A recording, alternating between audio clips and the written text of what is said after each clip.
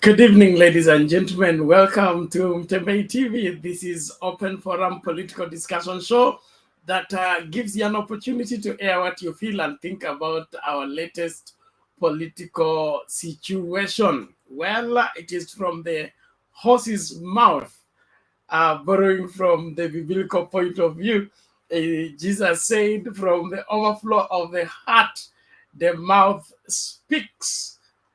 Deputy President William Ruto's running mate, Gachagua, comes out clear on national TV that given power when they assume office, big companies like Kenya Airways, like Safaricom, will be denied what they is duly theirs, so that the money given to them as incentives and wherever to help them keep them running and be able to employ many Kenyans, probably that will be withheld so that they can raise this money. They are promising the bottom-up economic approach. I don't know what informs that kind of mindset, but I would love to hear what you feel and think about the same. But in my opinion, small minds ruling over big minds only ends up with a headache. It's about time Kenyans began to think deeply before they hand over their 5 years to some office that may never deliver what they wish to get.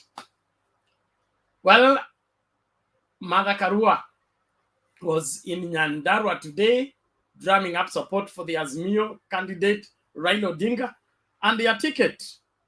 Iebc is not mincing words. If you have been impeached, you cannot vie for public office. So Songo out, Waititu out, and every other person that has ever been impeached, they are not eligible for public office. What is your take on the same? Is it harsh punishment? Are you in defense of the impeached getting back into office through other means? Let's get talking. And of course, DIDYMUS BARASA, Kimilili Member of Parliament, is on the run for abuse of office. It is noted that he branded the CDF vehicle with the UDA colors, and the intention was to use it for campaigns. Well, it is so serious that he had to change the number plate to give it a false number plate so that it can be used for that particular purpose. This is Kenya for you, and this is the world we live in. It's about time we began to ask right questions in order to demand right answers. Wherever you're joining us from, please keep it right here and keep inviting somebody to join. It is that night again when we get down to business. Is Kenya Kwanza Alliance giving us a better deal, or Azimio la Umoja giving us a better deal? Are our politics shaping up for the better, or revealing the worst part of who we are as a people? Let's get talking. The link to use to get in the studio is right now in the comment section. All you need to do is click on it, allow StreamYard to configure your camera as well as your audio, and you will be in this very space for us to get talking. Salome Mbone, thank you so much for joining me. Kelvin Otieno, asante sana. GFHGG, asante sana. Karibu kwa show, tuendelee kwa pamoja.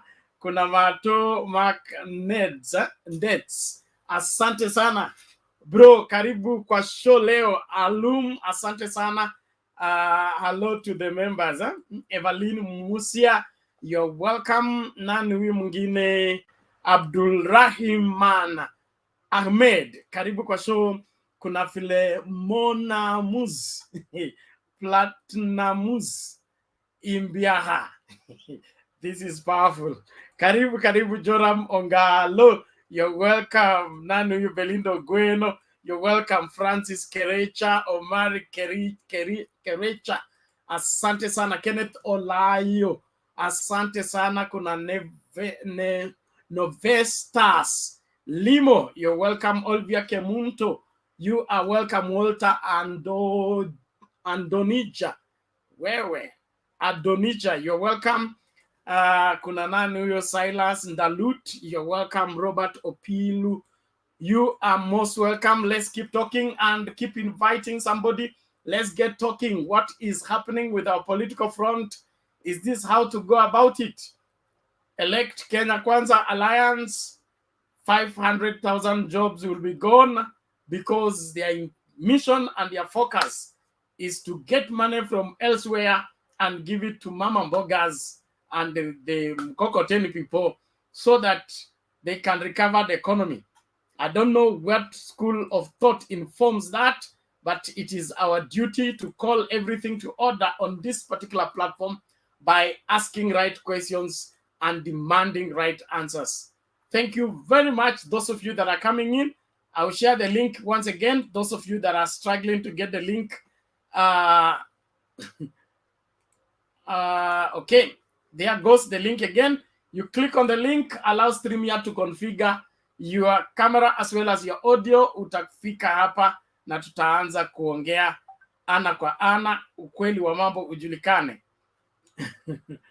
Aha. I don't know, Mr. Jackson, I don't know what you mean by mark kwa register. Oh, okay, present. I get you. Thank you very much. You're most welcome. Kipsiego, you're welcome. David Winix, you're welcome. Luke Ruto, you are most welcome. Tuendelee pamoja katika mazungumzo ya leo. Haya bwana Steven, namna gani? Poa sana, mambo Ben? Niko salama. Habari ya tangu jana. Kumbe hii pesa ya Mama Mboga inatoka Safaricom na Air Kenya Airways. Unajua Yeah. Kenya Kwanza ni wembe. Unajua wembe? Wembe iko na makali mingi lakini haiwezi kata msitu. Watu ni wembe sasa. Hawezi kata msitu. They're just talking things that are not making sense, yeah? Okay, I want to take a note with what Gachagua was saying today. Is it today or yesterday? I don't know how soon or when was the video made actually with Inoro. Is it yesterday or today?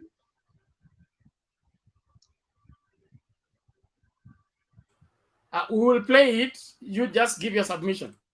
Okay, what I'm saying is it's shocking to see a running mate talking what he was saying, you know, although it was not in the national languages, but people translated it, you know.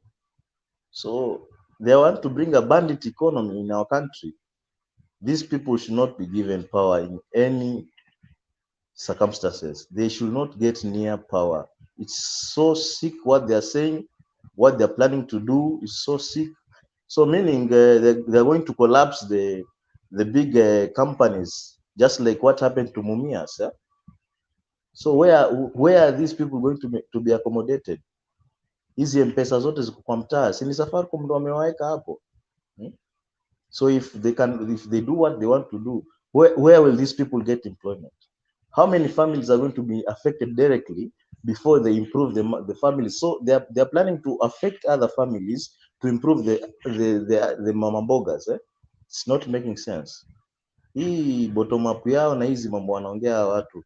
Sijui David D alienda wapi. Hata naye naona pia aliwazama pia. So it's like they are just not making sense of anything they're saying, yeah?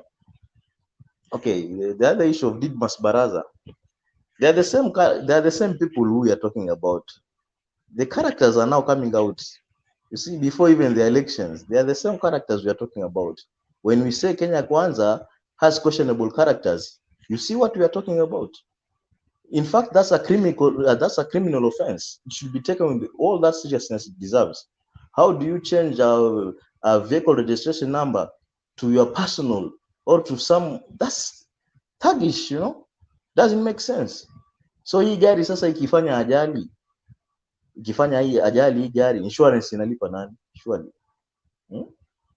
If it's involved in an accident by bad luck na imeleta madhara kwa mtu, huyo mtu anaenda kuclaim nini? Because at the end of the day, tomorrow you'll not see that registration number on that vehicle. These people are questionable characters. They don't deserve to be our leaders. They don't deserve to rule Kenya in any circumstance. It doesn't matter what will happen. We don't want to go the way they did it to get to power, but we have to mobilize. We have to tell what as it is. These people don't deserve our country. They are questionable characters. We have to do away with them. This is the time. This is there to clean our country. We need to clean this country for questionable characters like those people, you know. Okay, the other thing about impeachment. Hii kitu Sonko anataka kuleta hii mchezo. Ni mchezo gani anataka kuleta hii? Surely, you get impeached Nairobi, you come to Mombasa. Hii upuzi aache, hii upuzi aache, because now it's not making sense, you know. He has not been cleared of being impeached. Hizo kesi hazijaisha, unaona. So let him take time, let him reflect. Kama ni pesa, Sonko wako na pesa, unaona. It's just, I think it's just Kalonzo using this person to just spoil for ODM in Mombasa, something like that. They're just dirty games these people are trying to.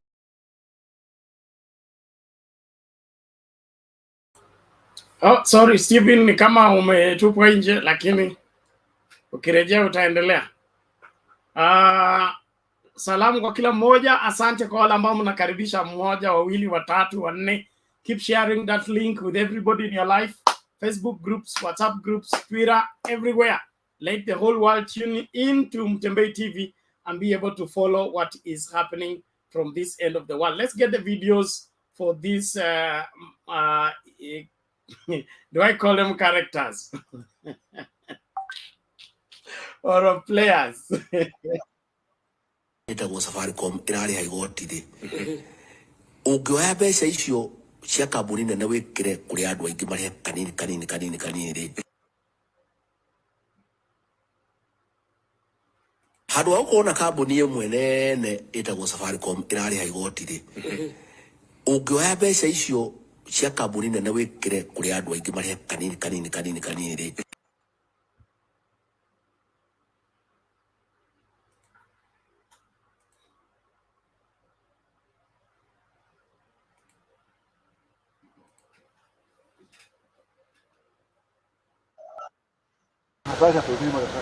Mdozi wangu. Sasa hivyo picha. Mimi ndio mgombe mmefanya. Ni kuhusu gari ambayo tunaiona hapa. Ni motokaa ya serikali. Ni mahali panaitwa Kimilili CDF office. Kwa ufupi ni kwamba gari lenyewe ni gari nambari ya usajili GKB 948J. Jinsi nilivyosema ni kwamba ni ya CDF Kimilili. Imepatikana, tulipata habari kutoka kwa raia kwamba kuna motokaa ambayo inaaminika kuwa ya serikali imekuwa branded katika hizo logo unazoziona kutumika katika kampeni za kisiasa. So tulichukua hatua, tukaenda katika hizo ofisi za CDF, tukakuta gari lenyewe haliko. Moja kwa moja tukafululiza hadi kijijini kwenye boma la mheshimiwa, tukapata hiyo gari katika ile yard ambayo ni yard ya kijiji kinaitwa Nasianda village. Tukapata gari yenyewe iko Nasianda. Basi wale wa mheshimiwa mbona wako pale, lakini wale watumishi, wale wafanyikazi wa pale walizuia sisi kuingia. Na hivyo tukatumia mbinu, kwa sababu tulikuwa na habari kamili, tuliweza kutumia ile section ya serikali ambayo section ya Criminal Procedure Code section 26 ambayo inaturuhusu kwamba tunaweza kuingia sehemu na kutoka. So tuliingia ile katika lile boma through the gate na tukaweza kupata gari lenyewe na tukadhibitisha, kwa sababu gari leo tunalifahamu pale kijiji, licha ya kwamba hatukupata ile namba yenyewe, lakini ilikuwa imebandikwa namba ambazo ni fake, namba fake ambazo ni BS 709 D. Kusudi ni kwamba kuficha kuficha ile nambari ambayo ni yake haswa, the real number ile ambayo ni ya GK, wakaficha na hiyo. So tulichukua hilo motokaa na tukalisindikiza hadi kituo cha polisi cha Kimilili, na hivyo vile tuko hapa kwa Bungoma. Nimeileta hiyo gari yenyewe, nimeisindikiza hapa kwa ajili ya uchunguzi zaidi. Kwa hiyo nimehand over katika wale makachero wetu CCIO wa Bungoma aendelee na uchunguzi zaidi. Ni hayo tu, asanteni. Pengine tueleze, mheshimiwa alikuwa kwa boma lake na pengine mnamsaka na pengine mkimpata ama mtamshtaki na makosa gani? Naam, mheshimiwa kwa wakati ule tulipofika pale hakuwepo, lakini kulingana na sheria za magari ya serikali yana utaratibu wake, na ni kinyume cha sheria haswa kutumia gari za serikali kwa shughuli zako za kibinafsi, ama haswa hizo kuibrand, kuigeuza na kubadilisha yenyewe pia, kwa sababu gari ya serikali ina logbook yake, inaeleweka, ina utaratibu wa kisheria ambao jinsi ya kulitumia lile gari, sio kulibrand na uliweke vitu zako kuifanya kana kwamba ni yako ya kibinafsi. Hiyo si gari ya kufanya shughuli hizo na haifai kubadilisha. So pale kuna hatia na lazima hatua itachukuliwa. Pengine maafisa wanamtafuta ama uchunguzi unaendelea, na utakapokamilika tutawajulisha zaidi, kwa sababu already ameshajulishwa, anajua ni kitu gani kinachoendelea. So ameshajulishwa na anajua kwamba kuna hiyo makosa na so tayari lazima, na mtu anajulikana. So definitely akipatikana tutamchukua na atafikishwa mahakamani kwa ashtakiwa kulingana na zile sheria zilizoko kwa matumizi ya mali ya umma. Motokaa hizi za hiyo gari ya usajili haswa inaaminika kwamba ni gari aina ya Toyota pickup, ni gari ya ndugu yake, kumaanisha pia hiyo gari tunaitafuta na itapatikana pia, tutakuja tukiipata pia vile kuna hatia. So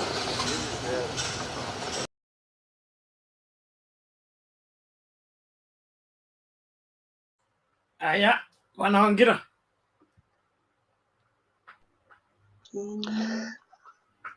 Kenya chini ya uongozi wa Kenya Kwanza. Bernard, habari yako? Niko salama, vipi? Mzuri. Habari ya Guru?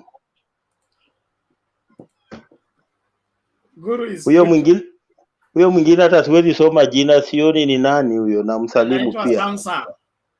Namsalimu. Bernard, bottoms up itatuonyesha maneno. Imenikumbusha kuna wakati mmoja kulikuwa na watu walikuwa wanasema kwamba Kenya tuko watu milioni 48. So tukiwa na milioni 48 tugawe kwa kila Mkenya atapata milioni 1. Unakumbuka hiyo hesabu?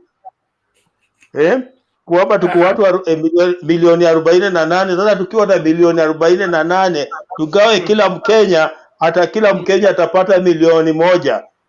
Hawaoni kwamba kila Mkenya atapata tu shilingi 1, wanasema kwamba kila Mkenya atapata milioni 1. So hiyo ndio ile hesabu. Okay, that is the economics that Gachagua is trying to do for us here. Because there are reasons why nations encourage development of bigger corporations. We are not demeaning small and medium enterprises in any country. Small and medium enterprises in any country are also important. But you'll discover that in many countries, the development of large corporations is key. In fact, if you look at even China, Korea, those countries, you'll see that they dwell on bigger corporations, because bigger corporations enjoy some advantages, Bernard, in any given country. One thing, they enjoy a market growth. For example, Safaricom, I think I personally heard of Safaricom the first time either in 1999 or 2000. I think that's the first time I heard of the name Safaricom. 99 or 2000, if I'm not very wrong. Look at how it has grown in the last, that could be the last 22 or 21 years. When a company like Safaricom grows, the economy of a nation also grows. Look at how the Safaricom has enabled the economy of this country to grow. Look at the level of taxation. Look at the number of the people it's employing. Then such companies are also in a position to diversify. Look at how it has gone into M-Pesa. How many people have M-Pesa employed? Look at how it has gone into how it has gone into what we are enjoying today, the information technology area. Look at how it's working for this country. And again, bigger companies like Safaricom enjoy what we call competitive advantages, eh, unlike smaller businesses. But today Gachagua is telling us that instead of having, for the example, a supermarket I shop from called Naivas, he's telling us that instead of having Naivas supermarket today, for example, that employees, one store could be employing, let us say, 500 people. He's telling you that let us not have Naivas supermarket. The money, the capital that is held in Naivas can be used to employ this could be thinking could be used to employ or to establish at 1,000 or 2,000 mama mbogas. Perhaps that's how he's looking at it, but it's a wrong way of uh, uh, being economic. That's a very wrong way of being conscious economically, because the economics, as much as we need to bring up small and medium enterprises, we must also grow bigger corporations. You cannot make bigger corporations like Safaricom or Kenya Airways to look as if they're the enemies of the people. Safaricom is not the enemies of the Kenyan people. Kenya Airways is not the enemies of the Kenyan people. We need to grow Kenya Airways. We need also to grow Safaricom as much as we also ensure that those guys who are in small and medium enterprises also grow.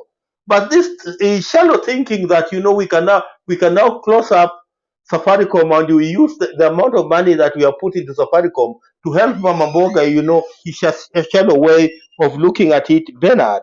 It's a very, very shallow way of looking at it. And again, there's also a wrong thinking that the only problem in this country on why people are not succeeding is because they lack money. Bernard, it's not only capital that people need to establish any business around. To establish a successful business, there are a lot of things that go into it. It's not only finances. If you think it's only finances, I could have today, let me say, 10 million shillings, and I decide to give 10 million shillings. If you divide into 100,000 per every border, that could be around 100 people or 1,000 people. I say I'll give you 100,000, 100,000, 100,000. If I give 100,000, 100,000, 100,000 to 1,000 young people better today, I am sure that after 1 year, if I go back to this 1,000 young people that I gave 100,000 each, and try to discuss to find out what they did with 1,000 shillings, 100,000 shillings each, you will discover that most of them drank it. Most of them never even used it to advantage their life. Bernard, you remember that story in the Bible of the talent? You remember.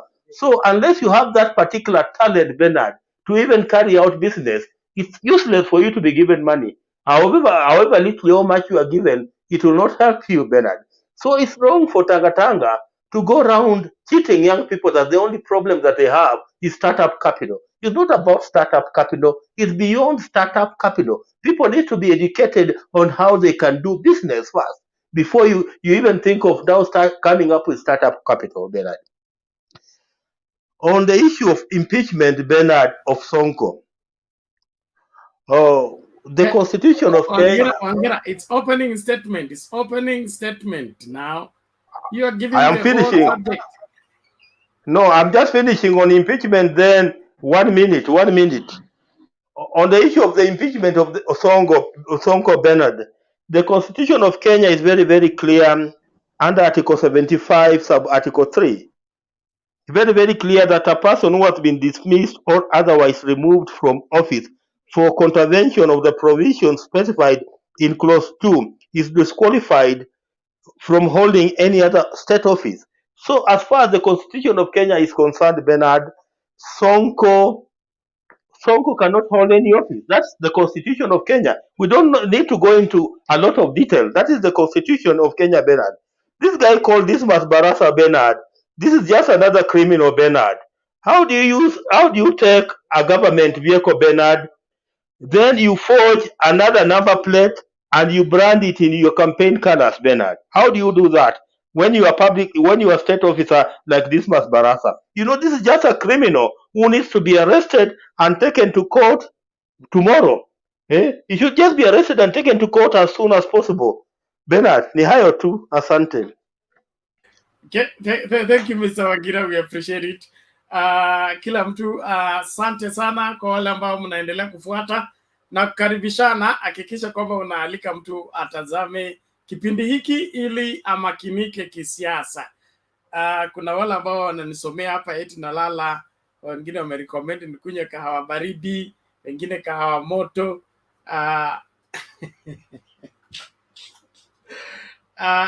It is just maybe fatigue. I should take leave for 3 weeks ndio nirudi. So would you recommend that? I'm sure there will be a protest. So no problem. Everything is fine. Everything is fine. I'll be here. I'm not going anywhere, and we'll work out together. Bwana Guru. Habari yenu? Salama, namna gani? Nzuri sana. Yes, karibu. Gachagua ndio huyu anatusomea budget ya bottom up. Sijui mnaisupport ama Asante sana.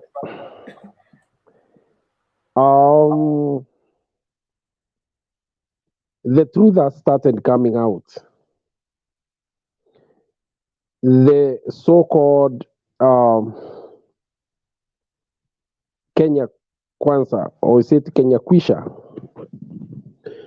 is deeply rooted in what we would call voodoo economics. And it's unfortunate. Those who followed the write-ups of one David D over a long time, even during Kebaki's reign. This is the kind of reasoning he was trying to expound in the Daily Nation, that the government should not invest heavily in big projects. But one most interesting thing is that the example that he gave brings out clearly how the economy works. Look at Safaricom. It is formed by a few shareholders, or the many they are. Then the trickle down is so immense that you cannot imagine. Today, thousands upon thousands of youths make their living out of M-Pesa services. These people are not directly employed by the Safaricom, but they draw their income through what we call the trickle down, the ripple effect of the Safaricom services. However, in the bright search for power, the likes of Rigathi Gachagua cannot see that. What they see is that the economy should start growing from below, where you give Mama Mboga 10,000 shillings or 20,000 shillings, with the hope that with the time they will build a big company like that of Safaricom upwards. That kind of reasoning is very strange because it's not reality.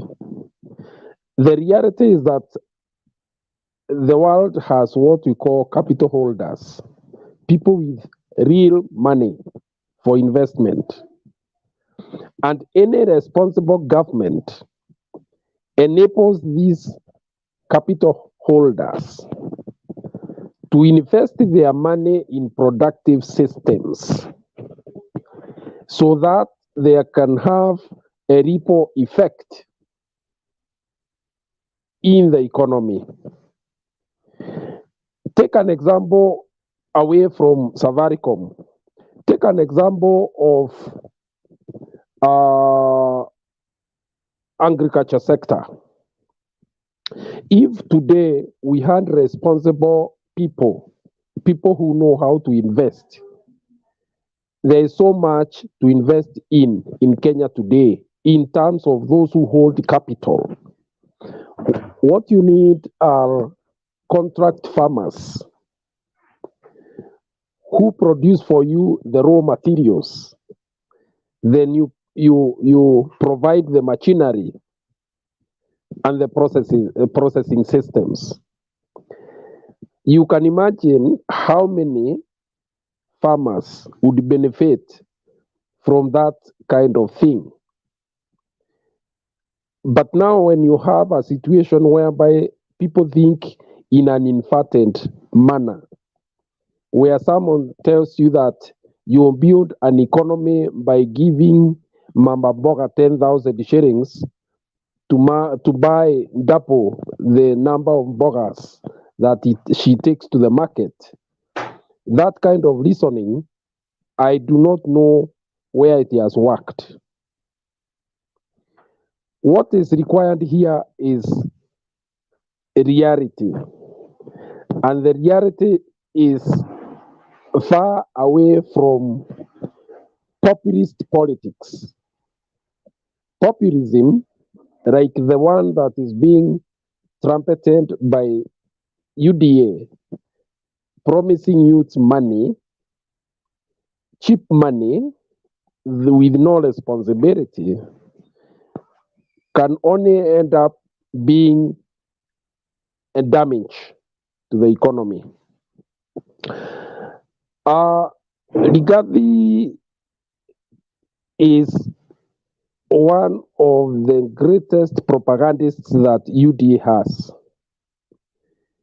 Already you are aware that every time he has tried to explain himself, he has come out very badly. He's made goofs. The other day he said that all what the Kikuyu require is for Sagana State Lodge to be opened for them to go and eat mchere na nyama na sonda. And then he asks people whether there is anything else that they would want. And they roar back, no. Because that's what Moi used to do.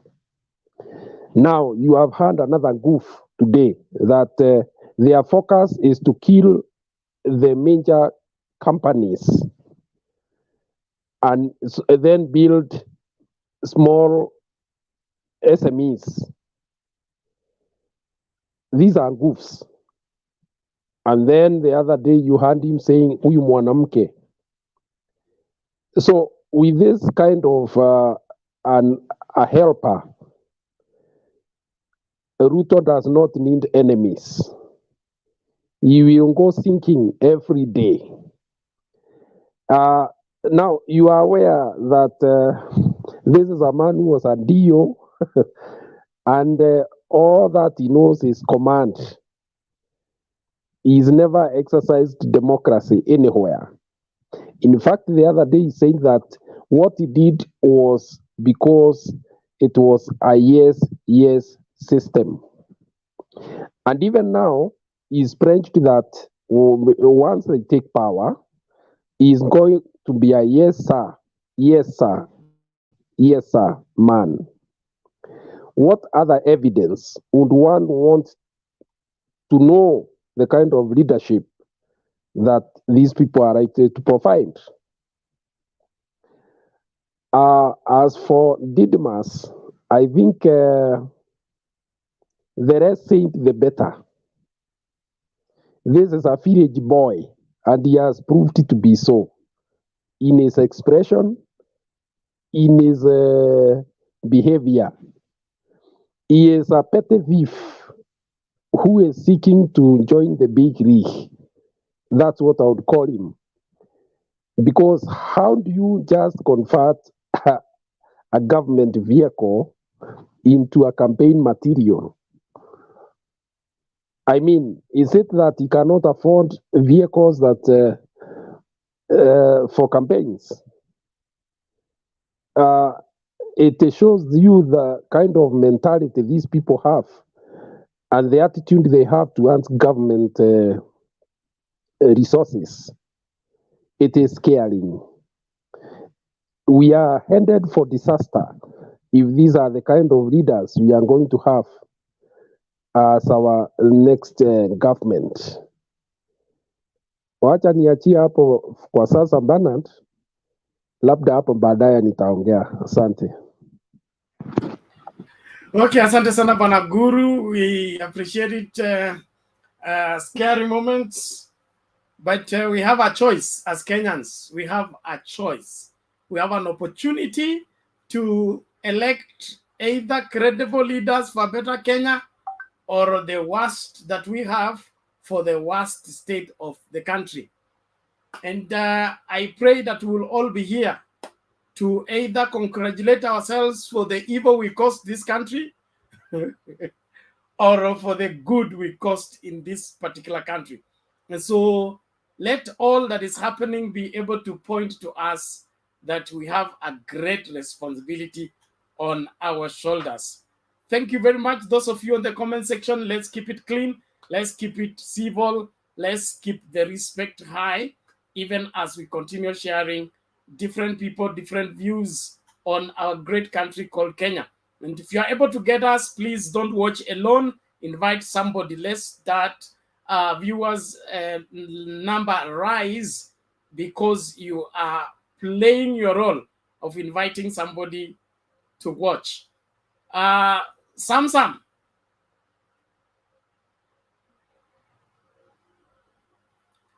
Samsam, upo kweli kweli? Ama umesahau jina lako? Unmute. The mic is beside your name on the screen.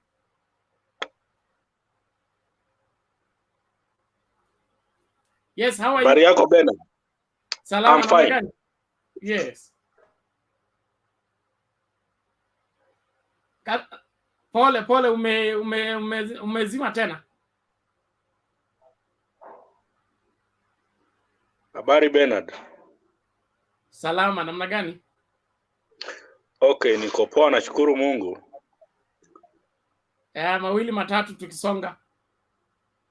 Okay, mimi langu ni kwamba in fact DIDYMUS right now should be inafaa kwa ameshikwa saizi. Sababu gari kama hilo sila kufanyia campaign. Na in fact anakuanga kiburi sana. Ye huongea chochote na hivi sasa mpatikana na makosa yafaa akamatwe tu. Halafu hii jamaa nyingine inaposema kwamba Safaricom wataiangusha Kenya Airways, haelewi kwamba ni Wakenya wangapi wameajiriwa na hizo kampuni mbili. Na anaposema hivyo, hizo tayari ni kura zenye tangatanga wamezikosa.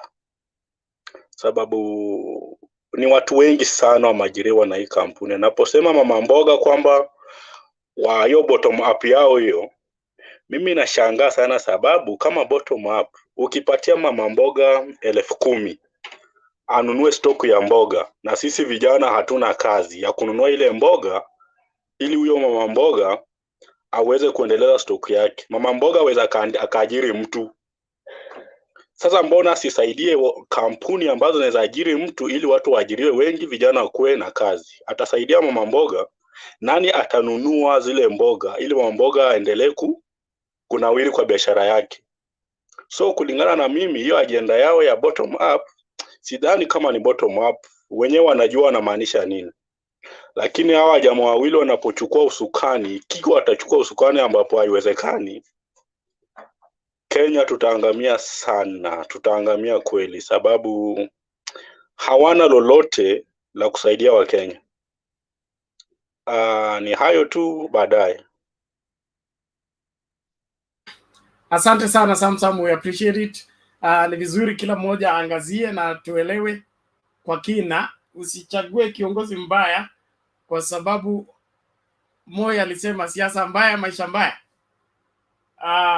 The Bible says that when the righteous reign or are in power, the city rejoices. But when the evil man is in power, there cries and groanings in the city. So, hii 2022 August 9th elections, ni Wakenya wachague ile maisha wanataka kuishi, mabaya ama mazuri, kutegemea wale watu wote watapewa uongozi. Na nikisema hivyo sizungumzi kuhusu rais peke yake, kuanzia MCA. Ukichagua MCA mbaya, governor mbaya, MP mbaya, hiyo mambo yote ita multiply into the kind of life you will live. Tusidanganyane, ni mapema, tuambiane ukweli mapema tu, ili ukianza kulia unajua unalia kilio cha haki. Kama ulienda shule wakati shule ilikuwa shule, kulikuwa na kitabu kinaitwa Kilio cha Haki. So usijiingize katika kilio cha haki wakati uko na nafasi ya kujitoa. I want us to continue moving. Our Penny is here. Penny, namna gani? Mzuri. Karibu. Asante. Yaani wewe unaadimika tu kabisa. I've been following. There are times I follow even though I'm not live, and you are doing an excellent job. Thank you. So karibu wawili matatu tusonge mbele. Okay, I'll try to be as brief as possible. Thank you for the opportunity. Good evening, everyone, panelists. Yeah, so I think it was very unfortunate for our for Mr. Rigathi Gachagua to make such utterances, because you know, you only say what is in your heart, what is abundant in your heart. You know, the word of God says that out of the abundance of a man's heart, you know, that is what will come to you. So we have known their intention, you know. We have known what they intend to do. And I think these people they must be harboring some very vengeful attitude towards successful corporations and organizations and even individuals. Because for him, I wonder where he got such guts to even come and mention a big corporate like a multinational like a Safaricom and even Kenya Airways, which are supposed to be the backbone of our economy because they employ so many people. So it's very unfortunate. And one comparison that I would like to make is that these people, the deputy president together with his running mate, are to Kenya what Idi Amin was to Uganda, because Uganda's economy was actually brought down by Idi Amin when he started harboring those vengeful attitude towards the Indians, who at that time were the main business people that were keeping Uganda. And he actually did the same thing that Gachagua intends to do to Kenya. So he drove away all the Indians from Uganda, and their businesses were actually given to the hustlers, to the Ugandan hustlers. And we all know what happened, the kind of inflation and the economic destruction that happened. So with the bottom up, I think they do not have a proper way of a structured way of implementing the bottoms up that they are claiming to embrace, because you know, by it is more or less the same thing. How do you bring down big multinationals and then promise to give it to the hustlers?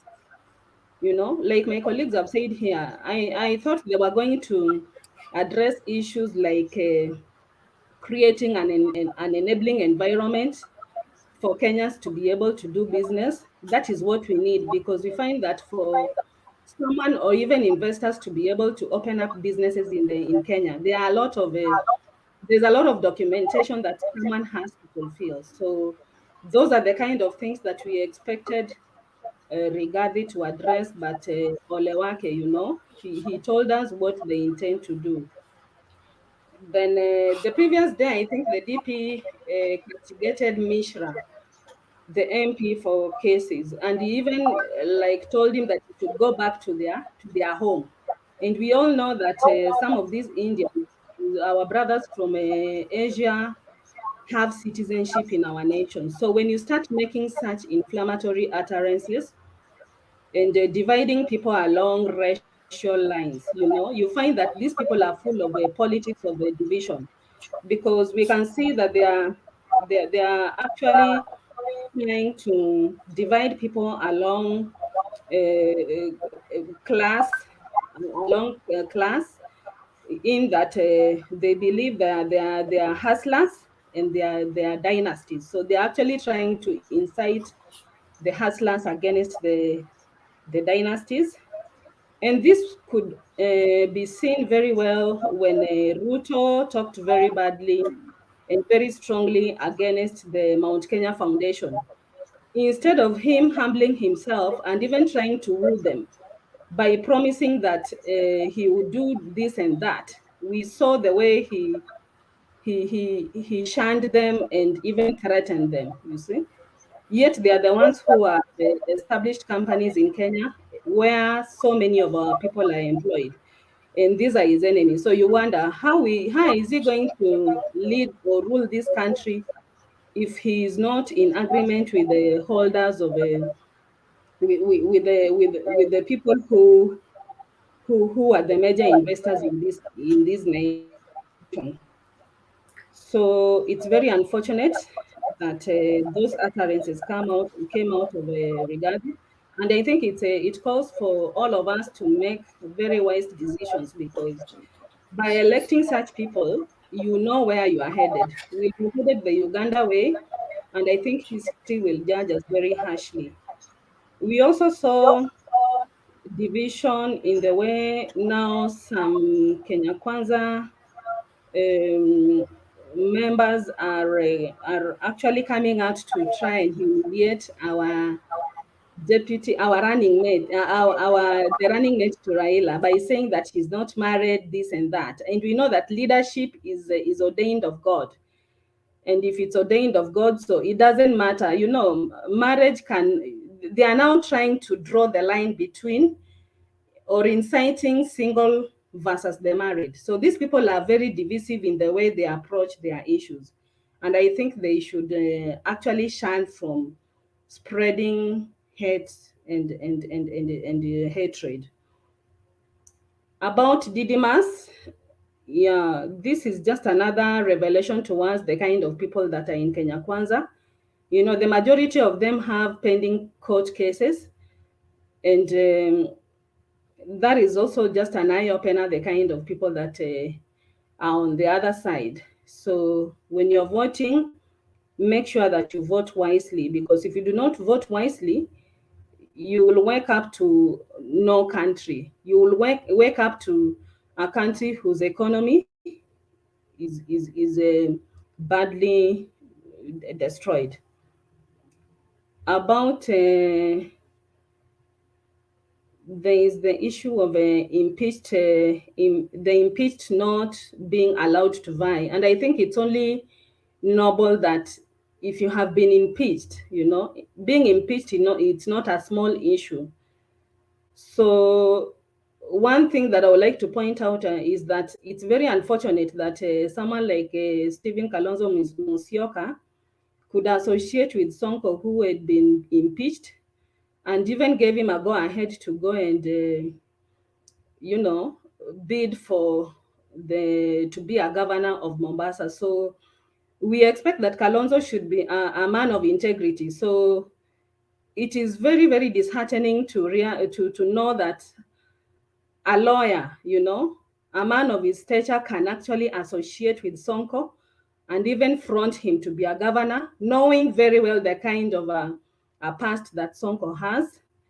Someone who has been impeached and is not fit to occupy a public office. So I also concur with the judges and with the ruling that the impeached should actually stay impeached, the likes of Sonko, the likes of Waititu, you know, they should stay impeached and they should not appear anywhere until a ruling has been made about their cases.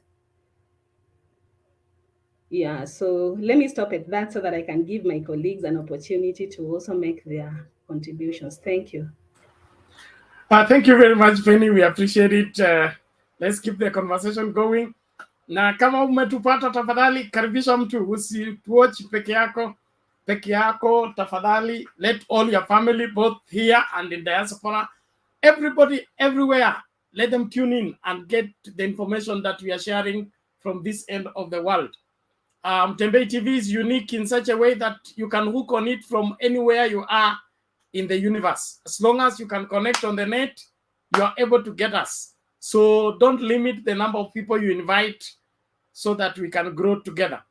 Bantu Warrior, namna gani? Asante sana Bwana Bernard, kama unavyosema hivyo ni asante sana, nimetoa asante na wasalimia nyote huko. Yangu ni mafupi sana, ni kuongea kulingamana na vile wanataka iacha hii nchi yetu we kama skeleton. Wakule nyama, waache tu mifupa tu, ibakie hii nchi bones. Na ukiwaangalia ndio hao wengine wakina mama Kiuno wako makotini huko, siku nyingine huwa wamekaa kwa koti, wengine huko wanapelekwa kotini, wanapeleka makaratasi ya uongo na hawakusoma. Wengine wanachukua magari ya serikali, wengine kina Linturi. Hao watu ni wakora na nchi yetu. Mimi nasema hivi, tufanye bidii sisi wananchi, tusiachie tu baba na His Excellency na Martha Karua. Sisi wananchi tunaweza kuplay a big role na ile role tutacheza ni mwezi wa 8 tarehe 9, watu waende wakatie kura yao. Ina mean so much, na baba anasema risasi na bunduki. Tuende huko tukatoe hawa watu wakina Dismas Baraza hawa. Hawa watu hawa ni wakora tu. Hawatekelei mambo mazuri kwa hii nchi. Na hii ni mambo kidogo tunaona, na kuna mengi ambayo yako nyuma na mengine hatujui, lakini zinaanza kujitokeza wenyewe. Kwa hivyo kura ndio itakuwa muhimu sana kwa wananchi. Hawa vijana wanaotumwa kwenda kutupa mawe, unaonekana ni watu wa siasa aina gani? Hakuna siasa yoyote wanatupatia na hakuna maendeleo yoyote kwa nchi hii. Sisi tumekaa miaka mingi sana, hatujawahi kuona vitu kama hivi. We never give them a chance, this kind of people. Kenya sio wao. Kenya ni watu milioni 50. Tufanye bidii sana. Asante sana Bernard, mengine tutaongea baadaye. Okay, asante Bantu Warrior, nashukuru kwa mchango wako. Ningependa kusema kitu kwa kifupi tu. Wale ambao wanasema kwamba Martha Karua hana mume, kwa hivyo hafai kuwa kiongozi. Hata katika Biblia, mimi mwalimu wa Biblia, yule mtu anahitaji tu kuwa na mke mmoja ni yule anatamani kuwa askofu, si yule anatamani kuwa rais ama kuwa kiongozi wa kisiasa. Nasema yule anatamani kuwa askofu.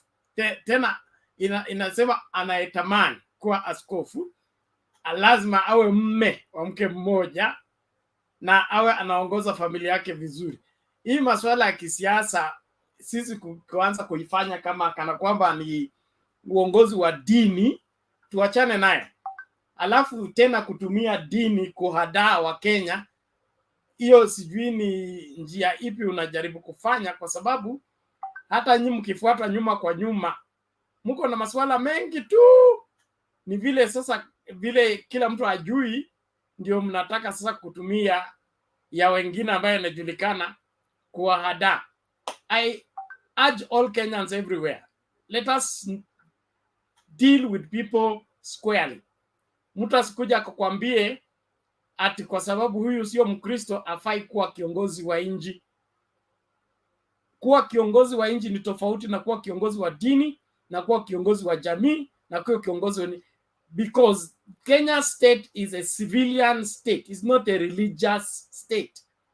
We are not a Christian state, we are not a Muslim state, we are a civilian state. Civilian in the sense that inatawaliwa na mwongozo ambao utaaccommodate kila mtu, awe anaamini Mungu, haamini Mungu, awe Mkristo si Mkristo. That leadership is supposed to accommodate and protect all these people. So tusitumie dini moja kulazimisha kila Mkenya afanye kitu, afanye uchaguzi wake ama uamuzi wake kulingana na njia moja. It's a civilian state, so we are looking for a political leader who is going to preside over this civilian state in the best way possible. So don't let anybody use his religious conviction to make you change your mind on what you see as right. Na kuna mambo mengi tu yamefanyika katika nchi, aswa hata kule kwetu. Kuna shule ambayo ilikuwa inafanya tu vizuri, lakini wakainsist wasema hii shule ilianzishwa na hii kanisa na huyu headmaster si wa hii dini, okay? Tumungoe tulete wakwe wa dini yetu. Huyo wa dini yao alipofika shule ikadorora. Kwa nini? Walitumia dini kufanya nini? Ku decide on the leadership of the school, and what happened? The school got messed up. So don't mess up the country in the pretext of your spirituality. Practice your spirituality, but don't use it as a measuring rod of what is right and wrong. It is your personal conviction. I know I'm not the best person to say that because of my position, but it's the right way to go about it. You can't use your personal conviction to pin on people. You can only imprison them that way. So get the liberty of choosing Kenyan leaders free of any prejudice, free of any undue influence. Hata kama bishop wako ndiye amekuambia, lazima huyo bishop achunguzwe. Biblia inasema tuchunguze kila roho, kuanzia na ya kwako na ya kwangu. Asanteni, lakini Bantu iko nini? Nataka tusonge mbio mbio. Okay, ni hiyo tu, kitu moja tu, ile clip ulituwekea juzi, ile inakuwa kama national anthem yetu, ile ya ule rais wa Zambia yule na huyu rafiki yake hapa. Hiyo usikose kutuwekea, kwa sababu wao wanasema maneno mengi bila anataka na wanafanya bila anataka. Tuwekee hiyo video ukiwa na nafasi. Asante. Okay, asante, tutaitafutia nafasi tuicheze. Chaka Mdume ni Mdune, karibu. Yes, mzuri baba, hali tuko salama, tashukuru. Vizuri kabisa. Mimi kwanza nishukuru kwa huu muda, na kwa kweli leo nimeona kihoja bosi wangu. Sidhani kama ni sahihi kuweza kutumia magari ya shule kuweza kusafirisha watu kuingia kwa mkutano wa kisiasa. Siyo kama hii linaruhusika, ama ni mimi tu upande wangu. Na pia utanisamehe Benard kama nitakuwa niko nje ya mada, but ni kitu ambacho nimewitness katika huu mkutano uliokuwa Kwale. Nilisema leo lazima niingie hapa niangalie, ni peruzi hawa watu wanakaa namna gani, but nimejionea vihoja kwa kweli, wanamtembei. Yani unakuta mkutano umejaza, kumbe ni watu 150 wanachukuliwa kijiji fulani, wanaleta kutoka pale wanaingiza hapo. Yani unaonekana mkutano wote, ila ni watu special walichaguliwa, ni kama wana kamati fulani, kazi yao tu ni hiyo, kwenda kushangilia na kuonyesha kweli hakika kuna moto umewaka. Nikiingia katika mada ya leo, ukweli Mungu yeye ni mwamuzi wa haki, na tarehe 9 atachagua mbegu ni gani na magugu ni gani. Kwa hiyo isamata kwamba sisi tu ambao tunaiona ni nini haswa future yetu inaelekea. Tusibaki tu sisi peke yetu, nyuma yetu tuhakikishe kwamba tunawaeleza watu ukweli wapi tunafaa kuelekea. Maana uongo kama watasema wafunge Safaricom na wafunge Kenya Airways, hii ni ishara wazi hawa watu wameshindwa na wanatuelekeza tu kwa giza, hakuna kingine. So itamata kwamba haswa kama mimi haswa nimeamua kwenda na timu kuelekeza tu uongo wenye ulikuwa na ahadi zenye zilikuwa hapa hususan katika Kwale. Mama, mimi ni mkazi wa Kwale na mkutano ulikuwa Kwale, na nikasema lazima hawa watu leo niingie pale nione sera zao, lakini ni uongo. Kile kimezungumza Kingi na Mutua pale ni kilio na ni kicheko tu. Otherwise wanabeba hawa watu 150 kule, lakini nyuma yake nikafanya research, hawa ambao wambeki mashinani wanasema hapana, sisi hatumtambui wala hatujui kwamba kuna hawa watu ni waizi. Kila mtu huko anajua kwamba ni waizi. So akijiangana kwamba Kwale wamepata kura, wamepata kwa wale wenye wamewabeba, lakini asilimia kubwa yenye mebaki mashambani hakuna kitu. Kwa hiyo mimi hata sitakuwa na mambo mengi, nitaingia tu hapo baadaye, lakini Bernard ni kicheko, ni kushangaza tu kwa mbinu wanaoitumia hawa jamaa, waonekane hasa katika vyombo vya habari kwamba ndio wameteka crowd, lakini wana plan zingine ambazo ni za ajabu ajabu, si kama zile ambazo unazoona za baba. Baba akiingia hapa watu wataondoka kwa miguu, wataondoka kwa mapikipiki kwa hiari yao, si kwa kulazimishwa na kushurutishwa na waende wasikize. Lakini hawa wanaenda na mpango, wengine wameokotwa huku ndani basi fulani sitaweza kulitaja hapa la shule fulani, lakini ni la secondary. Ndio nikashangaa sana kabisa. Hili kwanza, kwa mara kwanza nikiona nilidhani labda limekuja tu kwa tua Vanga, lakini baadaye nikaona limebeba tena, lenda likabeba tena, nikasema hawa watu acha niwafuate na pikipiki. Leo madam naingia fili upande huo kwa kazi, wacha nikawasikize. But ukweli mimi na imani kwamba magugu lazima yatatengwa na tutabaki na mbegu, ambao mbegu ni Raila pamoja na Mama Karua. Asanteni. Thank you Chaka, tunashukuru kwa ujumbe huo na habari hiyo. Naamini kila Mkenya amekupata kwa njia safi, na tuendelee kumakinika kila mmoja, usifuate ambalo hujadhibitisha. Kiongozi ambaye hajathibitika ni hatari kupewa mamlaka. Kibiblia anasema usiwekee mkono mtu mchanga katika imani ukampatie mamlaka, kwa sababu uwezo wake kubadilika na kurudi vile alivyokuwa kabla ni rahisi kuliko kusonga mbele. Haya, Bwana Kip. Habari. Salama. Yes. Yeah, I still have hopes for our lady Prime Minister. Yes, I still have hopes. Baria Bantu, Benny, Sam, Guru, Stanford, Elijah na Innocent. Naona Chaka amejificha tumuoni, lakini ni sawa. Nilimwona kidogo. Bako naona hata accent yangu imechange. Nimekuwa mtu wa pwani. I'm an influence. So today was yesterday I was watching the show. Then Mohammed came in, and I think he got me wrong. I'd like to explain to him that it's not that. I've always advocated for us to be proud of our tribes, not to show it as in a bad state. And I was interested to know which tribe it is, because I've always said that the Somali people have been denied IDs for very many years. So it was just a conversation.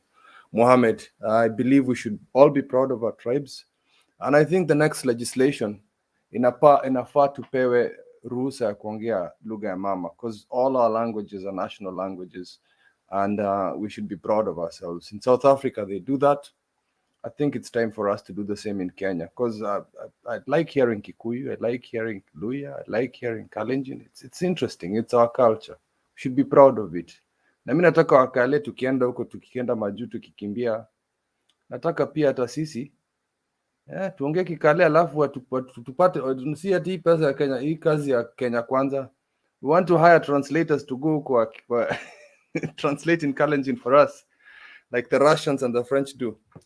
So today the running mate wetu huyu wa Kenya Kwanza, huyu anaitwa Gachagua. Somebody translated it into English, and I just found this I'm sure it's very direct as to what he said. So he said, we as Kenya Kwanza plan to close monopoly companies that are known for paying huge taxes like Safaricom and Kenya Kwanza. So first of all, you're killing industries that are paying large amounts of taxes. Sijasikia evasion of tax hapo. If it was evasion of taxes, you get me?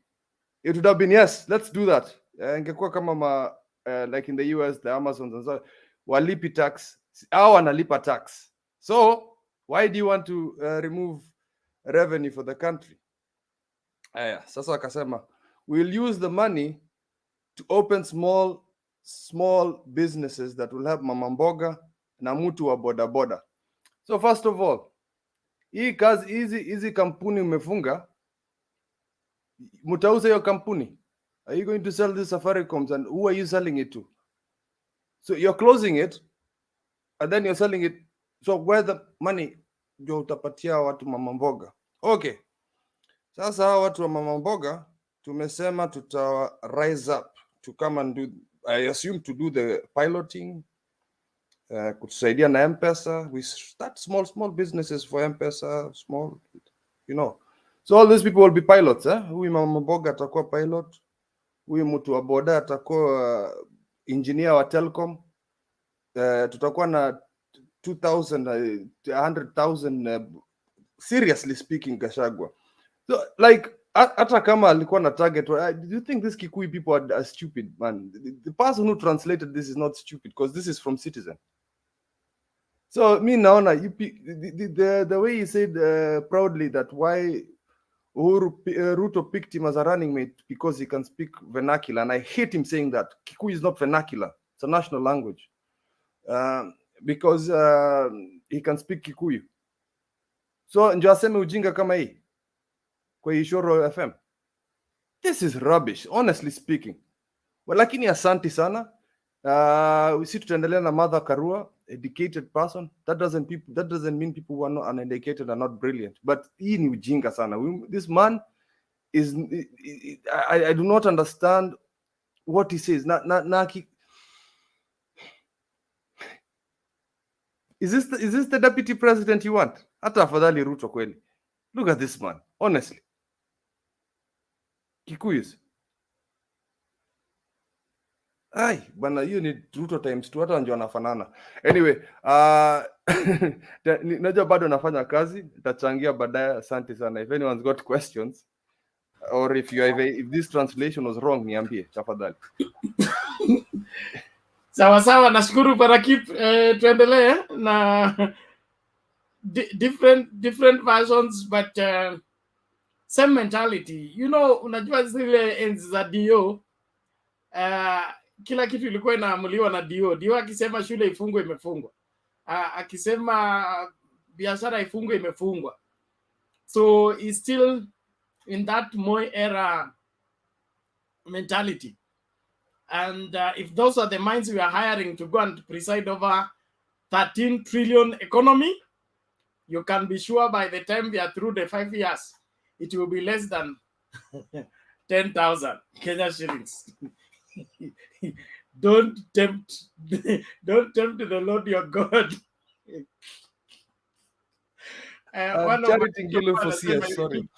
One of my bishop who anasema, the devil tempts everybody, but an idle man tempts the devil. This is exactly tempting the devil. It's no longer the devil tempting us. We are tempting the devil to see how far we can fall in terms of leadership. We shouldn't be discussing this.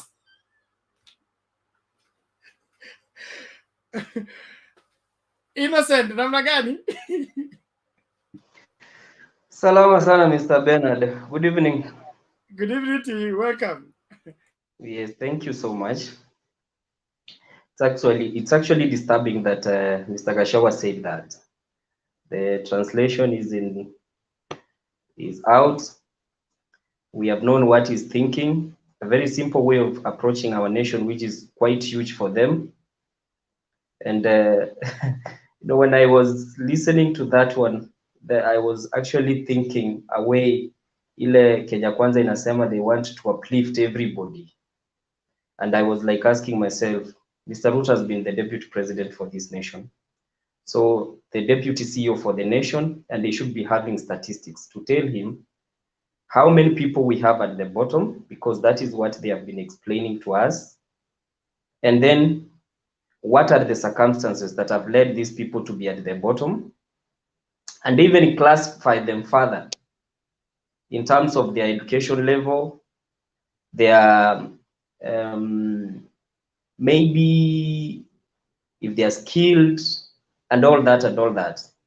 Now I'm like thinking this is the approach that people have been doing it, and I want to use this analogy that is, might be looking like a mockery, but it happens. You find someone going anauza shamba, and he says, I want to have money, nitatue shida zangu.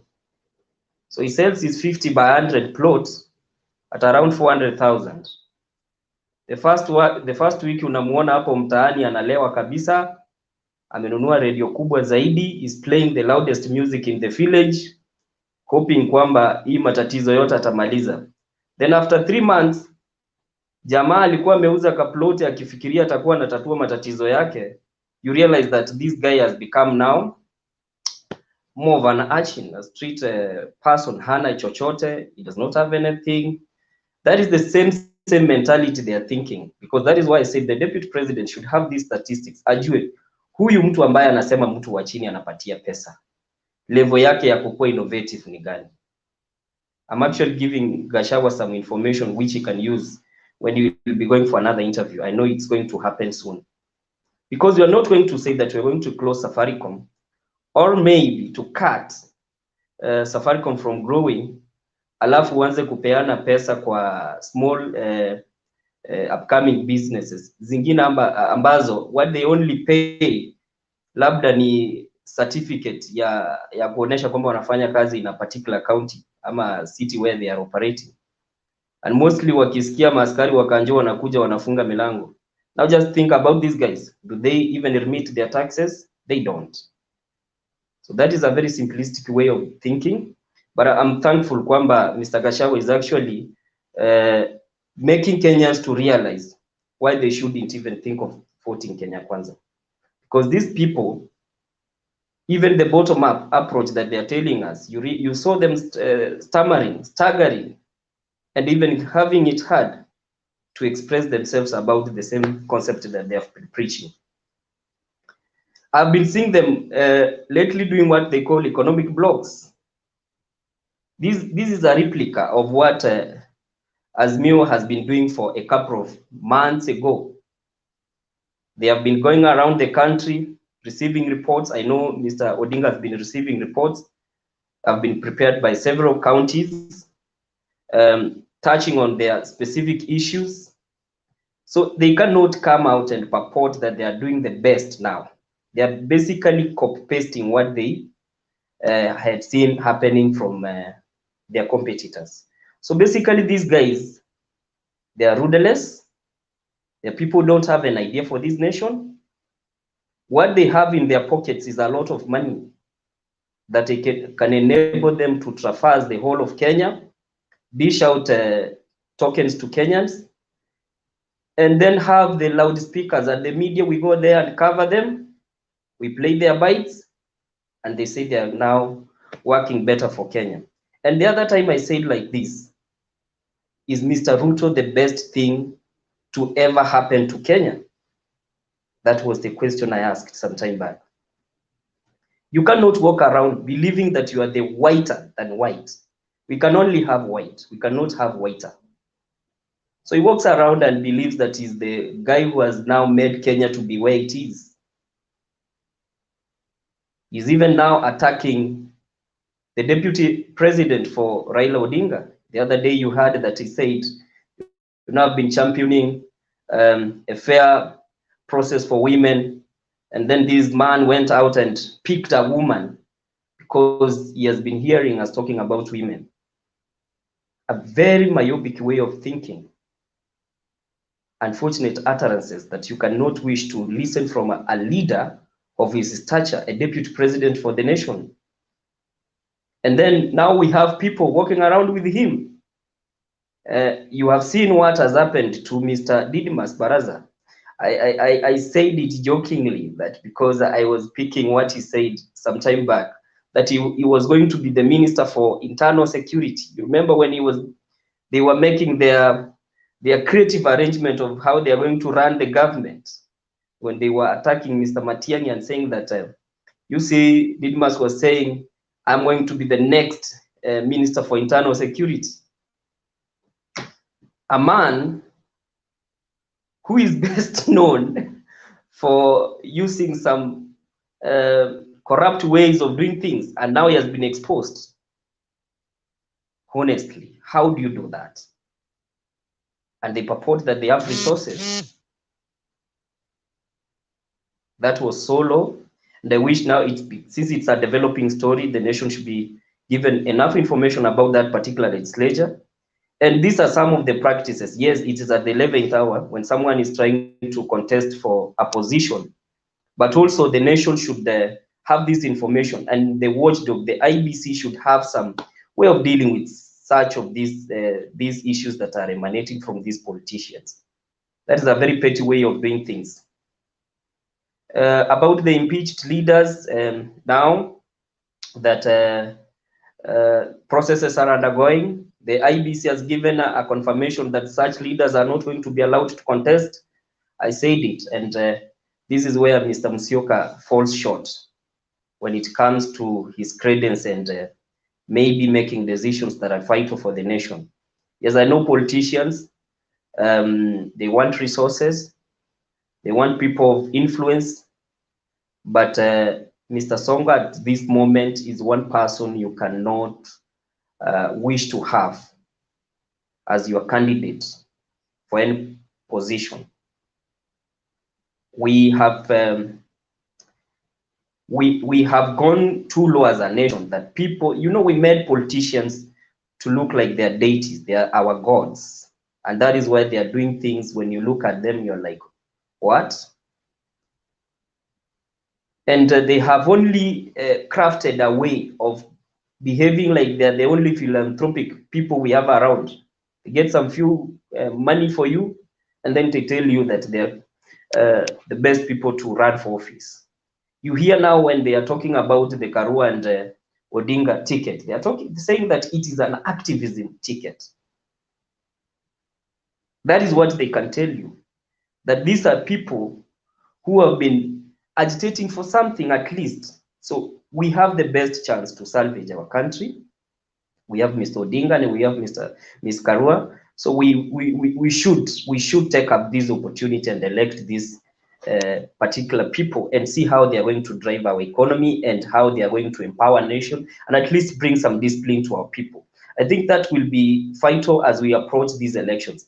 And as I always say, I repeat it from information point, these people, if we don't get out and tell our friends, like we have been telling people, come and watch Mutembe TV, if we don't get out and vote out these guys, then we are going to have problems. Then Mr. Gachagua, the yes sir man, is going to be our deputy president.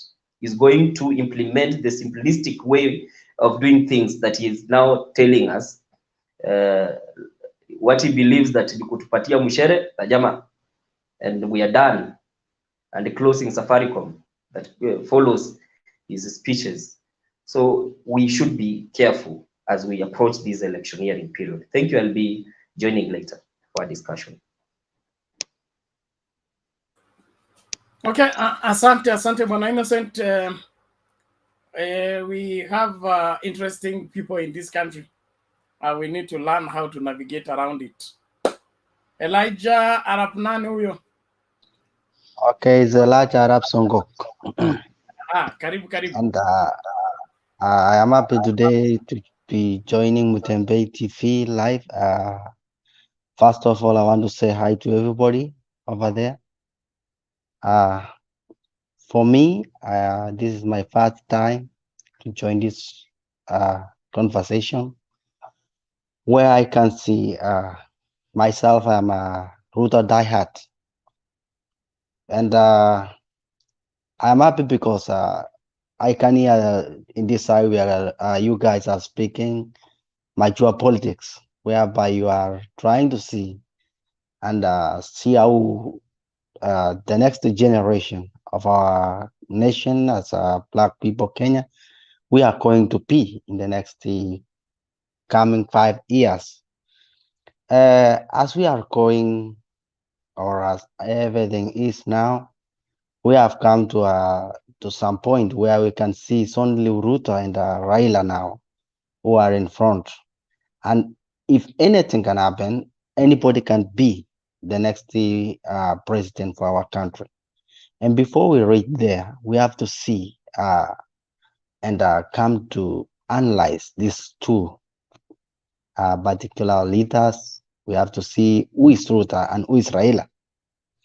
We have to open them openly and speak about them, because how are we going to know about them if we start protecting them? For myself, I don't want to protect Ruto. I don't want anybody to protect Raila over there. Let's bring these two leaders in front of us and speak about them openly and see who is who. Who is who?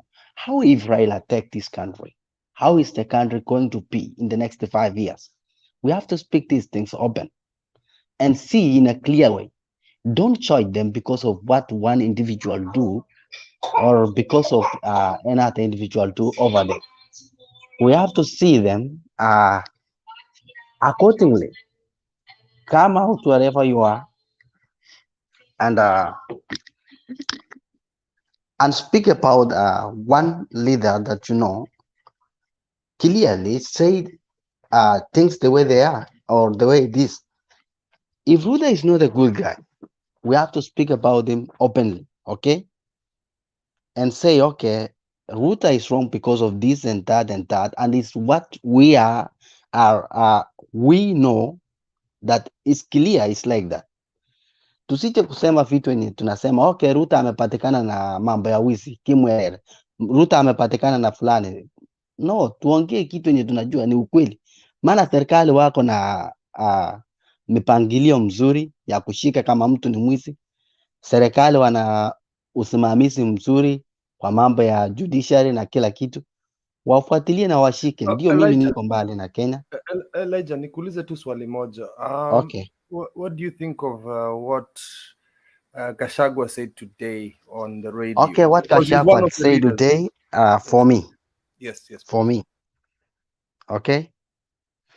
What Gachagua said today, for me, some things happen because maybe I want to win the crowd, you know, but not because it's going to do so. How can you close Safaricom? How? How can you close Kenya Airways? How many people are going to suffer if we close that company? No. Some people speak the way they want, maybe to win the crowd, but not intend to come and do so. There is some other things that we can't judge these politicals people. Maybe if somebody is speaking, yes, they have already said so, yes. But for us, in real sense, how can this one work? Let's speak mature politics. Let's say this one is just to win the crowd. No, nothing like to close that company. How can you close where a lot of people are depending on? Mr. Elijah, was that reckless from Mr. Order, everybody. Thank you. Bwana Elijah. Yeah. You are the advocate of mature politics, eh? And I want us to remain on that premise of mature I am politics. there now. Good. This is a running matter. Yeah. A ticket that is potential to become the leadership of this country. Okay? Yeah. Yeah. The statement is not spoken on a political rally on the crowd. It's spoken in a radio station. Eh? Yeah. to a targeted audience, isn't it? And you have the guts of telling people that you close these multinational companies so that you distribute money to mama mbogas and watu wa mkokoteni. If that is not the economic ideology being pushed by Kenya Kwanza, what else is it? Okay, can I speak? Yes. It's the same thing to win the crowd, my friend, because when somebody is speaking in a radio station, how many people are listening? A lot of people, right? I'm But asking, you want to win the crowds at all cost. You know what? To an extent of scaring away investors and telling people to go and invest in other countries, because if I'm the proprietor of Safaricom and I hear that, I will move to Tanzania the following day. I begin how to move my company, because these people coming to power, coming to close me down. So No. what is that how to win the crowd?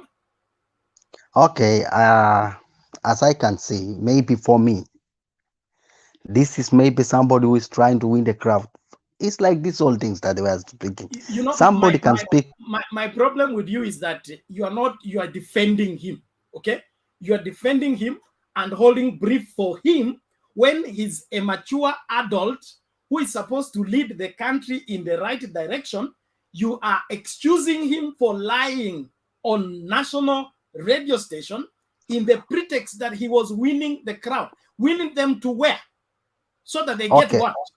What is going on right now? This is campaign time. This is campaign time, and everybody can say anything to win people.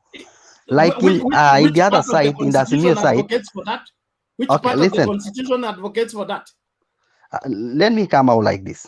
There is a time Raila said that it's going to close these small charges.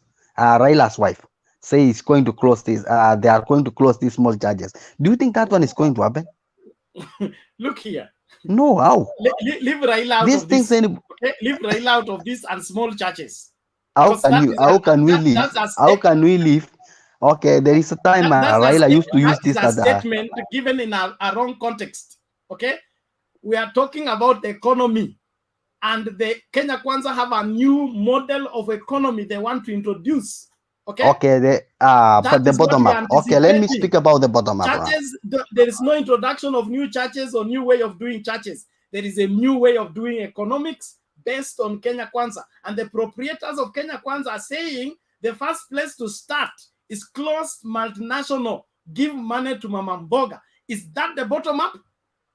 The bottom up economy model is we are not going to say now that this whole things is going to happen the way people think, but everything will be in on process. Like right now, you can see they are not in a rallies like before to town, but now you can see they are going to speak to people from one place to another one, trying to get what is people intend or they need them to come and do for them. Right now, as we are speaking, they were in Kwale County. What is Raila intend to do to people?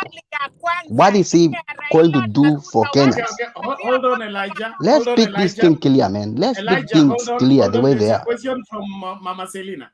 Okay, let me listen. Selina ask your question. Thank you so Mute your much. mic and listen out. Okay, asante sana Bernard. Yeye ametuambia tuangalie Ruto na Raila. Sasa kabla hatujaenda hizo ya bottom up, nataka kumuuliza ya kwamba Raila amekuwa kwa hii nchi kwa siasa, hata mtoto mdogo anajua kazi Raila amefanya. Chenye ungetuambia ni kwamba tuchunguze Ruto tangu 92 ni kazi gani amefanyia wa Kenya. Ukikuja kutuambia tuchunguze, tuko tayari kuchunguza hawa wawili, alafu wa Kenya wajue nani amefanyia kazi Kenya na nani ameingia tu. Hiyo ni swali yangu ya kwanza, nataka utuambie. Nasikia tena unasema Safaricom munataka kufunga ndio mupeane pesa. Penat, wakishapatia mama mboga pesa, na wamefunga Safaricom. Wanafunga Safaricom ama wanataka kufukuza watu wa own Safaricom? Kenyans, they have to open their eyes. Hawa ni wezi, wanataka kunyang'anya vile wamenyang'anya vitu yote. Mate yao iko kwa Safaricom, na Safaricom imesaidia uchumi ya Kenya. So kuna mambo hapa tunataka tuelewe. Story za bottom up wamesema siku mingi. Kwanza tuweke kwa mesa kati ya Ruto na Raila. Nani? Ruto alipigania constitution ya Kenya, akasema no, constitution ikapita. Ruto alikuwa YK92 na Chirongo, wakamaliza inchi, wakatoa noti ya 500. So ikakuja BBI, Ruto amepinga.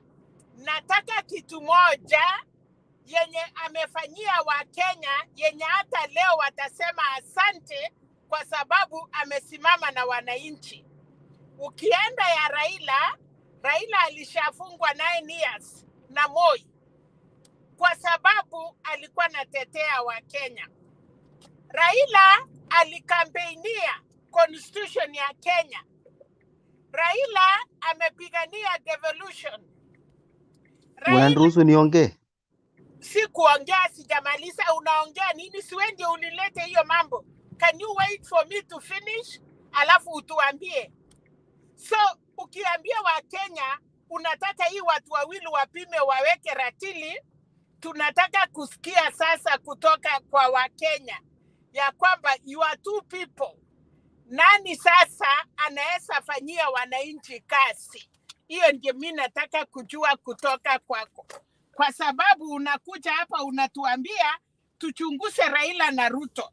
Can you tell me ya kwamba kitu gani Ruto amefanyia wa Kenya yenye sisi tunaweza shukuru? Kwanza amepinga rais yake, alipatiwa kazi. So kwangu vitu 5, mimi kama mama Selina ninasema yale yote amefanya ni wrong. So wewe nimekwambia ya Raila. Okay. Na hata mtoto mdogo ya shule anajua mambo Raila amefanyia wa Kenya. So hii watu wawili penalty. Mwenye anataka kuuza Safaricom, ule mwingine anaambia wa Kenya sasa, hey, Kenya, oh my God. Mimi nilikuwa na hiyo swali, nitarudi, lakini nataka huyu mwenye anakuja kuongea na kusema tupime, asante sana. Chakendube, no, Wangira naona hapo, naona Kamau, naona watu wale wanajua keep. Tunataka sasa hii watu watuambie tupime hii wanaume baba, hatuwezi ita wanaume, tupime baba na kijana, tuone nani anaweza saidia Kenya. Asanteni penalty.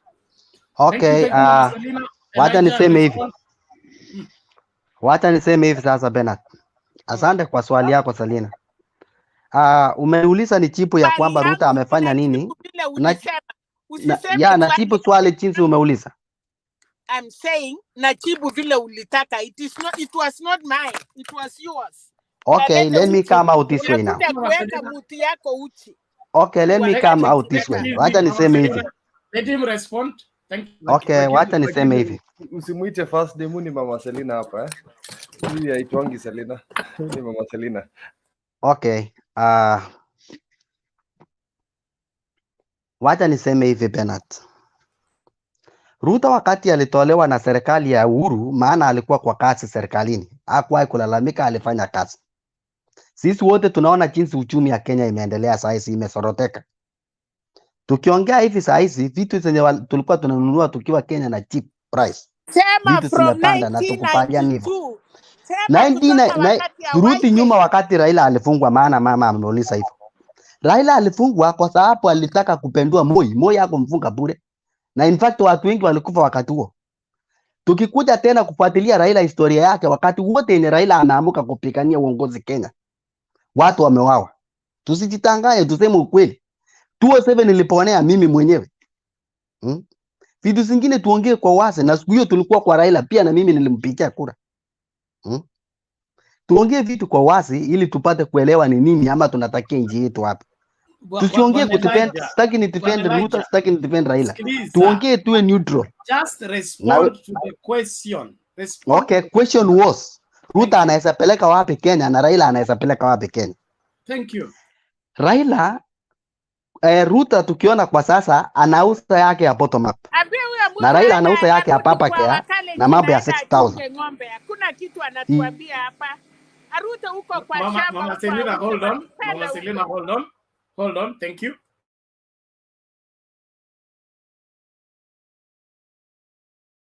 Elijah. Network imekataa. Sanford.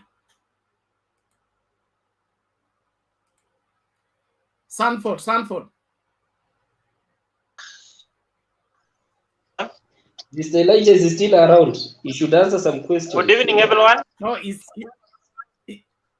yes, Bernard. Go ahead. Yes. Elijah's network has refused. Yeah, I want to make my submission. But first of all, Bernard, the program is losing control. Yeah. So before we make our submissions, please, let's honor each and everyone's opinion. Because this is a platform where everybody should each and everyone should express his or her point clearly.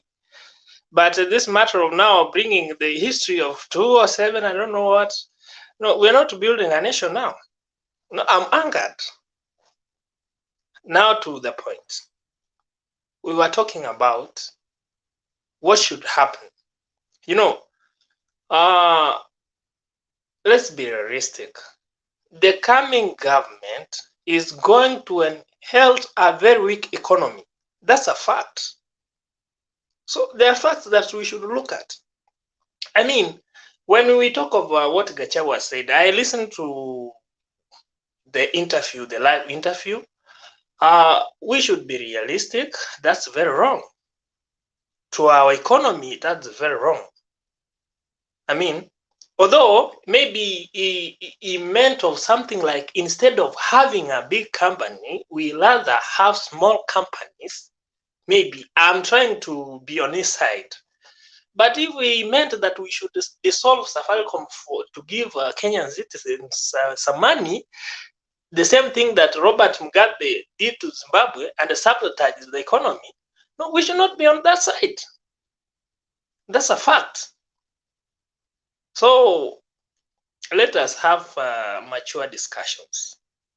Si mtu kama mtu anakuja anaanza kutuambia mambo mengi hapa yatufai.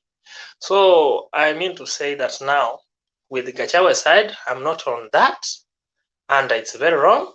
You know, we should look at people who should drive the economy in the coming days. Tunataka watu ambao wanaleta good ideas. I mean, as Baba said, there are some points that tunaelewa these are real points, because we need a government that should stabilize the economy, ndo hata bei za bidhaa zikuje chini. We get to like some days back there during the Kibaki era when we felt like hata pesa inasimama kwa mfuko. That's what we want. That's the government we want. Because I mean, we are not strange to this country. Yeah. Tunajua what's going on. Wizi, even in small things. Vitu zinaibwa, kandarasi hewa. You had the other time the Minister for Interior was saying, kitu ambayo mtu anaweza akachangia tu ni tenda ya polisi. Si ni ukweli? Kama hajasikia tenda, polisi viatu zikazeeka, you see. So kuna vitu zingine we have to be realistic. So that's what I love. The discussion we should have is about how to make our economy better, our country better. Ni nani ako na hiyo? Tunaangalia. Kama hiyo tumesikia leo tunaikemea, and we cannot vote on that direction. I mean, you know, I try to listen to everyone. I'm very calm. Nasikiza point, nasema hii na hii. Hata kuna mahali hakuna mtu ambaye hajakosa. Watu wanakosa. That's what I mean to say. At a certain point, Ruto might be wrong. At a certain point, Raila might be wrong. Lakini unaangalia ile kitu mzuri. between vitu mbaya na vitu mzuri ni gani ina overwhelm mwingine? You see, like Martha Karua, she has a track record, everyone knows. About Baba akona track record yake, Ruto tunajua yake. So I mean, why should we be struggling over things that we know the reality? So Bernard, so next time when we have a discussion, let us discuss facts. Yeah. Hold on. I'm trying to follow where you're coming from or where you're going. I'm getting lost. Okay. We are debating here on the issue of Gachagua's claim. Okay. Yeah. Yes. On national radio, or rather on a radio station, whether it was vernacular or national, whichever. Exactly. All right. How does that spell for the future of Kenya?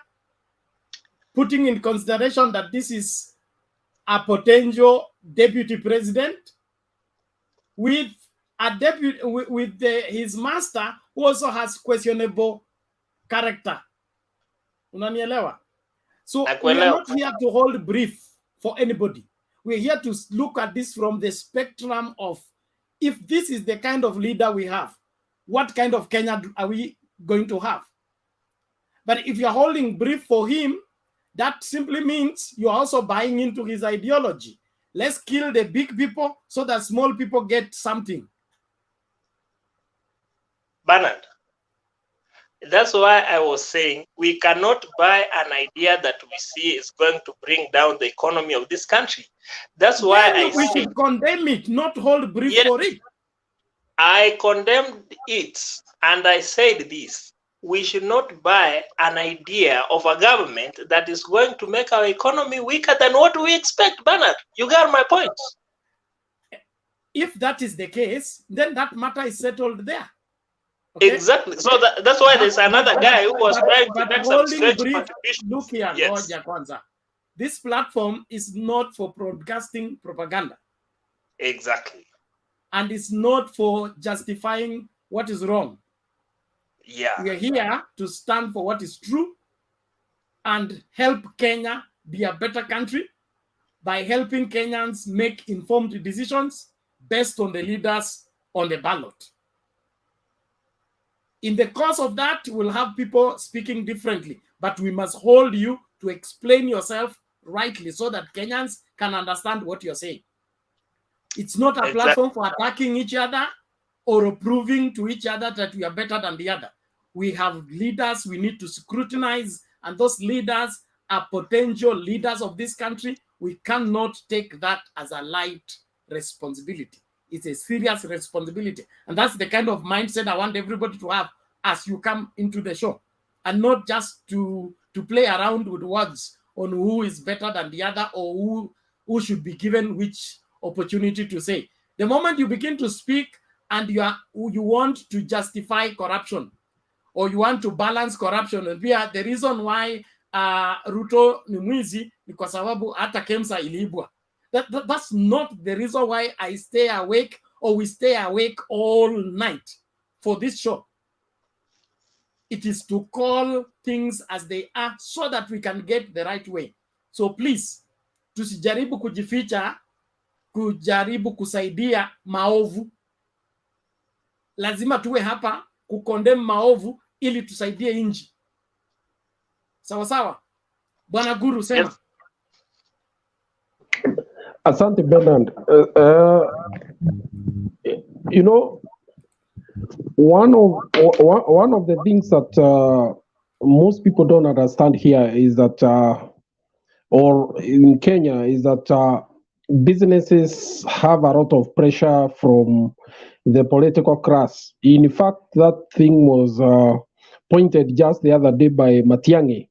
There are people who are leaders, particularly politicians, who visit companies demanding money and other favors.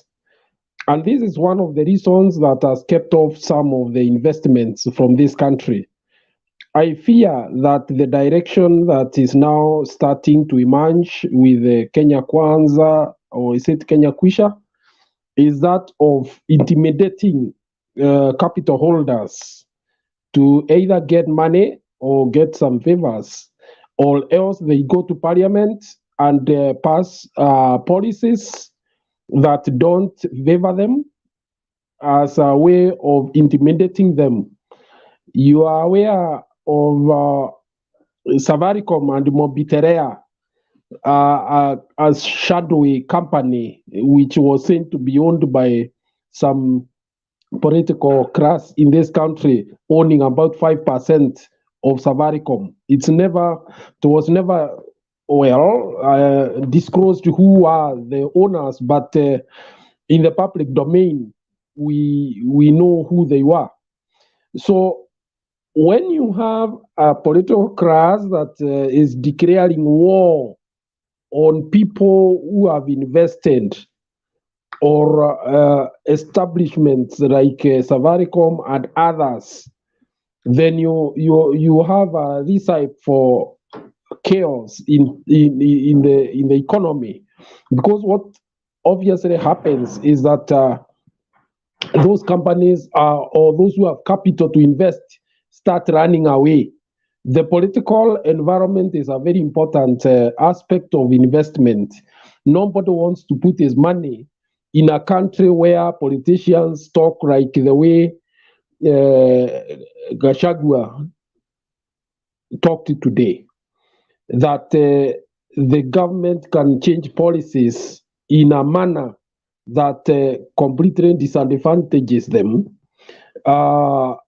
to serve a certain amorphous and vacuous objective of bottoms up, which is not well explained what it is really, except giving handouts to the youth and maybe women.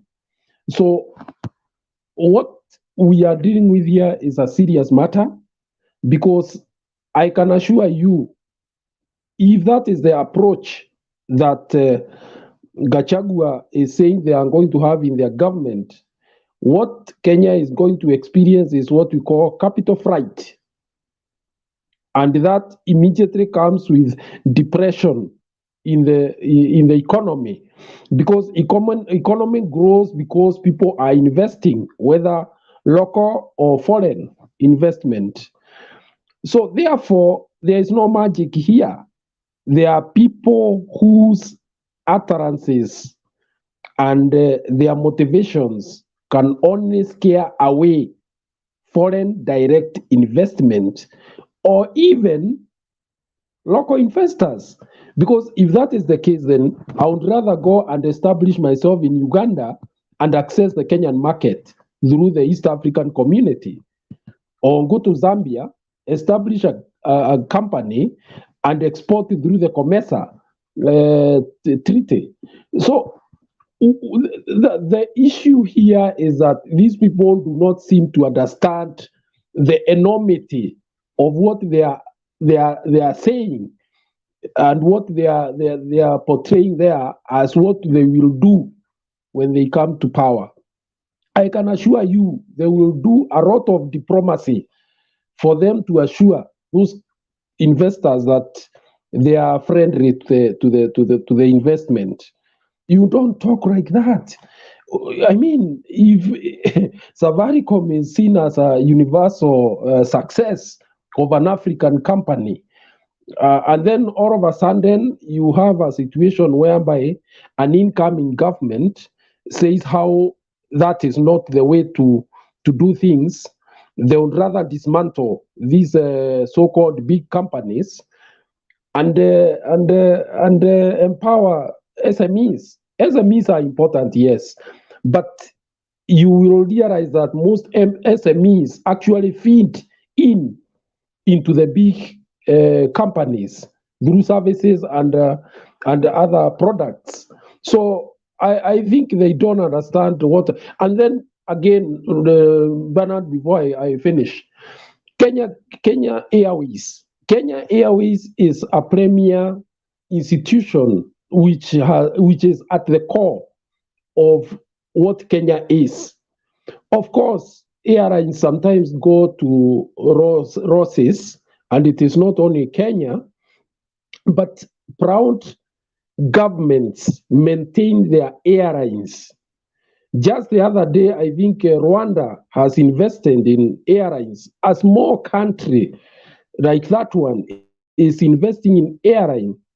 So when somebody of the caliber of a deputy president tells us that they are going to kill a national carrier, which actually is a basis for which we get our visitors here in Africa mostly, and other parts of the world, and what we use to transport our flowers and our coffee and all that.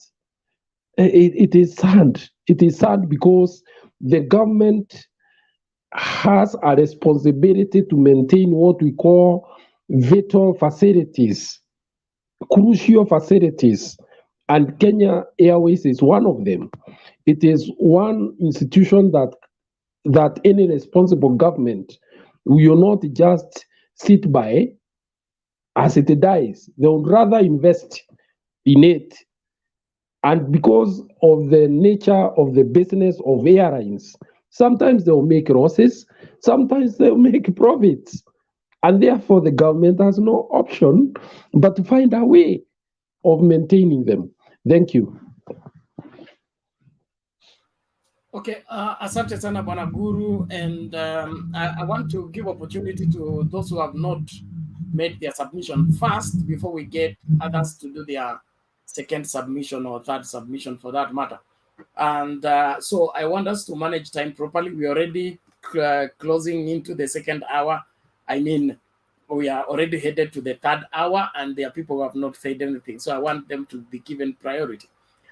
Secondly, matters economy has no magic to it.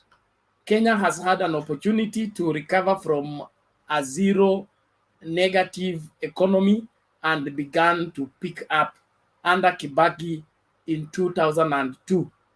Some of the people who presided over that recovery are still alive with us.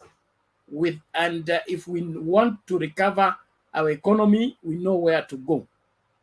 Any person leading us the other side and tells us the other side is okay, that person is one of the enemies Kenya has, and they should be treated as so.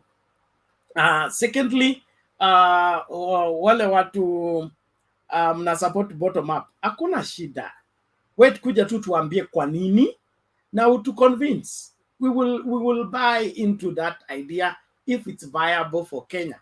Convince us. Don't attack us. Don't call us names. Don't tell us we don't understand. The reason we're asking you is because we don't understand. We want you to make us understand. Now, if you cannot make us understand, it also proves that you also don't understand it. And that makes you a good client for us to tell you that this one is understandable, yours is confusing. You want to follow a confusing one or the straightforward one? Then you follow the straightforward one so that we build Kenya. Otherwise, naomba tu debate vizuri kwa heshima. Na musia, propaganda yuzikangi hapa. Ni shida sana ukileta. Your airspace will be very, very, very minimal if you try to bring it up.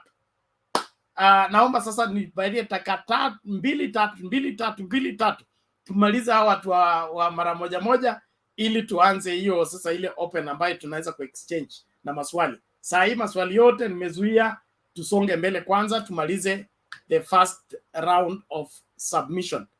Tunaanza na nani? Bwana Kamau. Bernard, vipi? Charo, Nyumba. Hello Bernard, vipi? Salama. Niko salama, vipi? Nashukuru Maulana bana. Karibu.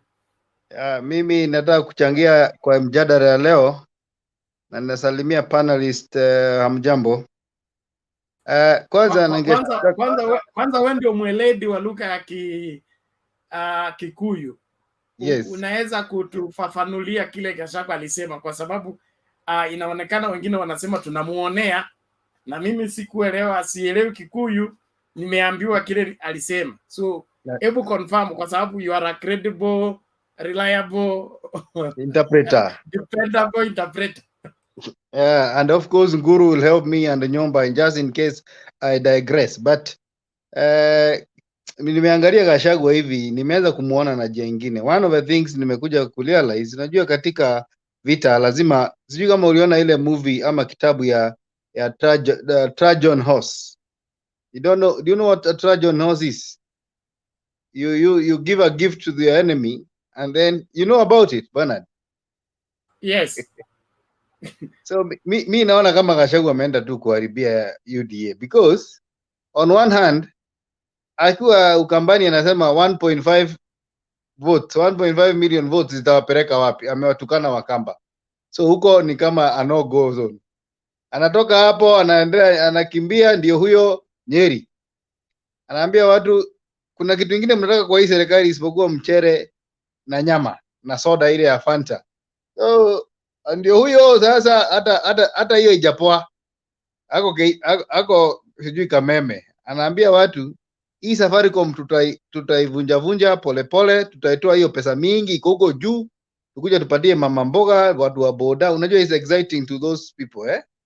Alafu sasa ndio kila mtu atoe ushuru. Unajua when you talk like that in a time like this, then the only thing, because hizo vitu mbili, hata kama mimi nilikuwa mtu ya UDA, I think I'll think twice. So anytime Gachagua opens his mouth, over 100,000 votes disappear in a thin air, because he's a person who is, instead of helping UDA, is actually destroying UDA. Because what Mr. Ruto has built for the last 4 years is being destroyed by Gachagua within very few days. He is a very bad example of what we want in this country. He seems to have no knowledge of economy, and he is a graduate. He seems to have no knowledge of anything that is happening in this country and where we have been and where we are right now. That tells me one thing: either he is doing it intentionally, or he doesn't know. He is just somebody whose understanding of things is very poor. I don't want to call him a fool, but I want to say somebody who does not understand things. But mostly me, I'm thinking yeye ametumwa huko, sijui nani amemtuma kuharibu hiyo nyumba ya UDA, because it is not standing.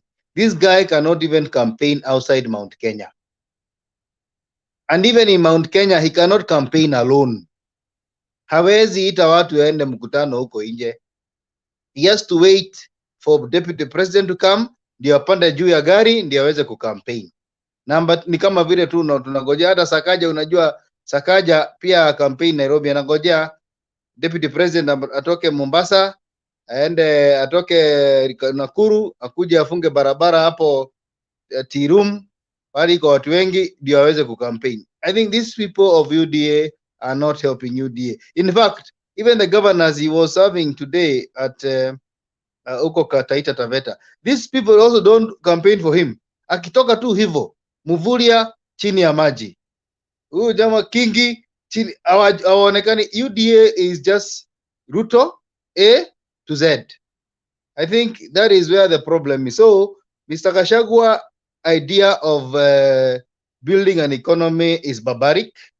I don't think even a class 8 child can class 8 and even a class 2 child can argue that way, because if you argue that way on a normal day, people question your credentials, because you are the deputy president. Safaricom, Kenya Airways, these are two companies that have employed many Kenyans directly and indirectly. You dismember them, you dismantle them, you destroyed many people's livelihood. And therefore, you should just say you need big companies like those ones so that they can invest and absorb many people. You see, the problem is not Mama Mboga having money. The problem is even Mama Mboga has nobody to sell to. Because the people who work in Safaricom are the people who go to Mitaani and then buy from Mama Mboga. What you're telling them is that you want to empower Mama Mboga with a lot of mbogas which she cannot sell. Because supply and demand economy, it is simple. It's a class 8 business education. You need to understand that the supply is the demand is actually what causes the supply. And therefore, when somebody speaks like that, then you pity that part of government or part of a political party. The other thing is DIDYMUS BARASA on the run to abuse on the CDF car. You see, when Ruto is really trying sweating it out to become the president of his country, his lieutenants are making him lose a lot of votes. Because you can imagine, we are talking of Gachagua doing all those in Nairobi within a day. And then the other guy has taken a CDF vehicle. He has blundered UDA. I mean, what these people are doing is funny. It's actually exposing them that these are not people you can even depend in leadership. Giving Kenya Kwisha or UDA power in this country, it will only take 1 year to get for this country to go to the dogs. One of the things they will be so much interested in grabbing of land, they will be interested in destroying, and that is why I even pity the bloggers of Itumbi and the rest, the ones who blog for UDA. Because how do you keep defending glad glabbers, defending lunatics, defending people with questionable characters? Because what do you do when you're excelling in one thing, bottom up, all of a sudden somebody else has blundered a car? So it is funny and it is shameful. As I finish, Mother KARUA is still fumigating the lies that have been there for the last 4 years. It's not easy, because when you have been invaded by parasites and invaded by lies in the whole legion, bottom up issues that are not making sense to anybody, then I can tell you for a fact that is very dangerous. But I can tell you, tumeanza kusugua. Kwanza tumeanza kusugua. Hata Mother KARUA amesema sasa ilikuwa kupanda tu mbegu, kupanda tena, tukipanda tunaambia there is an alternative voice, and then sasa tutakuja tupalilie na tumnyunyizie dawa ndio tuweze by tarehe 9 tuvune. But as we speak, Mother KARUA is doing a tremendous job. Hata ndio sababu unaona Uhuru Sikai anaweza enda on Formula 1 bila shida yoyote, ni kwa sababu the country is safe with the mama. Thank you.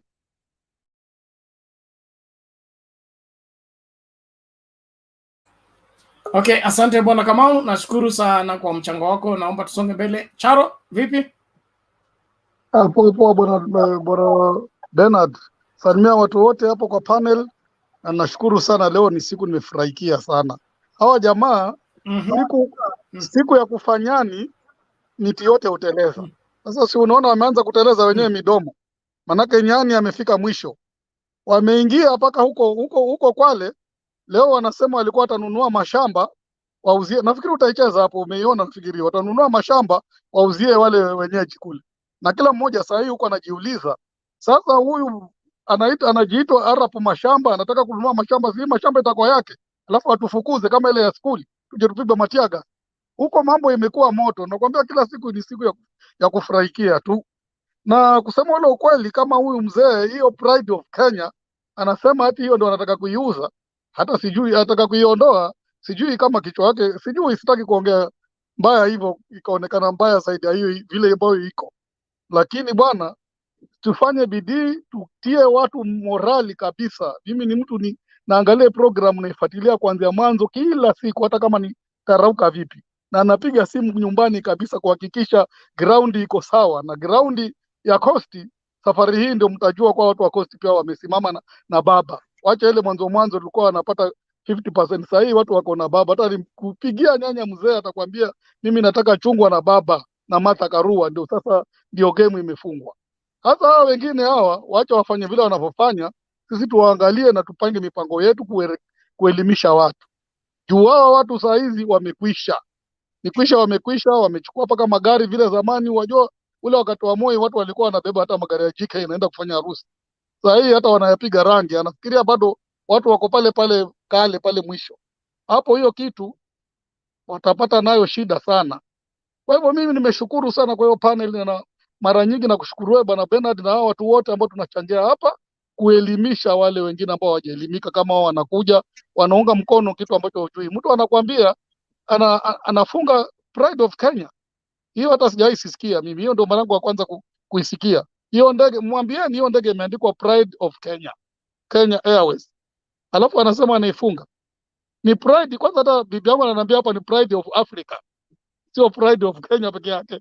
Alafu mtu anatoka tu hapo, sijui anatoka wapi, anakuambia hiyo kitu anataka kufunga. Hawa watu wanaofanya kazi wataenda wapi? Ama hiyo Pride ya Africa ataipeleka wapi? Anataka kupeleka Pride of Africa Asia, ama anataka kupeleka wapi? Lakini nafikiri ni elimu kidogo ako nayo huyu, sijui ni Gachagua, sijui anaitwa nani. Si alikuwa dio kule zamani huko, alikuwa akishika pombe wa chang'aa huko. Nafikiri kuwa hiyo ndio inamfanya hajui kama Pride of Africa ni nini. Anaweza kuwa hajui. Alafu anafunga Safaricom, na hiyo Safaricom ndio ina maduka yote ya M-Pesa yanatumia through Safaricom. Anataka ipelekwe Uganda ndio tuletewe pesa maguniani hapa ambayo hatutoshi. Mimi nawapa pole sana watu wa Kenya, sijui Kenya kwanza, sijui Kenya nini, lakini hii ni Kenya kwisha. Na nyani wakiua wanaenda kukufa miti yote. Hata akishika yule mti mzuri anaanguka. Sasa watalia sana, bado wataongea wenyewe. Wataanza kusema maduka yafungwe, sijui nini tu. Mama mboga watalia, lakini sisi tunatengeneza ground. Na ground inatengenezeka tu sawa sawa. Hiyo video ya huko Kwale icheze, usikie vile wanasema watanunua shamba huko. Sijui kama wanataka kujenga Weston Hotel tena ingine, sijui. Umeona hiyo? Haya, asante bwana Ben, nasikiza watu kidogo alafu nilale kesho kurauka. Asante sana kwa hiyo chapa, hiyo kazi unaifanya. Thank you bwana Charo, tusonga mbele. Asante sana. Kila siku ni kumakinika. Wacha tumsikilize hii kabla nani bwana nyumba aje.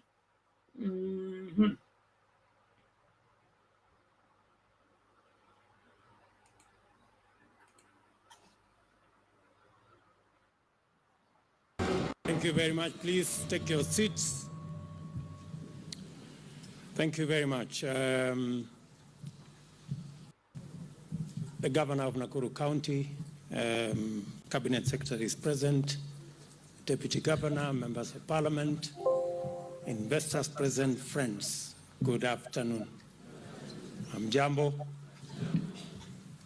Now, first, I bring you very warm greetings from my boss, the President of the Republic of Kenya, who was scheduled to preside over this event, but because of duty, and he has gone to do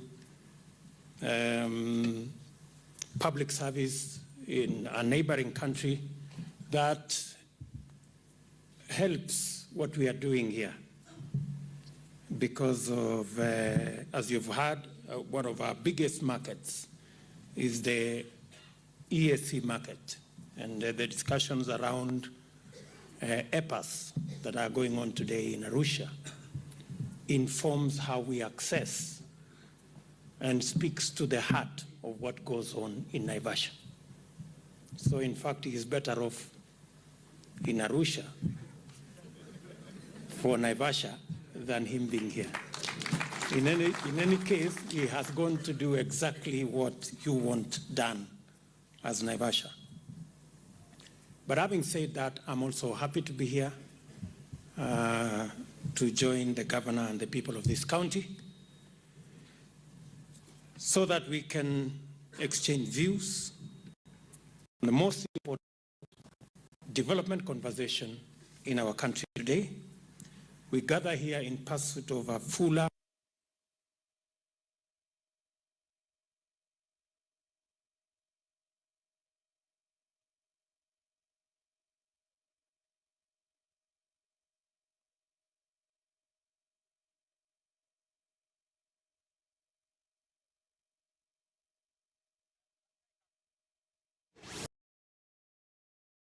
campaigned in the coastal region today, pledging to revert all port operations to the port city of Mombasa if elected president. Now, DP Ruto said the shifting of operations to Nairobi and the Naivasha dry ports has disenfranchised the coastal region and shrunk its economy. From Taita Taveta, Samogina now reports. Deputy President William Ruto led one wing of the Kenya Kwanza campaign team in a 4-day term offensive of the coastal region. DP Ruto campaigned in Taita Taveta and Kwale counties, where Kenya Kwanza amplified its promise of reversing dry port operations from Naivasha back to Mombasa. Tunajua uti wa mgongo wa uchumi wa pwani ni kilindi kile. Kilindi kikififia, Voi itafifia. Leo hii mukisema kwamba port ilikuwa ni ndogo, it is congested, mnataka kudecongest. Kuna viwanda hapa. There's a lot of land in Voi. Hakuna mashamba hapa kuweka inland container depot. Ile unyama ilifanyika, port operation ikatolewa kutoka Mombasa, ikapelekwa Nairobi na Naivasha, ikafanya Mombasa ikawa kama Mahame. Tarehe 10 mwezi wa 8 tukimaliza uchaguzi tunarudisha port operation yote inarudi Mombasa hapa. Besides port operations, the Kenya Kwanza Alliance is promising to revive stalled development projects to spur growth in the coast region. Sisi tulijenga reli, lakini wengine wakatumia ujenzi wa reli kwa ubinafsi na kwa ukora na utapeli, wakaangaisha watu wa Mombasa. Ile mradi wa Dongo Kundu ya Special Economic Zone ambayo inafaa kutoa ajira za vijana wa taifa letu la Kenya, tutaianzisha ndani ya miezi 6, ndio tuanze kujenga hiyo mambo ya Special Economic Zone, ndio vijana na ajira na waegezaji wapate nafasi katika mji wetu wa Mombasa na Pwani. Historical land injustices featured on the campaign platform, with Ruto pledging to establish settlement schemes for squatters and prioritize issuance of title deeds if elected. Kwa wao wakipeana uwaziri wa ardhi Pwani, kwa wao wamefanya nini? Wamemaliza shida ya ardhi. Lakini tunataka tuambie Darius Mbela, mtoto wa hapa nyumbani Taita Taveta, alikuwa waziri wa nini? Wa ardhi. Shida tunayo. Mheshimiwa Eliud Mamunga wa hapa nyumbani Taita Taveta, alikuwa waziri wa ardhi, hakuwa? Shida haziko? Mheshimiwa Noah Katana Ngala alikuwa waziri wa ardhi, si ndio? Shida haziko? Jiulize kwa nini watoto hawa wote wa pwani walipatiwa wizara ya ardhi, lakini bado mpwani anahangaika na ardhi yake. Tumekwisha kubaliana ya kwamba tutakuwa na hazina maalum ambayo tutaweka pesa ya serikali kununua zile ardhi zote ambazo ziko wenyewe hawako. Tutazinunua kama serikali ya Kenya na tuwagawie watu wa pwani wawache kuishi kama maskwota katika nchi yao. In Western Kenya, ANC party leader Musalia Mudavadi and his Ford Kenya counterpart Moses Wetangula led another Kenya Kwanza team to campaigns in Lomahanda, Kakamega County. The duo faced with the Herculean task to wrestle Azimio's presidential flag bearer Raila Odinga's grip of the region and deliver 70% of the region's vote to Kenya Kwanza.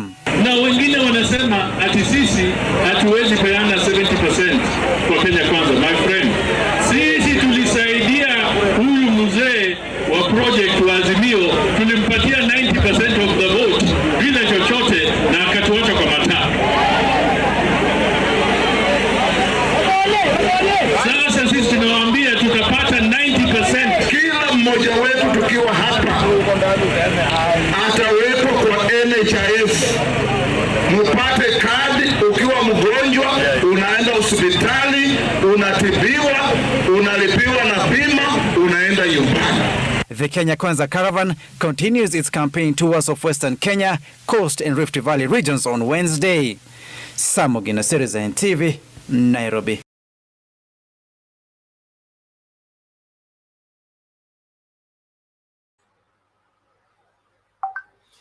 Okay, thank you everyone.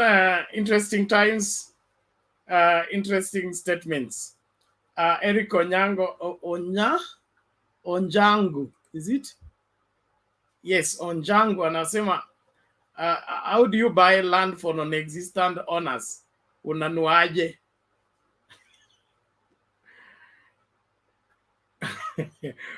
Bwana nyumba vipi? Salama Bernard. Yes, ili shamba ambalo mwenyewe hayuko na julikani inanunuliwaje? Tunapeleka pesa kwa Nashangaa pia working you buy from, the documentation itakuwa aje sasa, hata transfer nani atasign? Hiyo ni ngumu, kudanganya watu tu. Unajua ukiwa mdanganyifu sorry, wacha nisitumie majina kama hiyo. Neno inatoka tu mdomo na haina nini, kama hujafikiria. It's always nice to think of what is coming out of your mouth. The brain controls that, because some are not really meaningful. So today Bernard, kazi yangu ni kusalimia wewe na kusalimia watu na kutoka. Hiyo sijui kama mko sawa. Wangira ni sawa. Salamu tu leo, sina mengi ya kusema na nitosheke. Naona Kipu anatingiza nini. Na naona ile nilisema mimi ni 50% analog, 50% digital. Naona Kipu vile sasa anaweka Madam Ngilu nyuma yake. Ya wizard. Digital wizard, you. Si utanifunza vitu zingine. Tunakutana baba. So, atakufanyia setup akikuja. Sawa. Kwanza tulikuwa tunafaa kuongea ile mambo ya nyumbani, sijasahau.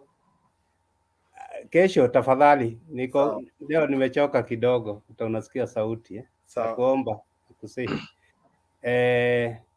Hata ndio sitaongea hizi topic zote, nitaguzia tu jambo moja ya kwamba nikiongea jana nilisema siwezi kusaidia my enemy kumpatia points za kunishinda. So naona Bwana Kamau alienda, lakini I wanted to differ. Wherever he is, I'm differing with him. Me, I'm congratulating Mr. Gachagua. Nampigia makofi na endelee hivyo hivyo. Badala saa kumuonesha vile anafanya makosa every other step is making, hakuna haja. Why should I correct him when he's losing votes? Congratulations, Bwana Gachagua. Continue. I'm very happy making mess of your own party and your policies. I'm very happy. Secondly, Mwenyezi Mungu ndiye alituumba wote, akaumba binadamu, akaumba ardhi, akaumba fish, aliumba horse, akaumba donkeys, kila kitu. And there's a reason why every life, is it human or even plant life, there's a reason why God created these things, and it's beyond our understanding. So when you want now the donkey to run at the same speed as a horse, then we are blaming God for having made the donkey a slow mover. We should let them move at their own pace. The horse is at its own pace and the donkey at its own pace. Kusema sasa habari ya Safaricom ati kumaliza na nini, kupatea tu. It's very destructive thinking. Na Kenya Airways na zile zingine. But I'm not complaining. Congratulations Mr. Gachagua and even Ruto. Muendelea hivyo tu. Mimi nafurahia. I'm checking from behind. Not only every Kenyan mwenye ako observant and ako analytical. Somebody has said here that every time Gachagua opens his mouth, 100,000 votes hata zenye zilikuwa za Kenya Kwanza zinapotea. Si kupotea, zinarudi kwetu. So sisi Azimio, hiyo ni furaha yangu. Nimesema sina mengi Bernard. Ningetaka tu kusema hivi. Ni jana, I'm here always, so I'm mixing days. But the topic was respect for each other. Is it age mates or the young people or the old people? When I was in the background, niliona sasa kuna watu walikuwa nakosea wengine heshima na si mzuri.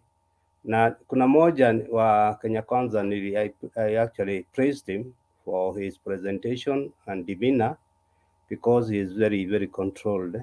But most of these guys who come, they come in a warlike manner. So I request Bernard, somebody coming in such a manner, atolewe tu aondoke, because you spend almost half an hour na mtu is intentional to distract us from our constructive dialogue. Yeah, and it's also disheartening kuona mtu mdogo anaanza kubishana na Madam Selina mpaka hata Selina she becomes uneasy. I said there's a time I felt like not getting into this, not to get in such situations, but I will persevere. Maybe I request all of us, the elderly, the middle, the young people, as Bernard keeps on telling us every other time, we are building Kenya. This program we're having here is being observed by many people of all ages, of all gender, and all that, and even international. This is an international forum. You can see, like, most of the time, sometimes I make a joke. There's a time I found myself only the local man in the scenery, you know. All the others walikuwa America, Europe, na nikasema, oh no, me I'm local. So this is international. So it's not only local, it's international. So let's have decorum, respect for each other. So Bernard, leo nimesema sina mengi, lakini niko hapa na sitatoka. We keep hata ukinichokoza sitaenda pahali sasa. Hapana, sita kurudia na maneno mbaya ama machafu, takuangalia tu hivi alafu mambo ishe.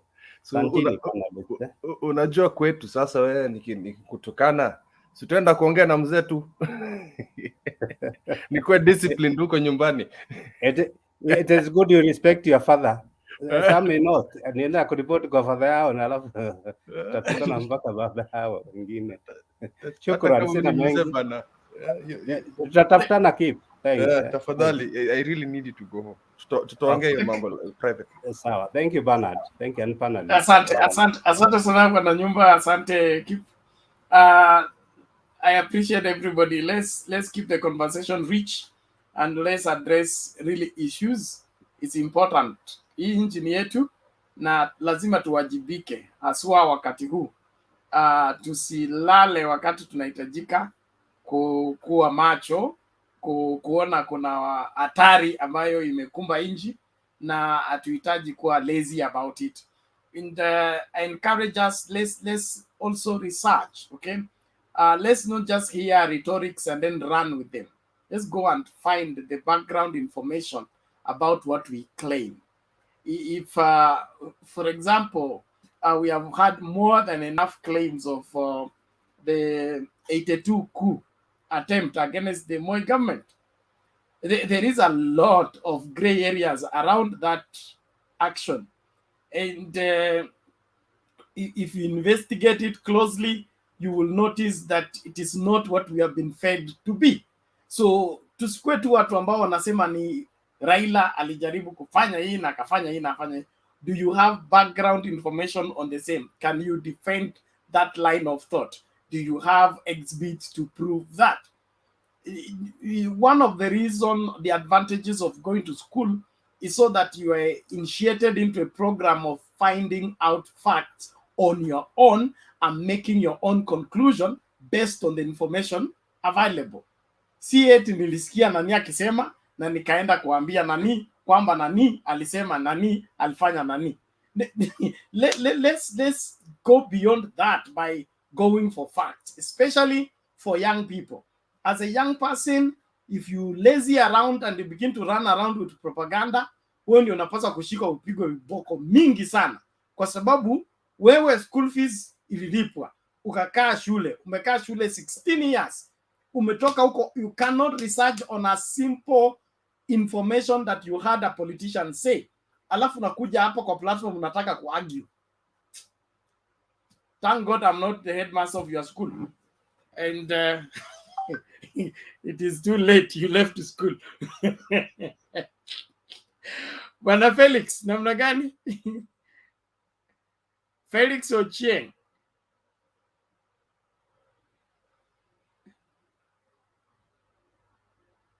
And yes. Hope you can hear me now. Yes, I can hear you. Go ahead. Yes.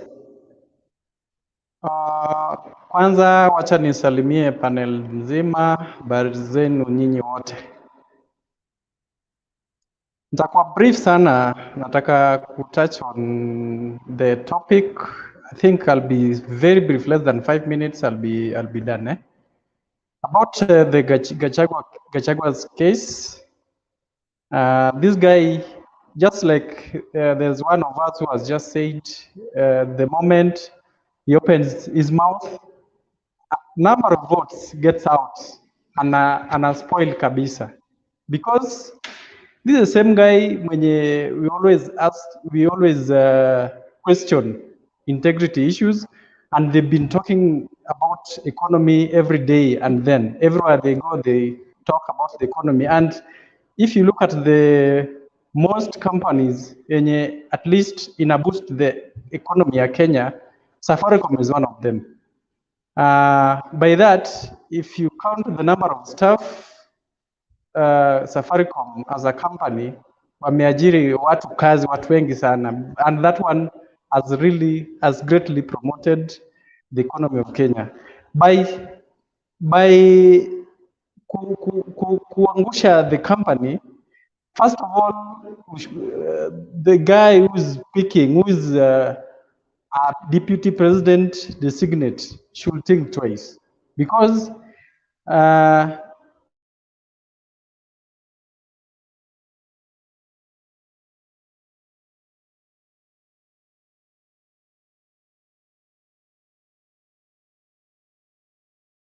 Did Felix freeze or something? He has muted. Ask him to unmute. I think I- he pressed the mute button by mistake. Mr. Odhiambo, you are muted. Felix, this I think is frozen. So while we wait for him to come back, who was to be? I think Mike, you could contribute, please, while we wait for Mr. Odhiambo. Thank you, Kip. Good evening, panelists. I'll also equally be brief. Discussing, they say small minds discuss people, great minds discuss issues and whatever. But it is of interest for us to discuss the character of the person of the presidency. We should not shy away from discussing that. To do that, we shall be absconding our duty, our civil duty as Kenyans, because that is basically why we go to vote. It is based on what we have analyzed. And the topic here, the agenda here, is to see the credentials of our presidential candidates. And the presidency is basically the president and the deputy. So it should be in our interest, and it should concern us when we see certain gray or serious shortcomings from our so-called future president or deputy president. But it should not surprise us when we see one of the contenders, Gachagua, for instance, behaving the way he's behaving. If you look at the career of Gachagua, is not as illustrious as that of Martha KARUA. Adio is an office in rank just short of a chief, and that is the highest office this guy held. The reasons why, or the wisdom behind the employer not promoting him to DC or PC must have been formed by certain observations. It is not lost that there are very many people like Yusuf Haji who also joined in the administration, and they rose to PC and even held positions of ministers. So for an employer not to trust you with an office beyond DO, it means your capacity and capability could only go as far as that. But now his true character is being exposed. They say you can assume somebody is wise until he starts speaking. There is wisdom in silence, but now the speaking has exposed the true character of Gachagua, the true intelligence, the true IQ of Gachagua. It is not as high as his money was trying to portray.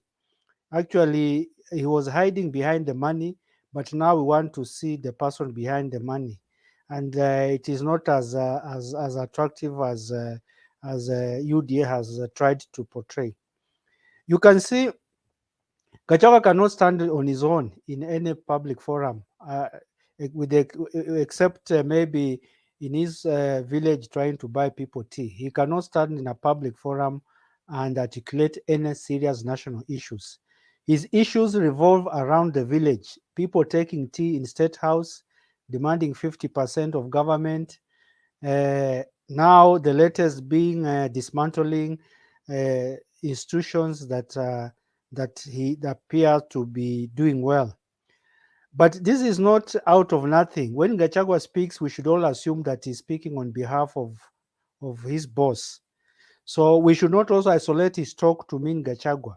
These discussions of dismantling big companies started with Ruto himself when he brought in the discussion of dynasty versus the poor people.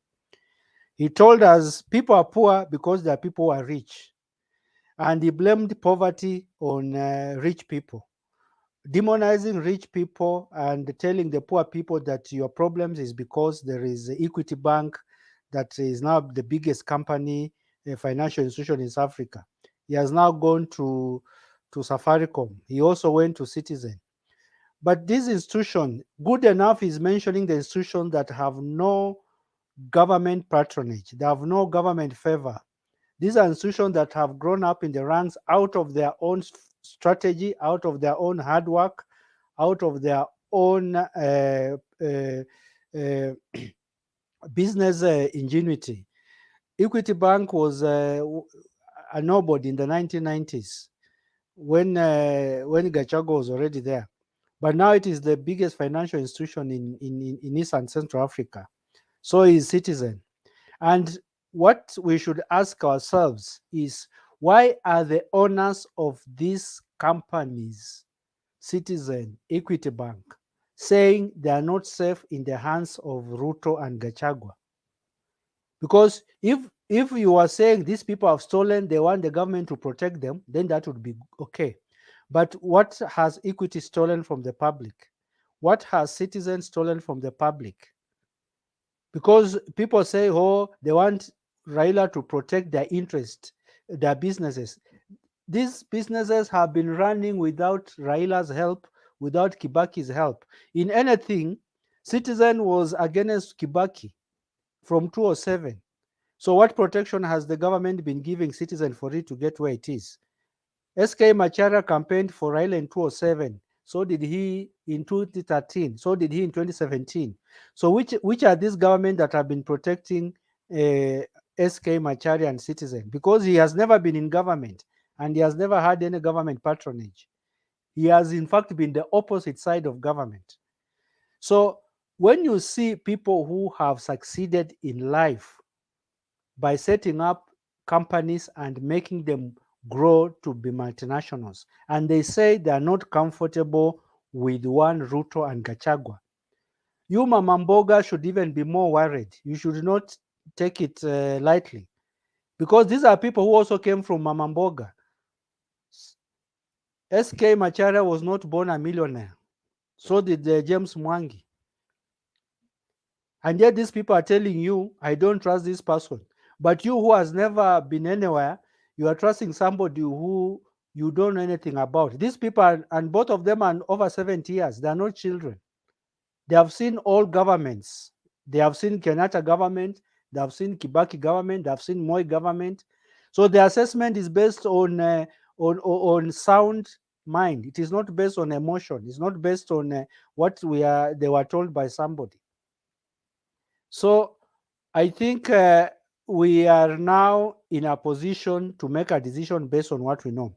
But the other thing I want to say before I close, Kip, is the threshold of a voter is not of making a decision, is not as high as that of a court.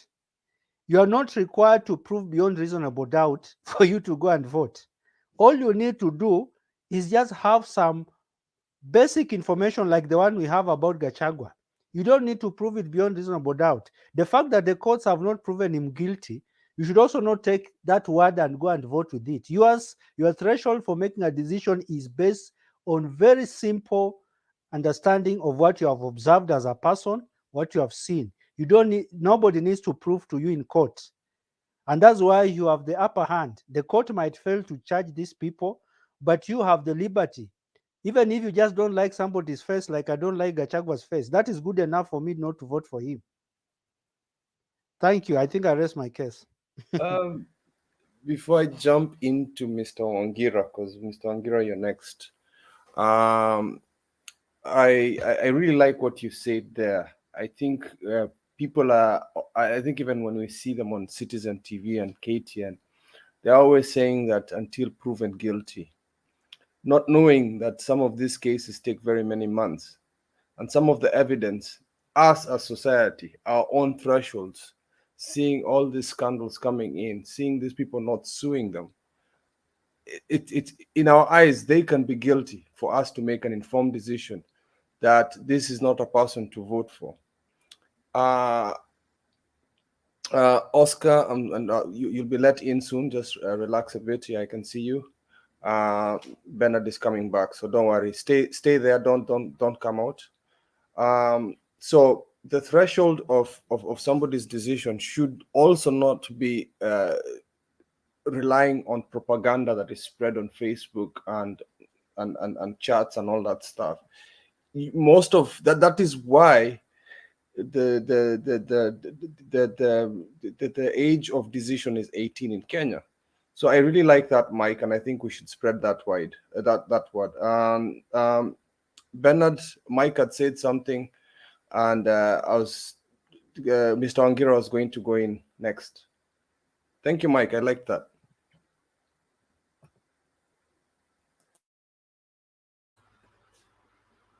Yeah, yes, Bwana Wangira.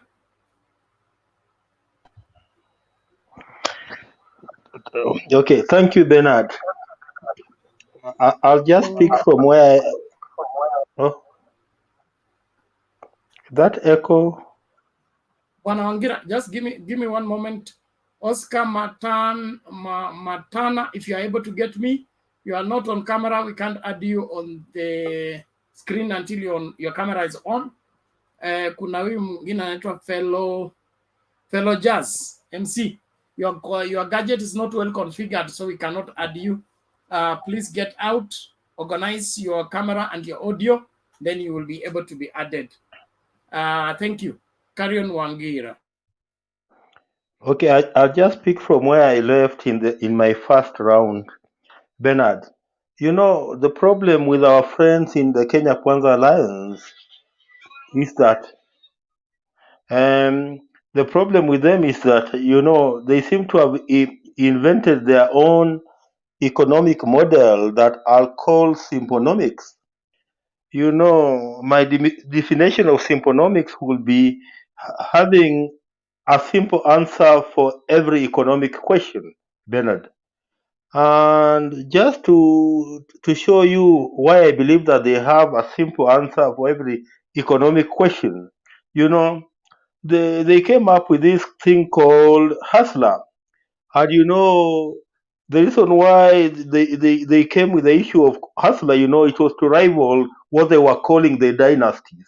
So as far as they are concerned, the problem why other Kenyans today remain hustlers is because of the so-called dynasty. And today we have also seen them now. They have even upgraded it further. And they want to tell that Mama Mboga and Boda guy that the reason why you are not doing very well in business is because of the big corporations like perhaps Safaricom, like perhaps Kenya Airways, those big corporations. They are the reasons why you are not doing well. You see, now that's how they are upscaling their thinking, Bernard. And you know, we saw this thing in Uganda in 1972. I think it was the year 1972, where the late President Idi Amin Dada, you know, felt that the reason why the native Ugandans were not doing very well, Bernard, It was because the Asians were controlling the Ugandan economy.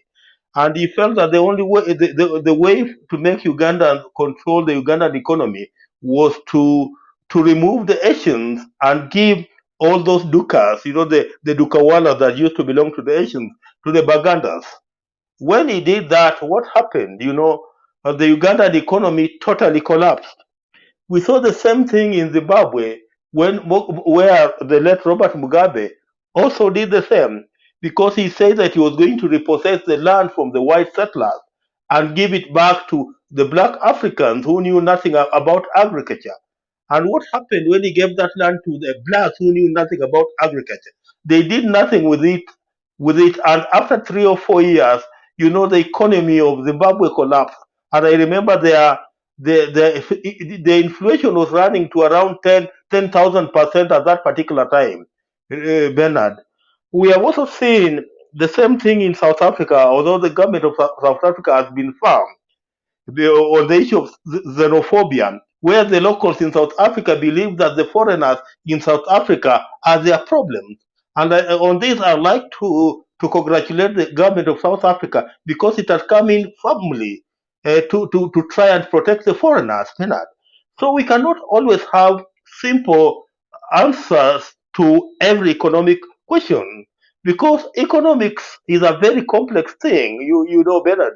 So economics must just be dealt with as economics, because if you start looking for very cheap answers towards very complex economic questions, then you end up in what Gachagua was doing today, where he feels that the only way out is now to make sure that what we were giving to Safaricom or Kenya Airways, let us give it to Mamba Boga. So if you give it to Mamba Boga, what next? You are not looking at other factors of economics, because you are forgetting that people who work in Kenya Airways or those people who work in Safaricom are the same people in the evening who moved closer to the Mama Mboga Kibanda, and they buy vegetable from Mama Mboga. So if you are removing them from Safaricom or Kenya Airways and you make them jobless, then who will be buying from Mama Mboga? Those are concepts that people like Wakina Gachagua are not actually seeing. And it's the simplistic way Tanga Tanga looks at things, in the form of what they call bottoms up.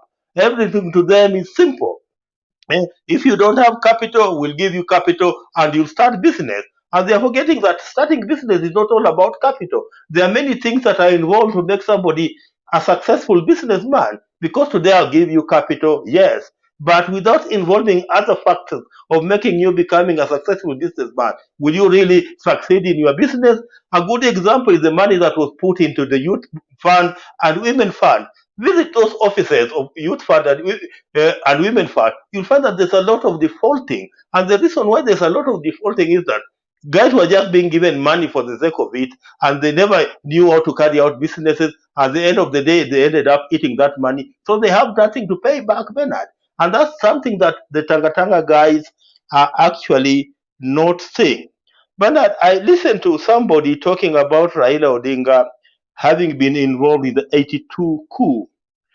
The problem in this country is one, that what all we have in this country is what we call biased history. And I've been firm on this, and I remember I even placed a petition to the National Assembly.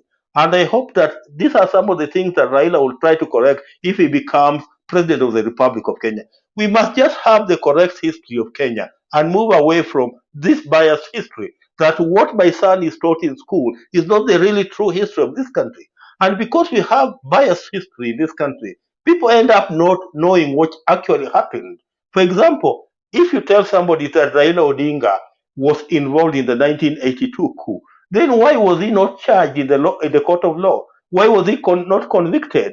Why was he not hanged like Ochuka and the rest? We need to go back to our real history. However bad or good it is, we must go back to our history. The good thing with the Americans is that they value their history. However bad or good, they value it. They value it. Whether it's in a war that they lost, they value that history because it's part and parcel of them. Better. This is what we need to do as a country. Let us just value our history. Teach our kids the right history, Bernard.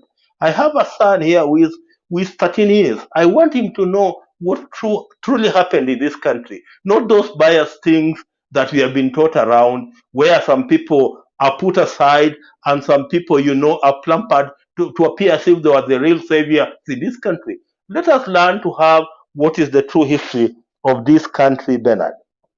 Bernard. I've listened to my brother Musalia Mudavadi saying that they delivered Raila to Raila Odinga. They ensured that Raila Odinga got 90% of the Western votes, and now without them, Raila will get nothing. Bernard, we come to that from that part of the world, me and you, Bernard, and we understand what really happens there and what is happening there, Bernard. You told me you come from Navaholom, and I know in Navaholom on the 9th of August this year, the MP you are going to elect will be from Azimio. So if you are electing an MP from Azimio, where would these guys be getting the 70% they are promising William Samoei Ruto? I don't understand where they will get the 70% they are promising William Samoei Ruto. Bernard, this is now the final one, because you cut me short on the first round just before I said what I wanted to say. This guy called Dismas Barasa. Dismas Barasa has had a bad record for a long time. He was sacked from the army, and he has been portraying himself as a captain of the Kenya Army. A captain is a commissioned officer. In the army, you are commissioned as second lieutenant, then you become first lieutenant, then you become captain. So he has been portraying himself as a captain until the other day when the EACC came out and said he was not a commissioned officer in the army, and he was fired, I think, 6 months after he had been enlisted. Imagine. This is a guy who has been involved with what I would call watch businesses in this country. And today, we are seeing him now branding what is a government car, Bernard. A government car, GK948G. That was the registration number of that car. And he went and looked for a fake registration number that is KBS 749D, Bernard. These are serious criminal offenses, Bernard. Bernard, because we cannot have criminals in the name of our leaders. If somebody is a criminal, then why should we elect him? And I tend to agree with one of this guy. I don't know whether he has gone, who says that when electing a leader, you don't need to have that proof beyond reasonable doubt. What is coming out as the image of Dismas Barasa should be enough reason why people of Kimilili should be voting him out come the 9th of August 2022, because enough has been out there about him. His character is not one of the best. Then why should the people of Kimilili vote him again? Because if they vote him again, and he becomes the worst and the worst, he becomes the worst of the leaders, Bernard, then they should not blame anybody, because everything is out there that even after they bought a CDF car that is supposed to help them, this must have turned it into his personal car, Bernard. So these people, we should awaken our people to read and see these signs, because the sign of this government car that was converted into a private car by this Barasa should be enough reason. People of Kimilili should not look for any other reason. Should be enough reason for them not to vote for this guy back as the MP, Bernard. Wacha tu niwachie hapo, asante. Okay, asante bwana Wangira. Yes, Mike, what is it? I was just helping the panel understand what, when people talk of this person was charged with treason, this person wanted to overturn the government. History has enough people who are tagged as terrorists that are now our heroes, and the list is so long. From Mandela, who was charged and even served a term, not just charged, but served a term of 27 years. Can you say that he was a terrorist? He even accepted those charges that he was charged with. We have Kenyatta, who was charged and jailed. We have the president of Zambia, the most recent. He was charged and jailed on terrorism and the conspiracy to overthrow government. So these people who have been fighting for change in the country, the regime at that time used to call them terrorists. So calling Raila a terrorist is nothing new. He's not the first one. Mandela was called a terrorist. Jomo Kenyatta was called a terrorist. Martin Luther King was called a terrorist. So is the president of Zambia today. So people should not even lose sleep when people say this person was charged in 82 and he was not even charged. But there are people who are even charged, but they are now heroes and they go in the memoirs of the world, not only their country, as the heroes of this century. Mandela is known even in Russia. Rigathi and Ruto will be known in their villages, and they are lucky that they are now outside Nairobi. Thank you.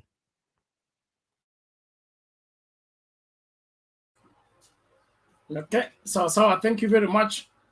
The value for the truth and the value for what is right should be a serious consideration when it comes to giving somebody responsibility of a leadership of any people, because it is your commitment to what is right and your commitment to what is right or what is true that will help run whatever or lead the people in that right direction.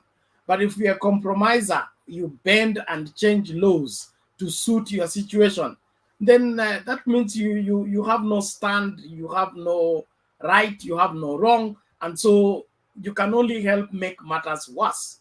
And so as much as we want to defend whoever want to defend, let's stick with what is viable, what is true, because this country badly needs good leadership that our children can emulate and look forward to becoming.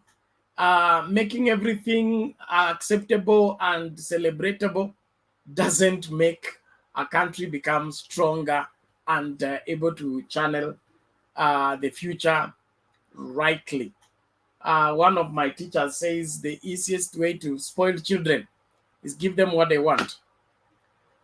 We cannot allow our leaders to go to get away with everything they are doing and then add leadership to them as congratulations. We must wake up and begin to demand some right standing requirement for their becoming leaders. Tumsikilize Roba.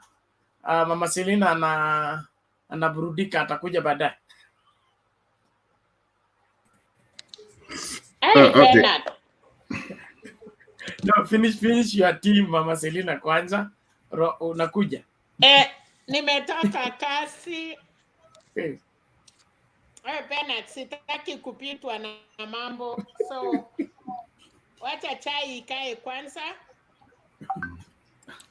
Nimesikia watu wameongea vizuri. Naona wengine wanakuja wanataka kutupatia history yenye wajui. Wengine wanakuja na ESA. So mimi naona mjadala ya leo 500 Kenyans to be jobless in KKA rule. Gachagua, yes. Bernard. Nafikiri tukirudi nyuma, Safaricom ili play a lot of role 2013-2017. Wakati walijua vile walihusika na wao kufanya yale walifanya. Now these people, kila kitu imepita mkononi mwao. For me, they are trying to scare Safaricom. I think wanajaribu kufanya deal, imekuwa ngumu. Now they want to tell them, the only person anaweza sema kitu, nikirudi ile ya kuambia vijana muende Pangani mchukue mapikipiki sao. That was a threat, nothing happened. Baba aliambia watu tokeni Safaricom tuingie Central ama inaitwa nini. In 3 months, Safaricom was on their knees. Hii watu Bernard, kasi yao ni kupora. They are trying to scare investors. Ndio waone vile wanafanyika because they know already serikali imeenda. So vile Safaricom either, kwa sababu you cannot just come na kusema ukitoa pesa ya Safaricom umeuza Safaricom or you close Safaricom. There are two things. Kama unauza shamba yako, already umepata mnunuaji. kama unataka kuuza shamba yako unaweka kwa mnanda. So these people wanajaribu vile watapata pesa, si kupatia mama mboga. They want to be the owners. Wanatafuta jinsi ya kupata ya kustua. So I think Kenyans should know that. Ya kwamba unataka kumaliza Safaricom, unataka kumaliza Kenya Airways. So I think Ben, your mic is still on, Ben. Are you listening me? Oh, okay. So Penat, tumeiona mambo kama hiyo. I want Kenyans not to wafikirie, but hii watu wanatafuta njia ya kukula. Hii watu moja wanataka kumwambia Safaricom, wanatuambia sana mambo ya rigging. Kila kitu inatoka kwa mkono yao. For me, najua wanatafuta threat ya kwamba kama amufanyi hii tutafanya hii. But the only person I know he can authorize Kenyans, akisema asubuhi by saa 6 kila kitu imesimama, ni baba. No, nothing, hakuna mtu mwingine atafanya hiyo. Na wamejaribu. Aliambia vijana wachukue wheelbarrow. How many vijana, kwa sababu nyinyi mko Kenya, mtatuambia Penat wheelbarrow ngapi ilichukuliwa the same day na ni nini imefanyika? Hiyo nawaachia hapo. Naenda Nyandarua. The welcoming ya Iron Lady. Hapo sasa ndio unaona mahali chamia ya Wakenya, mahali watu wako Penat. Watu wanakuja mkutano kwa kupenda kwao. They are not shouting, they are listening. Nashukuru vile niliona Nyanyuki walifanya. Bodaboda, wache hiyo bodaboda yao ya kufalishwa yellow na kulipa 100. Like watu wamefunga kazi. Wanakuja bila kuuliza. So tutaendelea kuona. These people are really panicking. Wanasikia uoga. Kama wanakimbia sasa, wanakimbia Mombasa, watakuja kimbia Laikipia, watakimbia, nasikia wanasema wanataka kukimbia Western, and they can wanafuatana. Hata wawezi Kawanyana, of which mimi hiyo sitaki kuingilia kwa sababu hiyo ni yao. The only thing Penat, wakati tumeingia hii Mtembei TV, chenye tunajaribu kusema ni ukweli. Chenye tunajaribu kufanya ni kudefend uongo. Mtu akikuja na uongo Penat, we cannot spare. Wakuja watuusie siara sao, tutakubali. Tutauliza maswali vile wanatuuliza. They try to integrate us. Wanajaribu kutuambia, lakini tunawaambia yes, hatukatai. Lakini wanajaribu kutuusia. Na nje nimekuwa nikiuliza kila siku. Kama mimi mtoto yangu analala njaa Penat, na wewe unakula vizuri, kwa nini ukuje uniambie nipatie mtoto yangu mayai na unajua siwezi nunua? Kama kwako uko na masiwa na unakula vizuri, na mimi mtoto yangu nimepatia strungi, nimepatia uchi bila sukari, lakini wakitoka nje hakuna tumbo ya sukari inaonekana na hakuna ile alikunywa ndupia inaonekana. So I want to advise watu ya KKA, tafadhali in these 3 months, mujaribu kuokoa chama yenu. At least say a little, sema ukweli moja. Kama mababa senyu wanawausia uongo, jaribu kuwasaidia. Maybe si uongo, maybe they don't understand. Ukisikia mtu kama ile alikuja kwa Kenya, anaambia wa Kenya, mupime rais yangu na mupime Raila. End of the day, nani wa Kenya wanajua amefanya makosa? Na unafikiria you are proud, unausa your president. No, la hasha. Tafuteni vitu ingine ya kusaidia yeye. Because ukiambia mtu unaambia mtu ati ulitungwa na mimba na mipa. Na hiyo kinonda wa Kenya wanakumbuka vile ilikuwa uchungu.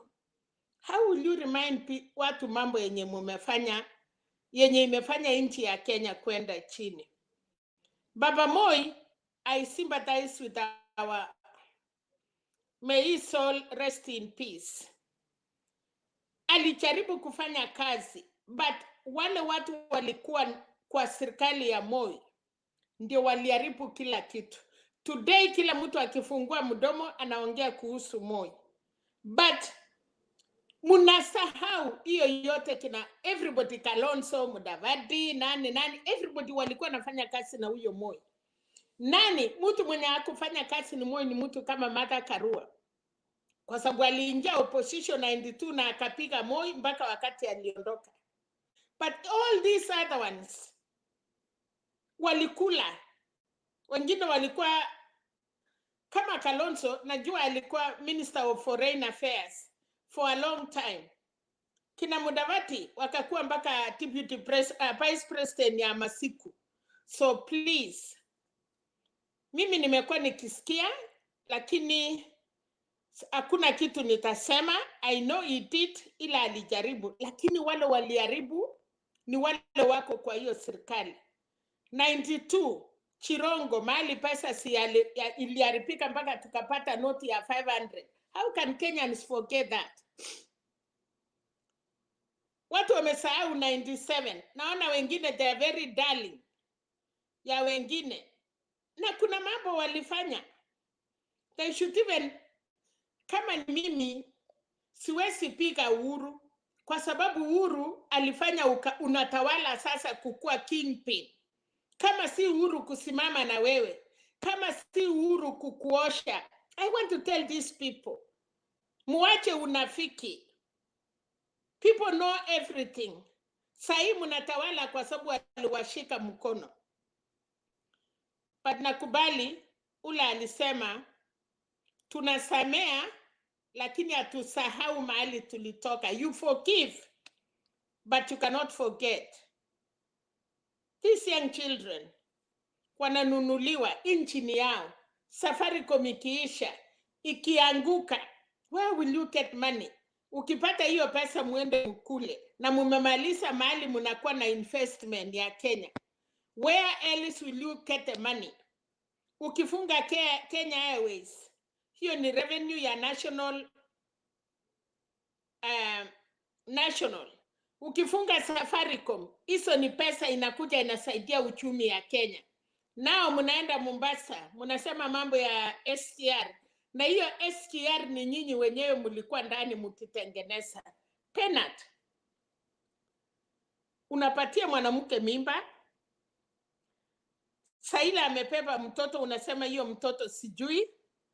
Akizaa mtoto unafanana naye, unasema ndiyo mtoto ni yangu, lakini sikutaka hiyo mama. Nini ulikuwa unafanya mpaka ukaweka hiyo mtoto mimba? Kwa hiyo pipi mimba? Kwa nini hukusema utaki?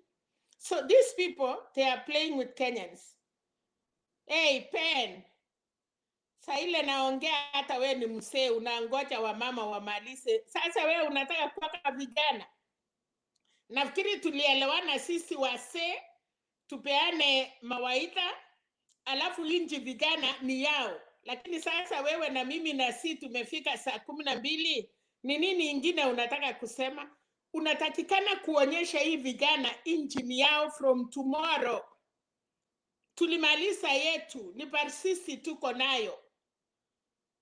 Sasa wewe baba kuja polepole, ambia vijana waende na msimamo. Sisi yetu imeisha, Chakendu Pay. Naona wengine karibu, Ropa, lakini pole, najua Ropa haujafika, lakini si mbali sana. Mko na wachukuu. But serikali ni ya nani? Ni ya wachukuu yetu. Hakuna kitu tunataka, tuwatengeneze ikue mzuri, mkuje muendelee. Lakini sisi wasee, nikiwa mmoja yao mama msee, ninakuja kusema uongo mbele ya vijana, watakubali. Hata wanatuambia wamesoma, but kumbe tunawashinda na uongo. So Penat, sitaki kuchukua nafasi. Mambo ya BARASA, anachukua kari ya serikali. Hiyo ni enzi gani Penat? Madio kama Gachagua. Unajua madio ya zamani ya Moi hatukuenda shule Penat. tulikuwa tunaandikwa tukiwa standard 7 hata 6, alafu tunaenda tu tunanunua hii certificate mnapeana bure. Tunakuja mnatuita PhD, mnatupatia degree, lakini ukiangalia masomo. So this deputy president anafikiria amefanya vizuri, anasema alichaguliwa juu anataka kuongea Kikuyu. Hata Kikuyu siku hizi hakuna. The Kikuyu is the national language. Everybody understand. Kama vile mimi naweza ongea Kikale. Everybody anajua hiyo Kikale. Kiongea Kijaluo na lugha gani Kenya watu wajui. Hata Turkana watu wamejua. Watu wanajua kuongea. That is wrong. Lakini nataka kuambia Gachagua kiboko yao wametokea. Sasa wajui chenye wanafanya. Nataka tu kuombea Kenya na niwaambie wa mama, kwa sababu mimi ni mumama. Let's come out. Wacha tupige kura kutoka MCA mpaka kiti ya president. Na kwa sababu tumepatiwa mama. You know this name is Penat. Si kila mtu anaitwa mama na si kila mtu anaitwa baba. Kuna wale wamefanya kazi, ukiita mama hiyo china inaingia. Kuna watu wengine ujaribu kuita hata baba, unauliza amefanya nini ukamuita baba. So kuna watu hata ukiita hiyo china, they deserve that name kwa sababu ya ile mambo amefanyia nchi.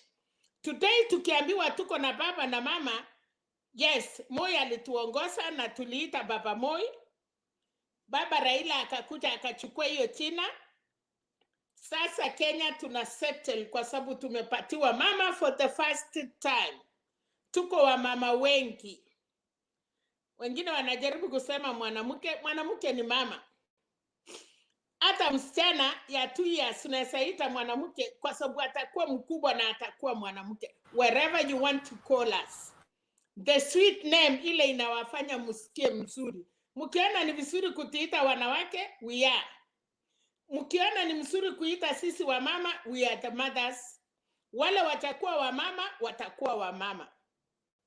You cannot be msichana ushindwe kukua mama. You will get there. So ile machina yote mnaona ni vizuri, we welcome it because we are that.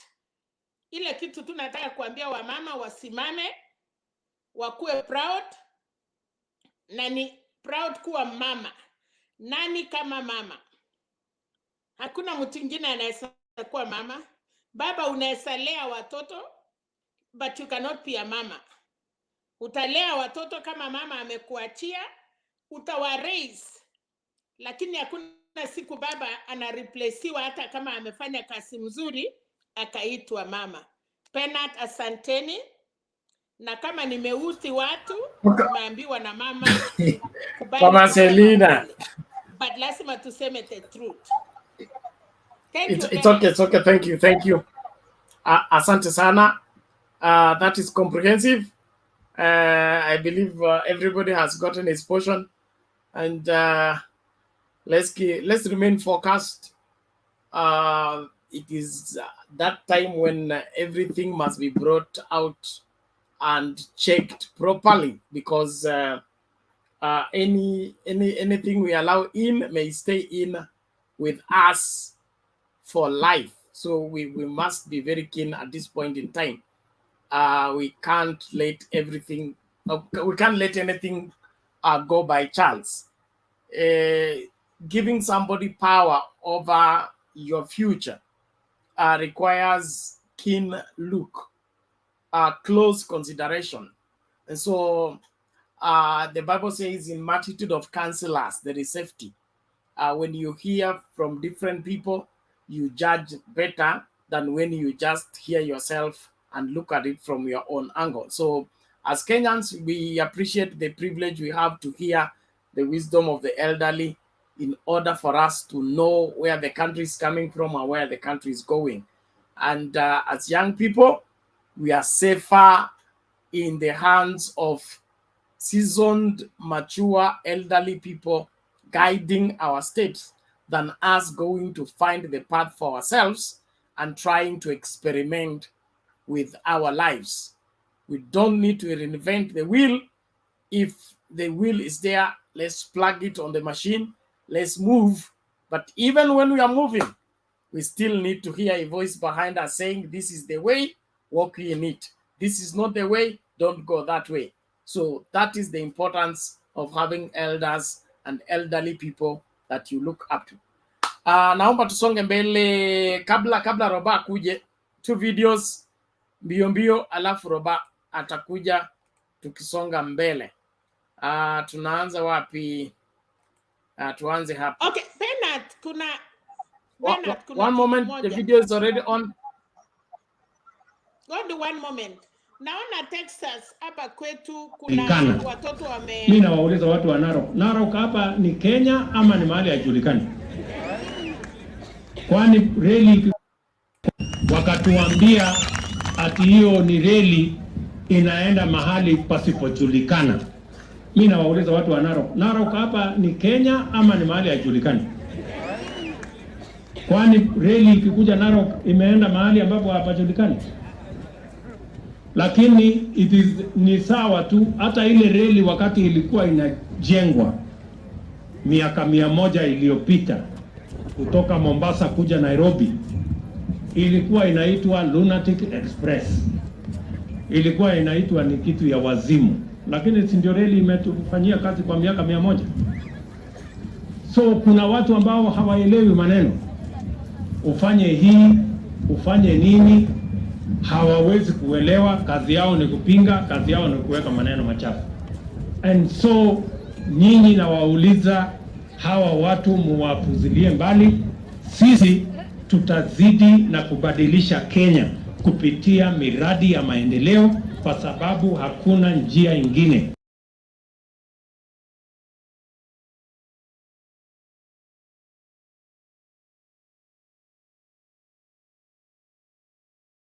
Plans to have a dry port in Naivasha. Asan Joho plans to have a dry port in Naivasha will negatively affect the people of Mombasa. Joho told off Deputy President William Ruto over the setting up of a dry port in Naivasha to improve delivery of goods. The Deputy President had referred to the governor, who has been rejecting the setting up of the port, as an academic dwarf who has little grasp of such matters. At present, about 70% of the country's imports end up in Nairobi, incurring transport costs and journey times from the Mombasa port. Ruto says the dry port are about bringing service closer to the people, but Joho has consistently claimed that the dry port will hurt the coast economy, leading to job losses in his county. Jana William Ruto akaniambia I do not understand the definition of a dry port, and therefore he called me an academic dwarf. Let me tell you, kama kutetea watu wangu ni kukosa elimu, sawa, wacha niikose, lakini dhuluma juu ya watu wangu siikubali. I will tell it to you as it is. Wewe unachukua utendakazi wa bandari unaotoa hapa. You know how many people are employed there? You know, unatuambia sisi we don't understand dry port. I will teach you port matters. I live side by side with the port. Mimi na bandari ni jirani.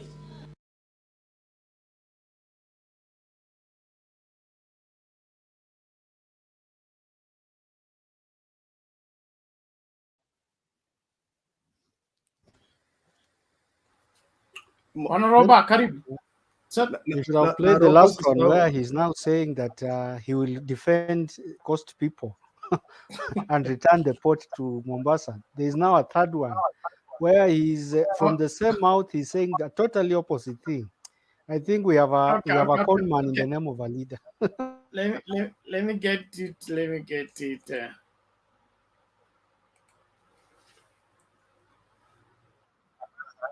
Campaigned in the coastal region today, pledging to revert all port operations to the port city of Mombasa if elected president. Now, DP Ruto said the shifting of operations to Nairobi and the Naivasha dry ports has disenfranchised the coastal region and shrunk its economy.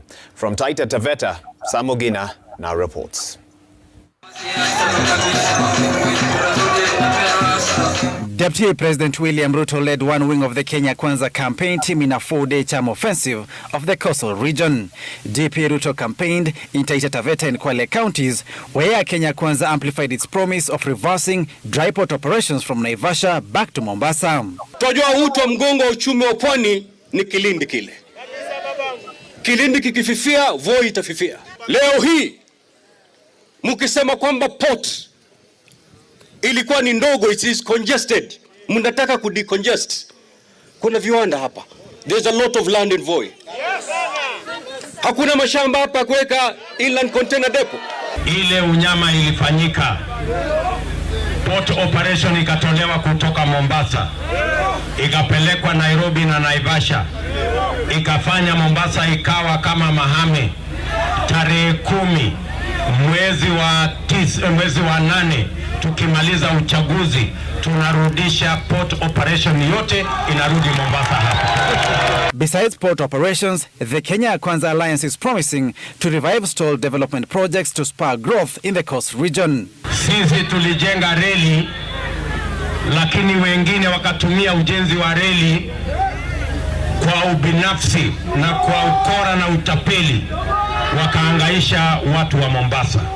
Ile mradi wa Dongo Kundu ya Special Economic Zone ambayo inafaa kutoa ajira za vijana wa taifa letu la Kenya, tutaianzisha ndani ya miezi 6, ndio tuanze kujenga hiyo mambo ya Special Economic Zone, ndio vijana na ajira na waegezaji wapate nafasi katika mji wetu wa Mombasa na Pwani. Historical land injustices featured on the campaign platform, with Ruto pledging to establish settlement schemes for squatters and prioritize issuance of title deeds if elected. Kwa wao wakipeana uwaziri wa ardhi pwani, kwa wao wamefanya nini? Wamemaliza shida ya ardhi. Lakini tunataka tuambie Darius Mbela, mtoto wa hapa nyumbani Taita Taveta, alikuwa waziri wa nini? Wa ardhi. Shida tunayo. Mheshimiwa Eliud Mamunga wa hapa nyumbani Taita Taveta, alikuwa waziri wa ardhi, hakuwa? Shida haziko? Mheshimiwa Noah Katana Ngala alikuwa waziri wa ardhi, si ndio? Shida haziko? Jiulize kwa nini watoto hawa wote wa pwani walipatiwa wizara ya ardhi, lakini bado mpwani anahangaika na ardhi yake. Tumekwisha kubaliana ya kwamba tutakuwa na hazina maalum ambayo tutaweka pesa ya serikali kununua zile ardhi zote ambazo ziko wenyewe hawako.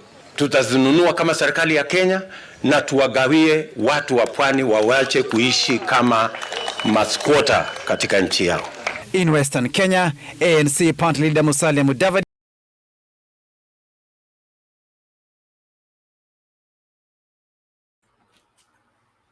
Roba, endelea tafadhali. Okay, thank you, Bernard. I don't know even where to start this. A lot of clips there. You know, I want to be sincere. Ruto, he comes now to say he wants to do these things on the 10th of August. Why can't he do it now? Now he's the vice president of our country. You know, he's a liar. He's a conman. And you know, the good news, he will not be allowed to do what he wants to do. So I've been watching this thing here since you started, and I see the main topics.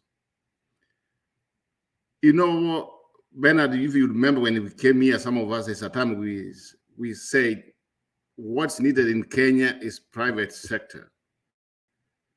If you want to solve the thing of employment. If now you have somebody who's going to be the vice president, telling people, not even hiding, just telling people it's there, that they want to break up an iconic company. The only thing, in fact, we break tells me something, and what we have been saying here. The man was given that post to be a vice president or the deputy president because of money. He's not qualified. And that's the truth of the matter. So the question I can ask my fellow Kenyans, What are we doing? I mean, there are few things we have. I mean, the company like Safaricom, you want to kill it. Then the next one is maybe equity. We are done. We are done. If these people they take our power, I don't think this country is done. And that's the truth of the matter.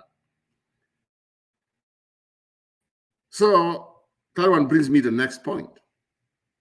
What's the way forward? The way forward is let us spread the word. When people like Ruto comes here, a few years ago they told us something. Now they want to reverse themselves, and nobody's holding them accountable. Even the media, even the clip we just played, even those networks. Why can't they just say what he said before and what he's saying now? He's a liar. So that one brings me on the topics of today. One of the things when I woke up this morning where I am, then I saw one online is about this thing of CDF and BARASA. Then I said, what's this? I thought maybe someone was trying to lie or something. Then I looked on that clip. It reminded me what some of us we were discussing yesterday about corruption. At this moment, if I had my way, that man should not even be allowed to run for an MP post from where he comes from. First of all, he stole the car, if he's stealing there. The second of all, he takes the car, they change the registration plate and they put fake ones, and now he paints them under his names and everything. Then he takes his own house or what the place where his campaign headquarters, and they are using a private sector car, which is meant to help local people. What else can we call corruption? The man should be not allowed. He shouldn't be jailed. He should not be allowed to run for a member of parliament. If I had my way, that's enough. Another thing I want to talk about is about this thing of NYANDARUA. I watched a little bit of it. You can see Mother KARUA, like we have been saying here. She has united a lot of Kenyans in different way. People are reaching her. The ways she's talking to people is very nice. She's well organized. We like the messaging. And I think what's happening here is going to cut the day. Imagine, just compare and contrast between somebody who's telling you that they want to build the economy and end corruption with somebody who's telling you how they want to end business, break business up, and they give money to people.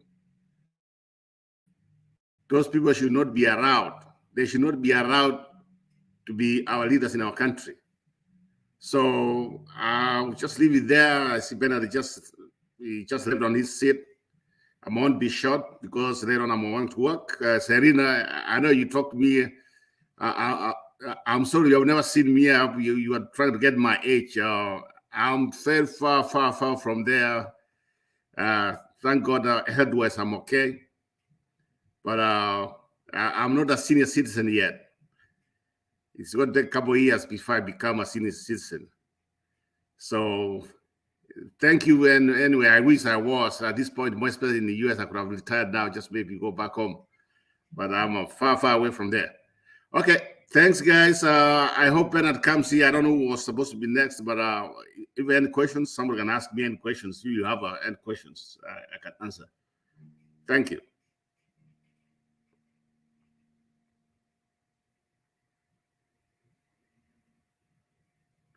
Mr. Fighter, you don't have any question for me? I think you are the next one. Go ahead. Okay.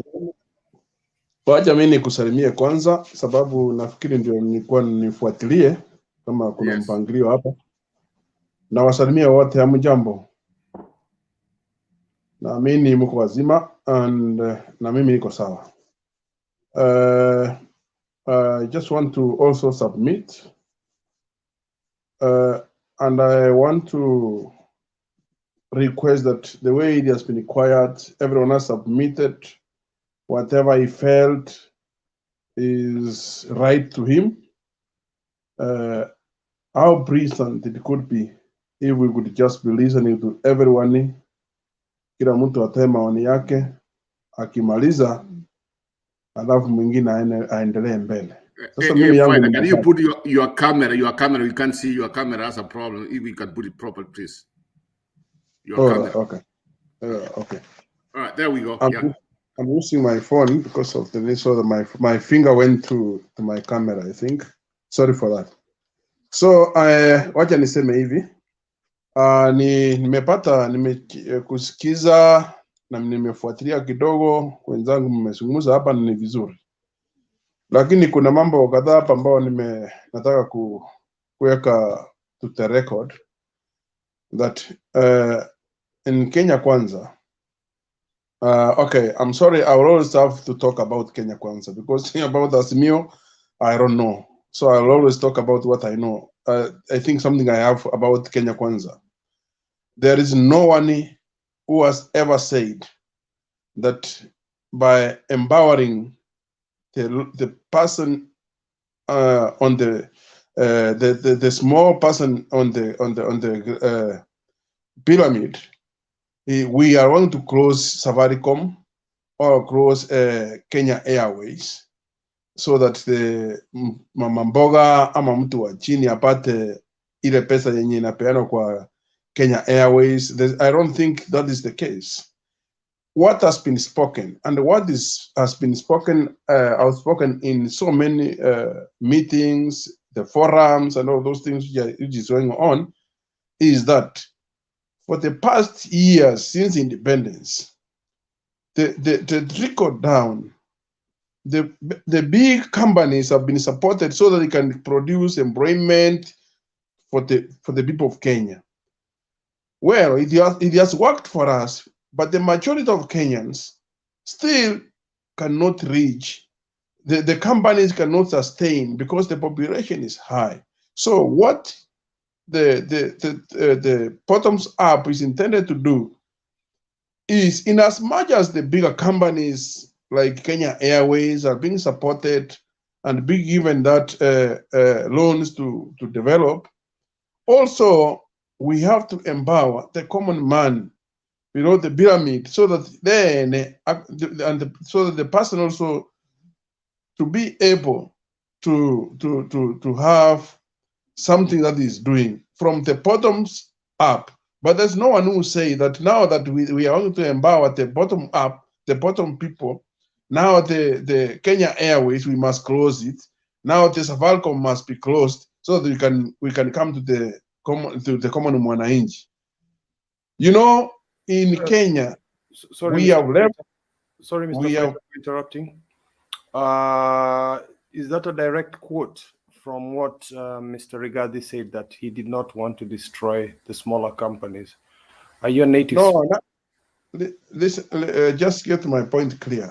No. Now, I'm interjecting. No, sorry. I'm interjecting to just get that part clear because there's a misstatement there.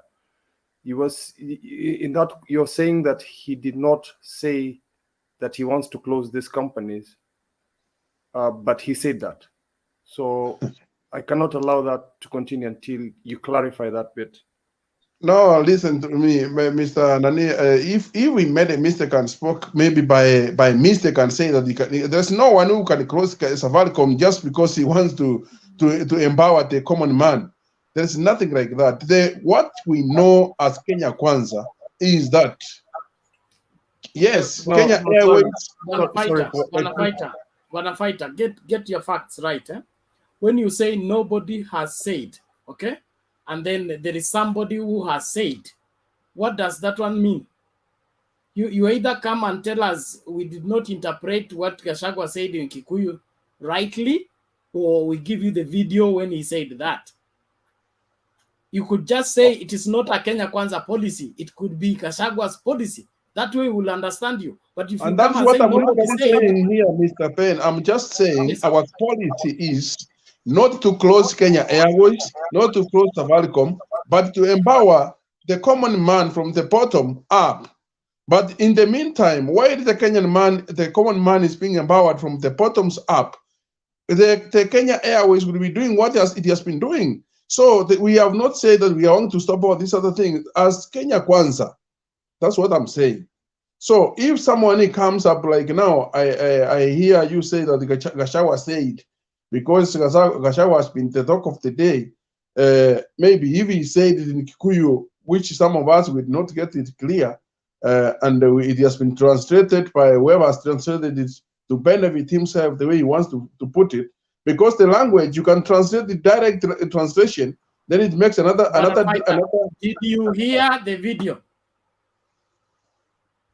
No, I haven't had the video, and I don't believe you watched the video. You did not see it in the news, so you can't comment on it. Leave it alone until you go and confirm, substantiate, and be sure of it. Then you can talk about it. So but then else. Our policy is Kenya. No, that is not our policy. Hold on, Mr. Bennett. I think if he's not going to answer that question, he cannot come and sell Kenya Kwanza. He should answer the second question then, which is vying for. Should somebody who's corrupt? I'm submitting I have not yet finished submitting. Which questions are you bringing up? You see, there are topics at the bottom of the page. You've skipped the first one, so the second one is if impeachment, you can't vie, Iebc says, or you can talk about KARUA's roles in NYANDARUA. There's many topics there. DIDYMUS, BARASA.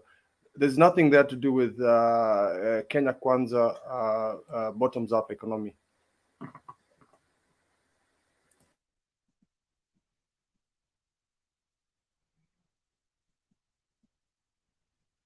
So you want yourselves, when you speak all over the place, you talk about Gachagua, you look at his face, you cannot even imagine he's the president. You speak all over the place here about no one interferes with you.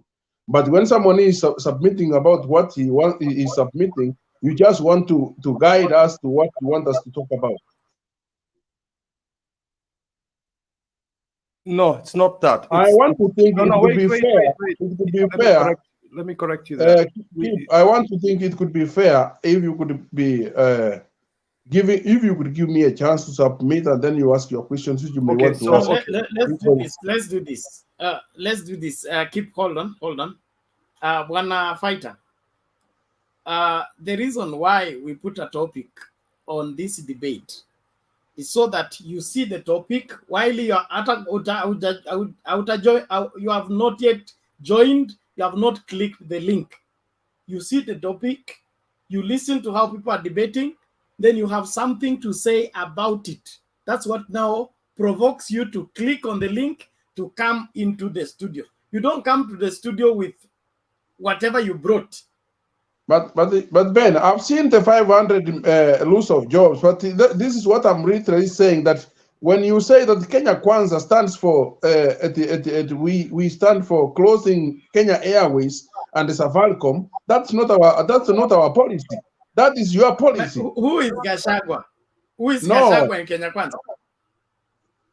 Gachagua is the running mate of the deputy president. So he can speak on behalf of Kenya Kwanza and UDA. But he has got these mistakes. I don't know what he might have spoken. As you are saying, there's a video which he spoke in Kikuyu. That's exactly what we're saying, Mr. Fighter. Whatever Gachagua says right now holds more ground as far as Kenya Kwanza is concerned than what you say, than what I say. So we take Gachagua more serious because he's speaking on behalf of his party and on behalf of his political alliance. You don't speak on behalf. You're not charged by the Kenya Kwanza or UDA to speak on their behalf. But that's what we know as Kenya Kwanza. So what you have, the way you have interpreted your Gachagua statement and you have put it to suit your own personal interest, that would be upon you, depending on your interpretation. It is not interpretation. It is what he said. Unless you have a different video and a different information, you bring it out as evidence. But not don't explain it, because let us stop arguing on this issue, because we are arguing on the same issue, which I don't think can make us get anywhere for now. Because the reasons which I'm giving here, you could have given me a chance to go to my The points and then deputy maybe. president of the deputy president of Kenya Kwanza. There are so many Kenya Kwanza's deputy president. Let's do this, okay? In communication, you speak on behalf of the person you've been authorized to speak on behalf of. And you explain a situation if you are the one that said it or you've been sent with a proper explanation that the president said this way, but this is what he meant. Like what Mutua used to do, government spokesman. But as at now, the information we have is a raw video of somebody claiming big companies like Kenya Airways and Safaricom should be closed and the money that is given to them be distributed in small portion to mama mbogas na watu wa mkokoteni so that watu wa mkokoteni walipe ushuru. An explanation from the horse's mouth. It's not an error, it's not something he spoke on the platform kwa umati wa watu ndani ya radio station akiaddress watu wasikilizaji. So unless umepewa memo ya kutoka Kenya Kwanza headquarters ama UD headquarters ya kusema this is now the explanation, or like now the newsrooms tungepewa hiyo statement by newsroom, this is what I meant. We are yet to receive contrary information from what he said. So we take it, he meant what he said and said what he meant. And let somebody So from... when you guys speak on this platform here, are you sent by Asimio to come and speak on this platform here? Oh my God. No, that's what you are saying. You are saying unless I've been sent. When you contribute you want to here, clarify the statement somebody said otherwise. You cannot clarify it otherwise unless. But I'm saying our policy. Whether he said it the wrong way, I'm trying to put the policy straight. If it's hey, Bernard, let us give him a chance. Let him give him a chance to submit. Let hear what he says. Give him a chance, Bernard. Fighter, if your boss, okay, has spoken in this way, this is the way the company should go, okay, and you are a junior in that office, you will not come to explain what the boss meant until the boss has authorized you to or given you a paper to say, I said it this way, but I meant it this way. We don't have any contrary statement. I am asking you the same thing, Bernard. All that you submit here, have you been said by the Asimio? Otherwise. So just submit what you have to submit, but not explain for us that Gachagua did not mean what he said. Hiyo ni kutubeba wajinga. Thank you. I don't know what pains you when I submit. Always, I don't know what hits you when I submit. Pain. If you want to because fool you don't, us, you don't want to give me a chance to submit. You guys, you submit here. No one interrupts with you because I don't know you. Don't democracy or just what we cannot explain, Mr. Fighter. Just submit your points. 1, 2, 3. Songa mbele, tafadhali. I think I'm in the wrong platform, and I'm sorry for saying that because I don't feel okay when I always come here, but it's like you are just against me in whatever I'm saying. Instead of listening to what I'm saying, you want to think that I must submit what you want me to submit. I will never do that, and you will never get me doing what you want me to do. I'll always submit what I feel or what I know is right because I have also my views. Of course you have. So can I be given a chance? Ungioya mbeca icio cia kambuni nene wikire kuri andu aingi maria kanini handu wa gukorwo na kambuni imwe nene itagwo Safaricom irariha igoti ri ungioya mbeca icio cia kambuni nene wikire kuri andu aingi maria kanini ri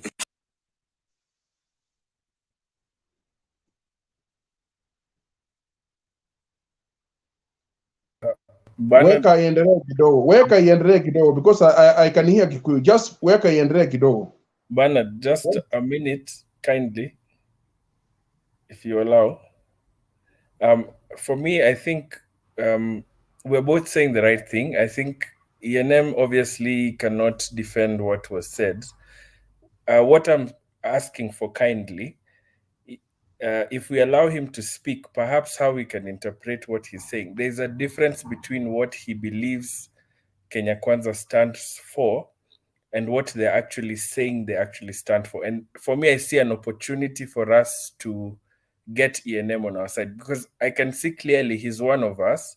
But if we don't get a chance to hear what he believes and correct that, then perhaps that's where we miss the opportunity. Because I can tell you, if we just give him more room, trust me, ENM by August will be voting for Baba and Mama. There's a difference between what he believes and what Kenya Kwanza actually stands for. And that's perhaps what we can take this as. Gachagua is the deputy president of Kenya Kwanza. He is not an ordinary person. When Gachagua speaks, he's the second in command. We are not just talking about Mama Mboga or anybody else, or even the ministers. That is the second in command. So when the second in command talk, unless the president rectified, but when the second in command say, this is how we go, you cannot just come and say, oh, I want to talk because maybe he made a mistake. No. You know, we want the truth. Here, we want to assist each other. So if you are coming here, and no, okay. Thank you, Mama Selina. Let's do this, please. Let's keep it sober. We don't want to go around with one thing. Gachagua was the one speaking, and he's the running mate of the deputy president of Republic of Kenya. If it was somebody else, if it was this Ndindi Nyoro or Alice Waome, then we could say, oh no, or Kimani Ngonjiri. But you are talking of the second in command in Kenya Kwisha, and then you are coming saying, no, I want to rectify what? Selena, you gave your submissions. Okay, let's take it easy. Everybody cool down now. Let's cool down. Thank you. Just a small one. Goja, everybody. Thank you. Let's do this.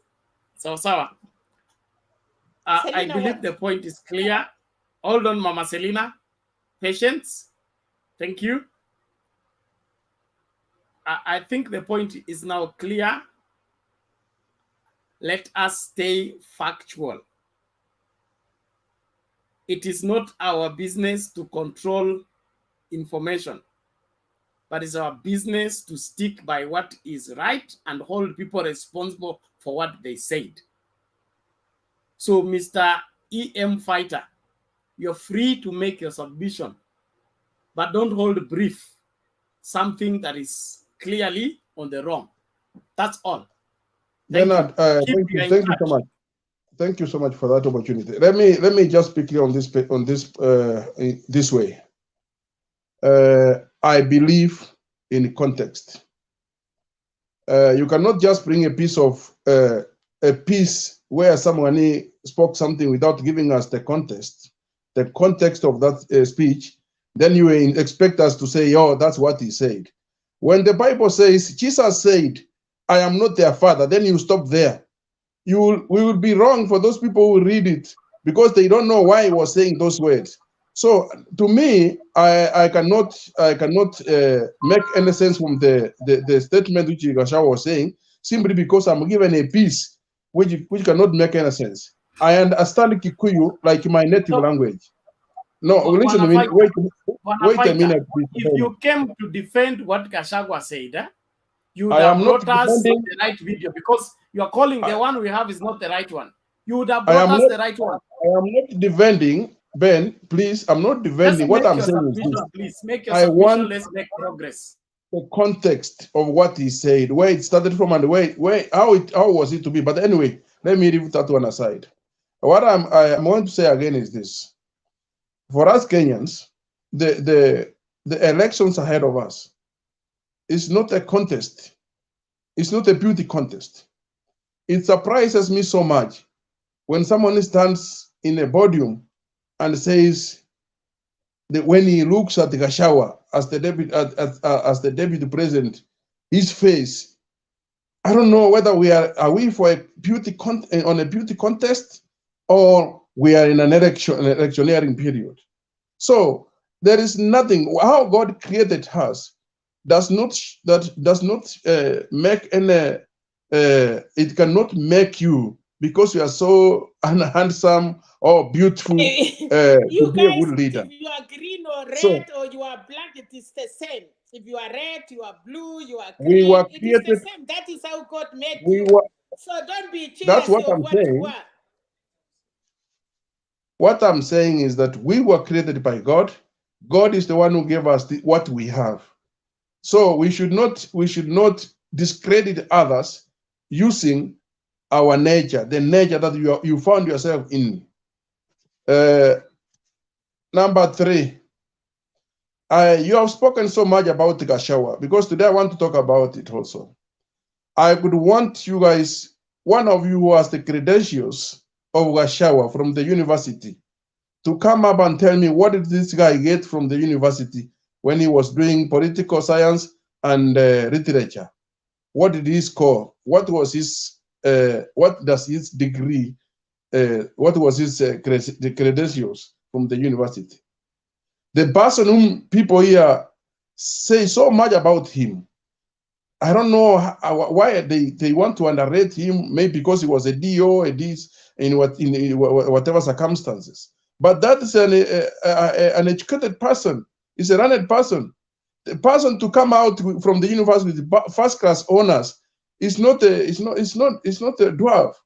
So some of us here who argue about the Gachagua's credentials, maybe even the university did not see the case of the university, or if Don't they were say there. even university. Say some of us we are nursery school, wherever. Hata usiseme university. Say Wherever they you did can not go put it. to class or school. Sorry. Wait, Don't just discredit someone whom we don't know. Hold on. Take it easy, guys. Just come and talk nonsense here. No, Did you Mama, take them to school? Mama Selina. Selina, We may not go to school, so what? I would want to respect you, but you have to respect me too. No, please. Then you have to speak like a man and speak the Because right thing. you don't speak like someone who embraces. Wait. Calm down, guys. Calm down. Pole. I don't want you to insult me because you don't know me. We just meet online here. I don't know you. Everybody, thank you very much. Let's do this. Let's do this. But if you come here and say some people do not go to school, Gachagua went to school. Is this Did your you take him platform, to school? Selina? Did you take us to Hold school? on. Did I come to your house? Order. But Did I come? Selina is not your wife. Okay, order everybody. Thank you very much. Everybody, please cool down.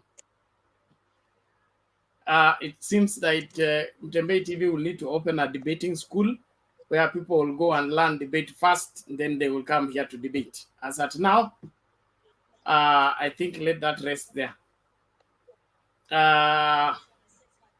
Let's hear from Josephine, then we'll come back to Adams. Thank you. Hey, hi guys. Do you hear me? Yes, we can get you. Go ahead. Oh, Mr. Fighter left. Oh, he's here. But I don't want that exchange here. No, I just wanted to just remind him something. Someone can be very, very educated, but they lack wisdom. Or they may have wisdom, but how they use that wisdom comes out wrong. The words that come out of somebody's mouth is what people charge. So nobody is really saying like Gachagua is not educated. He may be educated with a master's, PhD, whatever, but what comes out of his mouth is what Mama Mboga that went to class 8 ndiye anasikia. If you can agree with me. It's not about how much education I have. It's how I relate to people. It's what comes out of my mouth and how is it perceived. Okay? So other than that, about Gachagua's comments, we saw the translation as he was talking. If the translation was accurate, he spoke out of his words are misplaced. He is very, if it really means what he's saying, then it's very insensitive, very, very insensitive. And if he doesn't tame his mouth, I think he's going down the wrong path. Safaricom is a giant. It's not just Kenya that has shares in Safaricom. International companies have shares in Safaricom. Kenya Airways, so many other people that who are not necessarily Kenyans have shares in Safaricom. I mean, in Kenya Airways. So for you to come and say that Gachagua did not, for Fighter to say that Gachagua did not mean what he said, I'm not sure. Gachagua should come out himself and tell us that he didn't mean what he said. Nobody should defend what he said. He has a mouth. He needs to come and like national TV and tell everybody he didn't mean what he said.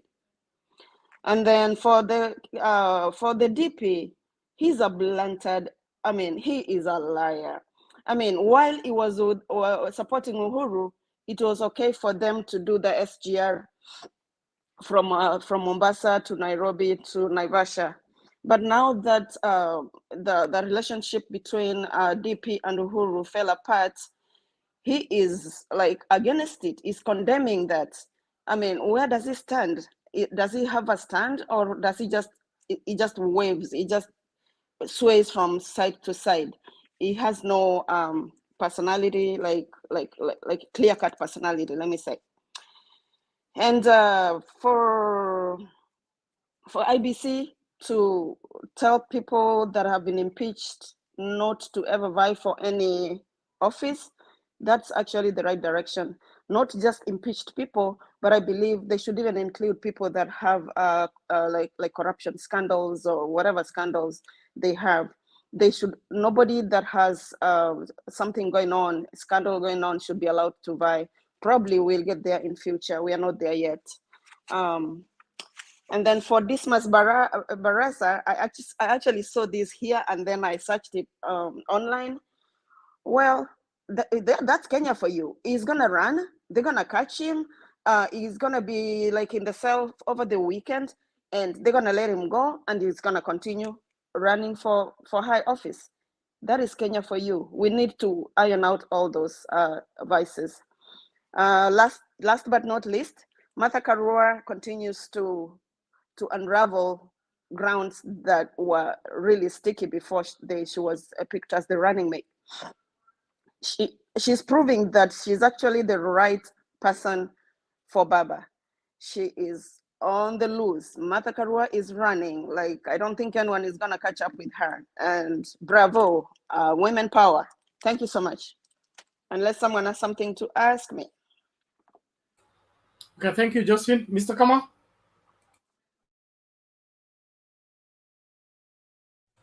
Sorry, Mr. Kamau, yes? Yeah, I was saying, you know, when you don't understand that language, you ask the people who understand that language to explain.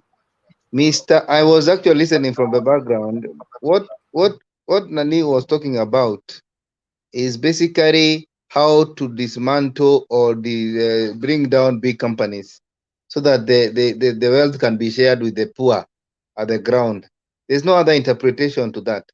And therefore, it is good to understand that he erred and don't defend an error. He actually, if that is a policy, that is this destroying the economy and bringing this country to its knees. We don't need people even to mention those names of companies because they have done nothing wrong.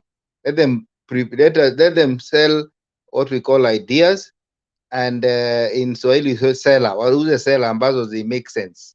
But to come and tell Kenyans that Safaricom and KQ have been given out of money, now we need to get that money from them, we give it to the poor, that is misguided. Okay, thank you. Let's go to John Adams.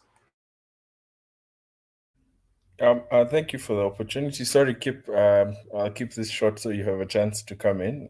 I think what I was trying to put across in a second or so as I begin, we're at a very critical point in this race, and I know largely the panelists are from the Azimio side, as I am.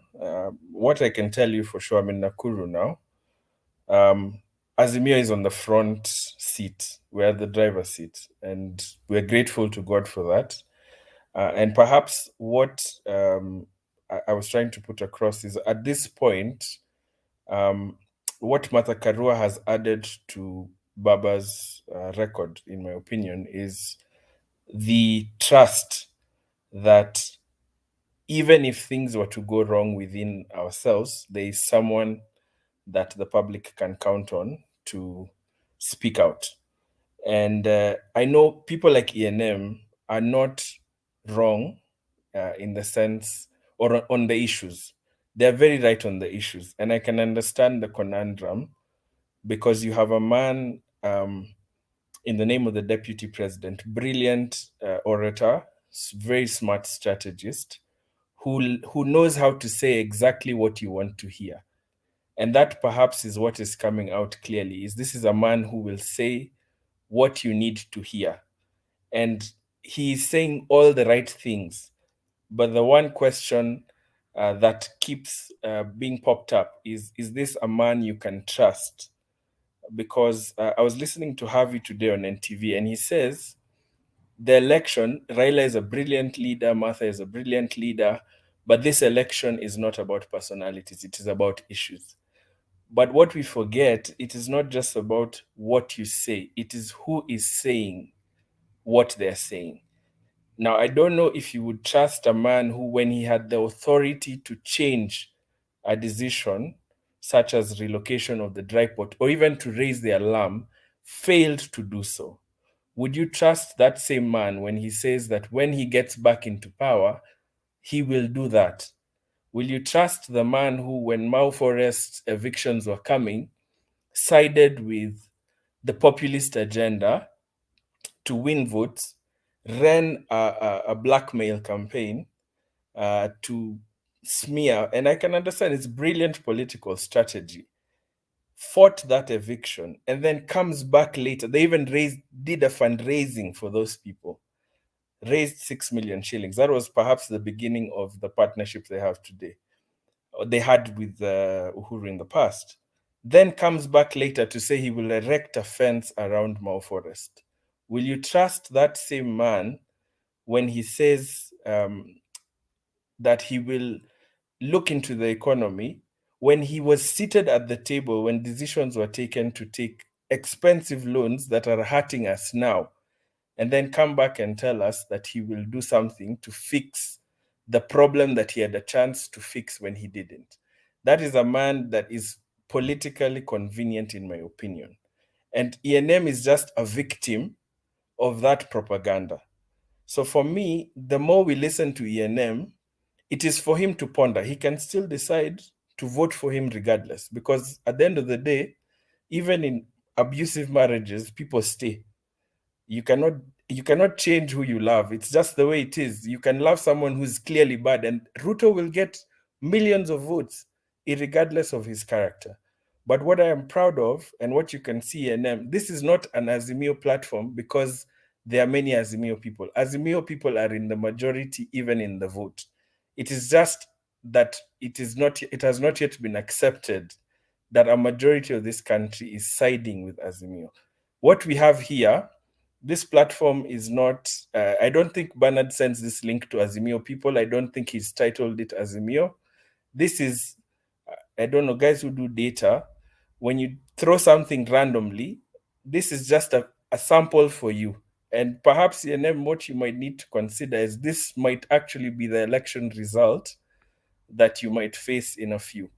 But just to wrap up, I think with regards to Martha KARUA, what I am personally proud of, I supported Baba before Martha, but what has strengthened my resolve is I know even amongst us, there are corrupt people, even in Azimio.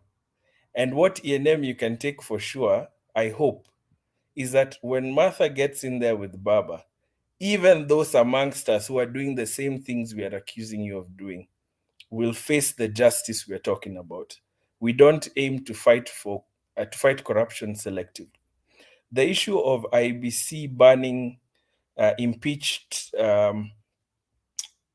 candidates from vying makes legal sense, but so long as the law is applied selectively in this country, it will be unfair. If we are banning corrupt candidates, then I think about 80% of those vying, whether in Azimio or UDA, should not be allowed to run. Anything less is a selective application of the law. Good start, but it is still not where we need to be. And I hope that as we get a new Azimio government, ENM, as they're banning Sonko, they will ban perhaps Godana, who bought motorbikes at whatever price he bought. And then finally, I think with regards to Gachagua, ENM, what you have is a political gaffe. And in political gaffes, what you need to learn is spin. How do you spin what you said to ensure that you reduce the impact? You don't defend this type of things, you spin them. So you don't need to go on the defensive. What Gachagua said was socialist. It is scary to investors because if they begin to have the idea that a socialist government is coming into power, you're in trouble. That reinforces what we were saying, that there is a fight against the rich underneath the hustler bottom-up theory. It might not be the truth.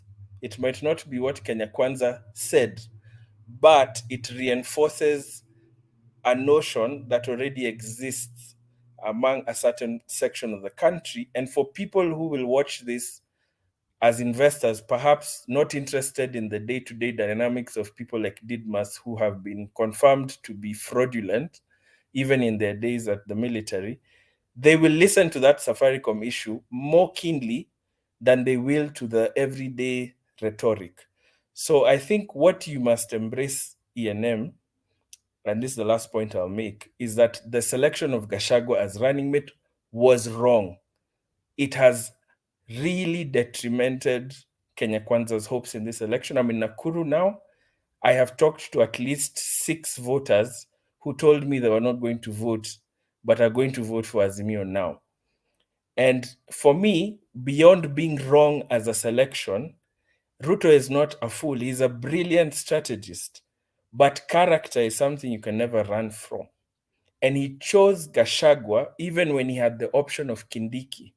And what I feel is that that is exactly the kind of government he will form.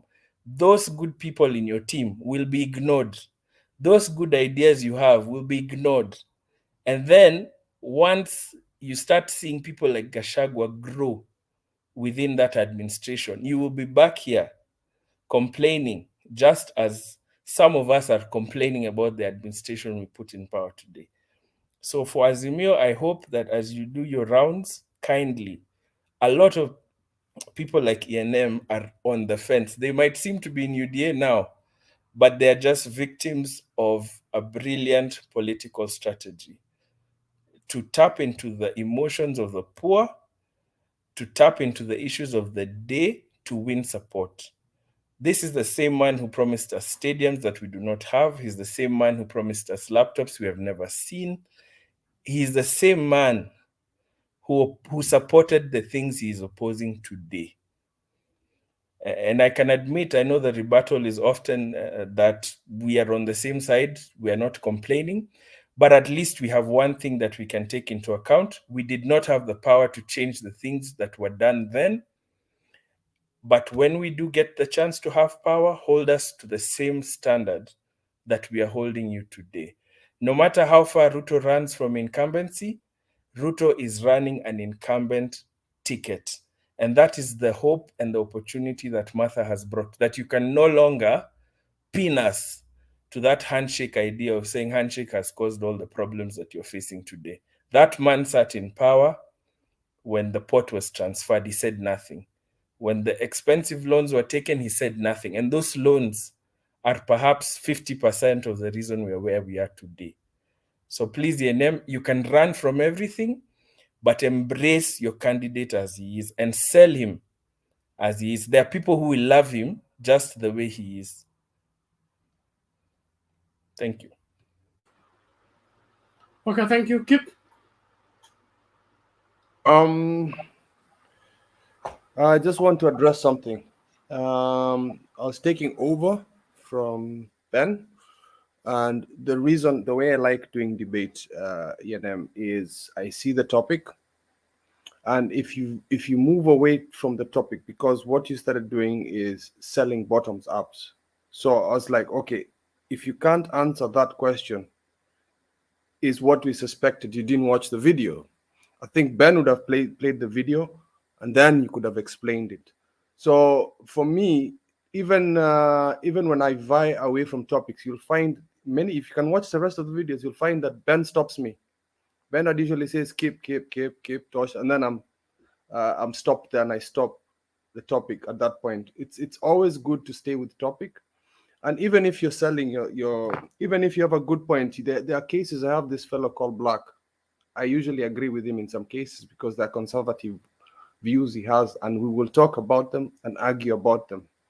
I don't agree with Ben about some items about the BBI, and we do argue. We do have a debate about it. It's not that we agree on anything here, as just maybe you're calling it an Azimio channel. No, there's not. I don't agree with everything that people are here. It's just majority of what we agree on. There's a high percentage of what is said here we agree on. So the next time you come, I mean, even now, I hope you've done a bit of research about it. And just like Adam says, if you want to spin the guy, spin it, but don't reinforce. Don't reinforce the fact that we did not hear what we had. We had it, and we know what we had. It's been translated, and there are many Kikuyus here who've translated the same for us. So misiko ukali tu, nilikuwa tunataka you stick to the points and you stick to the topics that are here. You can see the way John Adams had presented himself. Nobody interrupted him. So if you follow that, and if somebody's got a point after what you had said, you'd seen what Josephine had done. She came back and asked you something which was within the topic. So that's what I meant. So it was not. I was not trying to bring a fight here. It was just getting to the point that you are selling Kenya Kwanza. Okay, thank you, Kip. I will. Somebody has sent me the full video. Let's listen to it.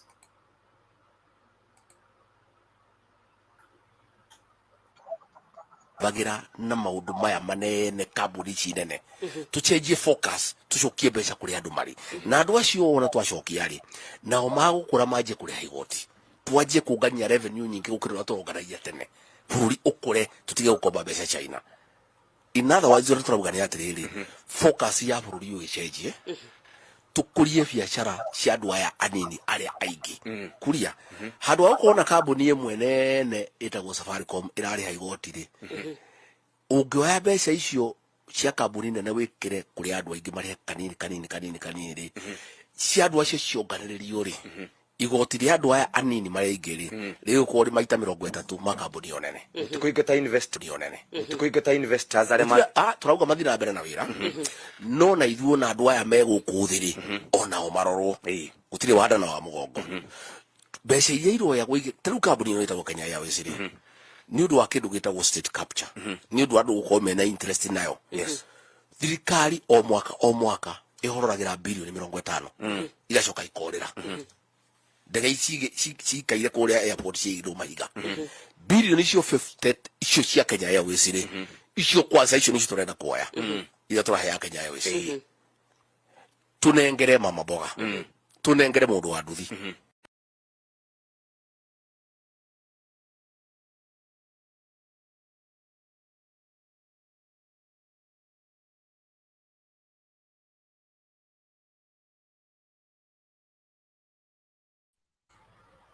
Bernard, I've heard him very clear because I'm a Kisi Kikuyu. Can I say what he said? What did he say? He just said what I said. And he said clearly that he is not saying that they should stop those companies to operate. He is saying that they can take the money from those companies, the ones that are being given on a yearly basis.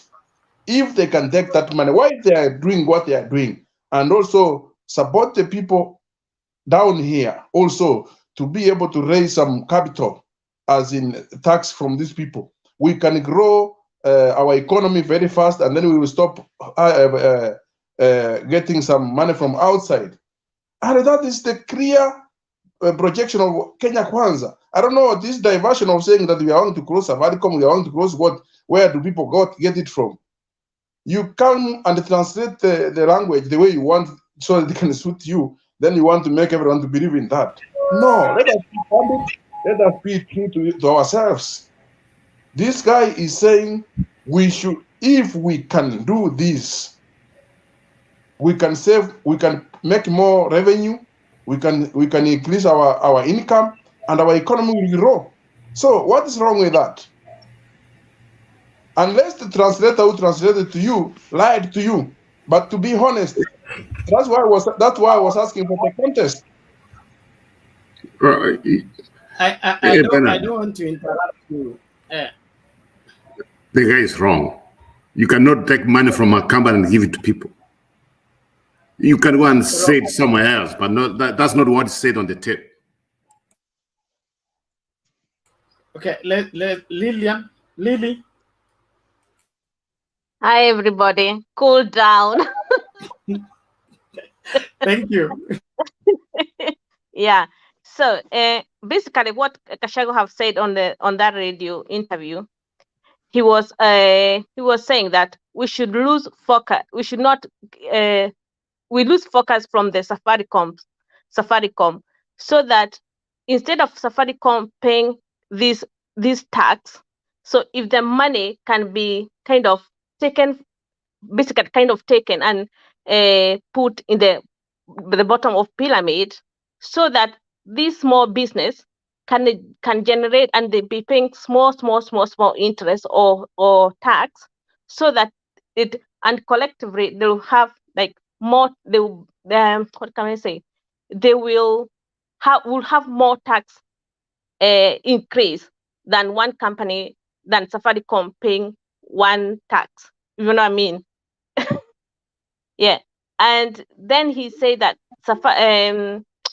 Kenya Airways, that they want to take those billions they put in Kenya Airways and put it in Mama Bogas and all those borders people and these small businesses. They didn't want to do that. For Kenya Airways, it has to go according to Gachagua. I don't know, Bernard. I don't know why this thing is so difficult to understand. Can I talk? Because bringing Safaricom and Kenya Airways and Mama Mboga in one sentence is wrong to start with. It's very wrong.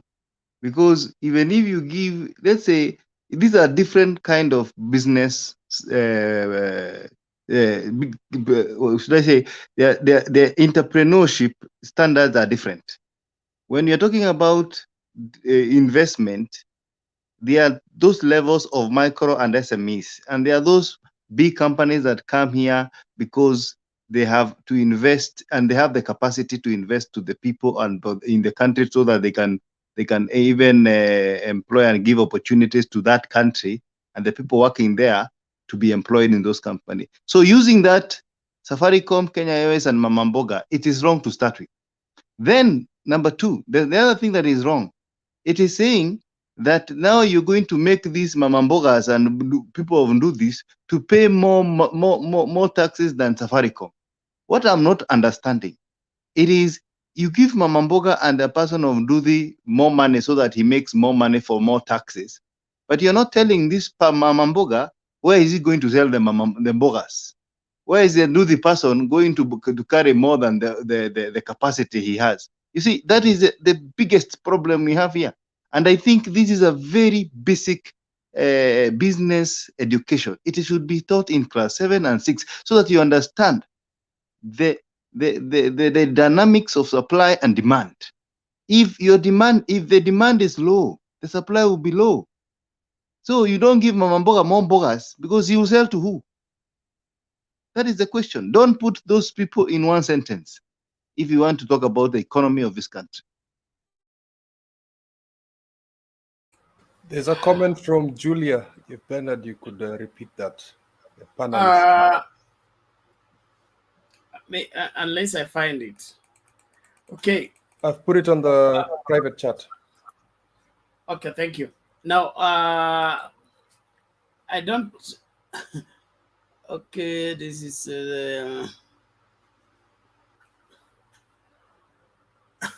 now let her come and read it herself. You come and explain it. This is what I want to say. Okay, we have two mode of leadership here. One mode of leadership says, I'll go to the kitchen. We have limited resources. We look for how to multiply those resources so that they are able to feed everybody. Okay? Then this the other mode of leadership says, we have people who have been eating while others are not eating.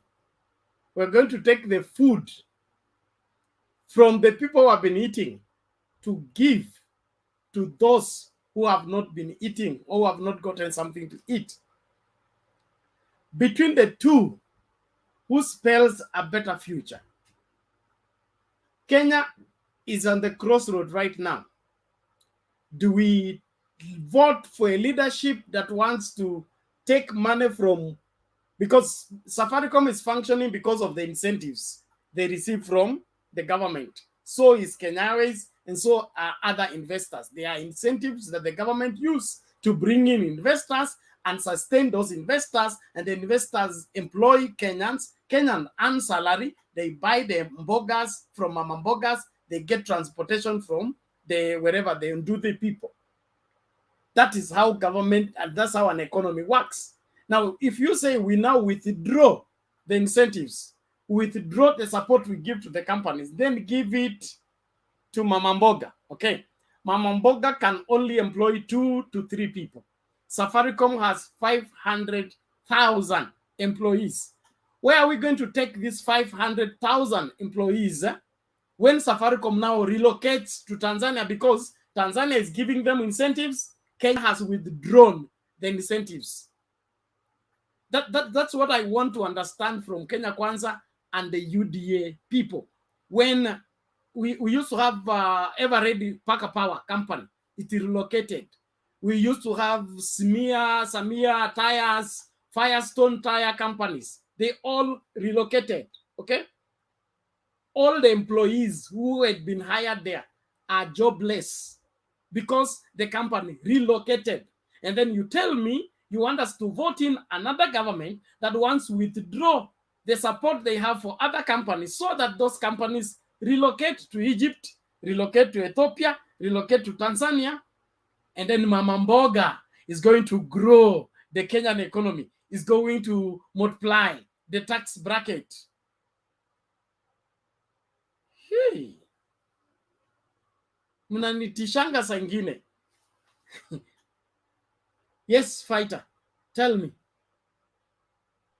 Bernard, when you put some those incentives in Kenya Airways, what's the common purpose of supporting Kenya Airways?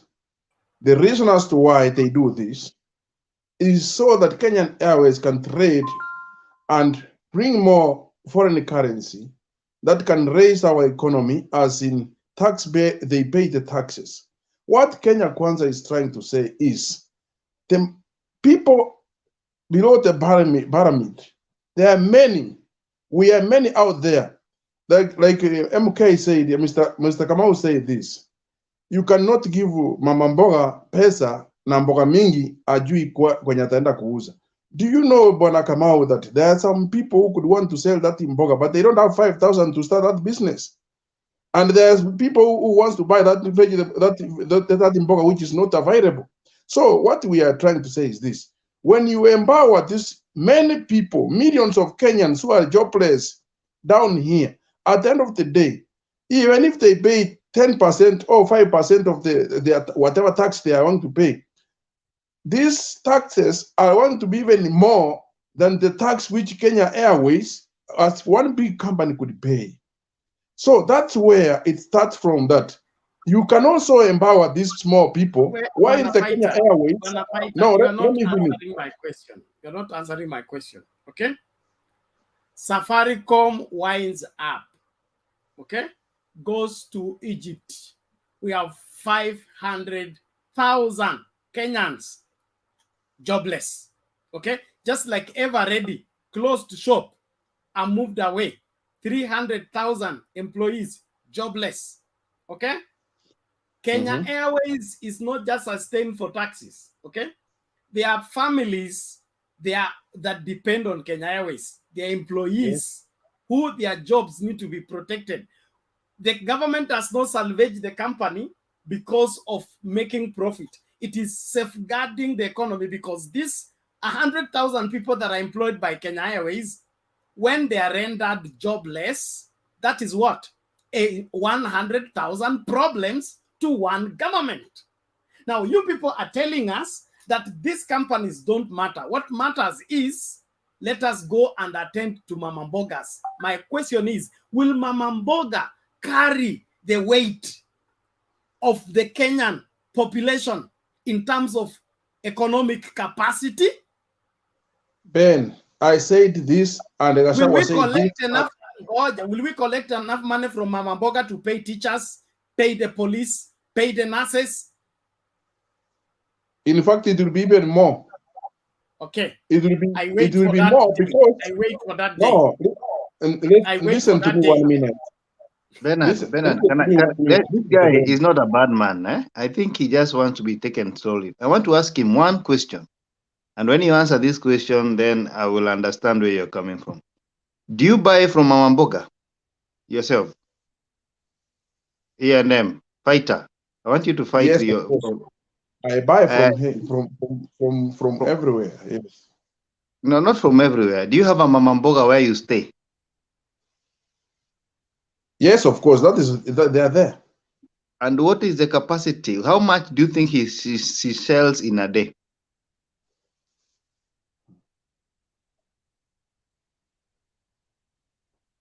How much? I want to take you slowly because I cannot project on that. Okay, let me tell you something. I buy from Mama Mboga every day, Sukuma wiki, and I look at it, evaluate how much she sells. In a day, maybe she can sell 2,000 or 1,000. And she also goes home with the same bogas sometimes because there's no one to buy.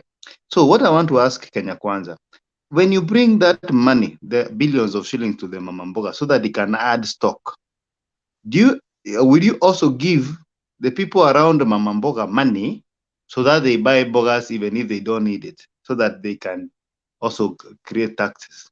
Because unless you create a situation where people are interested in more bogas and more warus, then that taxes you are talking about that will double will not be there.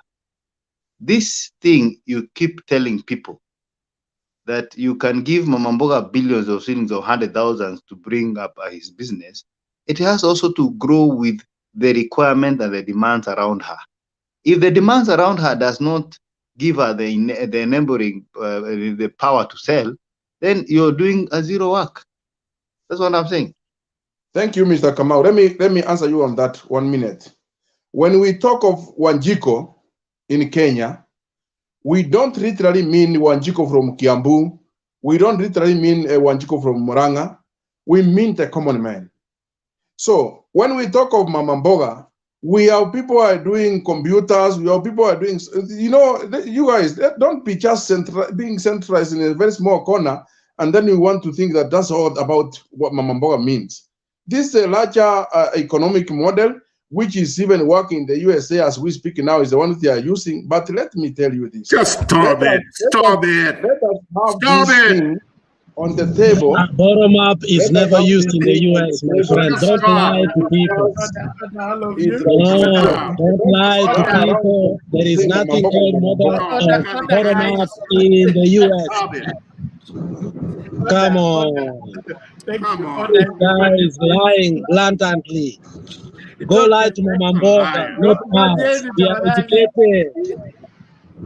Mtapiga kelele na mimi nitabaki hapa tu pale. Hakuna kelele tunapiga, tunakuambia go lie to those Mama Mbogas and border borders to lie to.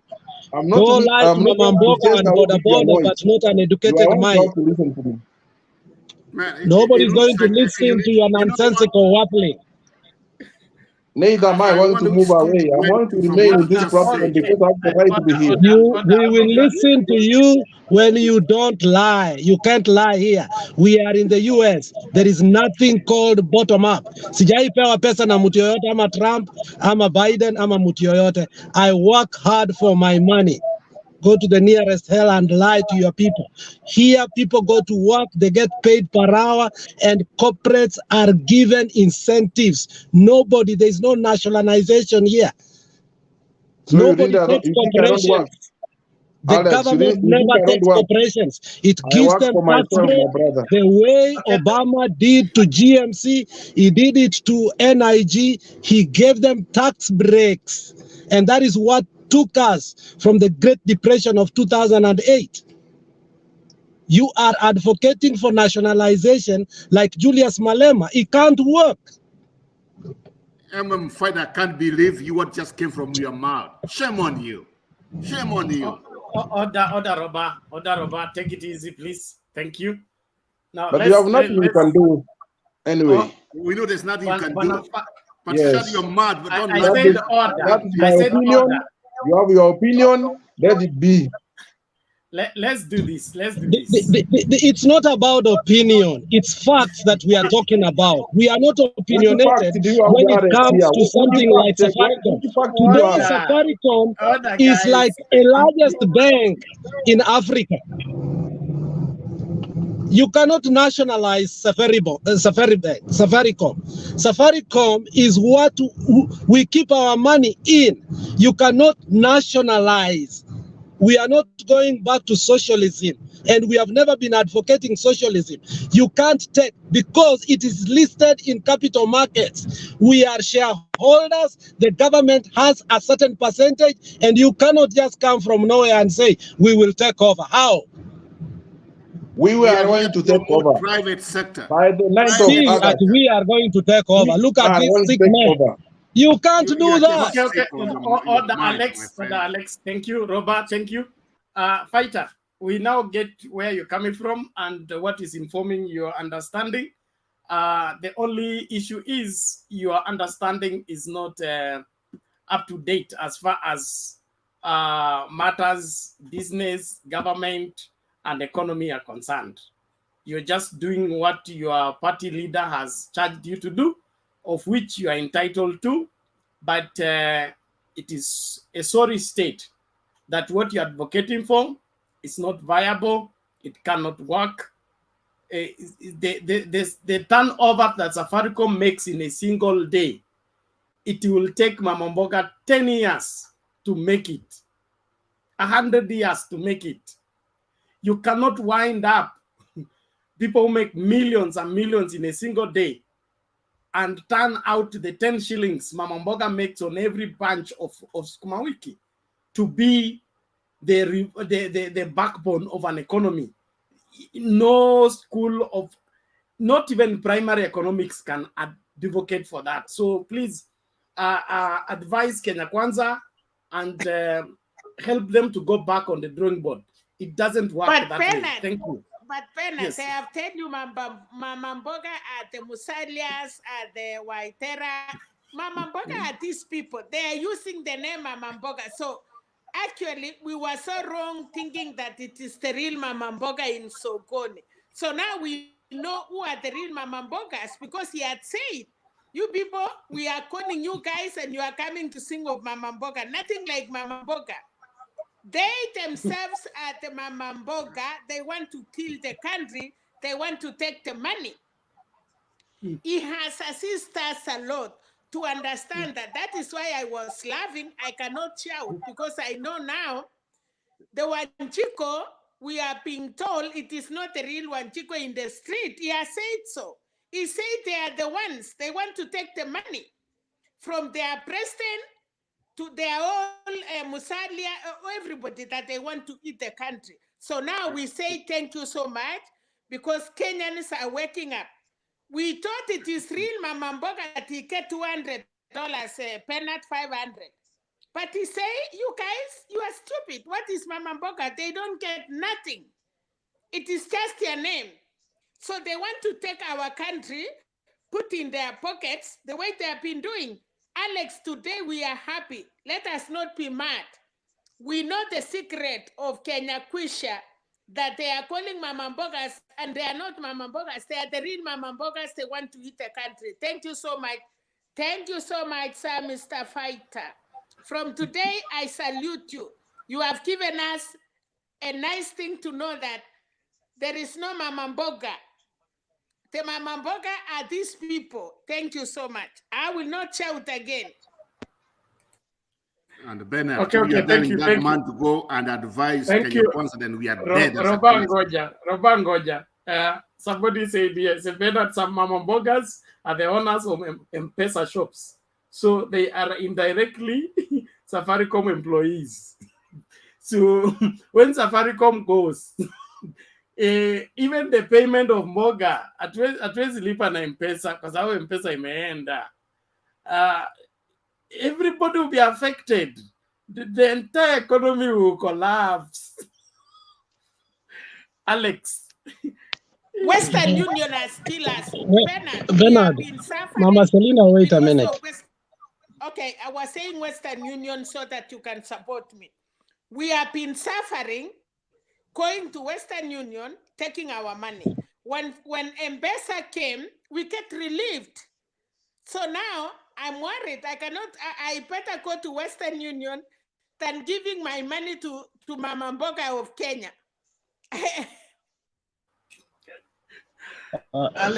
Bernard, quickly, I wasn't supposed to come at this time. I was just listening, but this guy was feeding us some cheches za uongo kabisa. And I think we need to inform ourselves from history. Two parts of history. The first history is Gachagua is speaking from a point of view, because the other day he spoke how Moi used to give people mchele and so on and so forth. During Moi's era, anybody who had a bank, I was unfortunate that I used to have Post Bank or National Housing Finance Corporation. What happened was Kenya Commercial Bank, National Bank of Kenya, and Cooperative Bank were tied to the state to a point that at 1997, when the Minister for Finance called Nyachae, had to edit and list a name of shame in the national newspaper because people were owing billions and millions of money. That time when somebody has millions, it's because they were capable to go to without a collateral to the bank, get money, and because they did not have any collateral, they were able to take that money and not pay because Moi will call back. Now, what they are trying to do is to nationalize the bank. The so-called, if you listen to Julius Malema, which works very well in South Africa because you can understand the long history of apartheid, so on and so forth. But in Kenya, it cannot work. Now, when Moi got out of power, these three banks, they were under liquidation for so long until Tom Oigara came in and other MDs who actually took them from liquidation. Now they are very, very stable bank, especially Kenya Commercial Bank, which has gone to Southern Sudan, which has gone to Congo and East Africa at large. Today, as we speak, had it not been Raila Amolo Odinga, these three banks could have died totally. Why? Because when Safaricom was given the license for M-Pesa, it literally knocked off business for banks completely. Until they had to look a solution whereby your M-Pesa was tied to what? To the bank. But let me allow you to go back, because I think Gachagua is very smart. And when somebody is smart, I mean, you got to accept it to a point. Now, Gachagua is taking advantage of a conversation that was national at some point. When Kimunya was the Minister for Finance, Raila stopped him from enlisting Safaricom in the capital market, because what Gachagua is saying is what Munya wanted to do. You understand? He wants to corner us. You understand what he's doing? So he's waiting the response of Kimunya, and the people were in the Ministry of Finance at that particular time. If we can get clips I put for you, maybe I can look for those clips if they are there. At that time, Kimunya wanted the government to take over like 52 to even 60% shares of Safaricom. And Raila stood firm. I think it was months they could not sell or they could not enlist Safaricom in the capital markets until it was resolved. And I remember Kimunya telling him, Raila, you are a business person. Allow this thing to go ahead, because they wanted to go after majority shares in Safaricom. And that is what Gachagua is advocating. He has seen what is the most single biggest carrier of money, that it's tied to all banks, it's tied to the energy, and it's tied everywhere. Now, I must research on that and give you a report. Now, lastly, 2 years ago or 1 year ago, there was a global meeting that was supposed to curb something called corporate tax. Kenya refused to be part of that. Today, Kenya corporate tax is about 30 to 35%. Ethiopia, it's only 20%. Egypt, it's only 20%. To make it more worse, a unit per kilowatt of energy in Kenya is 4 or 5 times higher than Ethiopia, and also in Cairo, which is Egypt. That is why you have seen the hemorrhage of companies leaving Kenya, especially from Naivasha going to Ethiopia, and other companies going to Cairo. Ask yourself why. Because of that corporate tax. Now, if you take over Safaricom, you leave a burden for other companies, so that now again we are going to take that cap from 30% to 40%, because madeni tuko nayo ya railway, madeni tuko nayo ya kwenda, you know, the Eurobond just matured. The first Eurobond we took just matured. It's now we are supposed to start paying for it, Bernard. So this country is deeply indebted to a point that we depend naturally on corporate tax. If we start doing that shenanigan that man is saying, what happens is that we are left with little companies that are capable, because it's a takeover. If you hear what Julius Malema talks about nationalization of banks, that is what he's saying right now, because Safaricom is tied to every bank. Can you understand, Bernard? Every financial institution in this country is tied to Safaricom. Now, when you take Safaricom, it means you have done what? You have the heart of the money. Gachagua and Ruto should never be allowed to take presidency. They have started scheming what is called Goldenberg of 1992. They will take this country down in a minute. You touch Safaricom, you have killed the economy, Bernard. And we cannot allow that man to come here and start lying. We are educated and we understand our history. Bob Marley used to sing, if you know your history, you know your destiny. But to this man, I'll tell you, in the abundance of water, ENM is a fool and a thirsty fool.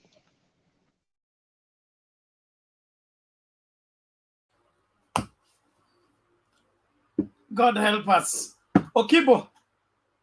Oh, thank you, Mr. Bernard, Mr. Alex, Mama Julia, Martin Deto, Bernard, Roba, Mama Serena, and Salimu wote.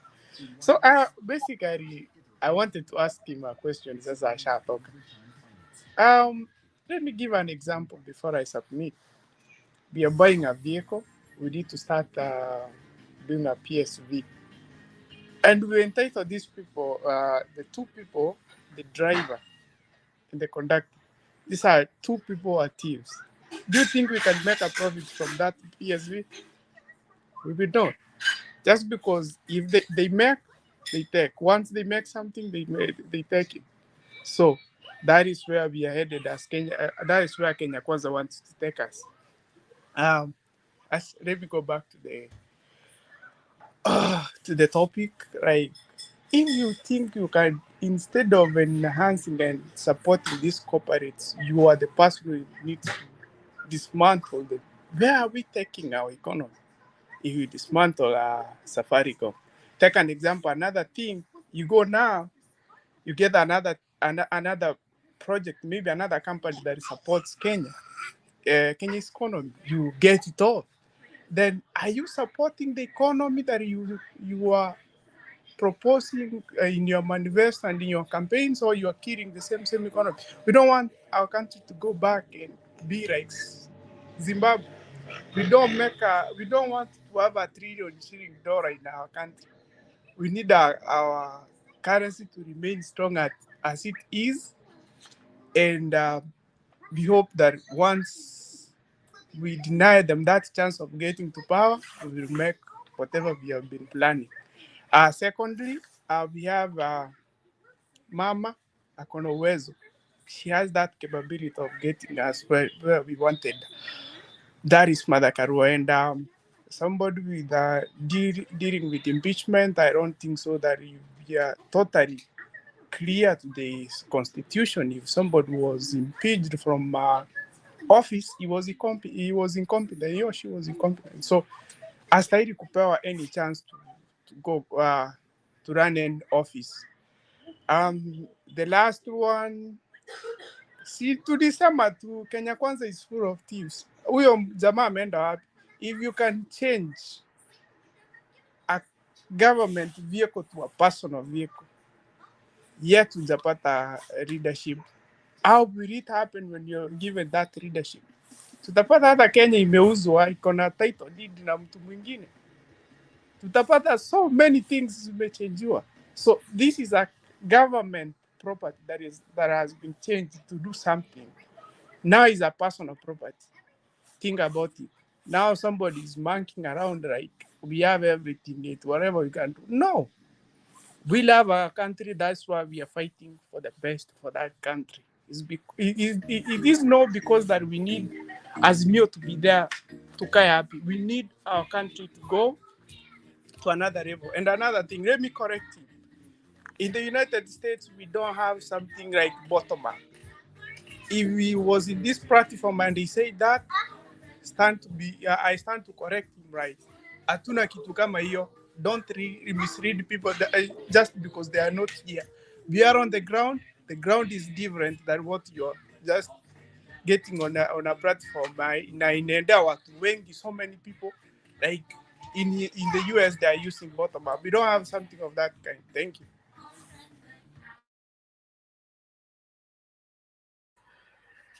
Okay. I'll give to Julia first, although Julius was here and left when the heat became too much. Julia, take it first. Okay, asante. Bernard, people are blaming me here ati nimefukuza fighter. Wewe umeona mimi nikifukuza fighter kweli? Fighter ran for himself. And nobody chased him. That Makede is saying ati I chase fighter. Makede, I wanted to talk to fighter. I wanted to have a conversation with him, but I think these people are so harsh with him. I mean, to him. I wanted to ask him some questions that maybe igemsaidia aelewe kwamba what he's saying, what Gachagua said cannot work. Okay, the way I got Gachagua alisema, Gachagua said the money that is put in Kenya Airways should be given to Mama Mboga. And the money that is used to finance Safaricom should also be given to Mama Mboga. So I wanted to ask him question step by step. Nimuulize swali, sasa itakuwa tu rhetoric. Now, why do we need Kenya Airways? Kwa nini tunahitaji Kenya Airways? Can we do without Kenya Airways? That is question number 1. Pengine tuamue kwamba Kenya Airways haitusaidii, haileti faida. We close it. So Julius ukae Japan na usirudi Kenya. Josephine sijui yuko wapi. Martin useme you can only come back to Kenya through those other airlines and all that. So why do we need Kenya Airways? That's the question. So whether Kenya Airways is making profit or not, we need Kenya Airways. Whether Kenya Airways is making profit or not, we need Kenya Airways. Just like we need Kenya Post Office. Now we need Safaricom. We need these water companies. We need Kenya Power and Lighting Company. Now, inafika mahali in a country, some companies don't make profit and the government has to back them. Now, for instance, we have the National Bank. I think National Bank ni bank ya serikali, and I think also KCB. So in a way, KCB and National Bank has been getting a lot of backing from the government to remain fair, to be fair, to continue being fair. Now, why? Now, the next question I was going to ask him, why is Kenya Airways not running at profits? Now, some of the reasons, there are many reasons, but one of the reasons could be mismanagement. So we go back to the same problem we have in this country, the same disease we have, corruption, mismanagement, misappropriation of funds. So it means if we address mismanagement in Kenya Airways, we may stop putting so much funds into Kenya Airways. Now, but still there are companies that the government must back for the country to run, whether they are making profit or not. So that is what Gachagua is not understanding. Now, the other thing now I have a problem with Gachagua, at ile pesa, in fact, he said that ndege, okay, someone tell me, are there planes parked Jomo Kenyatta? Amesema kuna ndege zimewekwa Jomo Kenyatta zimelala tu. I mean, abandoned. I don't know how that is. I don't know nani ameenda Kenya juice. Martin, have you been to Kenya in the recent past? Have you seen some Kenya Airways jets parked? I mean, have you seen something like that? That's what Gachagua said. At ndege zimelala. I was there 3 months ago, Julia. Did you see kama kuna garage ya ndege huko zimewekwa tu hapo? I don't know. That's what he was trying to imply. You know, he was saying in Kikuyu, ndege zimewekwa tu hapo kwa uwanja zinalala tu hazifanyi kazi. That's what he was trying to say. So that's the next lie that's from Gachagua. Yani Gachagua is talking like a villager mwenye amekaa in the bush. He has never come from his bush. Then he's saying, the next thing he's saying, that hiyo pesa inapewa Kenya Airways ama Safaricom ipatiwe mama mboga.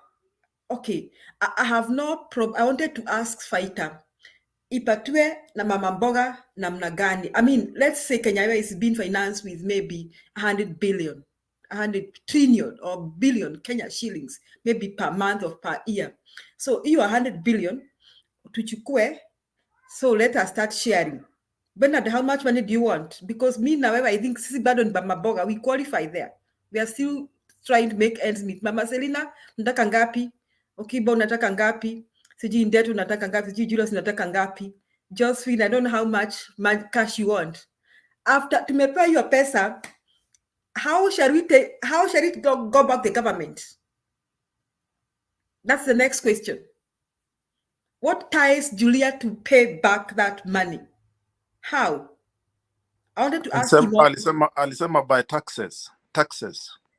Okay, but Julius, I have been given like 50, and I think Mama Mboga, there's no way you're going to give me, if you want me to do some business, Mr. Julius, you're going to give me something like 5 million. If I have to start somewhere. So, but I think you're going to give me like 50,000, maybe 50K, Martin Deto 50K. Sasa Martin Deto umepewa 50K. Sasa we need to have this conversation. Sasa Deto now, please answer me. Tell me which business you are going to do. I don't know. See, I have to have like about 6 months to think about. By the time I think about that, nishatumia hiyo pesa ishaisha. Okay, na si kwako kulikuwa na njia by the time upewa hiyo 50K. Yes, ma'am. So the first thing unaenda unanunua unga ngapi ya ugali na nini? You see, we are trying to analyze this thing. Sasa we are how many? 1, 2, 3. Unaongeza kanyama. Na kanyama. Yes, kuambia mili pole. We are 1, 2, 3, 4, 5, 6, 7. Now Martin amesema he needs 6 months. Hata kibanda hana.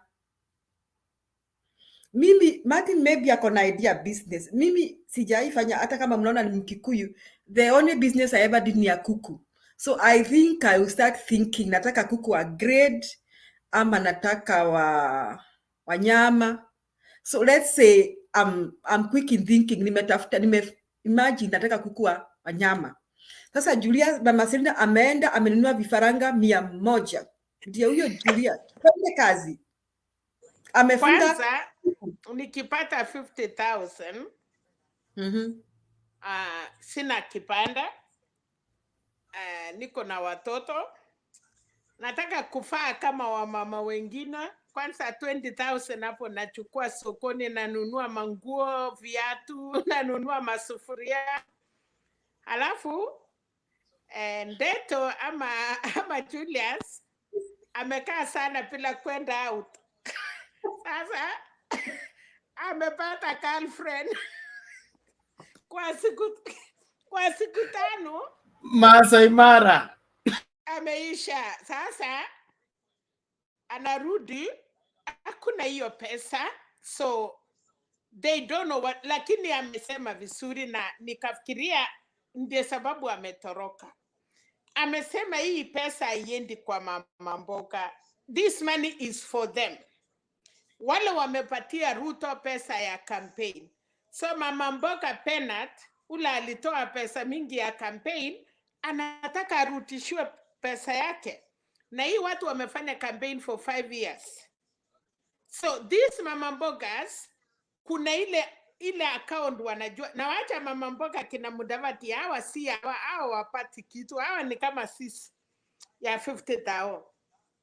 So wanajaribu vile wanataka kurig the country by using hii watu wanaitwa mama mboga, na kweli wakiletewa mama mboga ile ya kweli akipata 20,000 ama 5,000, kwanza nyanya ichomeke, viazi imeharibika, ile wameenda Ukitui wamelete naitwa nini? Wamelete nini maembe. Na wamelete makaa, simeharibika, maembe simeiva, simejaa sokoni. So for real, inchi itaanguka. Chulia. These people lazima watu waamuke. Hii watu wamefanya hesabu, wanajua after 5 years Kenya ni sawata elect. So wanataka kupora inji vile wamepora wakati ya Uhuru. You know when they get in 2013, 2017, because Uhuru alikuwa mzuri, alipatia watu kazi. Na all tenders, unasikia kila kitu ya serikali ilikuwa inapita. Pena tunapatiwa kazi, kuna pesa ya kampeni ya 2022. Kama mlianza kuweka pesa ya campaign from 2013 ya 2022 na hakuna government, hakuna hii maposti tulikuwa tunaweka ya stima ilipatilishwa, mahali yote waliweka watu. So these people, they are trying to lie to the country, but amepata njia rahisi ya kuambia mtu mama mboga na watu ya bodaboda.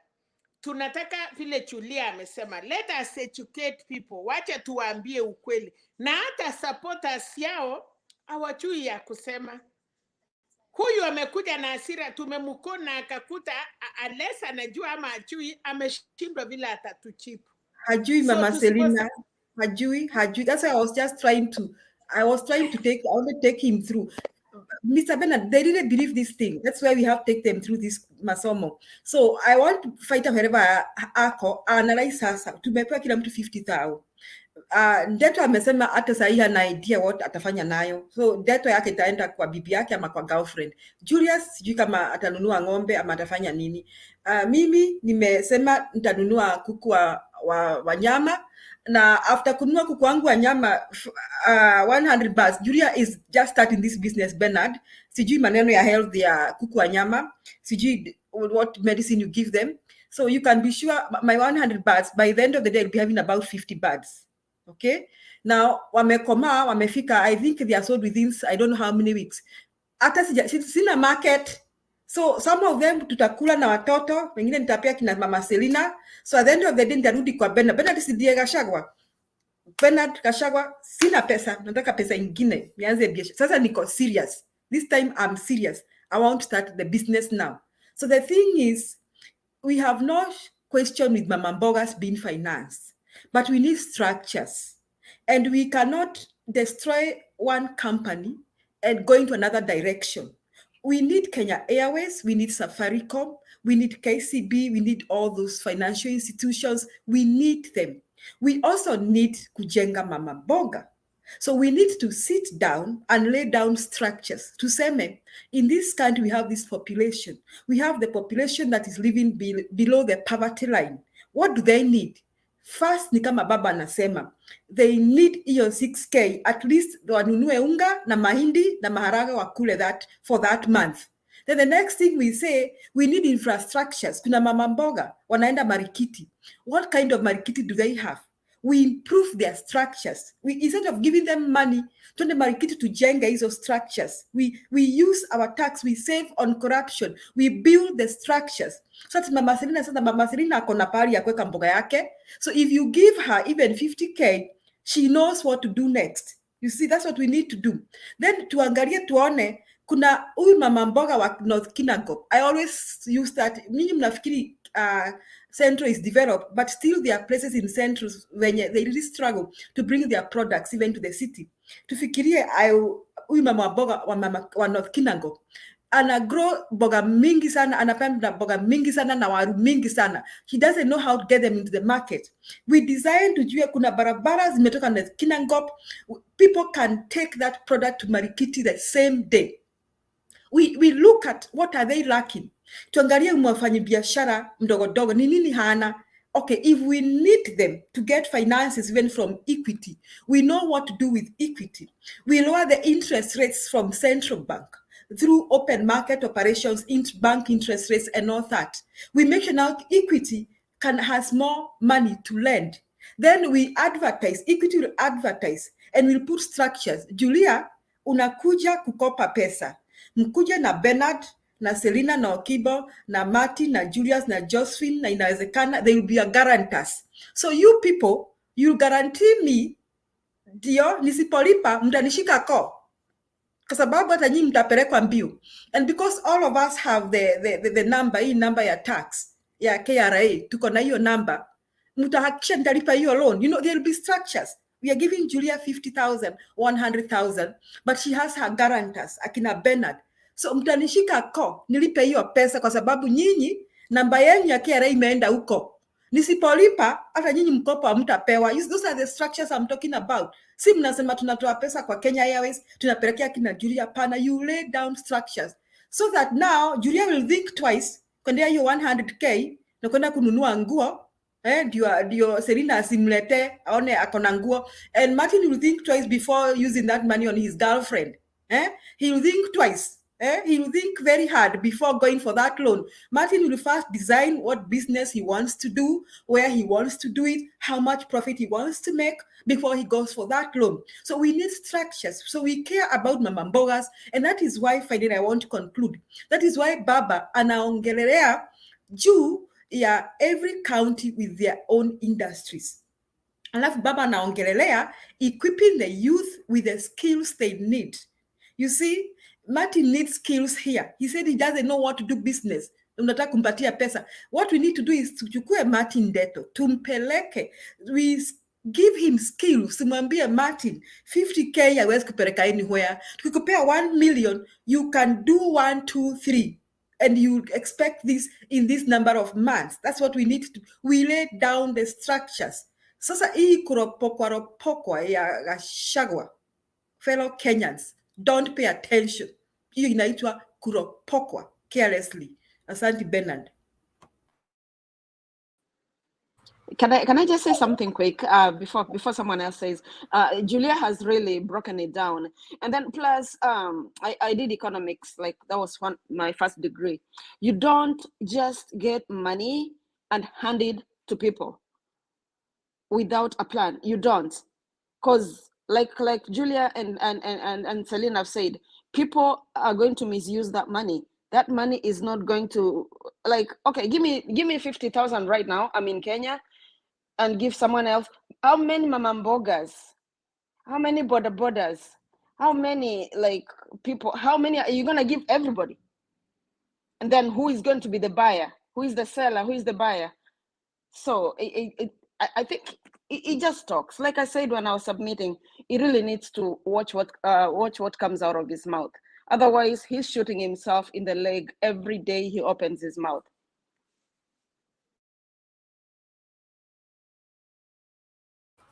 Okay, thank you. Want us to make progress. Ndeto utasubiri kwanza. Julius amekaa sana. sio kuonea, ni ile tu hali ya kuweka katika zamu ya kinabii, ili ukikuja unabii usipate ground kama iko ready.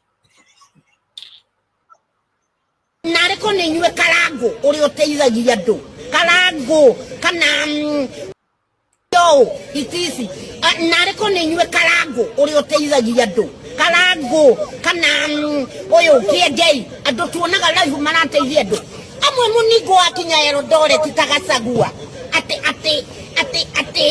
ati no turugeirwo mucere ithuĩ rĩu Gĩkũyũ turugerwo mucere ati gũtirĩ ũndũ ũngĩ twĩciragia. We nĩwe ũteciragia, we ũrecirĩria Gĩkũyũ nĩ tũgũkuona ona rĩa maragũthurire matirĩ mĩtwe mĩega mahana ũcamindo. Niĩ ndingĩgĩkũhe wakwa na ũrĩ wa gwitũ Nyĩrĩ, tareke ngĩgũteithie ngwĩre wenda kũnjohia ndĩ wagwa kanini kega nĩ ũkanjohia honi.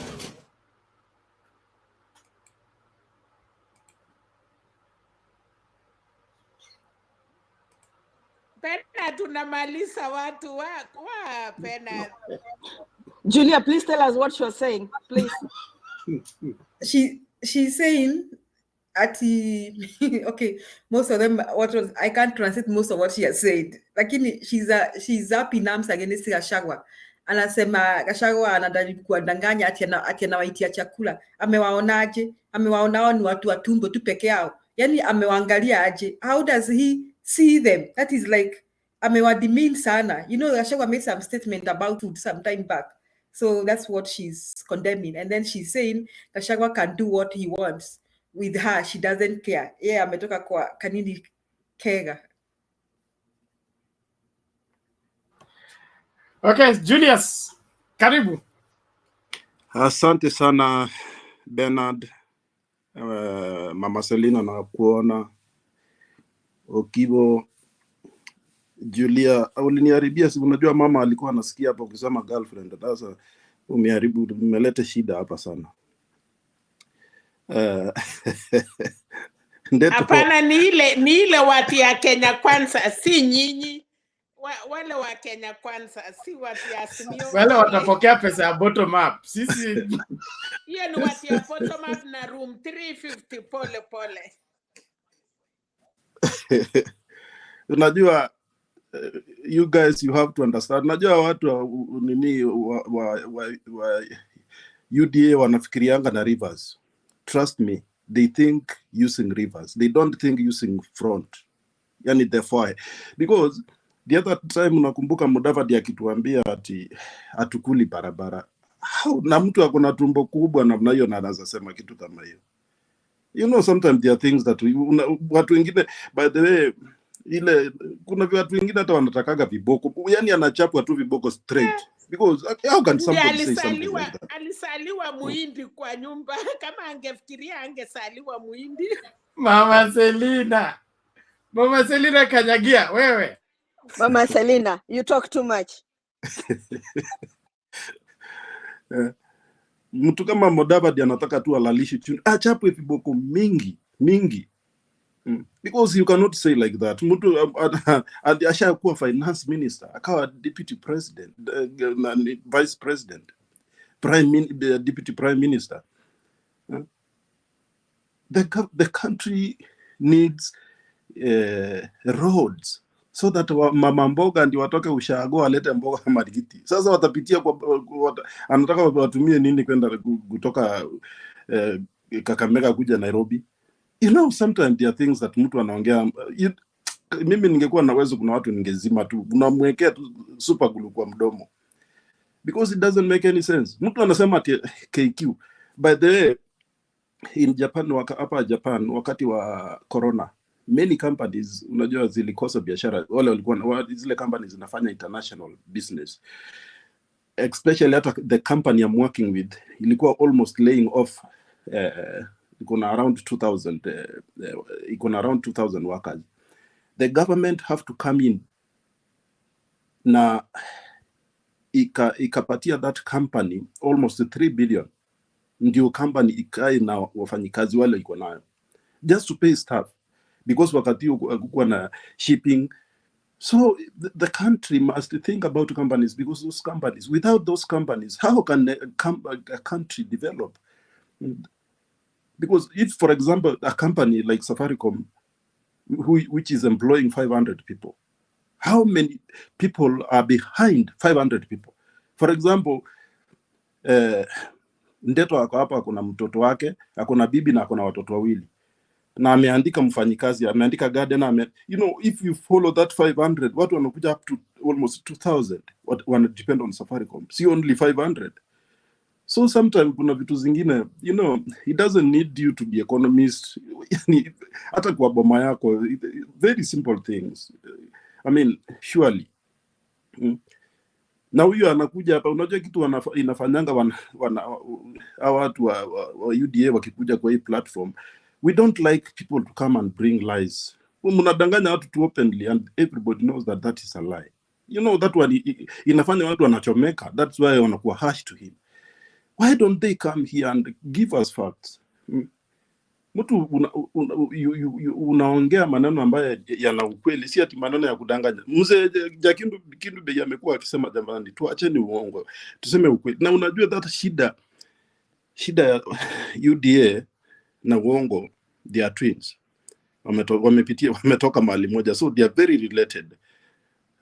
UDA is uongo na uongo is UDA. Na mostly this UDA our watu wawili sasa, the running mate na presidential candidate wa UDA wamefeed hawa watu, akina fighter wanakuja hapa wanakausha. You know, mtu anakausha uongo kabisa na anajua ni uongo. He knows that he's lying, but he cannot. I mean, it's seriously, these people must open their eyes. Now, these are very young people. Unapata mtu mdogo anakuja hapa kudanganya. You know, you cannot come on the live TV, you lie. Why do you have to lie? It doesn't make any sense. Not only hapa kwa hii Mutembei TV, hata ukiangalia KTN za zile watu wa UDA wako hapo, they are always shouting. They are always heckling. They don't explain things. Hata hiyo bottom up, huyo kijana alikuwa anajaribu kuelezea, sijui ni kijana sijui ni mzee, imeshinda wabunge wale wako ndani walianzisha hiyo bottom up. They cannot. And hata Bernard, juzi nilikwambia uweke ile video ya Kilgoris ya ule mzee alikuwa na explain kuhusu bottom up, kwa sababu bottom up ya Ruto anataka kusema bottom up, yeye anakuja bottom anachukua up, because that's what huyo jamaa ametoka hapa saizi ametuambia. Because how can you explain giving out I mean, giving Mama Mboga vile Julia explain, we have a plan on how are they going to, you know, you educate them on how to use that money. You cannot just give out money. You dish out money, government money like that.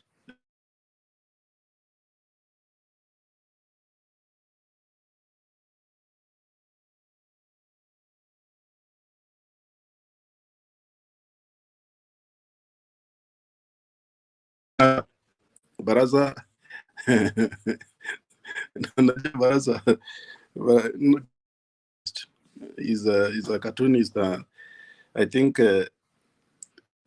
kwa sababu na gari ya CDF alikuwa anafikiria labda haitajulikana, because hiyo gari unajua namba yake ni namba 2 ya kawaida, ni KP something, so haina green number plates or something, so alifikiria labda hakuna mtu atajua. But generally these people, they don't have any idea. And I really like, yesterday I was watching KARUA, Madam KARUA explaining about the plan that Azimio has for the people of Kenya, the 6,000. You know, Ndeto, let me tell you, like, saa zingine nikiwa hapa, I send home like sometime mtu ananiambia nibaie mbegu, namuuliza mbegu ni ngapi, ananiambia ni 3,000. I send 3,000. After 3 months ananitumia picha, ananiambia, you know what, ile 3,000 yako ndio hii. Amevuna mahindi, alipanda mahindi, imetoka mahindi mzuri, akona karibu gunia 15-16 ya mahindi. You see, Sasa mtu walikuwa na complain at 6,000 ni kidogo. 6,000 ni kidogo namna gani? Kama mimi natumia ni rafiki tu just ama even my brother sasa ngine ananiambia nataka 3,000 ya mbegu, I send them, na nikimtumia ananunua mbegu na anapanda na ananionyesha, ananitumia picha, ananiambia hii ndio harvest yangu. So the 6,000 is a lot of money. It's a lot of money to help them because they can buy seeds, they can even buy food for those who were not able to have food. Lakini hao wanatuambia ati hiyo pesa Julius, lakini akikuitisha hiyo mbegu already ashajua anataka kufanyia nini, si tunampatia endo katafute kitu ya kufanya. But you see na wanatumia tu hiyo jina ya mama mboga ati si boda boda, na boda boda ni kina Watengu la na Mudavadi. You cannot just give people money like that. You have at first to train them on how to use that money. Then have a plan, because government money is not like your pocket change. But government money has the rules, and there is rules that should be followed. Government money is not sio pesa. Unajua wamezoea hiyo pesa ya kupeana ovyo ovyo ya wizi. Mtu akikuja anapatiwa 1,100, 1,200. Na by the way, did you know that wanatoaga pesa kwa kanisa, wanatoa milioni, kama ametoa milioni 5 anarudi anachukua milioni 4 ama anaachia church milioni 1. You know that is not in record. So these guys, they have been living in maisha ambayo ni ya uongo all through. They are not living in a true life. So I think it's good that kwanza hiyo Gachagua kama alisema hivyo, let him explain to us how is this mama mboga and how are they going to pay that money? Because ukijaribu kuangalia kama for example Nairobi pale nini wale wanausaga mboga hapo ni wangapi? There are too many. Wale wako kwa soko, wale wako all counties, those people, there are too many. How are they going to pay back that money? It's a free money ambaye haina receipt, and how is the government going to count for that money? You know, that is you cannot lead a country like that. You know, a country has the rules. There's the rule that governs the government. That's why it's called government. So I think these guys, they are not ready, and I think, believe me or not, they know that they are not going anywhere. That's why they are trying to, because those bullshit they are saying, it's something that you cannot, nobody will take it. They are not going anywhere. They know they are not going to win. So nile tu wanaongea kuongea, yani they are in panic. Sasa mtu anatoa tu maneno ambayo hata isaidii. Hata isaidii because unajua kosa zingine mimi naangalia watu nabaki hata I don't know how to explain it. Surely I don't know how to explain it, because it's completely very irritating and very annoying. You feel bad about it, because if there at least there are people who have a plan for this country, they could have given us a plan and show us ABCD, this is what we want to do. After giving you this money, you do this, we train you, just like, it's understandable. But we give money, that means it's a hoax. It's a hoax. It's not, there's nothing there. So I think it's important now we talk on these things. Well, Julia amesema ukweli, let us tell the Kenyans the truth, and that these guys, they are not ready for this country. Because unaona deputy president anaongea Mombasa, anaambia watu wa Mombasa ati hii maneno ya ports nini, na mbeleni alikuwa anampiga anampiga Joho when he complained about the port. But that time, lakini sasa amerudi, yani they are stabbing themselves from the back. Yeah, I mean, it's even confusing. I don't know how. I'm not a UDA person, but I don't know how these UDA supporters follow what their presidential candidate says. Because for me, I don't understand. Surely I don't, because anaongea hivi leo, kesho anarudia ile maneno, oppose what he said. So it's fine. Let me just finish there, ndio wenzangu wachangie.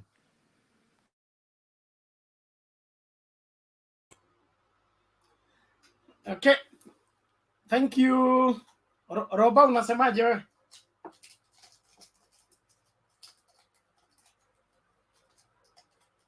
Robert Abuya.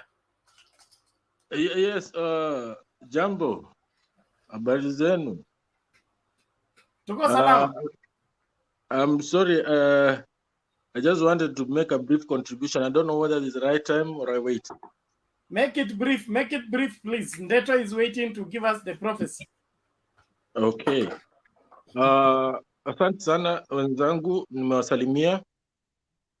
I want to just mention something about the Gachagua guy.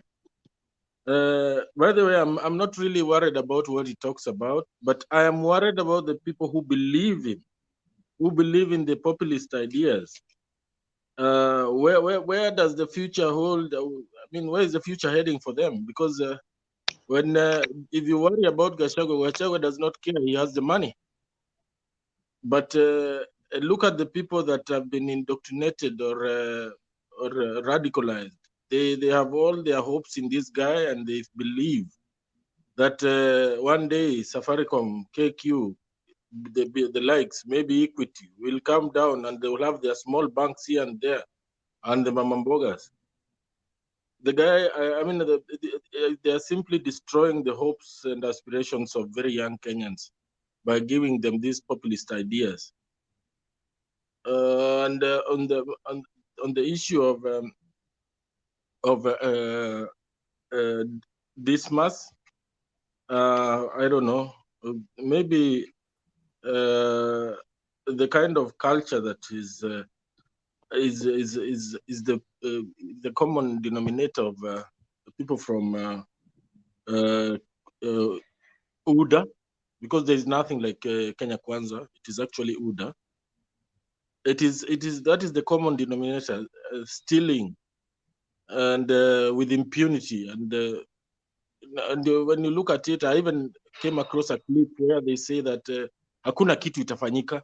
You know that when you have this kind of people who and when it happens, their supporters look at them and they feel like these are my heroes. No, they have really destroyed the socio-economic fabric of the country. And we don't need to even spend time so much. Let the law take its own course. And I want to believe, let it not be what the DPP is saying, that you wait until after the election. Something like this, where somebody is caught with the stolen property of the government of Kenya. Essentially, that is stolen property of the people of Kenya. We shouldn't wait until the end. Let it have all the kind of repercussions. I mean, if they want to, but we should not spare, because if a hustler steals chicken right now, by Friday, I think he'll be probably in Manyani or Chimolateo, Kodiaga, wherever it is. So that guy should not be given any space. Let it be.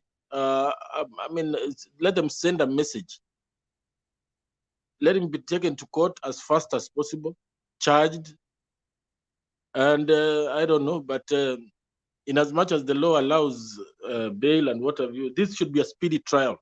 Let it be a message to the people that you can't just break the law because you're a politician and get away with it. Lastly, I want to talk about the deputy president and what he was saying in Coast. The populist ideas runs in their blood.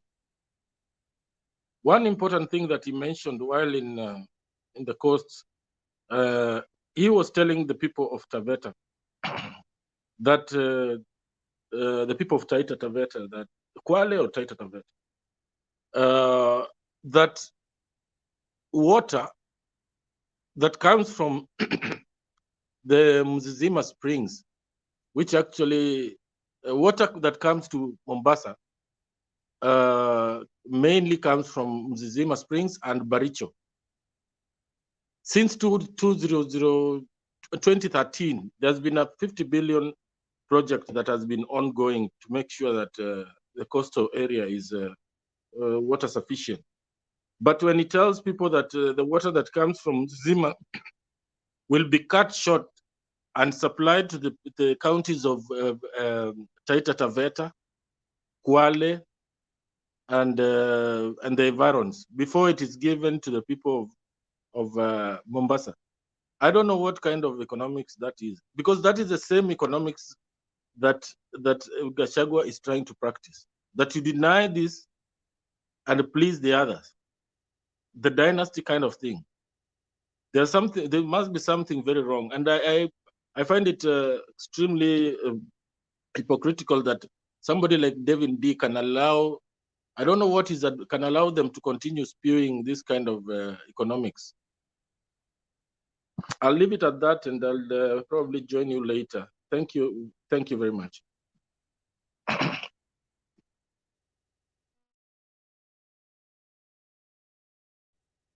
Deto, carry on. Looks like Bedard is not in. Huh? Deto, hebu tuambie story. What has Deto done?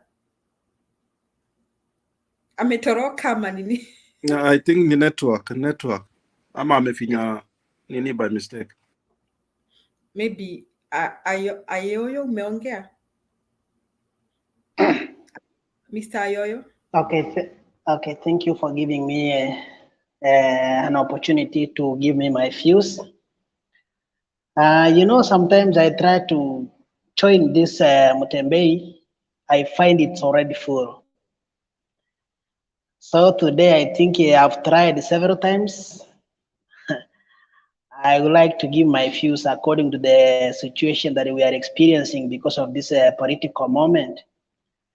Actually, we young stars, we normally see what our leaders are doing in terms of politics. For what is happening now, it is horrible. It's very horrible because I think this Jubilee government tried to fight out corruption. They tried indeed. Our president tried to fight out corruption, and inside the cabinet, the leaders themselves, they were unable to fight it because the leaders already are corrupt. I don't know what we should do, but let us try to condemn this kind of behaviors. You see what's happening. Somebody is using the government vehicles for a campaign. Actually, something that is a great shame, unbelievable. Okay, actually, when we see this, the two competitors between the Azimio Umoja and the Kenya Kwanza, apart from supporting on which kind of supporters you are, can you try to figure out the manifesto of your team? Right now, when I see the campaign, people they abuse the opponents. That is the major manifesto. People are abusing the other competitors. So there is no any other visionary manifesto. Only people are abusing, the politicians are abusing each other. And this is actually, if Kenya is going to continue like this one, the tribal lifestyle, the kind of leadership, actually, we as youngsters, we need to condemn such a kind of behaviors. Personally, I want to thank the running mate for Azimio because it's a lady. This lady, when you see the campaign, how she's campaigning, she's using a very respectable manner. She's campaigning, she's giving out manifesto, good visionary. But the other campaigners, you see they are abusing. So what we should encourage as one Kenya people, we should encourage the politicians when they go out, no matter the tribe, no matter the kind of the kind of a part that you are joining in, when you go out there, just preach peace. That is the most thing we can talk here, because people are outside there. The people who are staying in our country there, in fact, they are suffering. Life is very difficult. The economy is very in a very crisis situation. But the people, they are not talking this one. They are supporting Kenya Kwanza. When you ask why are you joining this team, nothing, only because of is just there because people are moving in that model, economic model. When you ask what is in deep in the economic model, nothing else. But so let us play a fair politics here. So what we should encourage at this moment, we try to figure out to condemn the manners that is bringing our country down. You can see the economy now. Nowadays, you send money home, but they are not get help because this money has no value. The lifestyle has become a very big challenge. So long as it doesn't matter which side you belong in, which kind of party you are supporting in, as a Kenyan, let us be patriotic, let us be firm, let us condemn. For example, I see the hype is as listed people who are not supposed to fight for this election because of the kind of their behavior. Someone being mentioned the corruption cases. But people, they are just saying because they want handout, they need, they are after money. At the end of the next wrong choices. I see the other day that the CS for internal security is just trying to encourage people to tell the DPP to interrogate and find out whoever is being caught in such a kind of maybe using money to be eliminated from this race. But if people, they are not seeing this one. People, they are saying, I'm so and so, I'm supporting which kind of a team. But the fact remains, the Kenya is going to go in dump. Actually, if we continue supporting people who are using money, who are bribing people, especially youngsters, if you see this manifesto of these sport competitors, there is no, I've never had any politician who is mentioning about the improving to bring the new industries. Nobody. People, they are talking about the stories. We want to do this, want to do this. But when you see the reality, for example, the graduates are here. The Kenyan people, they get many graduates. But at the end of the day, they don't find a job. People, they are now tamarking, people, they are hopeless. Some, our young sisters, they end up going in a Gulf countries. People are suffering because the Kenyans, we've elected people who are corrupt, people who don't have vision, people who are normally buy votes. So, as we are outside there, please, I really believe that we try to, no matter which kind of support you are supporting, but let us see and encourage people to elect the leaders who are free of corruption, who are visionary, who can create job opportunities. I'm wondering what I heard in this the running mate for UDA is talking about. Actually, it is horrible. It's unbelievable. Which kind of leadership are they going to give out? It's unbelievable. So let us elect leaders who are visionary, who can create job opportunity for the young people. Otherwise, we can elect people because they are on our side, and at the end of the day, the people who are going to serve, they are our brothers and sisters who are outside there, who are struggling for their life. That is what I can say.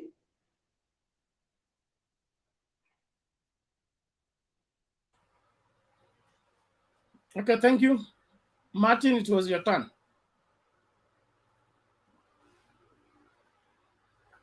Sorry, Bernard. I know you had left. You had left for a minute. I was gonna give it to somebody else until you come back.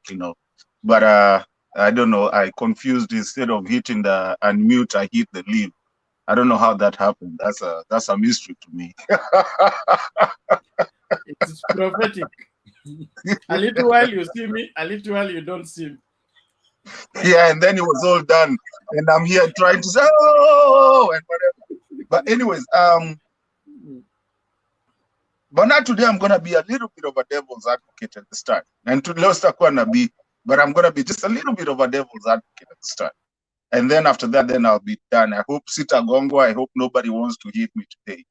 But I think at this point we also need to tone down as a channel. Like when these other guys that come and we know they rattle our rattle us kidogo. I think sometimes we need to let them at least talk kidogo, and also let not call them names. I've had some names thrown somewhere, and I didn't like. Well, it doesn't matter whether I like it or I don't like it. It's a channel. Is whoever wants to say is the one who say it. So, but I just think we need to give them time, because we also need them. And most of them, I've started to believe, most of them that come over here actually want to be here, want to be in Azimio. They are not really confused in a bad way, but people that actually want to hear what we're saying. Because for you to enter this channel and knowing how it's going, I believe these guys actually try. So I think we need to work more on trying to talk to them and in a nicer way and try to get them there. Yes, we can ask the difficult questions that we ask that they cannot answer. And that way we make them understand that, hey, you need to change your mind, because that's what we do. Because at the end of the day, we are all Kenyans, and Kenya is all of ours, regardless where you are. And that's my devil's advocate, Impeached. So now getting to everything, I wanted to talk about Safaricom. I was in Kenya when the IPOs, when Safaricom was being sold to the public, when the IPOs were being done. And at the time, I almost bought it. I was of age, I'd come from school and everything. I almost bought those IPOs. As I didn't buy, I don't know why, but I almost did, because at the time I was doing road shows in Kenya after high school. And the way Safaricom has come, and if we realize M-Pesa, which is being used everywhere. I was just in Kenya, and when I was in Kenya, you couldn't even use, I didn't need my card. Neither did I need any cash. As long as I had that phone, Kamulika Mwizi, I could pay for anything, everywhere, anywhere. So that's a company we can play with. And this brings us back, and this took me back when I was hearing people talking about. I'm thinking about when we used to have parastatals. I don't know. I know people are different ages here, but I remember when I was a kid, well, in school, boarding school, we used to go to see Pan Paper, and those were the biggest things that you could go see, because you wanted that outing, and then you go see that, and you see that the parastatals. Uchumi now is done. The only Uchumi left, I think, is in the Kani one, Apo. That's the only one operational. When I was there, that's the only one I saw. If there's another one, somebody can tell me. That used to be a huge parastatal.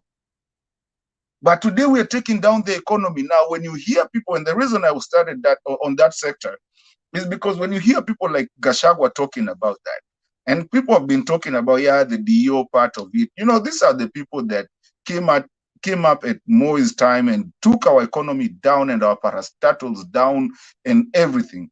Because now what he's really saying, he's really telling you guys, now we're going to take this to, make it like a parastatal, where now the government is trying to say the government runs the way it used to be, but we don't know people to run those things anymore the way they used to be run.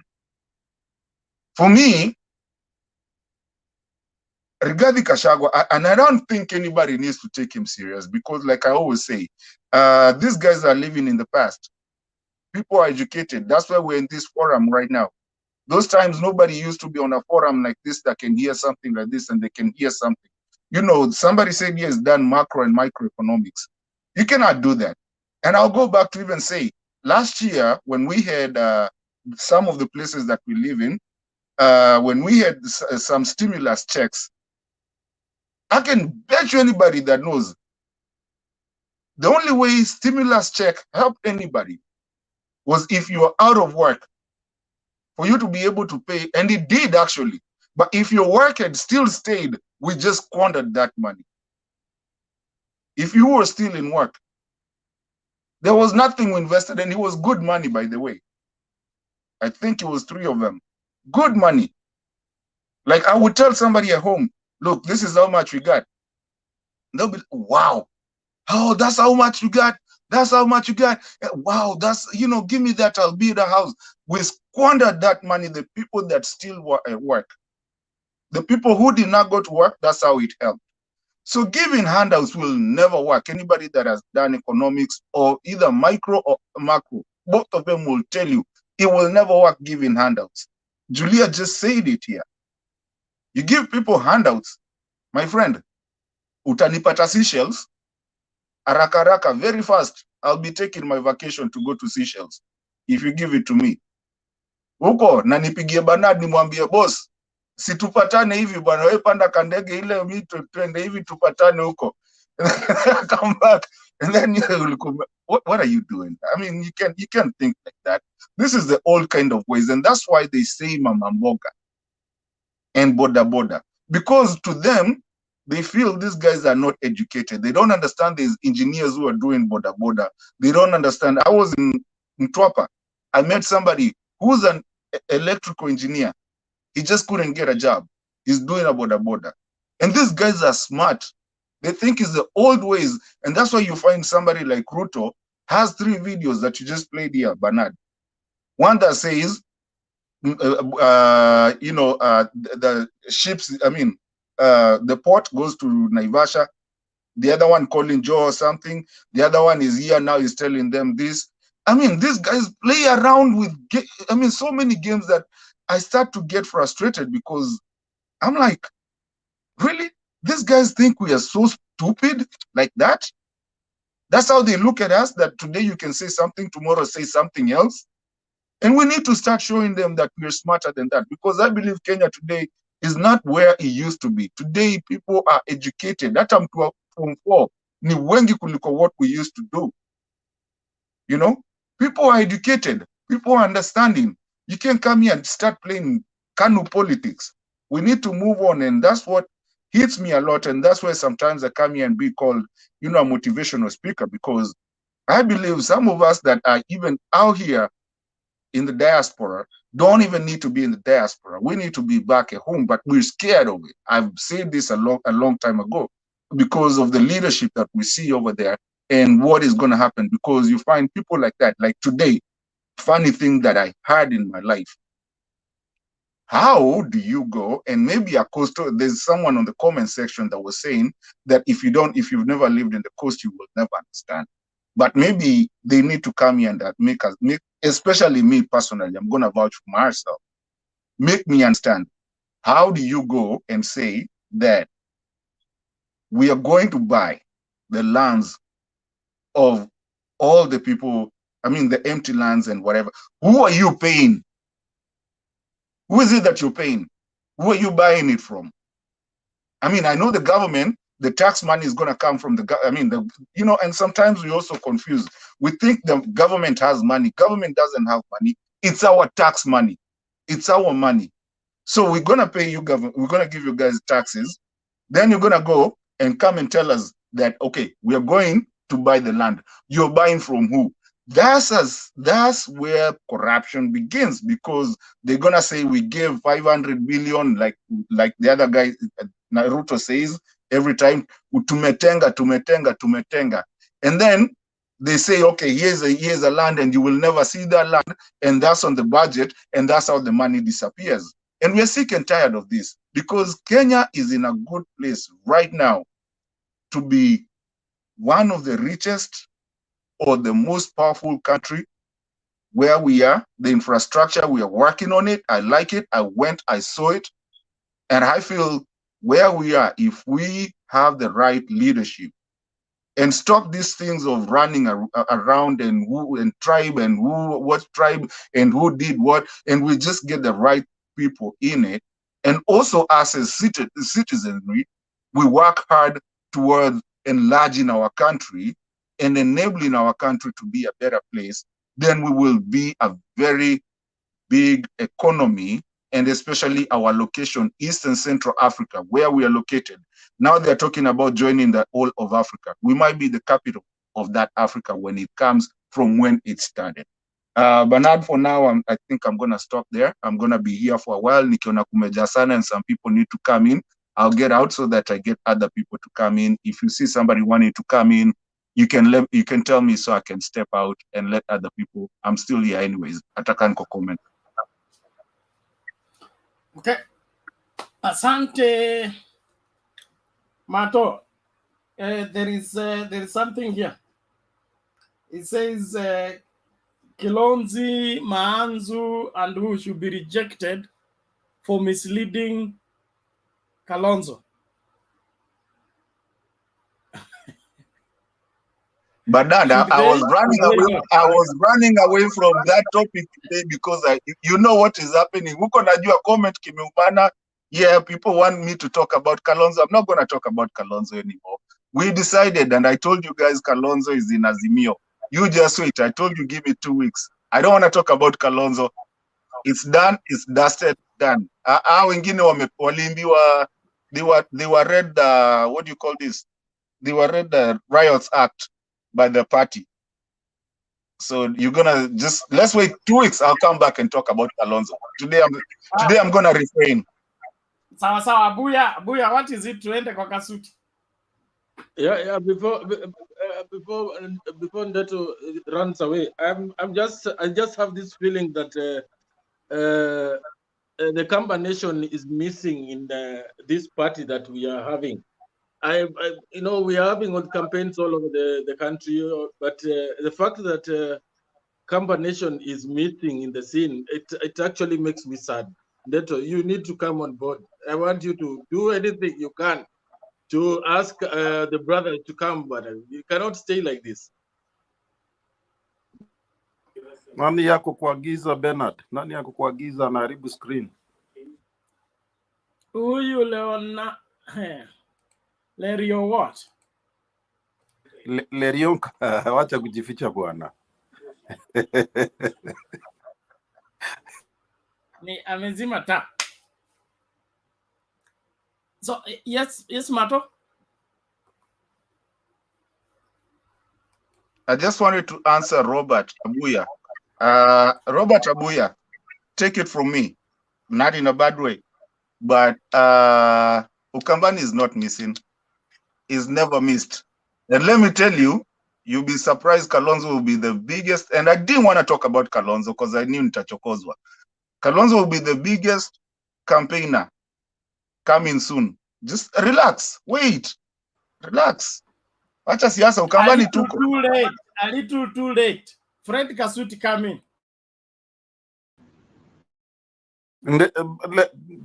Fred kidogo tu nichokoze Ndeto. Sijai mchokoza. Ndeto, unajua wewe ni muongo. And we cannot accept that. Umekuwa ukituambia tungoja umiza matumbo bwana. It's too late. Wewe marathon ukiacha watu waende miguu 10 uwafuata nyuma huwezi kuwapata, utapata wapi? So Ndeto hapo say I don't support you in that.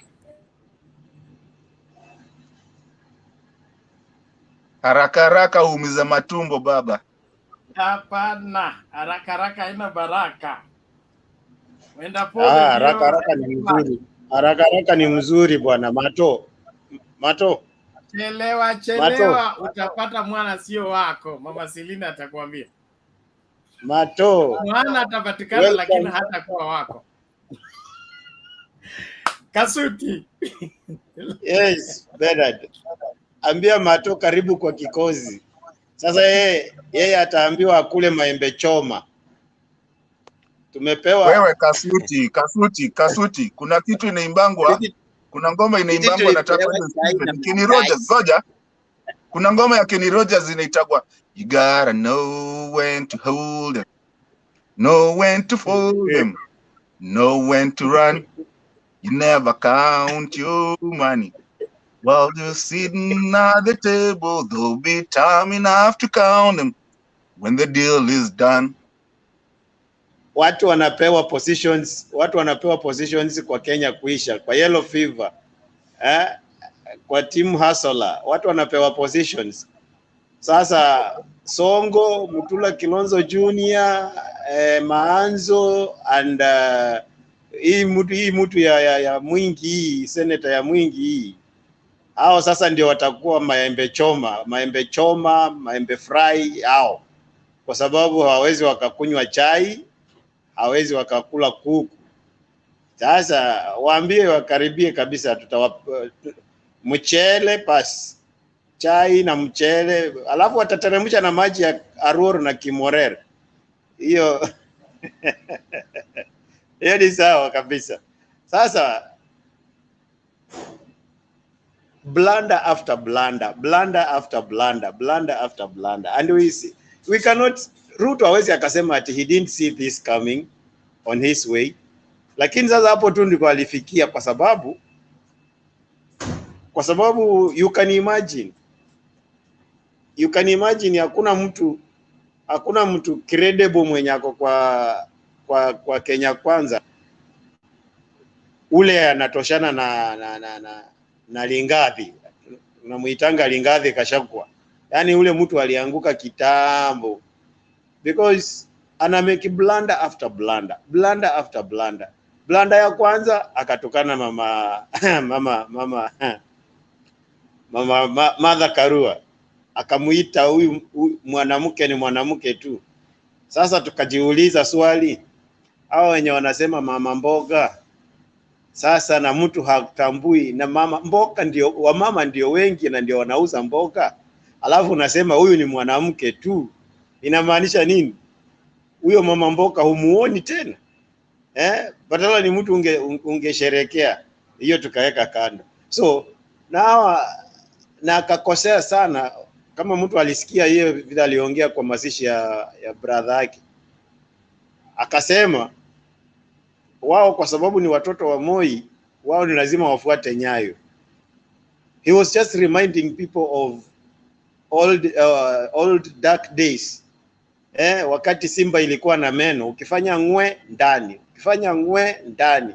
So blunder after blunder, we are saying let them come slowly, because they have sensed defeat, they have already defeated. Na nilipowaambia Martin Ndeto naye aache kujifaricha hapa. Hakuna muda ati tunaambia Kalonzo tunamungoja. Kalonzo hatumungoji. Kama ni msafiri ni yule aliye bandarini bwana.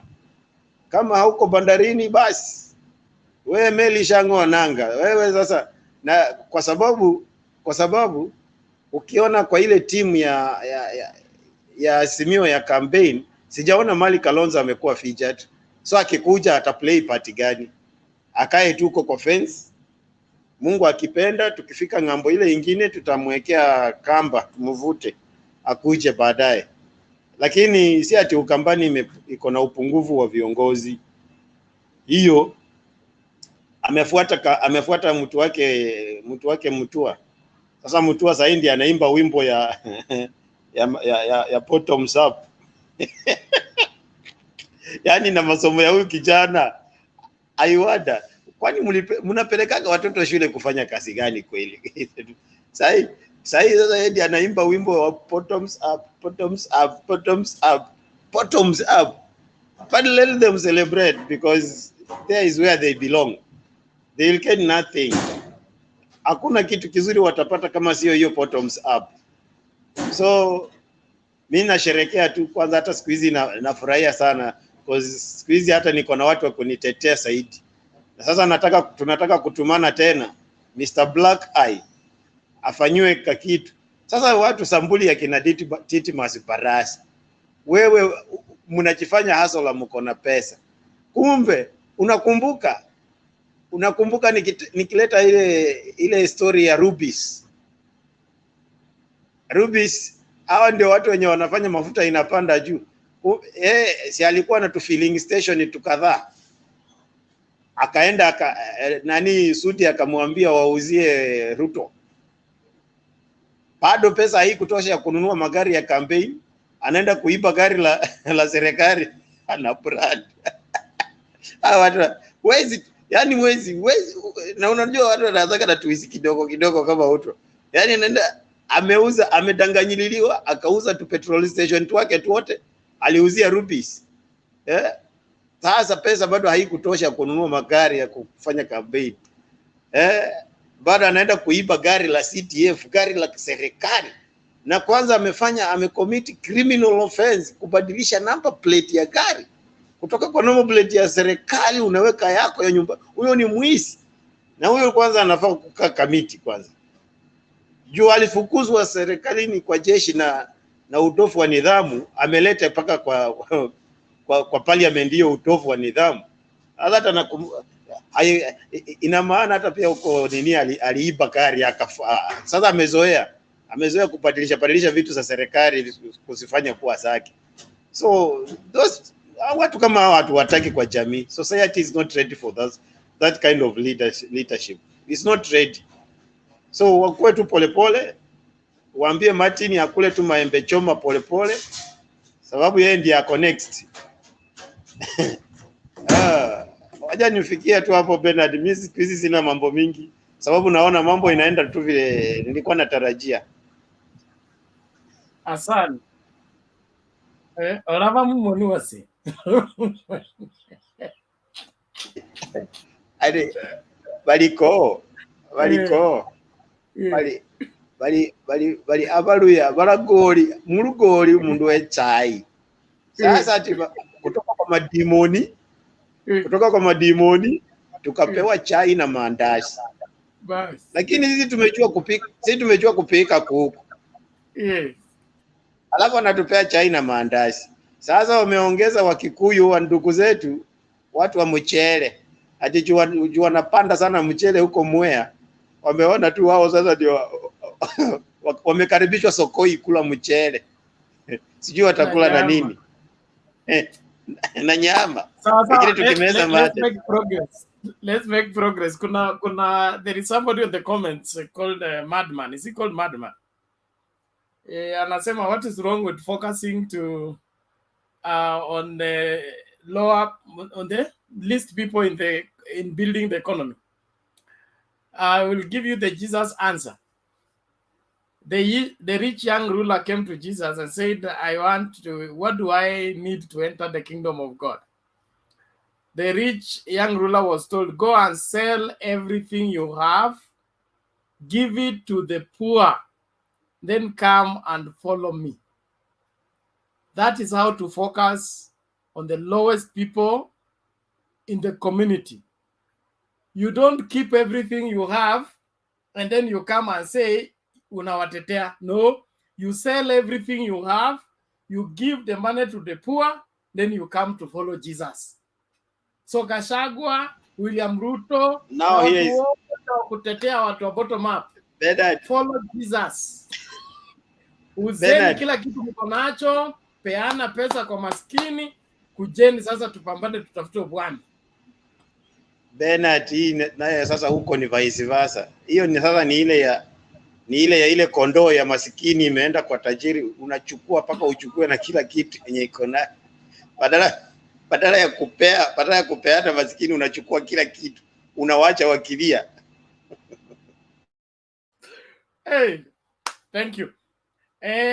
Penny umefika vipi?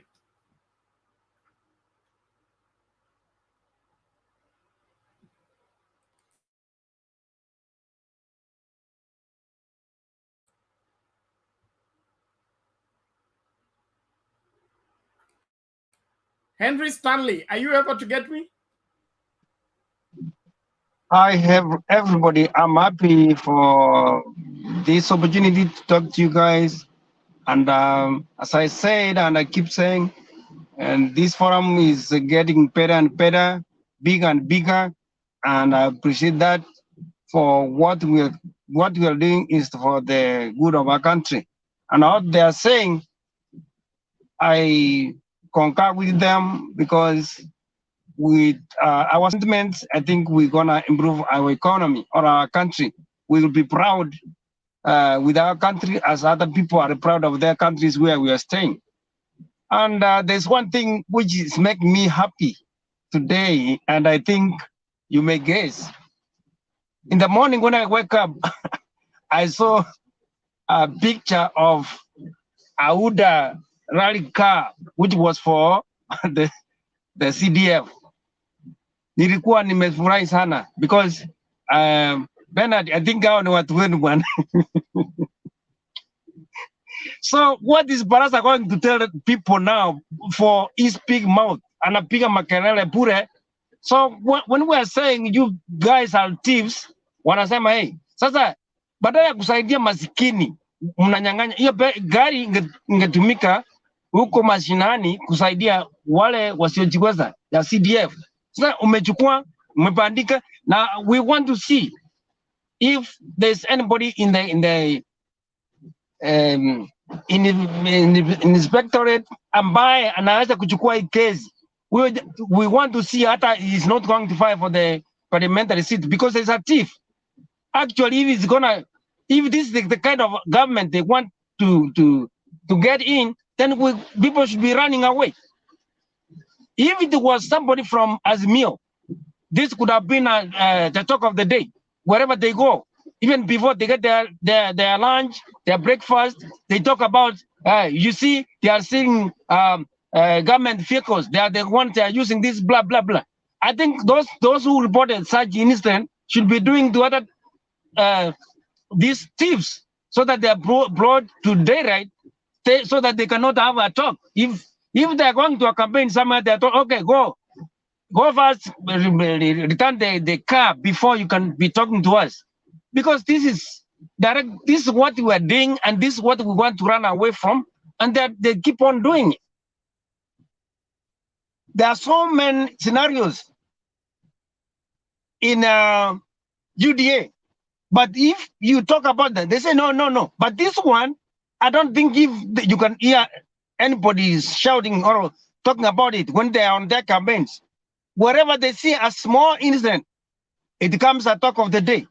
So their agenda is what they see on the other side. As I can say, I'm proud of, even though as me sometimes talk about incidences in UDA, but in most wherever they go, they listen to the people and say what they will do for them in case they come into government.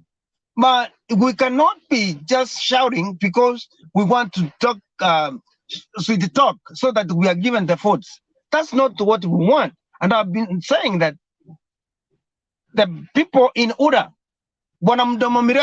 they don't want to listen.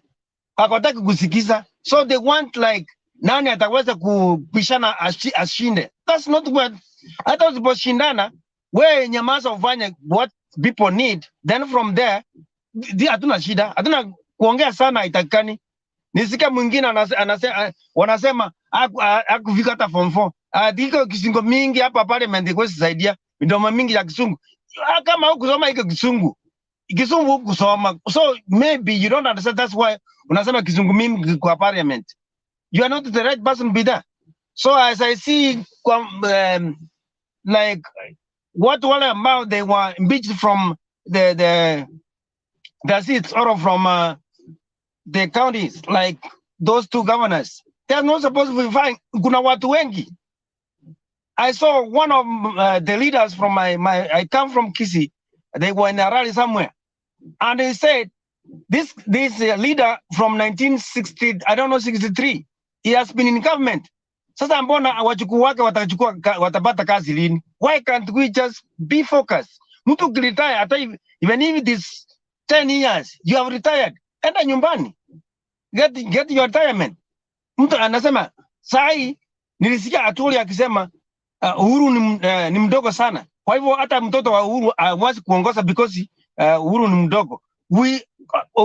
If you retire, just go home so that you give other people other opportunities. Nimesikia huyo the previous mwenye ameongea before niongee alisema vizuri sana. He got an engineer in Mombasa, an electrician. So because no option. Watoto wa one of the UDA, I mean those UDA wenye wanapigania vitu vya UDA, watoto wao wako nje na wengine hawata wakumaliza shule, walienda wako na makazi kubwa because hao wengine wanatakana kusukuma wheelbarrow na wengine wanatakana kwenda nje. So kama I appreciate Honorable Raila so much. Watoto wako wanafanya biashara kawaida nyumbani hapa, hiyo ndio anafaa kusema hata kusukuma wheelbarrow. Wewe unatuambia watoto wetu wasukume wheelbarrow, wako hata kwa nchi, wako na kazi, wako na pesa. So what are you telling us? So we have to be very careful.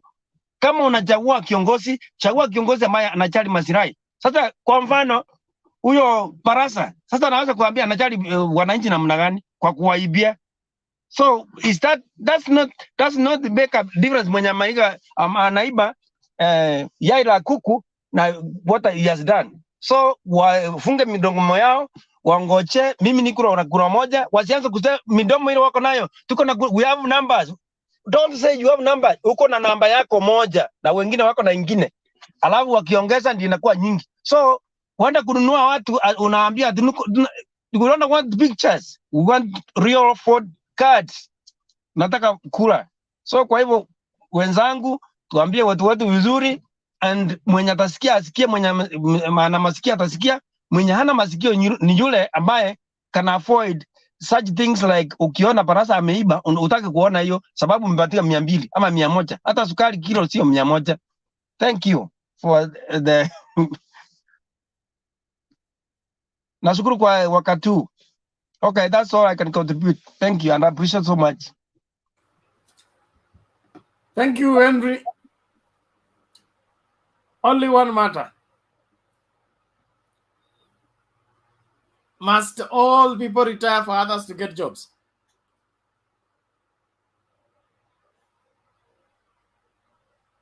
When time has come for somebody to retire, when you have retired, don't go back. You retire, you went to Canada. Huyu Henry ni kama anataka Ngoja Henry. When there is an emergency in the country, let's say it's a state of emergency,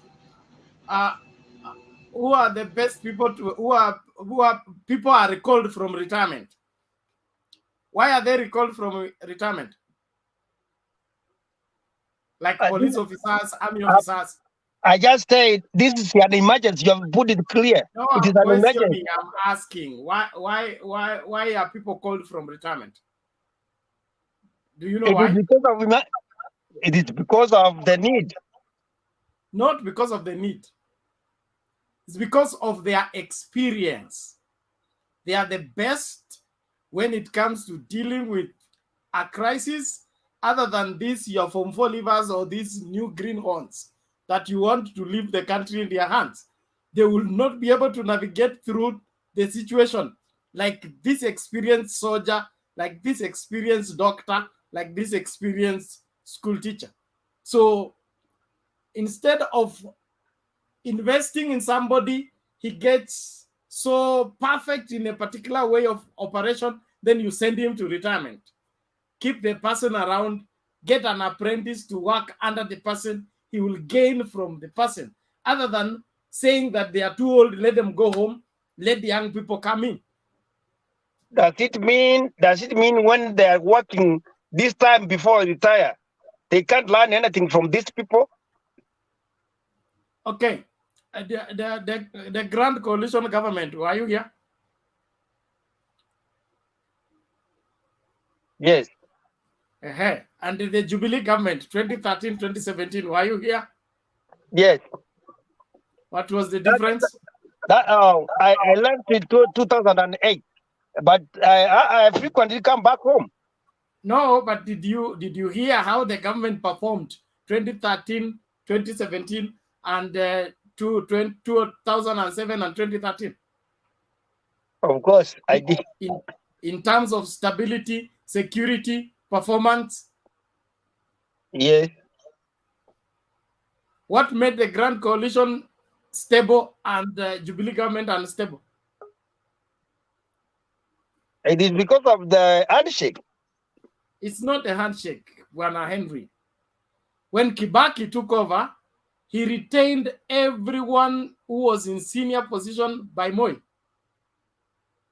Okay?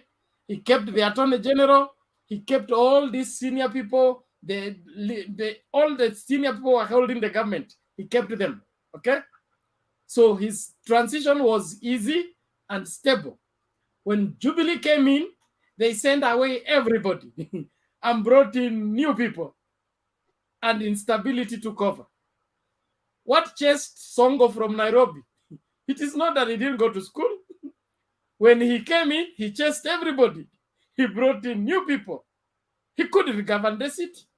So the kingdom of God is like a man who goes to his house and removes both the old and the new. These people need to work together. When you have the new only without the old, is a problem. When you have the old only without the new, is a problem. We need both of them together. I get you, Bennett, but this situation I'm saying, when somebody is retired, I don't say that. You see, you are saying they were being chased away, But I'm talking if somebody has retired and has gone home, there's no emergency. Why should this person be brought back? And if the system is working good, so we should go as per the demand, as you have said, which I agree. But this somebody was retired, so we cannot. You do not understand me. I'm telling you, why did the Uhuru go for Ngaiseri? It's because of the service, as you have said. Yes, that's what I'm telling you. Olelengu was green. He didn't know what's happening. He said mattresses are catching fire. The terrorists are. What are you talking about? They had to get an experienced retired army officer. Bernard, we were under Sieke. We were under Sieke. We were under Sieke. So we need the old, we need the new.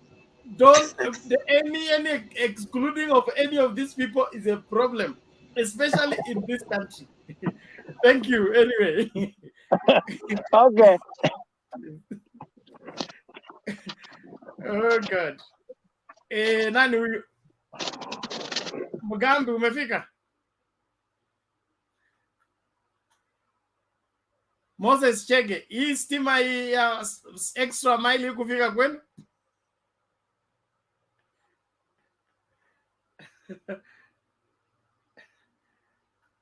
Bana Chege, are you there? Hey. Chege absent, Mugambi absent. Juan Alex. Yes, Bernard. Karibu. Nilikuwa na swali hivi tuko ya Western.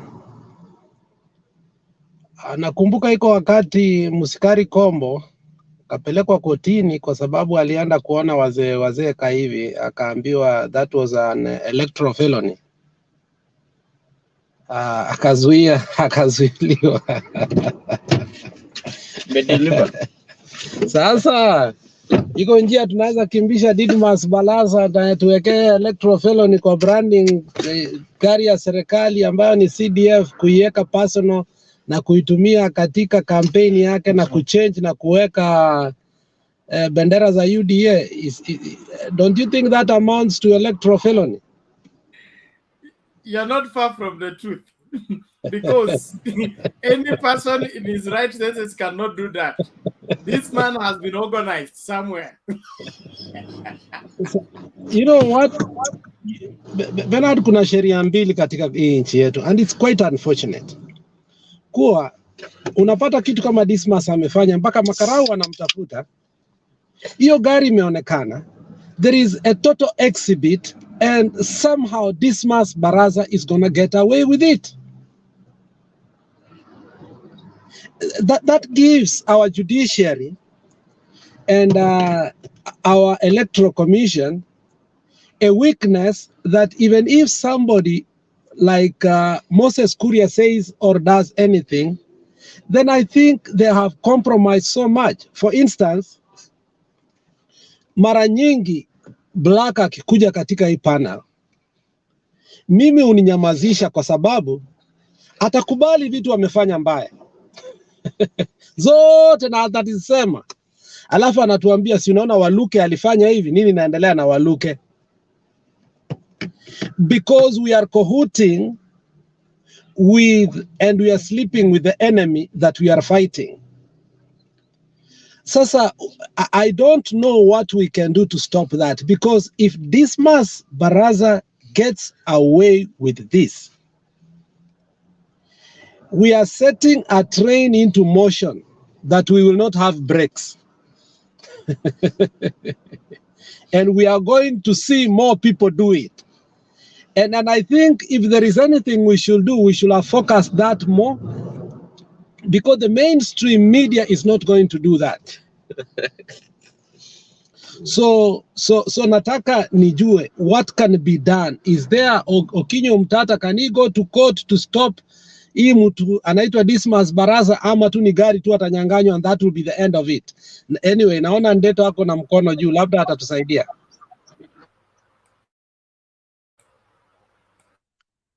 No, Alex, I hope umehave siku njema. Mimi nilikuwa tu na swali kwako. What do you think that car uliangalia? Did you see it? Of course, yeah. How much do you think that car is worth? I am not a car expert. I don't know. But at least a milis, sindio? I don't want to give a figure because honestly I don't know. Because magari unishtua, gari ambayo hapa nitaenda auction ninunue 1,500 na uziwa 2 million Kenya. I mean, I don't know. It's funny. All right. So that's according to chapter 6, that's embezzlement and misuse of office, right? Most probably. Maybe Makiadi knows the constitution better. Atatuambia baadaye, yeah. So do you think this man should run for even office after being found with a government vehicle? And because that's what I'm just kind of getting there, because I feel that's, I don't know how I feel. I just wanted you to comment. The problem we are having is Jubilee, which is part of Azimio. It is Wiper, which is part of Azimio. It is ODM, which is part of Azimio. We are giving Waluke a ticket. They are giving Sonko a ticket. We are giving Babu Wino a ticket. And then we want to go after DIDYMUS Banana. What? I mean, where is that veracity of honesty? That's the question. Okay, the matter here, let me come in here on specifically on DIDYMUS Barasa's case. The only way for DIDYMUS Barasa to get away with this is to distance himself from the car and the transactions that took place around the car. For example, if it is proven in the court of law that he had nothing to do with the transfer, the change of the number plate, or the branding of the car. Like, for example, that number plate, it is said now it belongs to his brother. Okay? So if he can throw the case to his brother, that is the end of the story. But that is in affecting him personally. But as far as the crime being committed, the crime is there, the crime is credible, and it can win a case before a court of law. But what politicians do is they look for a scapegoat. They want to make sure that although there is money that is lost, he say, did this money go to Waiguru's account? Can we link it directly to her? What role did she play in the transferring of the money? Those specifics is where the details get wherever. People use that to escape from what they were doing. And so if he's able to wash himself from the transaction, for example, the car was acquired before he was an MP, and when he came to office, it had that number plate. He doesn't know how the number plate was changed. Things like those. Atakuwa ameenda. Bernard, I don't think even that can help him. You see, Bernard, the people who are like the CDF, you know how CDFs operate. And for people who have a problem with CDF, you are usually given a manager by the state. You know that. So, I mean, that manager will be questioned simply because part of his work is to manage the assets, and assets is not just liquid assets. They are the physical assets. So given the fact that the state has somebody within the CDF constituency board, they will be questioned by the state, how did that car get to a place where it has wrong number plates, it has been branded UDA, and it's being used in a campaign? Didn't you know that that car was missing? So I think then you can't put that burden to his brother. Now you put that burden to a state executor who's supposed to be the protector and defender of the state. So, which I don't know that did they cahoot or is the one who went after DIDYMUS BARASA. But his brother will be out of it. The person that must pay into account is the CDF manager and the one that the government has put there. So these two people will have to appear before court. And this is where the burden of proof will be. And I don't think the government one will be able to take the burden to himself. Because he will lose his job because he is a state employee. He will lose his pension and he will lose his job. That is where the stakes become too high. And when the stakes become too high in Kenya, you know what follows next. Defeat the case by tampering with evidence or make people disappear. That's how bad things can get. Witnesses to disappear. Things like those. But let's pray nobody is going to disappear on this one. Martin, what is it? You see, Bana, this is what happens when you take Simbarati from Nairobi and take him to Kisii. Because if Simbarati was in Nairobi, ingekuwa repeat ya nini Kibera, agenyang'anywa kofia, agechukua gari ya watu. Simbarati needs to be there to handle him properly. You know there is matatu transport between Kisii and Kimilili. Direct. Unaingia tu kari moja, inakupeleka mbio mpaka Kisii. Tena, so amesonga karibu. We kile kipo nitumia Simbarati fare. Umwambia teremka hapo chini ya Bungoma. Akishafika Bungoma aingie ile njia ya kwenda wapi? Kasuti nisaidie. Hapo Kandui ateremke kidogo njia Chwele. Sasa uende Chwele na Mwera. Alafu sasa uteremuki. Chepkaka, Chepkube, alafu kuche Kimilili mtu wangu. Sasa ndugu yangu Alex, wewe ulisema Komba alikula Siruru. Na Sipondi. Komba alikula Siruru na wakanalifa election yake. Sasa hii, by the way, ni ukweli kabisa. Huyu ni kama pia yeye amekula Siruru bwana. Sasa nilisema hapa ile tabia ilimtoa jeshi. Unajua alitoka na dismissal kwa jeshi. So inamaanisha huyu mtu si mtu ati ni mtu ana practice hii kitu leo. Yeye na watu wengine wenye wako na tabia kama hiyo. Already, by the way, there is a petition for almost 26 sitting member of parliament and governors who are not suitable to run for the office. So we are still waiting to see how this case will go. If it goes through, all those people you have counted, all of them, kwa sababu hata pia DIDYMUS huyo Barasa pia yeye is not fit to run for the office because he was being dismissed, summary dismissal from the military. So he's not fit to sit or to vie to any office. He's already in the court, my friend. He's in the corridors of justice. So we are waiting. If justice will be done, all of them, I think it's 26 or 28, they will be home. Na ungoje uone, wembe ni ule.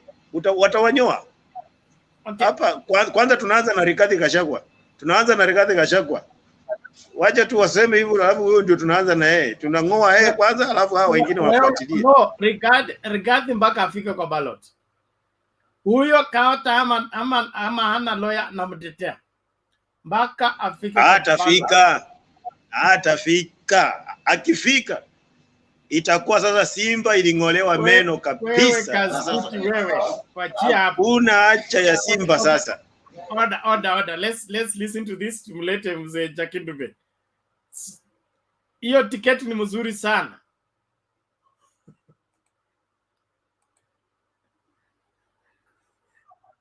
Bilioni hapa, bilioni pale, na haelezei ile atapambana na ufisadi.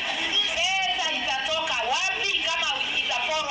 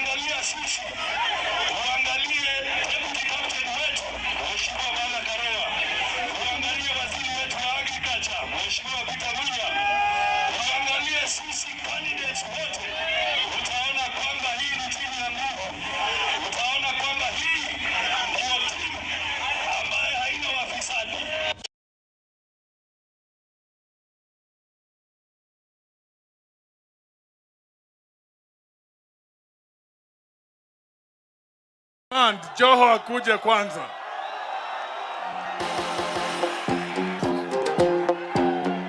Maisha ni yangu, washughulika na yako, napendeza kwangu, washughulika na kwako, misipangwe.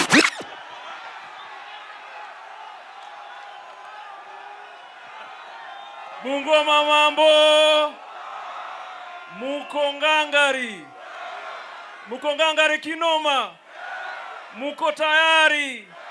Tarehe 9 mwezi wa 8 rais wa 5 atakuwa Raila Amolo Odinga.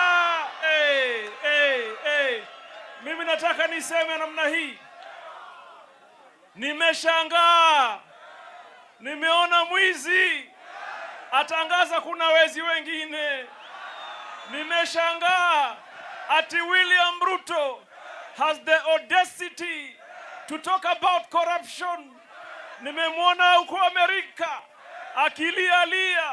Nimeambia wenzangu tumemfinya kumfinya. Hajasikia hiyo? Hajasikia hiyo? Tumemfinya kumfinya. Atajua hajui. Atajua. Mimi nimetembea na nimetaka kuambia Wakenya wenzangu, hasusan Waluya, mkitaka kuwa rais siku moja kama vile mimi nataka, lazima tupigie kura Raila Amolo Odinga asafishe njia, sio kwa sababu ya muda. Namwambia rafiki yangu Angamati, mimi nitarudi hapa, tupige domo, tupige siasa, tupige gumzo, wajue kama ni noma, kama ni mbaya, kama ni noma, kama ni mbaya. Mungu awabariki.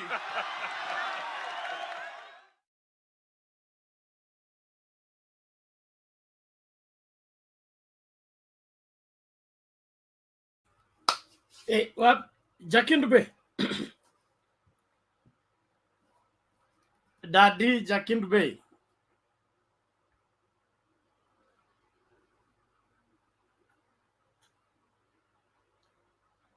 Aya. Mugambi. Kama ni noma ni noma. Mugambi is here. Thank Mugambi, you, how are you? Bernard. Yeah, I'm fine. Hello, everyone. Hello to you, karibu. Oh, asante sana. Mawili matatu Okay. tukipita. Mawili matatu tukipita. Oh, at the end before I thought this thing was ending to be like that of Klopp and Pep Guardiola. But now, what is happening, it seems as if we can predict win and loser as early as now.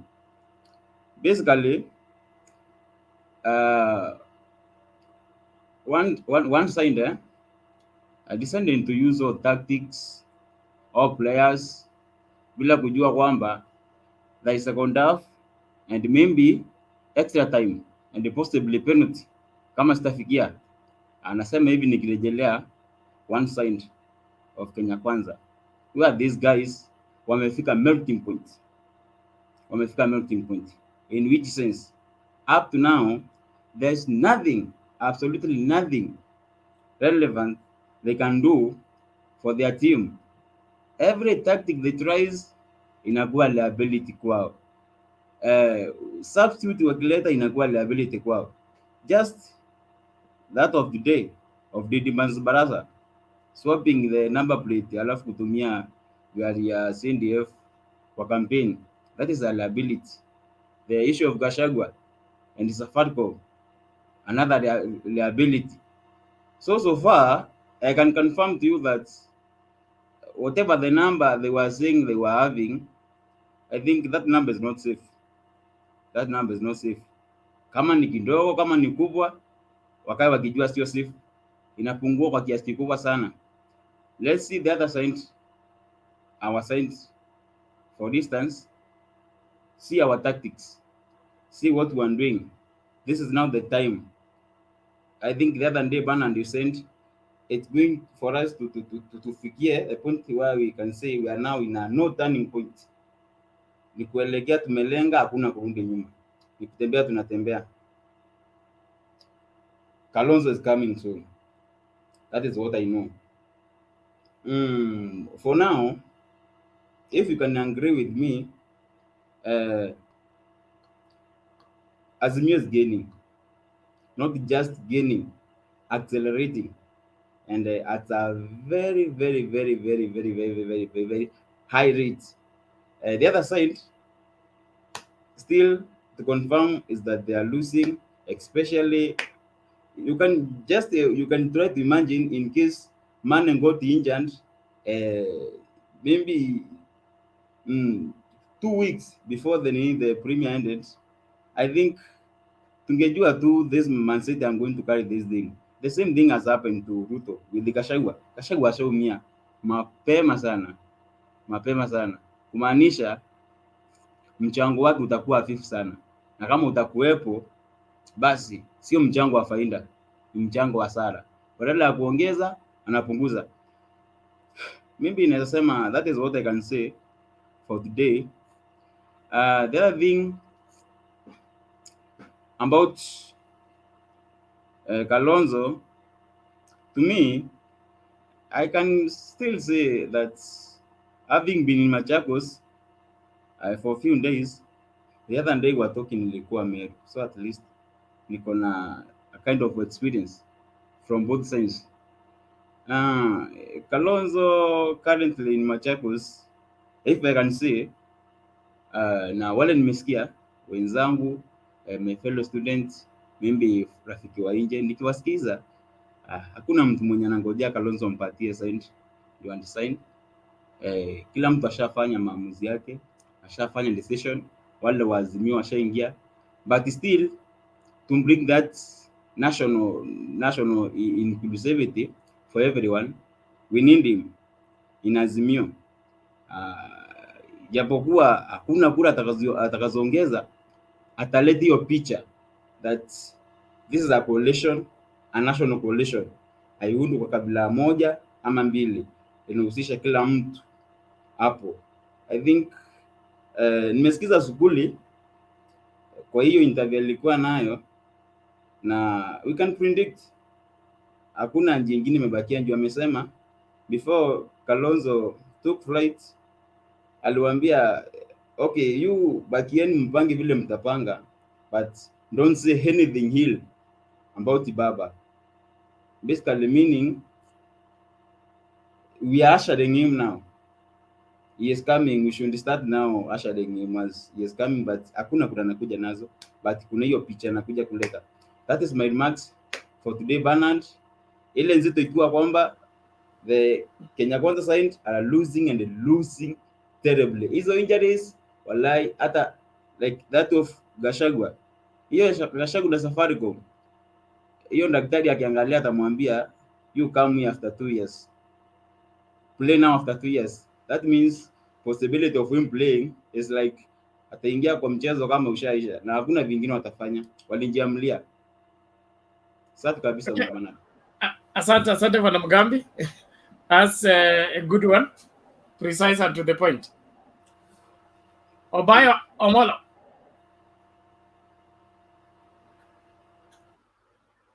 You unmute, the mic is beside your name on the screen.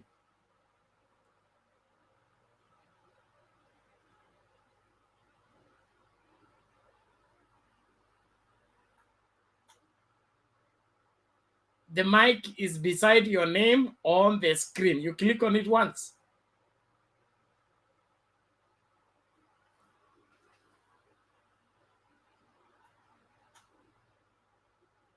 Hey, Bwana Ubaya. Pole lakini, relax. Ameshikwa na kikukumisi. Maiki imemkataa. Sasa pengine acha kunywa kachai bwana. Sasa wewe Bernard, mbona mnapea tu hawa ponga points mingi? Hold on. Niko sasa. Asante Bwana Bernard. Yes.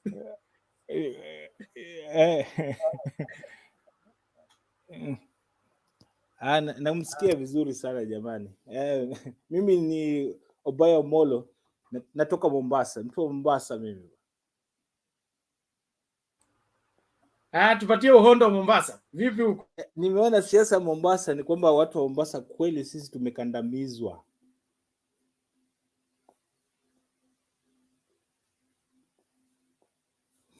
Hata ukiona ile kama ile siasa ya Ruto vile anavyoongea ni kwamba wao walikuja wakaiba,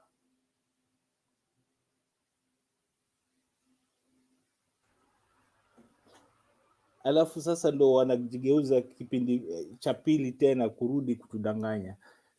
Kama kuna eko ama namna gani, mimi najikuta kama kuna eko. Ni kama unajisikiza. Ni kama unajisikiza. Bana. Subiri. Ni kwa sababu unasikiliza kwa YouTube na unaongea kwa studio. Lazima umute ya YouTube ili usikie kutoka one section. Okay. Sawa. So put off the other channel you are using to get to us now that you're in the studio. Kajizima mwenyewe. Pole lakini. Wewe kasuti wewe ndio na create confusion na hizo vitu za pink umeweka kwa masikio. Kwanza hizi unazo umetoana nazo wapi? Tuna upgrade. Nilikuwa nataka Ndeto aone hiyo. Aone kweli kila kitu ni assimulated bwana. Tumeupgrade hata aone vizuri. Mpaka Alex amesema mashavu yako imeanza kurudi. Kwani ilikuwa imeenda wapi jamani? Huku tunakula vikuku. Sasa unajua tu mlio na vikuku na vichai. Yana. Kasuti. Kasuti nilikuwa nimekuuliza maneno ya Kiambu ya nani anaitwa nani? Wamatangi. Wamatangi hapo ameambulia patupu. Not on, hakuna kitu ingine. Lakini ule mtu anawapika 9-0 hapo ni Kaboko tu. Kaboko ndiye anawanyorosha. And at the end of the day, you know Kaboko who is Kaboko. Kaboko is there purposely to make sure he takes that seat. I saw an opinion poll that Nyoro is leading, followed by Wamatangi is coming number 3.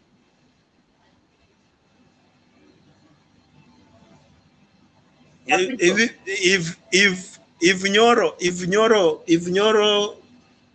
he will continue to be loyal the way he is to the people of Kiambu, I think they can retain him. But Kaboko bila amekuja na hiyo pressure yake ile ya kawaida ile ya kifua ile. Ndio tena lakini tulikuwa tunajua tu before Matangi akuje into play. Kaboko is not doing well at all. I think it's number 5 or number 4 there with 2%.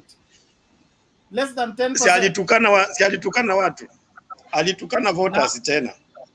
Unakumbuka kile kilimunyima the last time alitukana wamama. So this time round unakumbuka recently tu wakiwa na rally ya Ruto. Do you know what he told the residents of Kiambu? Akawatukana tena. Akatukana voters on a podium. So hiyo kitu haiku come down. Alikuwa amekuja stakes zake zilikuwa zimepanda. Lakini when Ruto aliskimu na akampatia nafasi na akatukana watu, zikashuka zote mpaka huko chini. So that is not my case. My case is the same Kiambu. Iko na 2 million voters. Si ndio? And then this is what making Ruto to be worried. There is several counts ambazo zina make Ruto kuwa very worried man. Count number 1 Wasiningishu, nyumbani kwake kwenyewe. Kama Ruto anaweza shinda baba kwake kwenyewe, it will be a miracle. Because tumeona watu kina Oscar Sudi kina nani wakibeseech watu ya kwamba tafadhali tu mupigie. No, Wasiningishu majority diaspora people, majority Luos, Uasin Gishu ni cosmopolitan na majority ni watu wa kutoka nje. So na hao watu wote, if at all Boseki will go in, inamaanisha Ruto atakuwa ameambulia patupu na ni kwake nyumbani. So he's a worried man. The another county is Kakamega. Will he make it? He will not make it. Another county is that Kiambu. Will he make it? We don't know. That's why he's a very worried man. Another county is Nairobi. Kirinyaga. Nairobi hiyo tunajua hawezi akapata hata punje. Sasa without that one akubali tu mapema kwa sababu things are bad. He's a worried man. That's why umeona amebadilisha strategy ya kukampeni. Sasa sasa hivi kwa Mombasa ana mobilize watu kwa town hall meeting, alafu anaenda kupika rally mahali pengine. You see now this is a new strategy ambayo anajaribu kufunga barabara, bring in the picture. So sasa kwa sababu anajua ya kwamba wale watu wenye wamepewa tu pesa kidogo kidogo, tu pesa 8 wamekuja wamekunywa chai, itakuwa ni vigumu sana kusema sasa tuende kule nje, tutoke hapa tuende kule nje tuwaongeleshe. The same people wataleta shida. Wewe umetupea pesa ya hapa na ya kule nje utatupea ili tukupikie kelele tukushangilie. Itawezekana kweli? Haitawezekana. So ana mobilize watu hapa, tuseme sasa leo ako wapi? Leo tuseme ako Kilifi, unasikia anatoka Kilifi anaenda Mombasa kupika rally. So wale watu wa Mombasa wa mobilize watu wao wafanye nini? So wakifika yuko mnasema ati by the way hizo perception asitusaidii. Kaunti nyingine yenye naleta huyu jamaa kiherehere na kibaya sana ni kaunti ya Narok. Pia Narok hiyo pia imemwangusha. So at least tunaona ya kwamba out of 25 counties sioni sasa kama akona uwezo wa kumarshal more than even 18 or 15 counties. So already is a worried man. Is a worried man. Wacha kumuona vile yako vile anakimbia hivi. Is a worried man. Kwa sababu namba yenye inahitajika ukiangalia sahi na opinion polls zenye ziko na study na scientific yenye iko, is a worried man. So I don't know how he's going the magic that he will use, but he's a worried man. Lakini mwambie Ndeto, wacha nikwambie, ndugu yako Kalonzo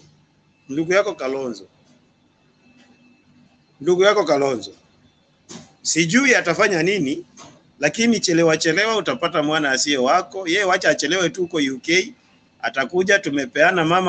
Tumepea mama in charge, na unajua yeye na mama hawasikisanangi, hawakaangi nyumba moja. Atasema tena, atakimbia huko aseme nilikuwa nimepewa hii, mama akaenda akapita nyuma kando akachukua. Sasa unaona, which is very wrong.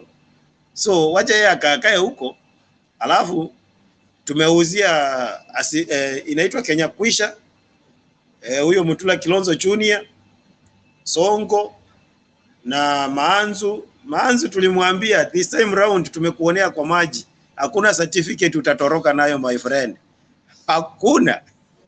Wewe sasa tulikuonea kwa maji, tumezoea kutoroka na certificate zetu, mnatuacha bila chapa. This time round tulionea 18. Sasa waambie Tani Maanzu ajiandae tu kwenda nyumbani, kwa sababu hatachakuliwa. Sababu yeye ni mmoja wale wana mislead Kalonzo Musyoka, na hatachakuliwa. Hata huyo Mutula Kilonzo Junior huenda akose hiyo kiti. Wewe mzee wa kanisa, wacha kulaani watoto. Samee watoto, wasaidie. Lakini tusikilize huyu kwanza, ndio nani Obaya amerudi. Mimi nimekaa tu hivi. Mimi sijui nani alilaani Wakamba. Ni kama yule mtu alilaani Wakamba ama aliwaroga. aliwaronga na akakuva na akazikwa sijui kaburi ya 12 feet. Sababu ile kitu inatokea na viongozi wetu wa Wakamba. Tunajua tuko na kiongozi anaitwa Kalonzo Musyoka na tuko na governors wako hapo ambao wamekuwa kifanya kazi na sisi. Kuna Ngilu, kuna Kivutha, kuna Mutua na kuna pia Muthama ambaye pia ni amechangia sana siasa za Ukambani. Lakini hao watu wote hawako pamoja saa hii. As we talk, hakuna kiongozi Mukamba ako na mwingine. Kitambo tunajua Muthama alikuwa kwa UDA. Alikimbia huko peke yake huko na wengine. Sasa Kalonzo naye ako hapa na kina Mutola na kina Maanzo na ngurubu yake. Sasa hao mangavana watatu walikuwa pande ya Azimio. Hao walienda kitambo sana kwa Azimio. Sasa waka huko. Sasa kidogo Kalonzo yeye anakuja anatangaza Raila. Anajoin Azimio. Sasa tu you are surprised after kutangaza Azimio Kivutha yeye ndiye alikimbia kwanza. Mahali alikimbia sasa hatujua kwa wapi. Kivutha kwa mahali hata hatujui ni wapi. Kidogo Mutua ndio hiyo sasa naye amekimbia amerudi pande nyingine. Sasa Kalonzo ameachwa hapo na Ngilu. Wakiwa na Ngilu awaongeleshani. Ngilu anajua vizuri Kalonzo anafanya interview ya vice president, Ngilu anapeleka makaratasi yake hata akafanye pia na Kalonzo. To make the matter very much worse, wakati Mutua ameenda pale kwa Muthama, naye Muthama amreceive. Muthama sijui siwezi fanya kazi na Mutua, sijui alidanganya Wakamba kuna umbwa, sijui kila familia sijui kwa nini siwezi fanya kazi na Mutua. Sasa naye Muthama hataki Mutua. Sasa imagine Muthama hataki Mutua. Mutua ametoka mamali kuna Kalonzo na Ngilu. Kalonzo na Ngilu aongeleshani. Kivutha aliama ako hapo katikati, anjulikani ako wapi. Sasa niambie Wakamba tuko wapi? Kama hiyo sio ile keki, ile Keima Kiweu na Kimena. Keima Kiweu na Kimena. Yaani watu ambao wapendani, kidogo hawapendani. Sasa naomba viongozi wetu za Wakamba mpendane. Nyinyi mnafanya you are making us to be kubudhwa. Tunabudhwa sana Wakamba sababu ya viongozi wetu. Sasa hii tabia gani hiyo? Tabia pumbavu. Si mumbivu kama watu wazima. Nyinyi na wao mkashi.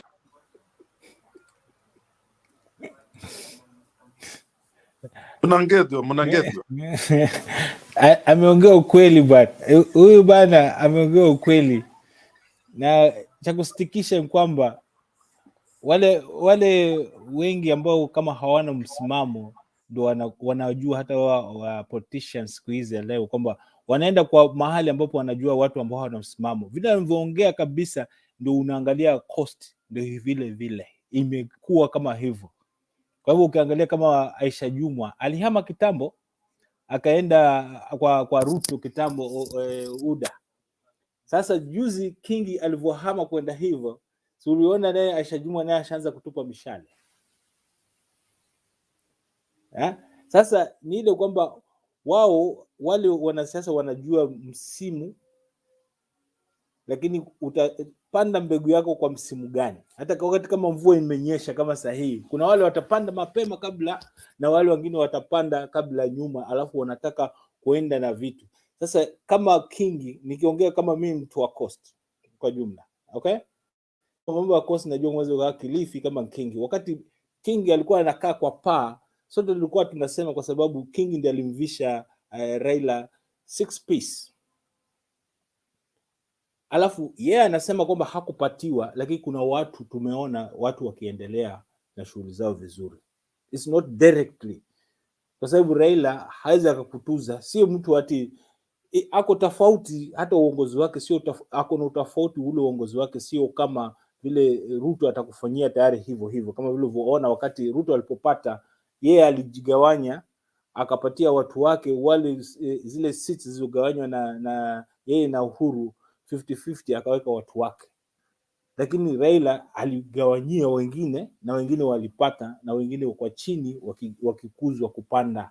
Kwa hivyo siasa ya pwani inakuwa iwapo kwamba kuna mlengo ambao unaotatizika sana ni hiyo kwamba umaskini na najua pia ndugu zangu kama hawa kina wale wa Ukambani watasema kweli umaskini ni kama uko na mguu mfupi, hawezi ukatembea na hawezi ukakimbia kwa urefu. Sasa hiyo ndio jawabu ambalo lina tatizo, na hao watu they are using other people to manipulate everywhere.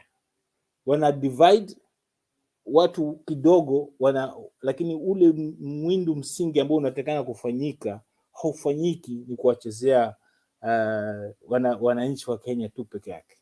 Umaskini tu ndio wanataka kurekebisha, wachukue mali wapeleke mahali kwingine. If you ask me or if I ask you, what was the reason watoe poti ipelekwe Naivasha na Mombasa kitu kiko sawa? Wale ambao wanafanya IT wanajua kabisa you don't fix anything which is working. Hata kama unakuta ni mbaya lakini it's working, you don't have to fix it, ndio. Lakini sasa vile walivyofanya, ukiangalia kama ule uchumi wanaosema bottom up, kama leo, think the effect ambao walifanya. If there is any other economist anaweza kunambia leo, kwa sababu kila mtu ashasoma anajua, kama vile yule nilikuwa nasikiza mwingine akisema kwamba kila mtu ashasoma na kila mtu ana utabiri wa elimu ile amesomea. Sasa kama unasema bottoms up kama leo, think about ile port vile walivyong'oa wakapeleka, vile watu waliadhirika. Kwa sababu wewe ulikuwa kwa Nairobi ukitaka kutoa gari waje Mombasa, hoteli zile ndogo ndogo ulikuwa paka ukae ndio utoe, watu wengine wanapata. Wale walikuwa wanafanya poti, watu wengine kama sisi wa Giriama tulikuwa tumeipangisha nyumba, watu wanafanya kazi poti. Sasa hii nyumba zinakaga ziko empty. Kuna watu sio sisi peke yetu, hata watu wa bara washakuja pia wamejenga nyumba zao wakikodisha. You could buy a plot of 150 na unajenga nyumba yako, na mnajenga kama watu 6, mnazipandisha kama hivyo, watu zinakodishwa. Sasa hizi nyumba zinakaga ghost house. Apartments zinakaga empty. So that's the economy ya cost imeenda down. So they did it down, but how can you raise that economy if people have no power to buy anything? And that's one thing waliua, and they cannot say kwamba watakuja watarudisha itarudi. What is it for? Only 3 years just to play around with other people's mind. Kama vile Joho anavyosema walisimama, na hata wengine wanamshuku kwamba Joho pia alikuwa anahusika na hiyo, aliganywa kitu wakanyamaza. Lakini wakati heshima kubwa inapatiwa Coast Raila, wakati walipo shake hands, kelele zilibidi zishuke, watu waende kwa mazungumzo. Sasa wakati huu umefika wa mazungumzo, imeenda mpaka imefika huu wakati wa siasa, na ni wakati ambapo tunajua ni baba akuwa atapatiwa nafsi arekebishe kwa heshima zake. Yani that's our hope. Everybody has a hope, but we know the vision of the old man is really intending for the best of this country. If you look on the other side, it's kama hiyo mnasema mambo ya how can you unaiba gari paka uweke picha yako, si uibe tu uweke number plate. If you are really a thief si uweke tu number plate, lakini upaka upige jina lako, stamp, kila kitu. It's just the easiest way. Mtu unakuwa tu umeshikwa, but maybe atatoa story yake nyingine. Hiyo ni mambo ya kesho na kesho kutwa, the drama will continue. But in short, what is happening in Coast, watu wako na Raila, yule alehama ni Kingi, na vile Kingi amehama amepatia Gideon Mung'aro kama governor wa Kilifi, atapita kwa njia katikati, kwa sababu ule ugawanyi sasa unaonekana. But at the end of the day, mtu kama King alikosea tena sana Raila, na watu pia nao wametokezea. Sasa amebaki tu peke kwa upeke, yani ndio siasa imesimama. This is the language, kwa sababu we are in diaspora, we do all these things for other people. Na unakuta kwamba usipoeleza pia, kwa sababu tuko na jukumu pia nao kuwaeleza wale watu katika familia yako, kwa sababu kura yangu moja tu iko hapa, lakini wao pia nao wanategemea hapa. Uchumi kuwa bora pia nao watasaidika. na yule kiongozi anakuwaga naye sio wale ambao wanaenda kuwapatia pesa. And that's the only thing, kama vile mnafanya kweli, it's a very good thing, na nawapatia pongezi. I'm happy today nimejoin. Naona kwamba nilikuwa naona kwa hizo video kila kitu nasema, this is one thing you are doing it, you don't know how the mileage is doing it, but educating somebody, kwa sababu ile kasumba wale wamepewa, mpaka unakuta mtu muuliza Ruto, hai group ya kwanza kweli iko na nini? Hata wewe huwezi ukaona na macho yako if you've not been to out of your country. Mara nyingine hata kama uko na nyumba nzuri ama umejenga nyumba, tembea nje bali ukaiangalie iko namna gani, ndio utajua. If you don't know how Kenya is, how nice it is, and you meet these foreigners here, that's how they tell you how good Kenya it is. You meet even Tanzanians, the closest people, and even the other country, when it came in DR Congo, they were hugging us here in Manchester like, oh, we're now together now. And like, it's all the other things that are coming together, and you find the effort of so many other people have done, it comes into one time and one thing, and we are more loved na tunajigamba, lakini makosa hatuambiani ukweli, tunajipenda sana. Kwa hivyo Bwana Bernard, asante sana kwa siku ya leo, nashukuru. Okay, thank you. Karibu sana, tunakukaribisha kuendelea katika mjadala, na asante kwa kutu update masuala ya cost. Tunaamini kwamba viongozi wanaofaa ndio watapata nafasi. Wengine wote wawekwe pamoja, tutawatafutia hifadhi mahali katika serikali yetu ili nao wafanywe rehabilitation ndio warudishwe katika circulation. In the meantime, kabla Jose Rose aje Mato, due to public demand, you need to respond to that video. Yani Mato kidogo natoka, please.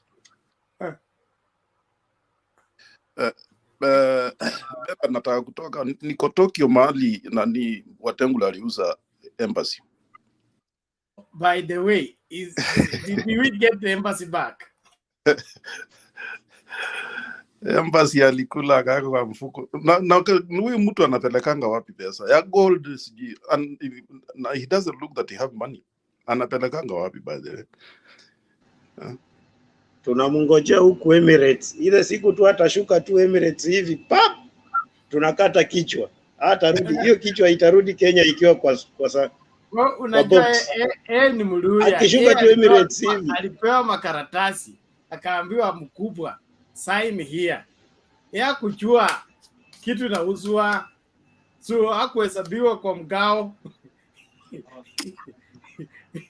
Unajua walio wanapenda kumwambia ile kuitwa mkubwa, sign hapa. Bwana mkubwa, sign hapa. Yeye ana sign ajui anauza vitu.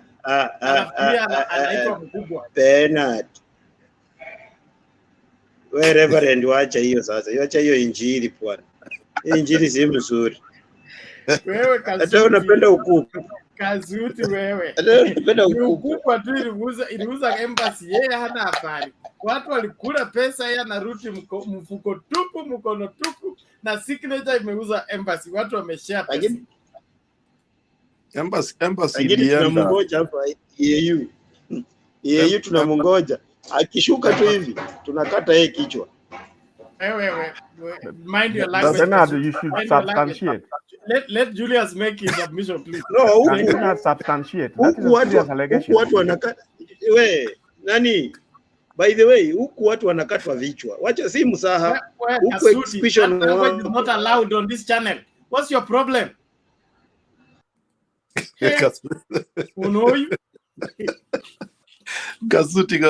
Kasuti ameleta ile maneno yake ya asubuhi. Unajua ikifika asubuhi Kasuti anakuaga hivyo. Anyway, nilikuwa na workshop hapa Tokyo kidogo, hapa mahali Watengula alikula embassy niko na mkutano 10:30 ndio najiandaa nataka kutoka. Pole Mato, nimekukata. Nilikuwa nataka kuna mambo mbili nilikuwa nataka nani anaitwa Baraza. Najua Baraza ako na cases mbili. Kuna kesi moja kama mnakumbuka vizuri, alistakiwa amekula pesa ya kuajiri vijana jeshi. Ako na hiyo kesi, hata hiyo kesi bado sijui ilifanywaje, but I know kuna watu walienda kotini, aliwakula pesa waandikwe jeshi, hawakupata hiyo. Watu around 6 amekula 200 each. So huyo Baraza inaonekana na scandals ako nayo mingi, alafu alikuwa anajiita sijui general, retired general na kumbe he is not a general, he was just unaweza kuta labda alikuwa mtu wa kufagia tu hapo, unajua.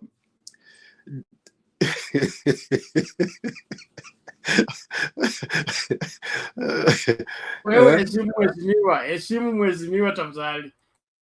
Alafu unakumbuka, unajua huyu mtu utamheshimu namna gani kama ajiheshimu? Kuna siku niliona ameweka picha ati barabara ametengeneza bridge.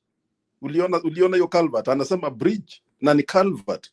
So hajui the difference between, anafikiria Waluya hawajui the difference between a bridge and a culvert. Sasa ati anaweka social media bila aibu. You know, kuna hata sijui kuna watu wataikani jamani kuchaguliwa. Kwani mmekasi afadhali hata sasa naitwa Sudi surely. Mtu ako na kesi milioni 1. I don't think ataepuka hii time ya hiyo gari, that is a very bad offense, itampeleka vibaya. Anyway, Mudavadi the year 2003 election, after election ya 2002 ya wakati ile alihama tu vile, this time alihama, na hii election ya this time itakuwa kama ile tu ya Mudavadi atakuwa anafungiwa nje every good elections. 2003 nilikutana naye Osaka, international airport, nilikuwa nakuja Nairobi, nilikuwa na mama na watoto wangu. Sasa tukakutana naye, tukaingia ndege pamoja. Yeye alikuwa business, mimi nilikuwa economy. Kufika Dubai tukashuka, najua saa zile tuna change ndege, tukakutana, akakuja akaniongelesha, he came to me akaniongelesha, akaniambia habari gani mzee, are you Kenyan? Nikamwambia mimi ni Mkenya. Akanipatia card yake ya business card, akaniambia tukifika Nairobi hivi just call me. Nikamwambia actually my house is just opposite your home, lakini najua kuna ile boma ya Lavington, ndaza ni yeye mama mkubwa. Akaniambia hapana, my home iko Lavington. Nikajua hapo anahepa, kwa sababu niliwaambia the other time the reason why alihama. So by day he was so humble. Akanipeleka, unajua business wako na lounge. Ukiwa business kwa airport, while you are waiting kuna lounge, unaenda ndo kunywa kahawa nini. Akanipeleka na watoto, tukaenda tukakunywa kahawa, tukakula lunch hapo. He was a very humble person. Nikafika Nairobi, nikampigia, akachukua once. Nikamwambia ni mimi yule tulikuwa naye kutoka Japan nini. The second time hiyo namba yangu ilikuwa blocked mpaka saa hizi.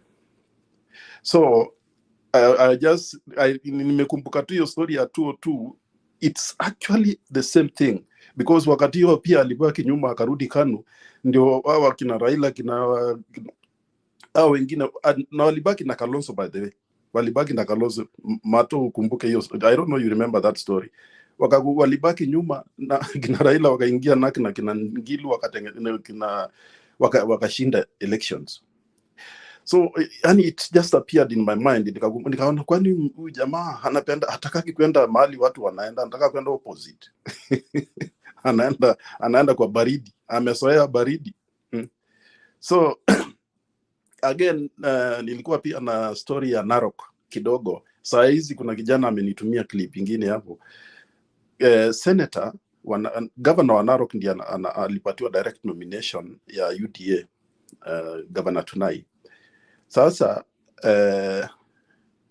ina hiyo clip ni kama wamegundua kwamba Tunai as a governor anataka kulease Masai Mara for 30 years.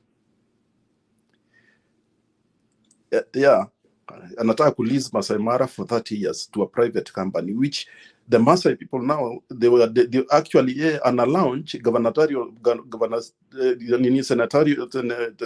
senatorial as nini yake on 28th. Sasa Wamasai wanamngojea, wanasema hawezi ingia Lentimama Stadium, wamempatia mpaka 25th leo aji explain as awambie Wamasai exactly what he want to do, because hiyo sasa imeleta story sasa mbaya Narok, na ujue already hata UDA wenyewe hawamtaki.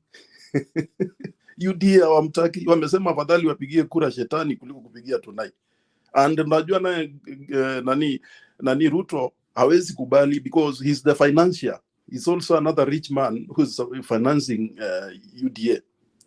So alipata ticket. Hata kuna there is a guy who won, actually ameenda kotini, kuna kesi pia kotini. the same issue.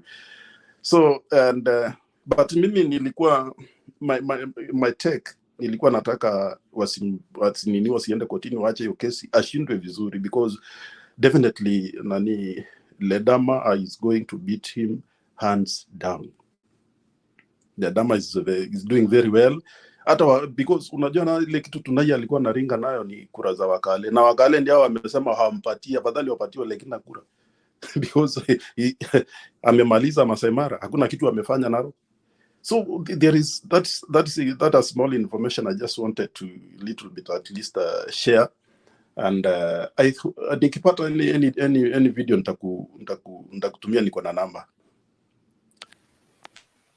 Yes, Ndeto. Sawa, thank you. Ndeto, endelea.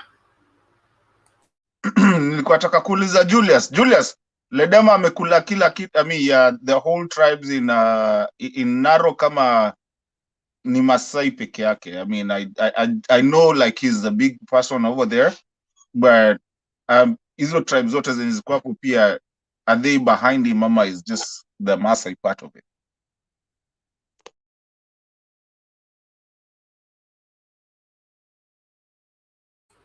Julius, unmute, you're still on. The Jubilee now, the Kikuyu community who are living in Narok town, they will support him. And there is some Kisis who are living in town, and the Luyas, they will support him definitely because of Raila. And also the Masai community now, you know, Olekina comes from a minority, a very small Masai clan, Masai sub-clan, sub-clan. So the Syria, which is Tunai, is also a minority. Puruko is the biggest family. The Wasingishu and Moitani, they're also the second and third. But the Singishu and the Moitani, now they're supporting Olegina because they don't like even the former the MP Konjela, because Konjela naye hakuna kitu amefanya naye. So now there is another complication that the running mate now wa Kalonzo amepatiwa direct ticket aran kwa inaitwaje, kwa Wiper. So Wiper kuna wawili, there's Konjela na kuna Sunguli. But generally our watu wawili actually they don't have any big impact, because the deputy governor ametoka north. So like nani Olegina atashinda asubuhi, it doesn't even have a competition. Hata juzi nilikuwa naambia afadhali yeye aingie tu campaign ya Raila achana na, because definitely he will win. Hii atashinda asubuhi. Kwa hivyo running mate wa Kalonzo ana say atatoboa hii, ataumwa. Hakuna kitu. Unajua huyo running mate, unajua kuna kitu kimoja watu hawajui. That guy actually alikuwa anafanya kwa Moi. Alikuwa anafanya kazi kwa Moi, and ni wale watu walikuwa naiba mashamba ya Nairobi. maplots za Nairobi amekula mingi, ametoa pesa. Ndia hiyo pesa kidogo akunaye Kalonzo na focus. Unajua Kalonzo aliangalia, alimulika, akaona kuna tu pesa fulani hapa ya campaign. And he's not a very straight, it's not a straight guy. Ni mtu alikuwa na maneno. Unajua wale watu wamefanya karibu kwa Moi, the way they used to behave.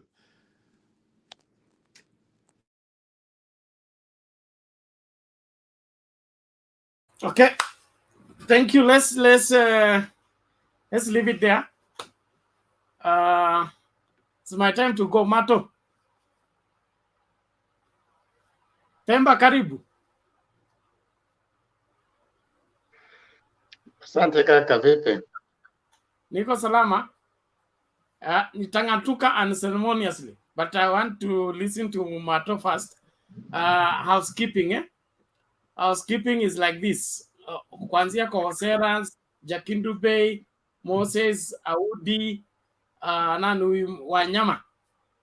They have not said anything since they came here. So make sure that they say something. Alafu huko juu vile muko huko mtajipanga wenyewe. Mato kuna video ambayo anapaswa kurespond ya yule jamaa wao. Amesema mambo mazito mpaka kachanganya lugha ikanichanganya. So nataka utafsiri. So Mato, come in. Mi hata sitakuwa na maneno mengi. Unajua mnanisukuma sana na wajua kabisa. Today I came in the first thing. Na unajua mtumishi, nilikwambia, nilisema leo na nimekimbia hiyo story kabisa. I didn't want to talk about Kambani politics. I didn't want to talk about Kalonzo at all. Lakini kunisukuma tu, unajua kabisa. But leo nitajaribu nitawaresist, na najua huko nyuma nitagongwa pia because ya kuresist. Sasa watu wananisumbua huko. Mnikumbushe kama if this is the right saying in Swahili that says mjunga kierevuka mwerevu yumo mashakani. Is that the right saying? So I nailed it. Okay, thank you. You know, there was a time in our country that and this is gonna be the most backward kind of way of explaining that video or saying anything, and I know I'm gonna get it so bad.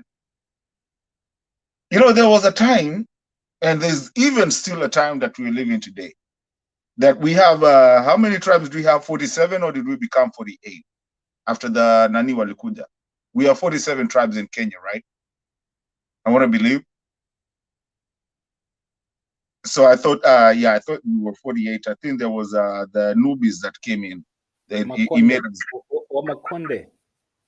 Was it the Wamakonde that came in that we became now 48? Yeah. No, they are going to 44. They have not reached that far. So it's 44. Okay. So there's so many tribes, but when we come to politics, Martin, we are 45. 45, my friend. The Asians are in now. Okay, accepted. Yes, sir. Yes, sir. Okay, thank you, sir. Thank you for your correction. But so there's time when it gets to where we talk about politics, and when we start talking about politics, every elections, there comes a couple of tribes. And now I don't like what Kambas have done in this time, but I also like what has happened with Ukambani. Not Kambas, but Ukambani. Because, and that's why, Nani, Bernard, I told you I'm going to go around that conversation because today I don't want to talk about Kalonzo, I don't want to talk about Wakamba. I want to talk about Ukambani. Well, I didn't even want to talk about Ukambani, actually. And you know, you guys are the ones that pushed me. You even played the video over here. But, you know, when you talk about Kenyan politics, you talk about, if you allow me, Bernard, especially me, I'm not a tribal person, I'm a Kenyan. If you allow me, we talk about Central, and it looks like centrism, the whole thing and the dusted. And then we talk about Western, and then we talk about, you know, those where we've been talking. One thing I'm happy about and what started changing me not really changed. I'm not a changed person. I'm still in Azimio. We've been in Azimio. We're in Azimio and we'll never go anywhere. And I've been singing that here. Is that I'm happy that we're talking about Ukambani. You know, kuna kitu, when we were growing up, we were talking about Mombasa Nusu. Mombasa Nusu used to be a junction ya Machakos and Kibwezi there. We said Mombasa Nusu. And we go down, even when you go to Mombasa, utapata Mohamud Mutua or Mohamud something. Unajua Kamba and something like that. We are coming to that tribe that actually, and I'm sorry to go back to this, but I wasn't part of this. Bernard, you were here. Nani wakiongea stories of tribes. But now we're starting to be recognized that we are Kamba. So even though I might hate what Kalonzo venye ametuaibisha, I might, and I don't want to talk about him because I know where he is. I might talk about the people are starting to look at Ukambani politics and people are starting to understand it. And that's something I'm proud to be a Kamba, because people are starting to look at it. Out of the 45 tribes that you told me, people are starting to look at that politics. And so for me, it's a plus. Hata wakisema nini, it's okay, but we already have this seat. It's gonna go there. Whether it goes to Kalonzo, or it goes to Ngilu, or it goes to what? People have started talking to, about Ukambani politics and understanding it. So sometimes, there are good things that come to you in disguise. Because now people are talking about, there's not one day we're going to sit here when people not talking about Ukambani politics. But then at the end of the day, by the day of elections, Ukambani is in Azimio, everybody's in Azimio and everything, but people have started to learn that Ukambani is a part of, Kambas and Ukambani is a part of Kenya and is something to be reckoned. Where they are not, and everything. So for me, that's why I sang that song, Bernard. You heard me sing that song. You gotta know where to go. Mato, you're living up to your promise, huh? Huh? Trying not to say anything about Kalonzo. It's okay. We'll give I don't want to say anything because the more I say it, the more I say it, I rattle feathers. You said you want until when? Give me. I said 2 weeks last week. 2 weeks, but no problem. We will. Yeah, give me 2 weeks from today. Thank you very much. We will revisit. Bernard Mato amesema, sijui amesema kitu gani. Alikuwa atranslate kitu yule jamaa amesema, na Mato amesema nini sasa? Nimekuambia amehepa kusema, lakini angesema tu hataki kusema, ndio atupatie nafasi. Wacha tufanye hivi. Bwana Themba, wacha niwaache katika hiyo kesi, mtanipatia matokeo baadaye. Tuonane masaa nyingine.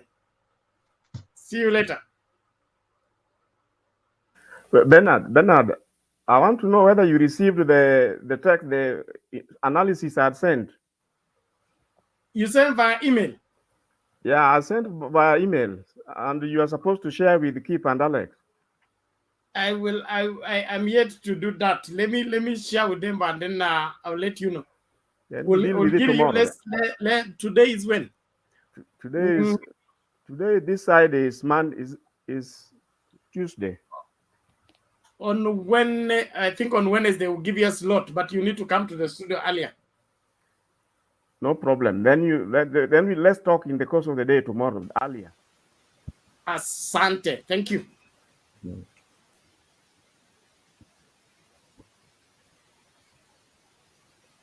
So can I talk before you go, Bernard?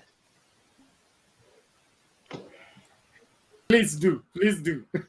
I'm only going to talk on one point, so don't worry. I won't keep you long. I'm only going to talk on the point of what Gachagua said.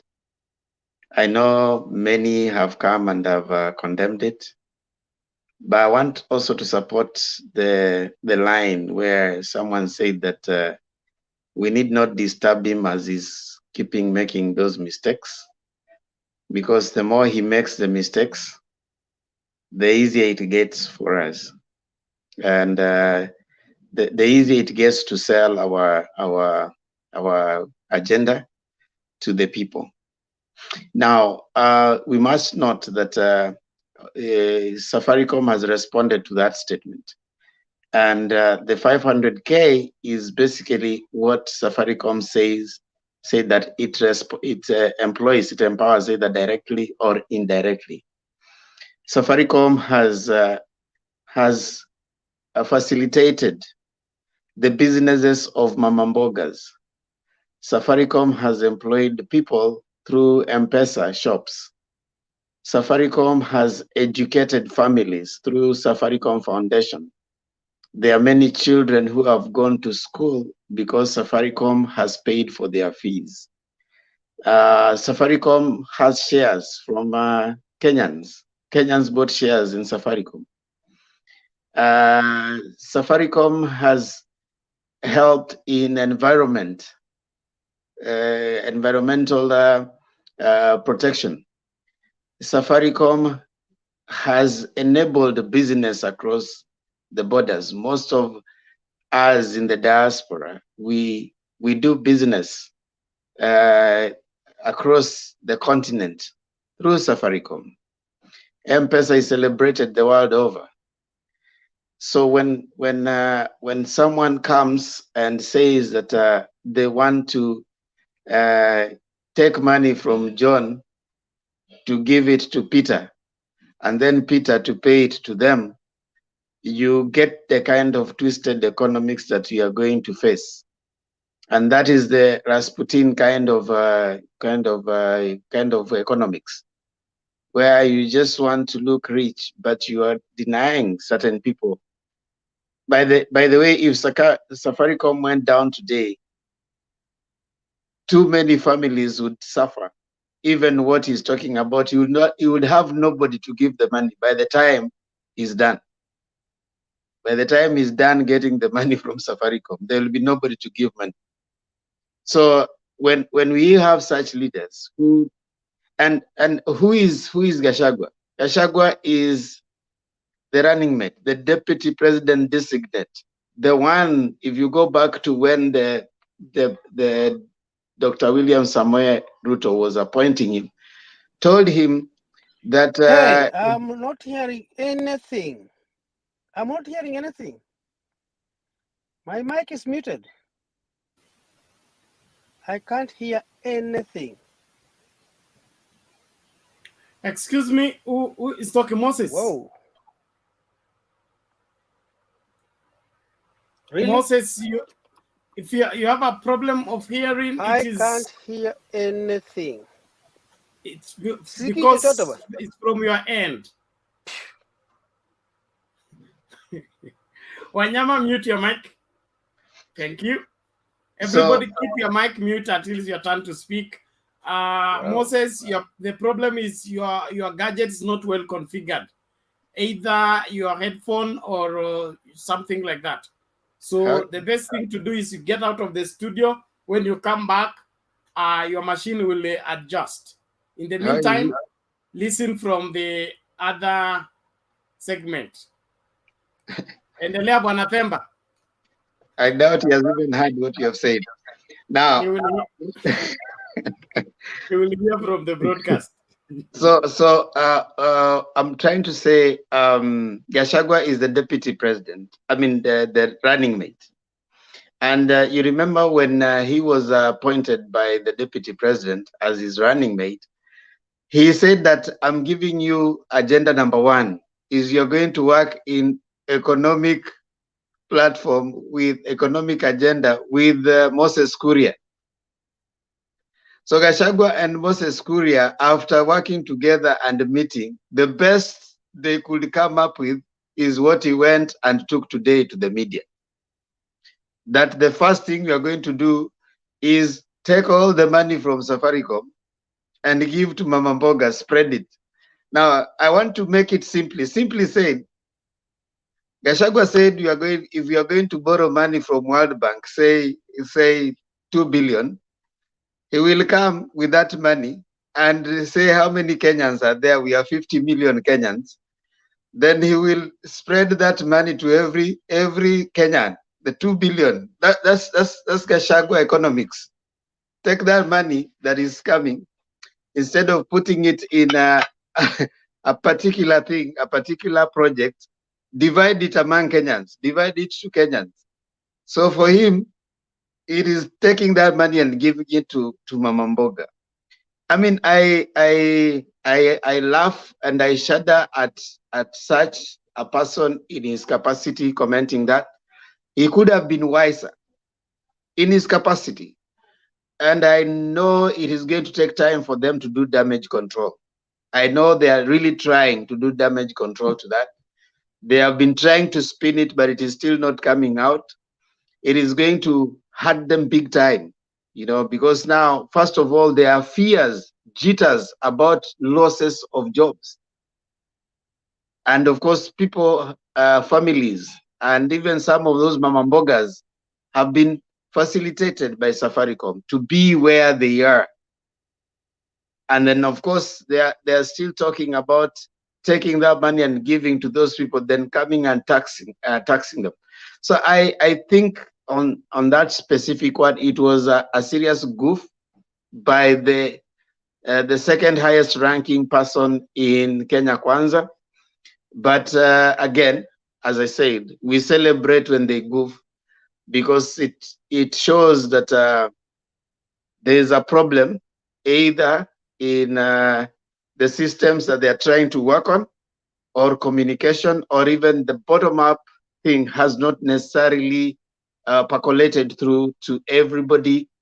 If the top person is having such an interesting understanding of it, then you can imagine what is there down there. And that's why they cannot really place themselves clearly. So for me, Bernard, I see that. I also wish to finalize by saying I had the Deputy President today talking about the dry port moving from Mombasa coming to Nairobi.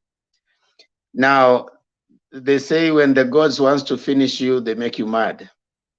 Now, the person who is speaking right now has been there when the project was being implemented. I remember Keter. Is it Keter? What the MP? What was his name? There is Charles Katera. There is which one? Alfred The Nandi Hills MP.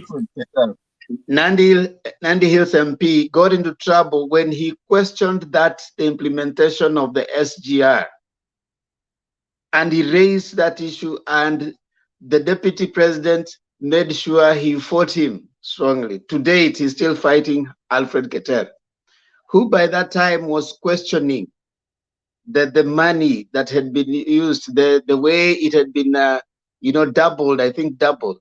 He questioned all those things. This Deputy President was the one defending that project.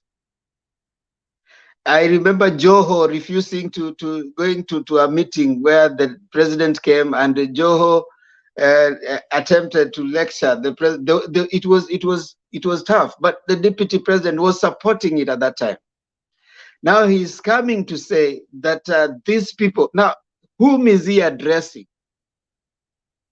Raila is not in the government. Raila was not there when it was being implemented to move the dry port from Mombasa to where it is today. He was there. He was the one even who was supporting it. Now he's going to tell, what does he think Kenyans are? He's telling them that now these people, we intended the SGR to be, I don't know what, then they took the dry port. Who are they? Who are these people he's calling they? So I think, as I say, and that's why when you want to be finished, you are made mad, first of all, and I think that's where they are. I want to stop there for now, Bernard. Thank you. I will just give my two responses. Okay, I have held as a stand. One, William Ruto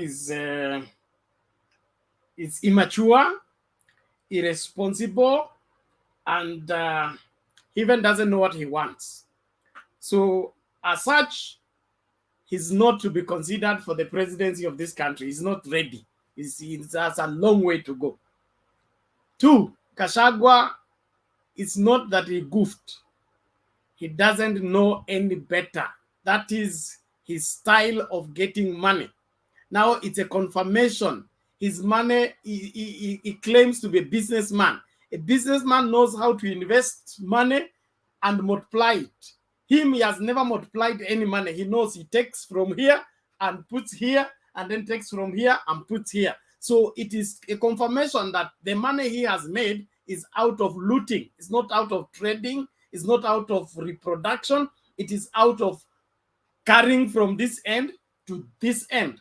And so they have no idea on how investment is done and growing company is done, and how the company grows by, the sustainability that is brought about by the growth of the company, like Safaricom. So such people should not be appointed to be in charge of anything. If you make them in charge of the cattle dip will close. Make them in charge of the tea sector will close.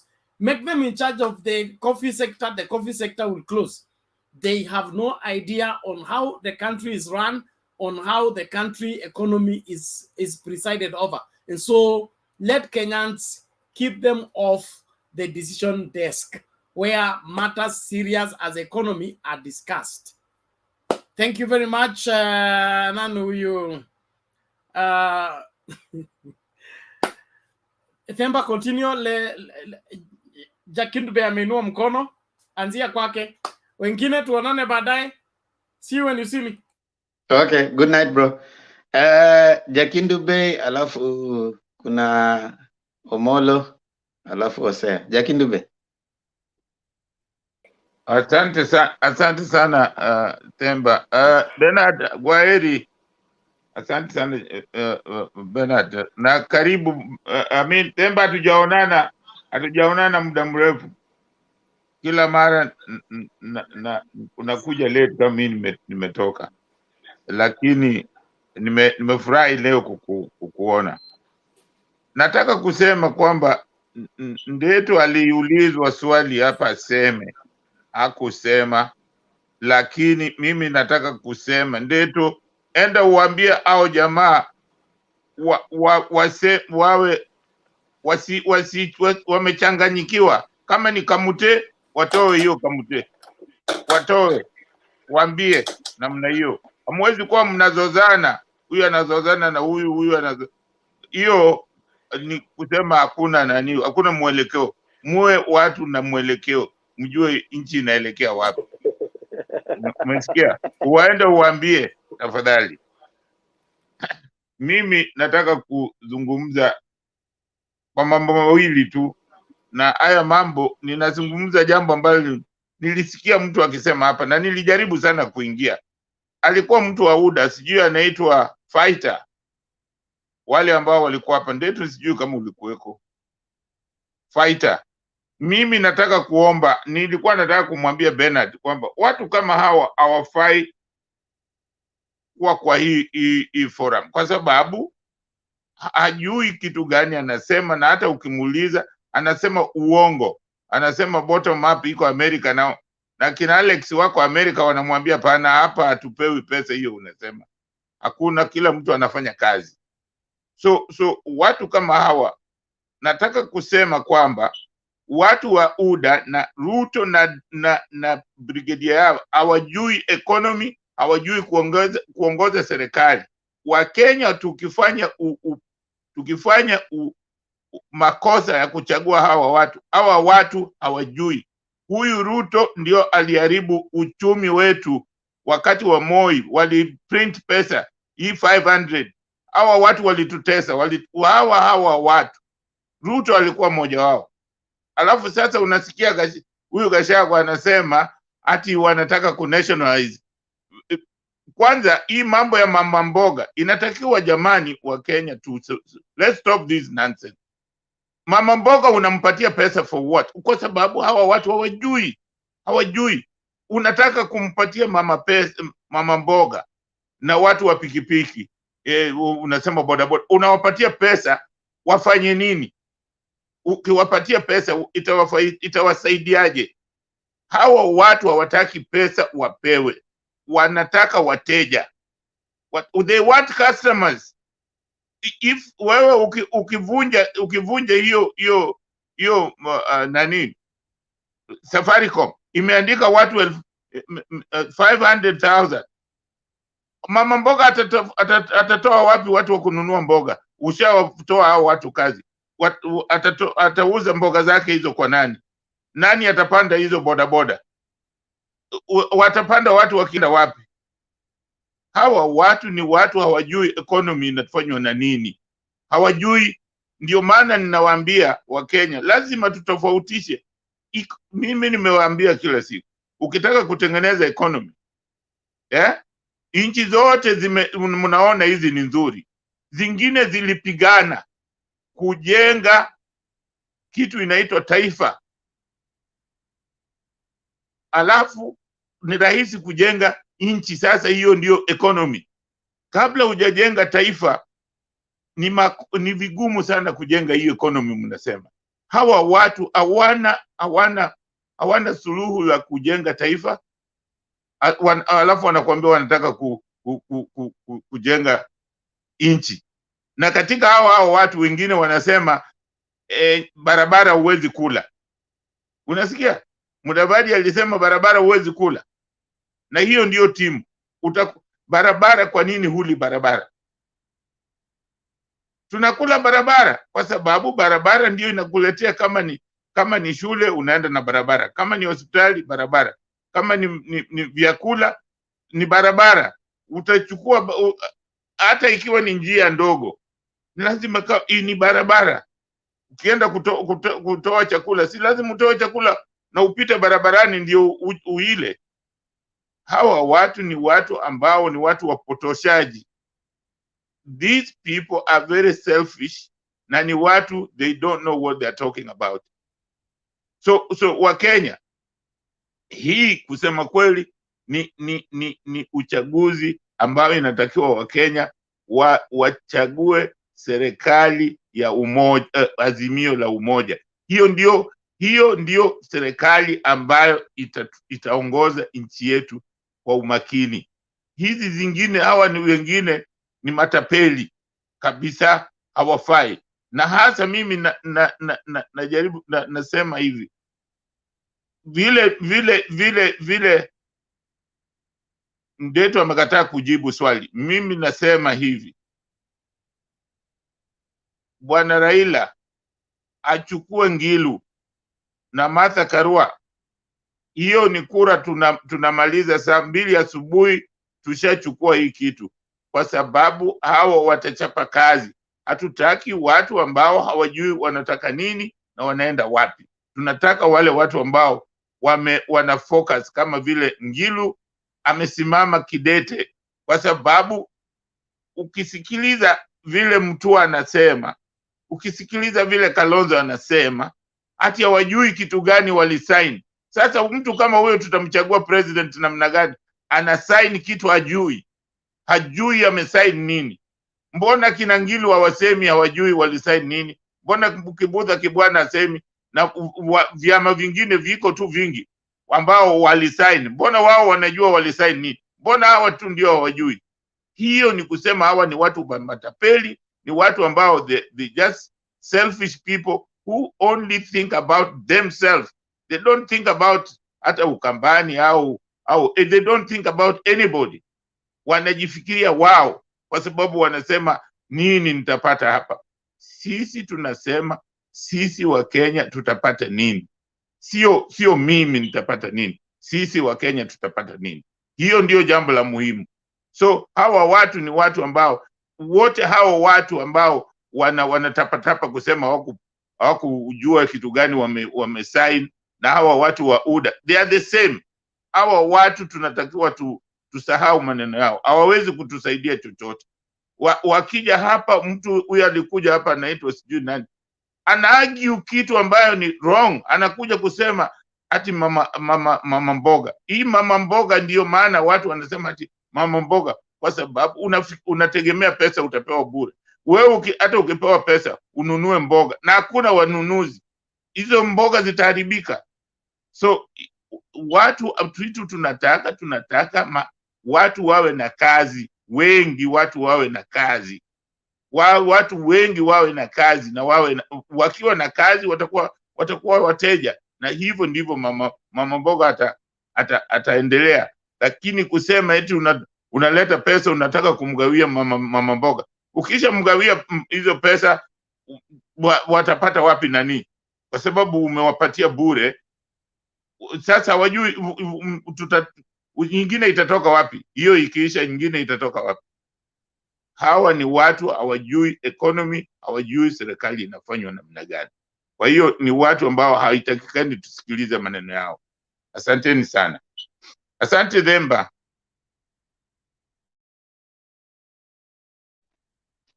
Asante, wacha nimruhusu Omolo aongee alafu na mimi nitatoka Themba kwa sababu naenda airport, napeleka kijana mmoja airport kusafiri Kenya. Kwa hiyo mkiniona nimeondoka na kabla hujaenda mzee wangu, asante. Nikwambie mzee wangu, Alright, nitangojea kweli ili umeongea mambo ukweli, si yeye Kalonzo kile atachokopata, kwa sababu wao wanakaa na ubinafsi, na ile ambayo inasimama kabisa ni hilo ubinafsi ndio tatizo. Na ukikuta kwamba vile umeongea kabisa, yeye anajitafutia kama yeye kibinafsi, hatafuti kwa nafsi. Hizo negotiation tangu zianze ukiziona ni kama yeye anataka kujionyesha kama yeye pia anaweza kuwa, lakini cha msingi hasa kwake ni yeye mwenyewe anajitafutia, hatafuti kwa huyo mama mboga. Tutawataja majina ukina wale wako chini, lakini ile kwa cha msingi ambacho anatafuta ni yeye akuwe recognized, apate mileage. Wanajua pengine kama vile Raila alisema yeye ni miaka 5 peke yake anataka. Sasa yeye asimame akue kwa uongozi wengine, lakini ile tamaa ako nayo ni ile ambayo kama amesimama kama Naruto, na sio kiongozi ambayo pia hata sisi tunasema hatutaki kama huyo kiongozi. Nitarudi tena nirudi kama unasafiri sawa mzee, lakini maneno uliongea ni ya msingi tena sana, na shukrani sana. Nashukuru tena sana. Asante sana, asanteni sana. Nitarudi tena nimsaidie ndugu yangu Ndeto, kwa sababu unajua anapigwa vita. Wale wamemshika Kalonzo ni kama mtu anatembea na kipofu. Wale wanaomba pesa kwa barabara unawakuta.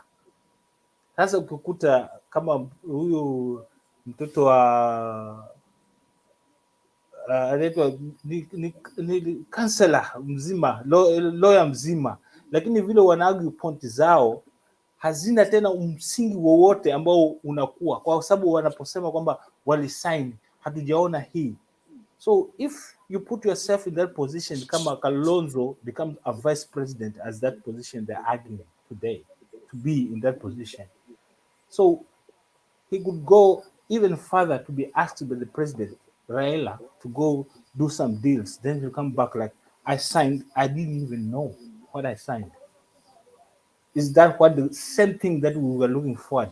Kama hapa Kenya kila kitu inaweza kaandikwa Kiswahili, Kizungu, lugha yoyote ile ambao wako nayo, na yeye ni kansela mkubwa katika upande wa law, alafu anarudi atasema hii sikuwa najua, hii ilikuwa namna gani. Sasa Kalonzo tuseme yeye ni kipofu, hawa vijana wako nao kina Dan Mwanzo na hawa wanatembea nao ndio wanampoteza siasa yao. Na kama farasi mkubwa anaweza kapelekwa na mtoto mdogo, ujue yeye ni mnyama. Wamemkosea heshima huyo mzee, lakini hayo ni yao. Sisi tuangalie yajayo, kwa sababu kuna kipindi pia nayo tuanze kuelewa kwamba somebody said here, tumesoma na tunaelewa na kila mtu ako na ufahamu. Kitu ambacho kinakoseka kama vile ulivyoongea mzee Tema kwamba bandari, dry port na nini inaongewa, that's a dead economy waliweka katika upande wa cost. Today kikaa, and if you look at everybody among you guys, we are all abroad, okay? Mi niko Manchester, niko UK, but I'm also a hotelier na mimi mzaliwa wa coast. Najua coast vile ilikuwa na operate na tourism. There's nobody who's even like today is talking about how they can give back tourism in Kenya. The local tourism, yeah, is doing good. Even if you look at the statistics today, the highest people wanakuja, we don't call them now local, they are international, wanatoka Uganda. And the other East African countries that are coming to Kenya, mostly they want to come to Mombasa. And it's becoming to a dead end. Activity. If I would ask the other guys like you guys, you live abroad, you are there. What makes the other guys from your own country, like we used to have Americans, British people used to come to Kenya and everything. There were cheaper ways of how to travel to Kenya, but there's nobody is talking about that kind of change because we have to be realistic in these other things. Wao wataongea siasa, but let's get the other people who know and give them the information and let them do the real work, and we can offer them, because hapa the good brand abroad ambazo zina sunk, and we are doing the other small things. Na wao hata ile siasa wanaongea ni ile tu ya ku exchange word. There is no thing, even if you watch hizo vile wanakaa kama ile side nyingine ya UDA ni kutupa maneno na hakuna, na hao wengine nao wana copy. Sasa inakuwa ni ile tu kuwasha moto na kuwashana, but it does not help us. We people were here. There is one pastor the other day alikuwa na preach. I give you this one. Anasema everything that comes to a change, it comes from the supra, somebody who has been sent away. You might be having a good reason why you are abroad, and where you are there, your vision changed. And you see country like Kenya, na wewe unaiona kama uko hapo, unaiona how good you can change a small thing. You change your family. I know most of us, we've changed how we relate and how we do things in our family. But in a big circle, we want those guys in Kenya also to have, those who we are not even related to, have something to do with it. And this is the machinery that moved on. Who willed it off? Raila did it. He has moved one step, two other steps until now. So it will be a honor for myself if Raila wins and he makes this turning wheel. And I know it's going to be one tap ya kufunga ule ufisadi, facilitate foreigners investment in a good environment which is there. Watajenga barabara, yes, barabara ziko iko, but who uses them? Sasa itakuwa ni waizi wakitembea na gari tu, hawezi kuwashika, wanapotea. The other thing, it's gonna be hard for us here in this Accra, because we're gonna be disappointed at one point with the fake things that is going on, because people are using the opportunity that people are poor and they're buying people for voting. And they will do that because especially they don't know the fate, what is going to be thrown to them. They are our families, and we cannot like do anything, and we will sit back here and say again maybe Mtembei will be here again, and maybe we'll have this time of discussion again and say, I said, but how good can we do the good change? Because we need to, I think we need to have a good mechanism of how the best we can do it. We can joke around, tunaweza tukapiga Martin hapa na fimbo na kila kitu, lakini at the end of the day Kalonzo has his brain to decide, and himself he knows what he's trying to play around, but I see it. He knows how he's playing his shortcut route to get to where the gate it is, and then what is going to be. But the only animal I know, Ruto, if he wins, we're going to be having the black days. It will be magical if it happens to benefit all of us, but I don't think so, because it's like kama kwa ufupi niseme, sote tumekuwa tunatwanga mahindi na mnapiga uchafu, zinapepetwa, zile chafu zimeenda hivi na zile nzuri zimeenda hivi, mnaziona kabisa. The good thing zimejitokezea, those who are corrupt wataenda hivi na wale wanafuatana, the river flows in same or the other way around. So iko na hukumu sana, kwa sababu mimi nimeishi Mombasa na ni mkazi wa all counties za Mombasa na Kilifi. Na Mombasa, wale wakaaji wa Mombasa wanapiga kura Mombasa, most of them they are coming from Kilifi. It's just like a small diversion, kwa sababu kama ushakuwa Mombasa ukiwa Mtwapa, hapo ndo wanapakana. Sasa watu wanafanya kazi Mombasa wanaishi Kilifi. Sasa huku tunasema kwa Kingi na huku ni kwa Joho. Those days, after the way we could see like Uhuru and Ruto were shaking hands and dancing all the time, Mombasa ilikuwa pia Joho na Hassan wakienda mahali wako pamoja wakifanya, lakini siasa ya ugawanyi ilikaingiana na hapo ndani na tamaa ikakuwa iko hapo. Only person who was and has been steadily, I'm gonna tell you, Joho amekuwa steadily, Kingi amekuwa steady paka juzi, and King was doing good until hapa juzi.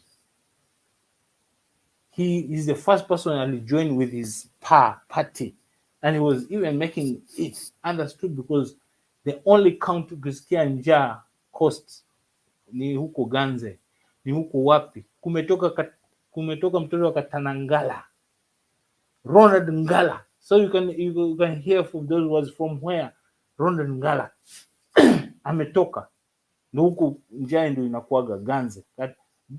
Kijana yake amekuwa hapo kwa government. These people don't do anything for the people, and you get amused kwamba wako, but it's good time. Honorable wengine wameenda, hata wengine wameenda wameretire, kama Joel Matete, he comes from that side. Pia nao hawataki hiyo siasa kwa sababu they are doing things underground. I'm going to tell you, because it's a shameful to come and you won't make it. Asante bwana, nimekutetea kidogo Mato, pumzika. Okay, thank you.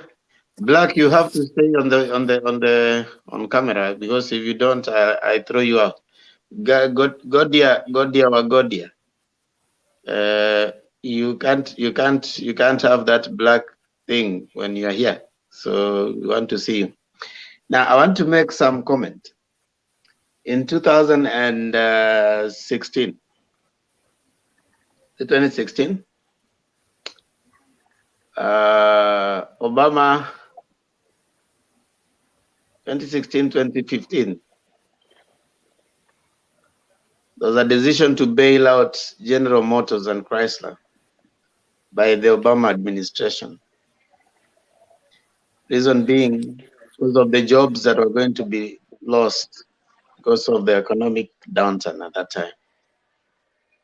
So he bailed out the General Motors and Chrysler, expanded their capacity. They employed more people. 640,000 jobs were created, and All right, man, you're good.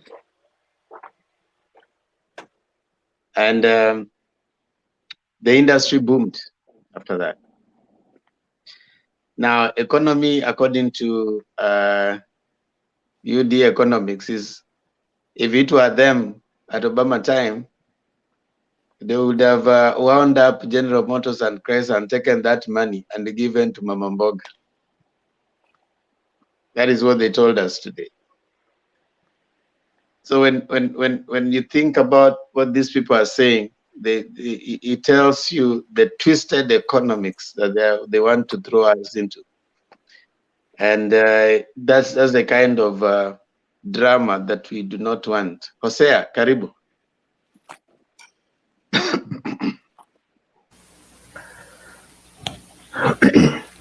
Oh yes, good evening, everyone. Nice to see you once again. Also, I think I need to start with the issue of Kambani, then the issue a bit on the issue of the port. Now, the port movement, the what do you call it? The operations of the port in Mombasa was actually a government cabinet decision. And what informed this was the backlogs and the, you see, Mombasa is the biggest harbor in East Africa. And maybe, like some of us know, that port serves the entire East and Central Africa. Now, what's happening is that because of the backlog, at the level of East African cooperation, is it East African community, there have been a lot of complaints, especially regarding the clearance, people who are clearing their goods by the Mombasa port. Now, the performance of the port was seriously dwindling down. Now, they came to a conclusion when the SGR was being initiated. One of the reasons was that it was expected that the delays, I don't know whether you remember, at some point, Uganda, Rwanda, and I think even DRC had threatened to stop clearing their goods through the Mombasa port. And that also informed the reason why the railway line that was supposed to be done through the syndications of funds from Kenya, I think Tanzania, no, Kenya, Uganda, Rwanda, and DRC, Burundi. At some point, you remember Uganda pulled out and started clearing their goods through Tanzania. Now, the delays, it was taking something like 1.5 months to move cleared goods from Mombasa to Uganda, to Rwanda, to Burundi, to DRC. Now, I think the issue of economic viability is what was considered. And when the port was actually finally moved to Mombasa, the whole idea of going to Naivasha was to serve these other countries. So that they'll take, instead of, in Kenya, once the Kenyan government would have moved the goods to Naivasha, it would then be a matter of less than a week to get it close to the other countries from Naivasha. So they would not need to get those trailers, which were causing a lot of traffic jams and breakdowns along Mombasa Road, all the way to Busia and Malaba. Now, just for information, I thought I would mention that. So it was actually a government decision, and the implementer, the deputy president, was in the center of it. You remember how disagreed and criticized Joho regarding his level of education. It was about the port. And that is the time Joe was trying to argue against moving the port to Naivasha. So right now, they cannot turn around and start saying that now they want to find a way to return the port to the other side. And he led the team to take it to Naivasha. Now, there is a lot of other stories regarding where it is, the space it occupies in Naivasha, but I think that's a story for another day. Some of you will remember that this Nyali MP had threatened to go to Parliament to make some disclosures. I think he had a dossier of how the space where it's occupying had been acquired. For information, that space was in the land of, I think, Delamere, and it was a trade-in between Delamere in Kenya and their properties in UK. That is how they acquired it, and now the government now have to get it from them to use it for the dry port. Now, coming back to the issue of Kalonzo. Now, so many people have been asking, why not just forget about Kalonzo, let it go the other side? The truth of the matter is that every vote is important, even if it is just one, because of the 50+1 and the 25% from 24 constituents, from 24 counties. Now, that is very, very critical. Now, part of what I was suggesting that will be the analysis that we'll be doing on Wednesday is actually on the Ukambani side. Now, we have done some analysis, which I've already shared out with the teams I had mentioned. Hosea, Yes. I want you to hear the part where he's defending the SGR moving to Naivasha. I'm not able to play the video on, but I hope you guys can hear the voice. Ati hiyo ni reli inaenda mahali pasipojulikana. Mimi nawauliza watu wa Narok. Narok hapa ni Kenya ama ni mahali haijulikani? Kwani reli kuja Narok imeenda mahali ambapo hapajulikani? Lakini ni sawa tu. Hata ile reli wakati ilikuwa inajengwa miaka 100 iliyopita kutoka Mombasa kuja Nairobi, ilikuwa inaitwa Lunatic Express. Ilikuwa inaitwa ni kitu ya wazimu, lakini sio reli imefanyia kazi kwa miaka 100. So kuna watu ambao hawaelewi maneno, ufanye hii, ufanye nini, hawawezi kuelewa. Kazi yao ni kupinga, kazi yao ni kuweka maneno machafu. And so nyinyi nawauliza hawa watu muwafuzilie mbali. Sisi tutazidi na kubadilisha Kenya kupitia miradi ya maendeleo, kwa sababu hakuna njia ingine. There you have it. He defended the movement of the trade when they were saying that the port should not be moved, and they said the port is going to Naivasha, and Joe were campaigning against it. He is the one who stood in the podium and defended it. Right now, he's saying other people are the ones who took it there. So there you have it. That is it. Just to add on that, there was the issue of there were going to be losses both sides. You see the truck drivers, the ones who are driving these slow trucks that I'm talking about. Then there are the port itself is a hub. It's a hub of a lot of activity, especially by the people who help in clearing the goods and from the warehouses. It is a hive of business activity there. So many people are going to lose the small-time low employees who are basically going to be rendered jobless. But then you have to remember that with the coming of SGR, the handling of the warehouses itself was changing very fast. So either way, these people, the day-to-day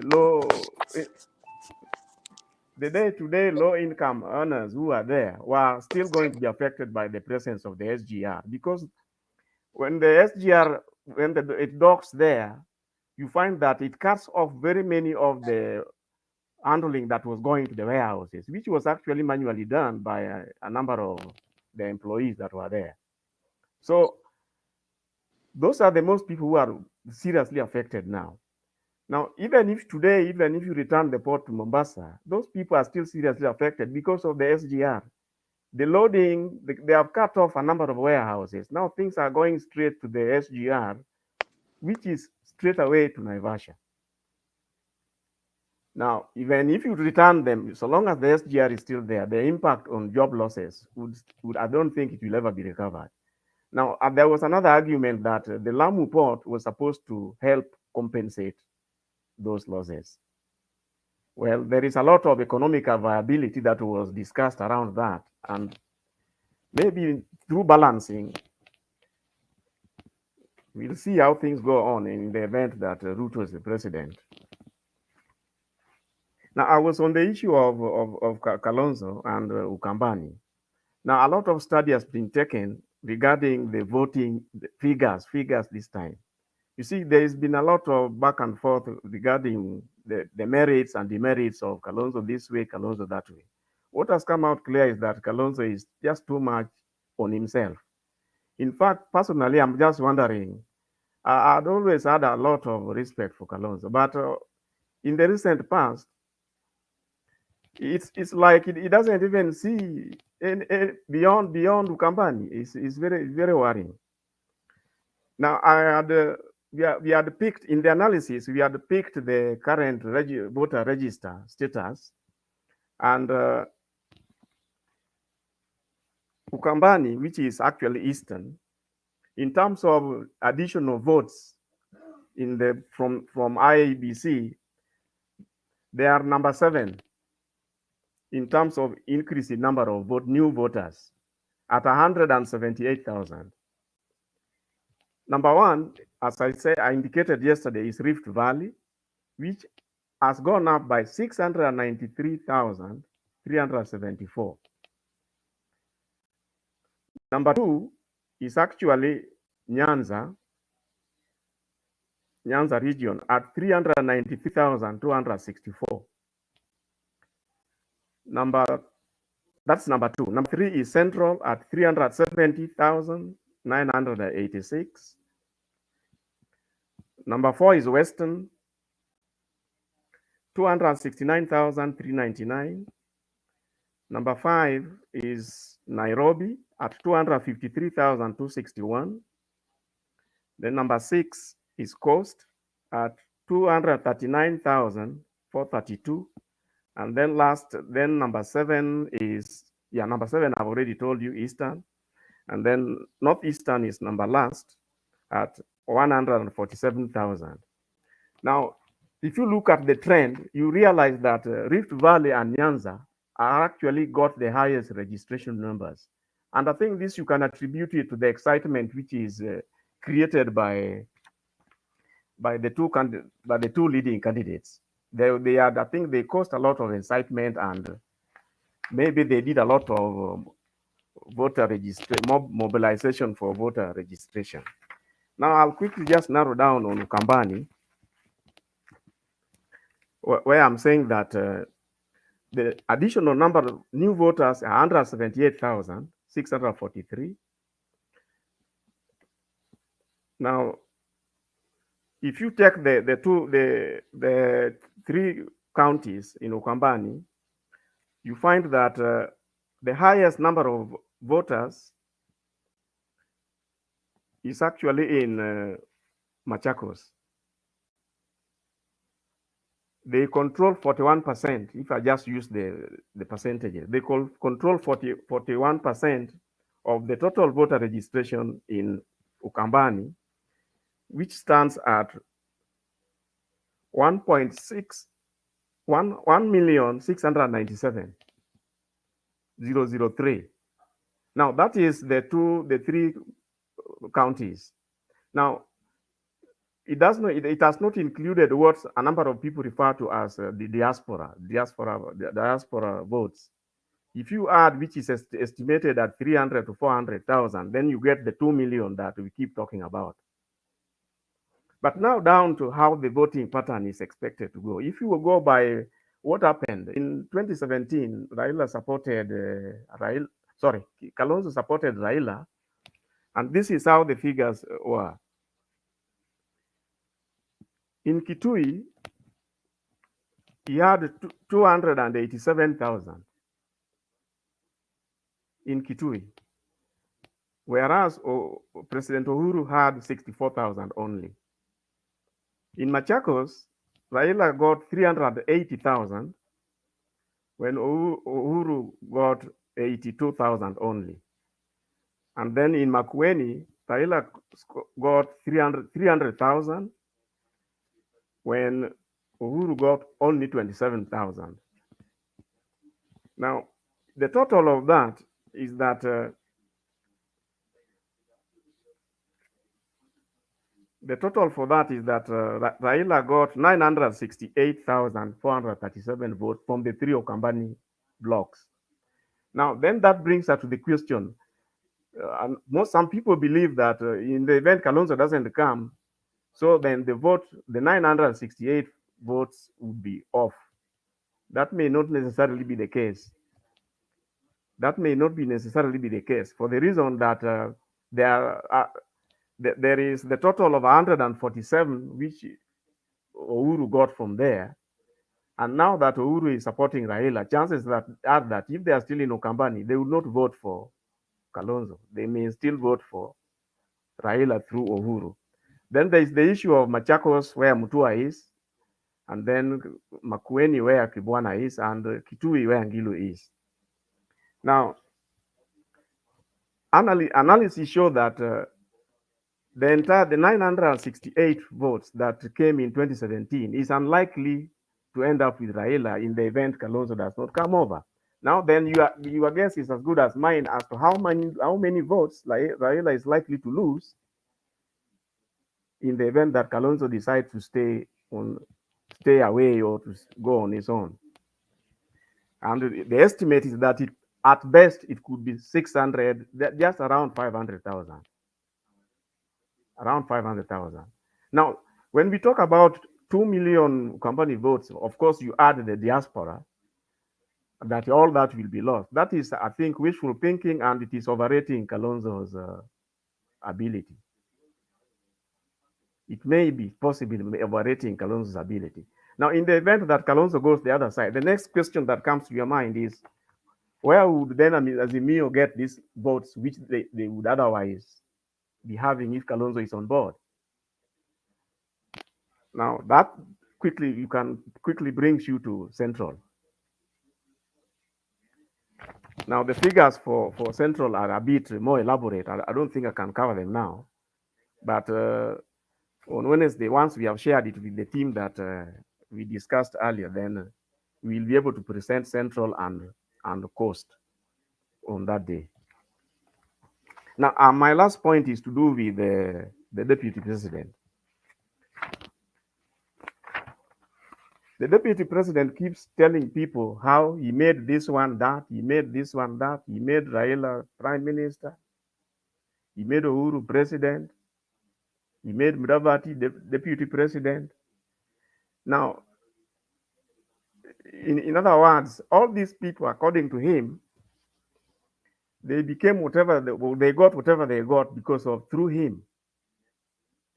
Something, if you look at it in detail, is not entirely true. It is not entirely true. Then he always doesn't forget to talk about records. Anasema watu waoneshe records. Now, if you were to ask yourself, maybe sometimes before you remove the log in your neighbor's eye, you start by removing yours. So Ruto should start by giving a record of himself first. You may then ask yourself, if you were to ask any Kenyan about Deputy President, what do they know Ruto about? What do you know about Ruto? If you remember 2019, there was something about corruption. I don't know who did that opinion poll. I was sure. I don't know where it came from, but apparently Ruto was number one in who is the most corrupt person in Kenya. Ruto was named number one. Number two, if I remember well, was NYANDARUA. Then what else do you know Ruto about?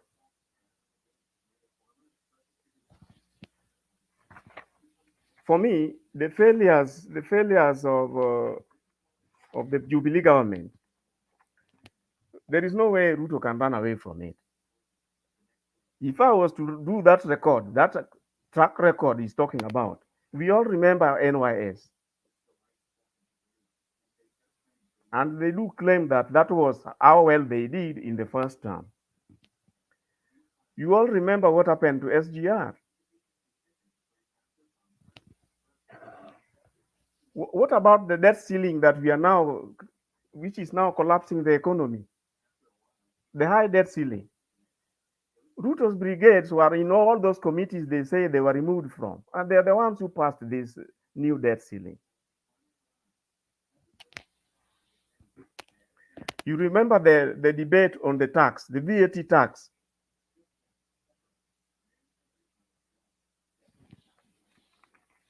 Of course, then don't forget the issue of the laptops. And what about the jobs? See time. Well, this is the last point. This is the last point. What about the jobs? Now he's promising Kenyans 5 million jobs a year.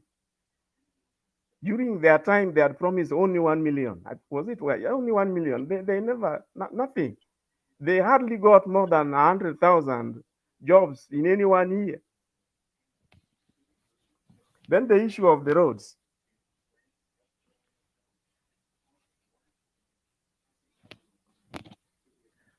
Then there comes the issue he keeps talking about electricity, connectivity. If you know the details about the electricity connection in Kenya, we are all aware as we speak now, KPLC is no more, is in the red.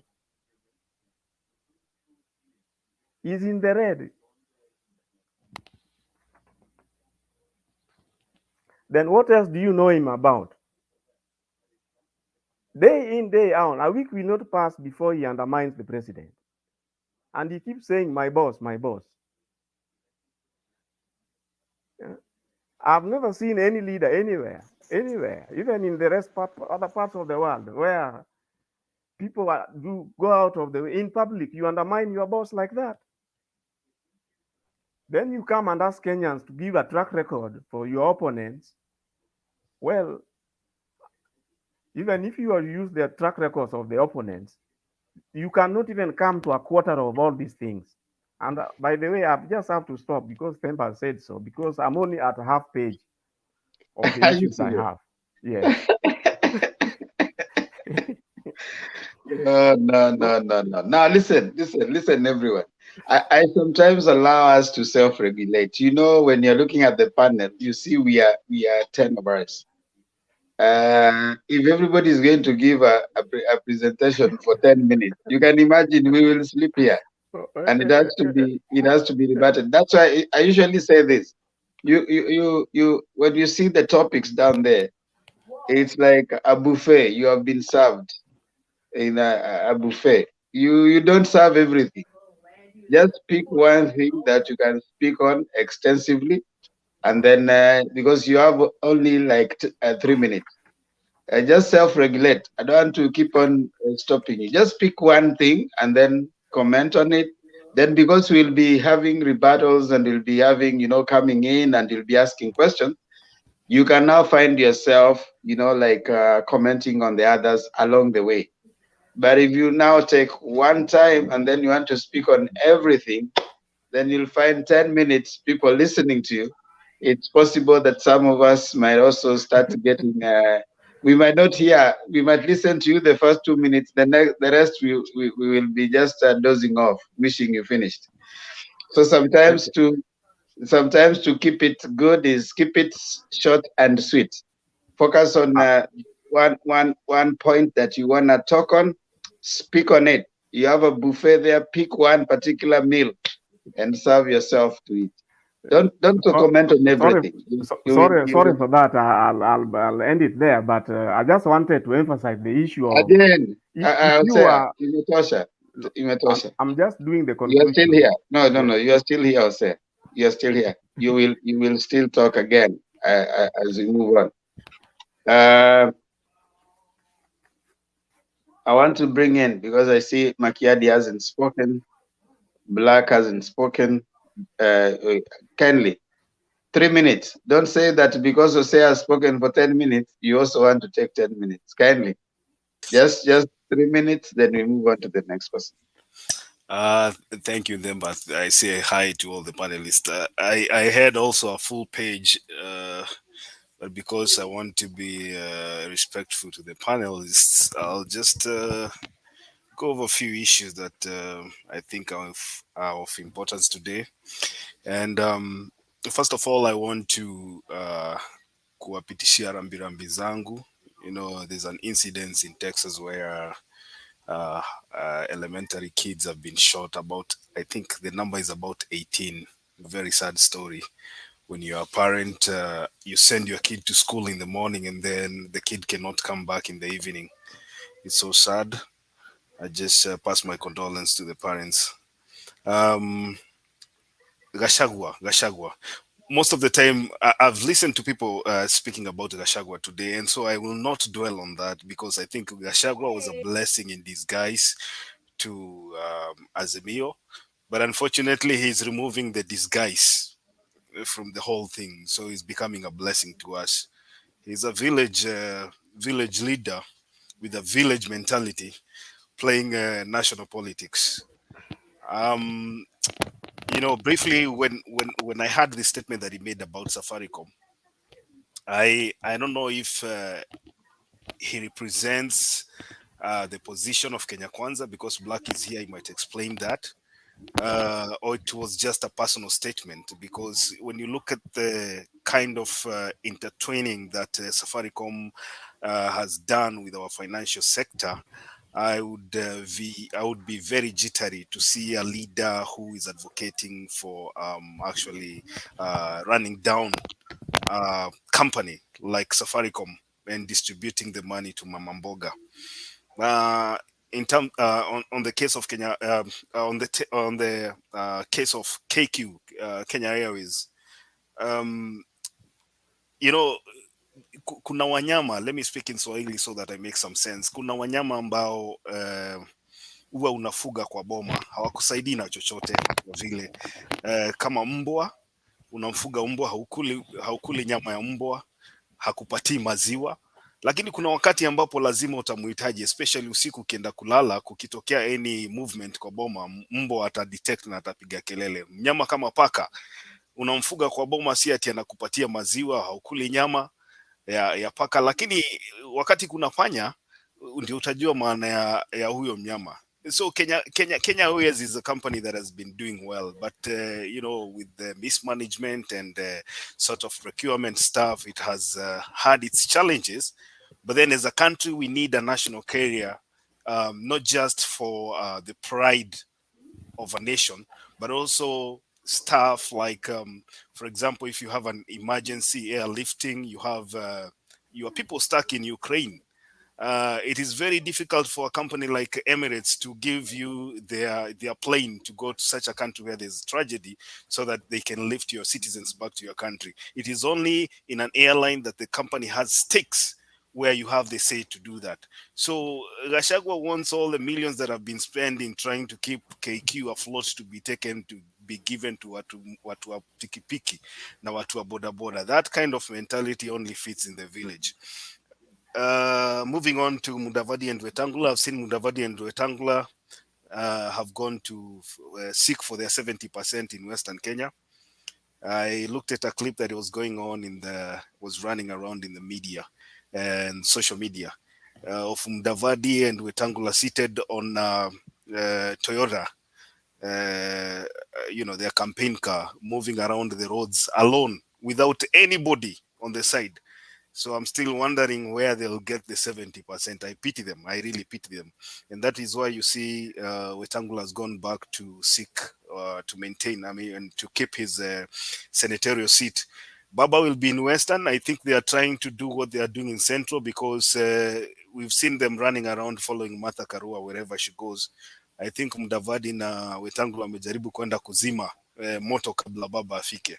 So Baba will be in Vihiga, Bungoma and Busia in the next few days. Now I'll finish up by talking about opinion polls. I like following opinion polls very much.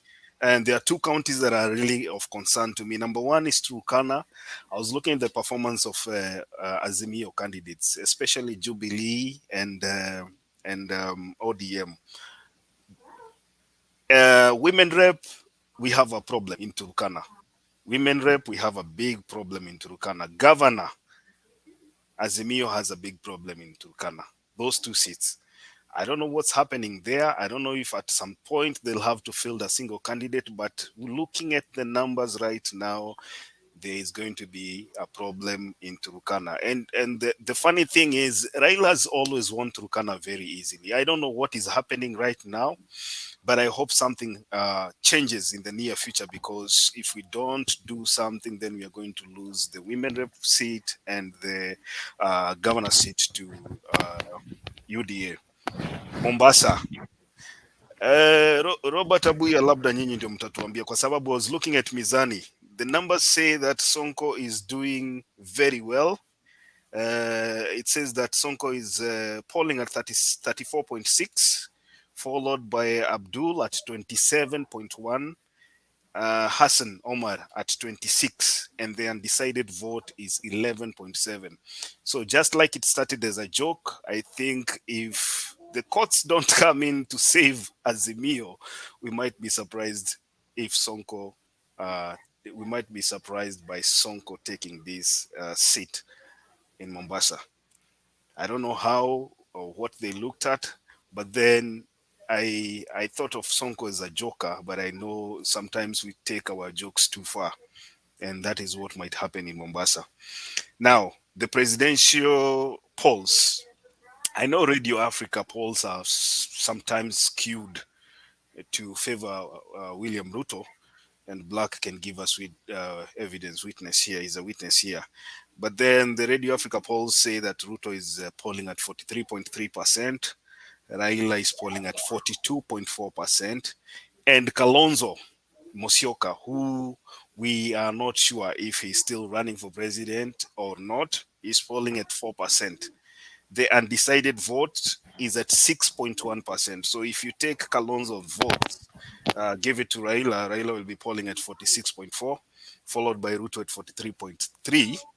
And the undecided split that I'm looking at roughly 3% to William Ruto, which is 46, and then 3% to Raila Odinga, that would be 49%. So we are not doing very bad. I know, like I started by saying, Radio Africa polls are a bit skewed, but that's a good sign. So I hope we continue the same trend, and I believe that we are heading somewhere. Thank you.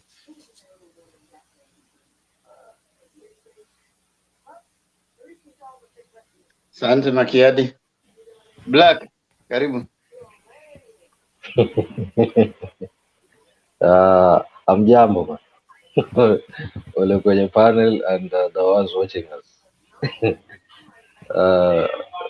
We're really waiting to hear what I'll say. But anyway, number one, I don't know who came up with this 500,000 figure of people going to be jobless. I mean, because last I checked, Kenya Airways has employed 3,986 direct employees. Safaricom has direct employed persons at a figure of around 6,290 something. And if you're trying to account for the people that operate M-Pesa shops, even if the shares would be sold, I mean, they'll still be offering the products and services. So still the M-Pesa shop operators will still be there. Another thing, if selling shares, it does not mean that you closed the company, does it? It doesn't. You know, the way it's been put there, it's as if it's a company being closed. So anyway, moving forward, the business of running enterprises should also be shifted to the private sector. I mean, with the government's role confined to just providing an enabling environment for entrepreneurs, especially when there are liabilities to the government, funds that could have been directed elsewhere are pumped in to salvage the loss operating companies like this Kenya Airways. The government just probably needs to sell part of its shares in these companies to fund a substantial part of its budget while still retaining ownership by remaining with some shares on it. I mean, an example is Lufthansa Airline. It's owned by Germany. I mean, it's a German airline. The government owns just 20% of it. that still has a say in it. The rest is owned by private investors. Is it not a national airline? It still is. So selling shares can help raise funds. I mean, to plug a hole in the already deficit budget that has seen the government increase reliance on debts to meet its obligations. So reduction of the state ownership through listing, let's say reduction of state ownership through listing at the Nairobi Security Exchange is expected to unlock liquidity of the stocks that would attract investors to the market. Now, as to what Gachagua said, maybe he may have been taken out of context.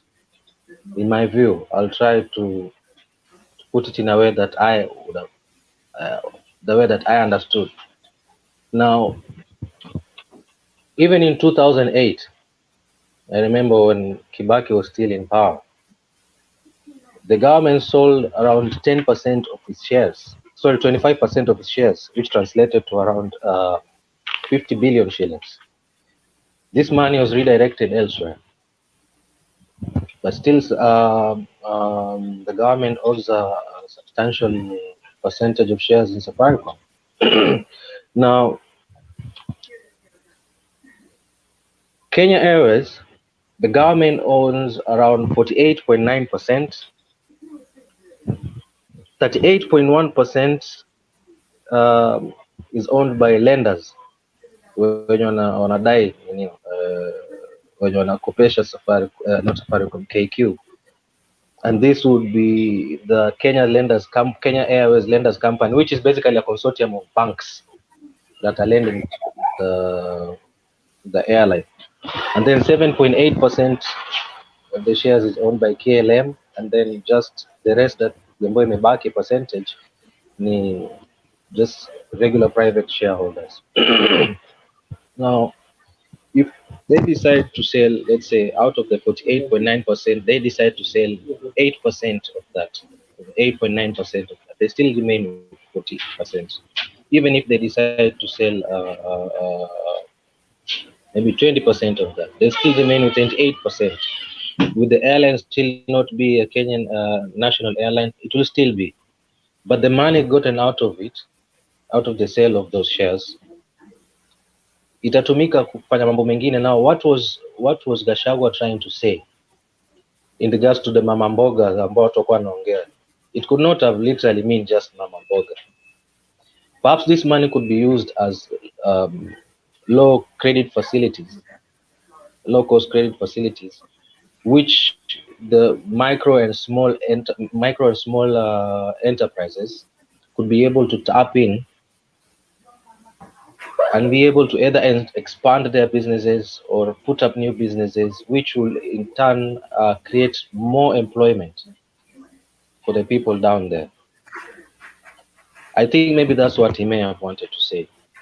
Now, as a facility for you could provide these low credit facilities, this money is not lost. It's basically a loan. Ikienda imepelekwa kufanyishwa biashara, kule watu wamekopesha, watarudisha, watalipa. Sawa. Wakilipa imerudi na interest. Has the government not gained? Yes, it has gained. Has the government not provided employment? It has provided employment down there kwa upande wa biashara. And then the same money again is channeled back. Now, what's the point of having a larger stake in a company which is making huge losses when already tayari serikali ina operate at a negative budget? Unaongezea mzigo juu ya mzigo. I mean, business wise it does not make sense. Let's tuongea nile kiwazi. That's what I can say.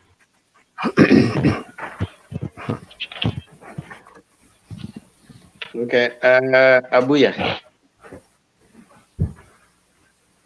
Yes, jambo nyote mwasalimini. Nashukuru kuongea. I want to dwell on just two issues, and The one issue I want to start with is regarding Gachagua, but not entirely speaking to what he was alluding to. Now, they say time is money. And a few days ago, Kepster was having a meeting, and it was very encouraging to say that, to hear people like Vimal saying that, unlike other elections, people, there are investors who are still trying to inquire about investment opportunities in Kenya. It was very encouraging. 2 days later, Gachagua comes up with this economic theory, and when they say time is money, how many? I want to imagine how many investors who had been inquiring about investing in the country would put their plans on hold until they find out which government is coming in. Most likely, very many. Some of the statements, Black has tried to bring in some hypothetical theory that it could be he meant something else. There are those sensitive statements which you don't just make, because currently in Kenya there are few sectors that are attracting investors. One is healthcare. There are so many investors who want to come and invest in healthcare because it is lucrative. That investment in healthcare also attracts insurance. There is manufacturing.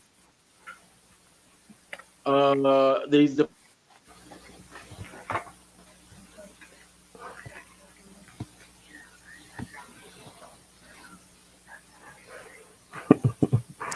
Black amemtupa Abuya nje. Oh God.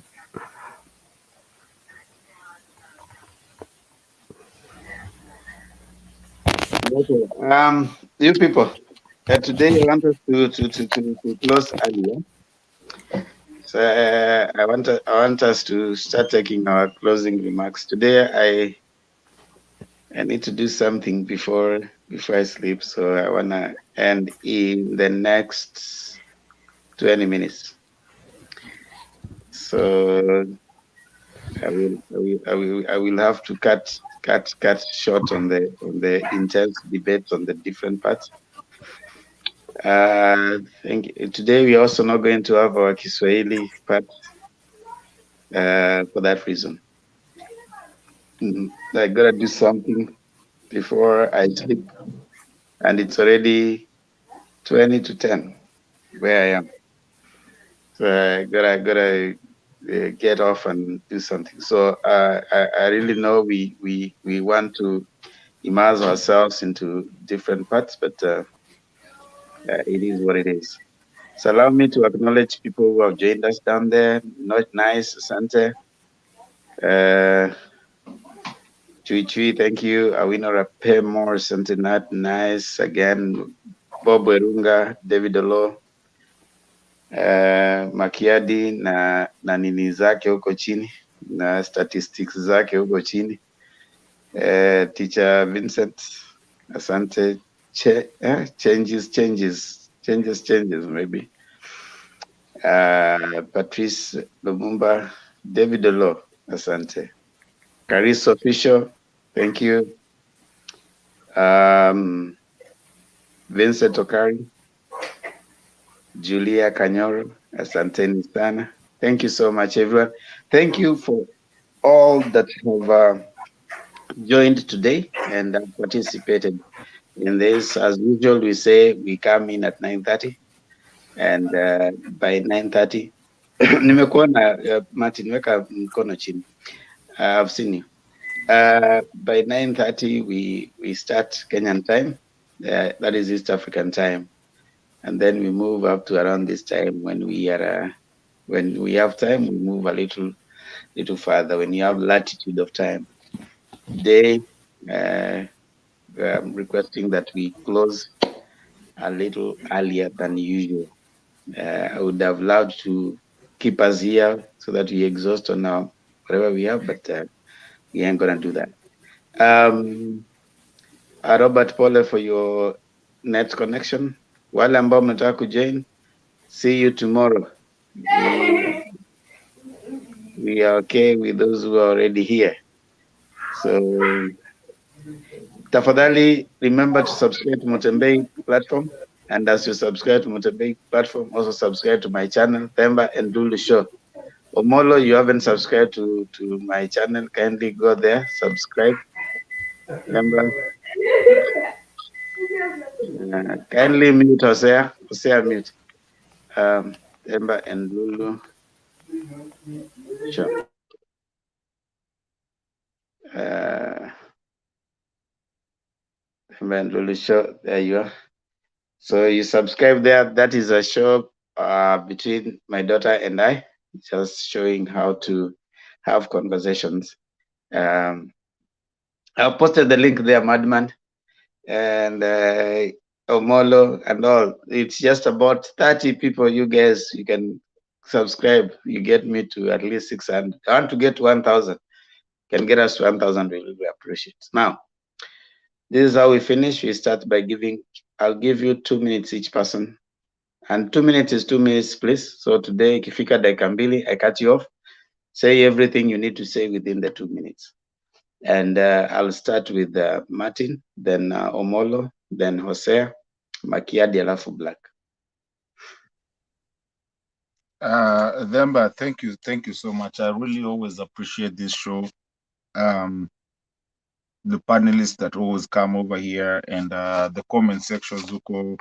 I want to say hi to all of them. They know me, Yuko Chini. I think we become good friends now.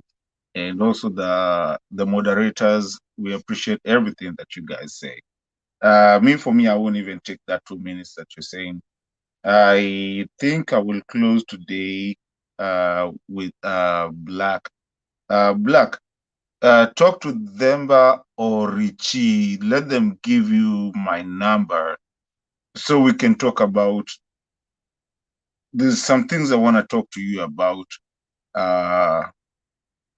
macro and micro, because you're smart. I mean, I'm not saying anybody's not, but there's some things I want to talk to you about. I just don't want to. Today, I'm not. I'm just finishing this. I also want to close at the end of it, just saying that there's something called Azimio la Umoja, and the definition of that in English is called the Declaration of Unity.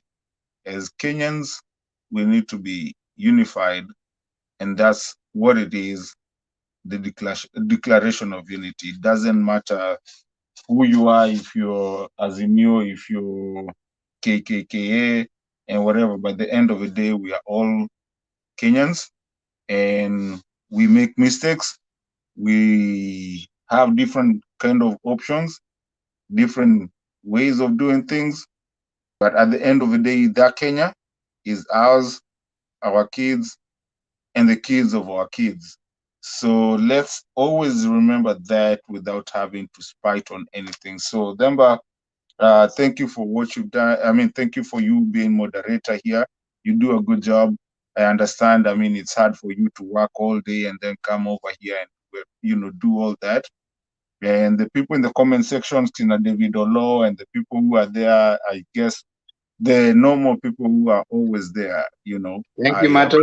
Thank you, Mato. Omolo, dakika mbili tafadhali.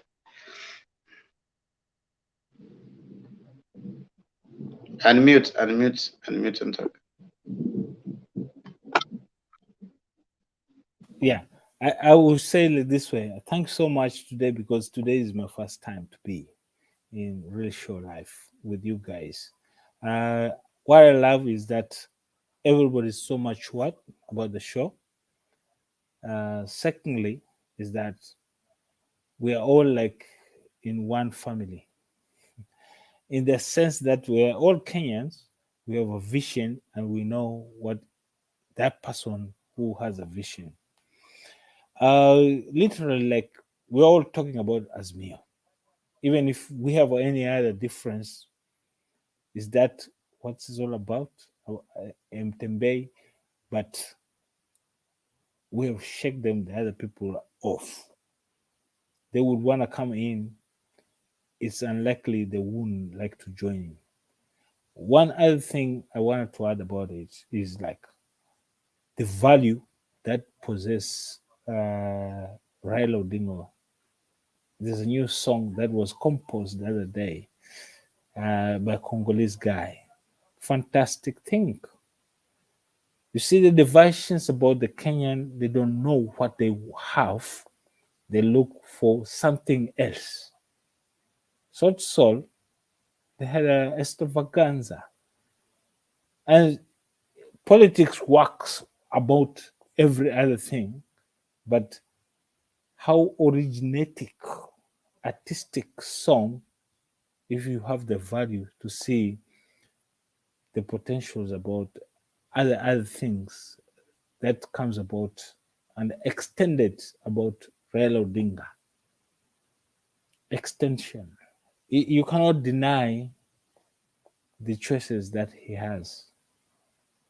Is a God given to us, Kenyan. We may deny it because we don't see it. And when you are having the good values about everything, you don't really want to. Lastly, I would wish to say, I wish our contributions reach to the people. That's my own question. Like, we can be talking and arguing, but do our contribution will reach to the people? And over the last thing, keep doing the nice job. Thank you. Thank you. Thank you, Amolo. Hosea dakika mbili.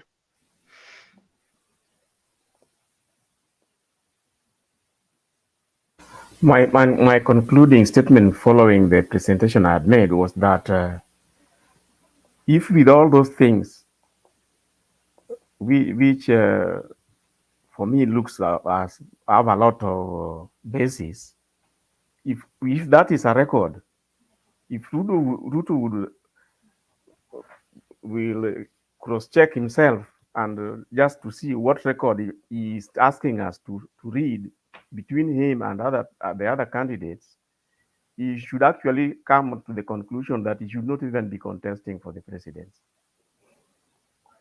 If he is honest with himself, that is my take. Okay, thank you. Makiadi? Mine will be simple. Number one, I hope tomorrow. So tomorrow we have Sonko's case in court. I hope the judiciary makes the right decision, not just in the case of Sonko, but all the leaders that have the cases and are tainted in some way. The second one would be the issue of economics. Black, I don't think the economics of taking money from state corporations and giving to Mama Mboga and people of Boda Boda work anywhere in the world. So that's voodoo economic. And I hope that, God forbid, you guys will not come close to that seat of power so that we can avoid ruining our country that we've built for so long. Thank you. Thank you so much. Just to quickly respond within my 2 minutes, Makiari, the government is already operating on a deficit budget that has seen the government over-reliance on debt just to meet its obligations. So offsetting some of its shares would give it would lower the burden on itself in regards to bailing them out, and this money is not going to be given to Mama Mbogas, but it's going to be put into low credit facilities, e.g. the Wezo Fund. Call it more the Wezo Fund, and you get to understand it's not just been given out to Mama Mbogas. Now, moving forward swiftly, quickly, and fast, I would like to leave you with something that you could probably go home and read. That would be in regards to Article 147. This would be in regards to the functions of the Deputy President. this is something that we tulipitia juu na tukafail kuangalia when KARUA the date of the justice. What does Article 147 say? Quickly, number one, sub-article 1, the Deputy President shall be the principal assistant of the President and shall deputize for the President in the execution of President functions. 2, the DP, or rather the Deputy President, shall perform the functions conferred by this Constitution, and any other function of the President is absent or temporarily incapacitated, and during any period the President decides, the Deputy President shall act as the President. Now, number 4 is where I want you to go focus on. The Deputy President shall not hold any other state or public office. As a DP, again, being given the docket of the justice, those will be 2. Now, kindly, when you go home tonight or tomorrow morning, whatever time it is, wherever you are, go through this and try to see whether there is any legality on Martha KARUA being able to pull through this. It's illegal. Someone is being deceived somewhere. Anyway, thank you very much. Hope to see you again. Thank you. Maisha ni yetu, ni shughulikeni na yenyu. Patieni Mudavadi, chief secretary, whatever, which is also illegal. Haiko kwa constitution. Akileta 70%. Sasa hii yetu inawahusu nini? Anyway, thank you so much. No responses, Omolo. We are finalizing. So, I think someone talked about Sauti Sol. I just remembered there in my 2 minutes. I can respond to that. There was a song. There was this musician. We ameimba tabia za Nairobi, tabia za Kenya. Tabia za Kenya is called Okonkwo. Kuna wimbo ameimba. It was played on a break in a basketball match in the US, and it streamed live. The guy came out and celebrated and said, yeah, Major. The guy came out and even celebrated in his Twitter and said, my song has actually played in a major stage outside. In Tanzania, because of how much they love their country, when their song plays in a political podium, they feel so good about it. And that is a conversation why Tanzanian musicians do pretty well than Kenyan musicians. Tanzanian musicians, if you talk to Diamond and if you talk to Harmonize, when you tell them piracy, they don't come and they don't start fighting those pirates. They say, hao watu ni wadogo bana, wacha watengeze hela zao bana. Ile kidogo wanatengeza pia wananiuza mimi. Sasa wanasaidia katika kuendeleza muziki wao. Wanasema wananiuza mimi, wanafanya hata mimi pia ngoma yangu inaenda sana. Sasa kama ni jamaa, sisi tuko maskini, mtu akipata kibali kidogo chake ni sawa. But what do we do as Kenyans? Kenyan, you fight those people who are trying to sell you out. I can tell you that there are people who probably heard that extravaganza song for the first time when it was played at that Azimio la Umoja, whatever music. Before then, probably it wasn't even known. And then people started hearing it.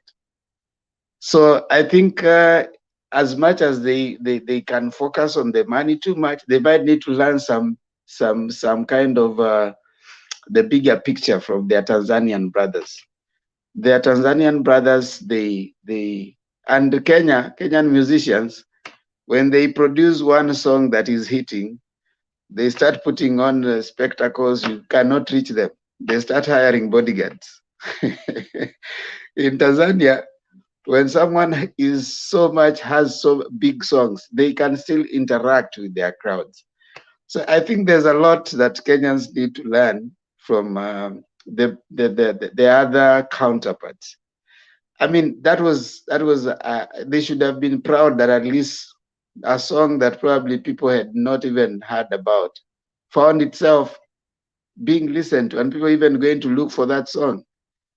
and you know, the views probably in that particular song might have gone so high, and they are going to be paid out of that song, and probably they're going to get gigs because that song played in that particular platform. So it's a chicken egg thing, you know.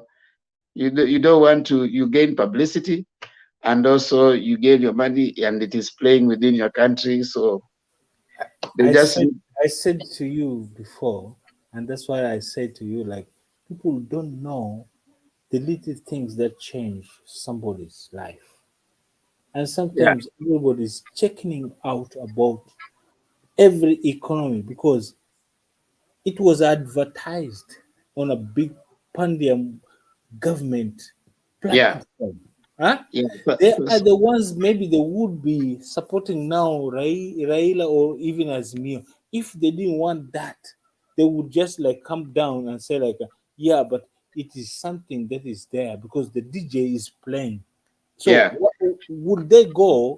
The only question I can ask is like, would no, they it's okay, Omolo, it's one okay. question. One question. No, it's okay. It's okay. I will just no, Omolo, it's okay. Just making a comment so that we finish. So kama kawaida, Makiadi tafadhali, read for us the constitution. I think Ndemba, we can, if you have to do something, it's fairly long, so we can do this tomorrow. 62 is fairly long. Okay, no problem. We'll do it tomorrow. Thank you so much. Kama kawaida, we have to close with our national anthem, and we do it in style. So I'll do the first stanza, Makia the second stanza, and Hosea the third stanza. Okay. Mungu nguvu yetu, ilete baraka kwetu, haki iwe ngao na mlinzi, na tukae na undugu, amani na uhuru, raha tupate na ustawi. Amkeni ndugu zetu, tufanye sote bidii, nasi tujitoe kwa nguvu, nchi yetu ya Kenya tunayoipenda, tuwe tayari kuilinda.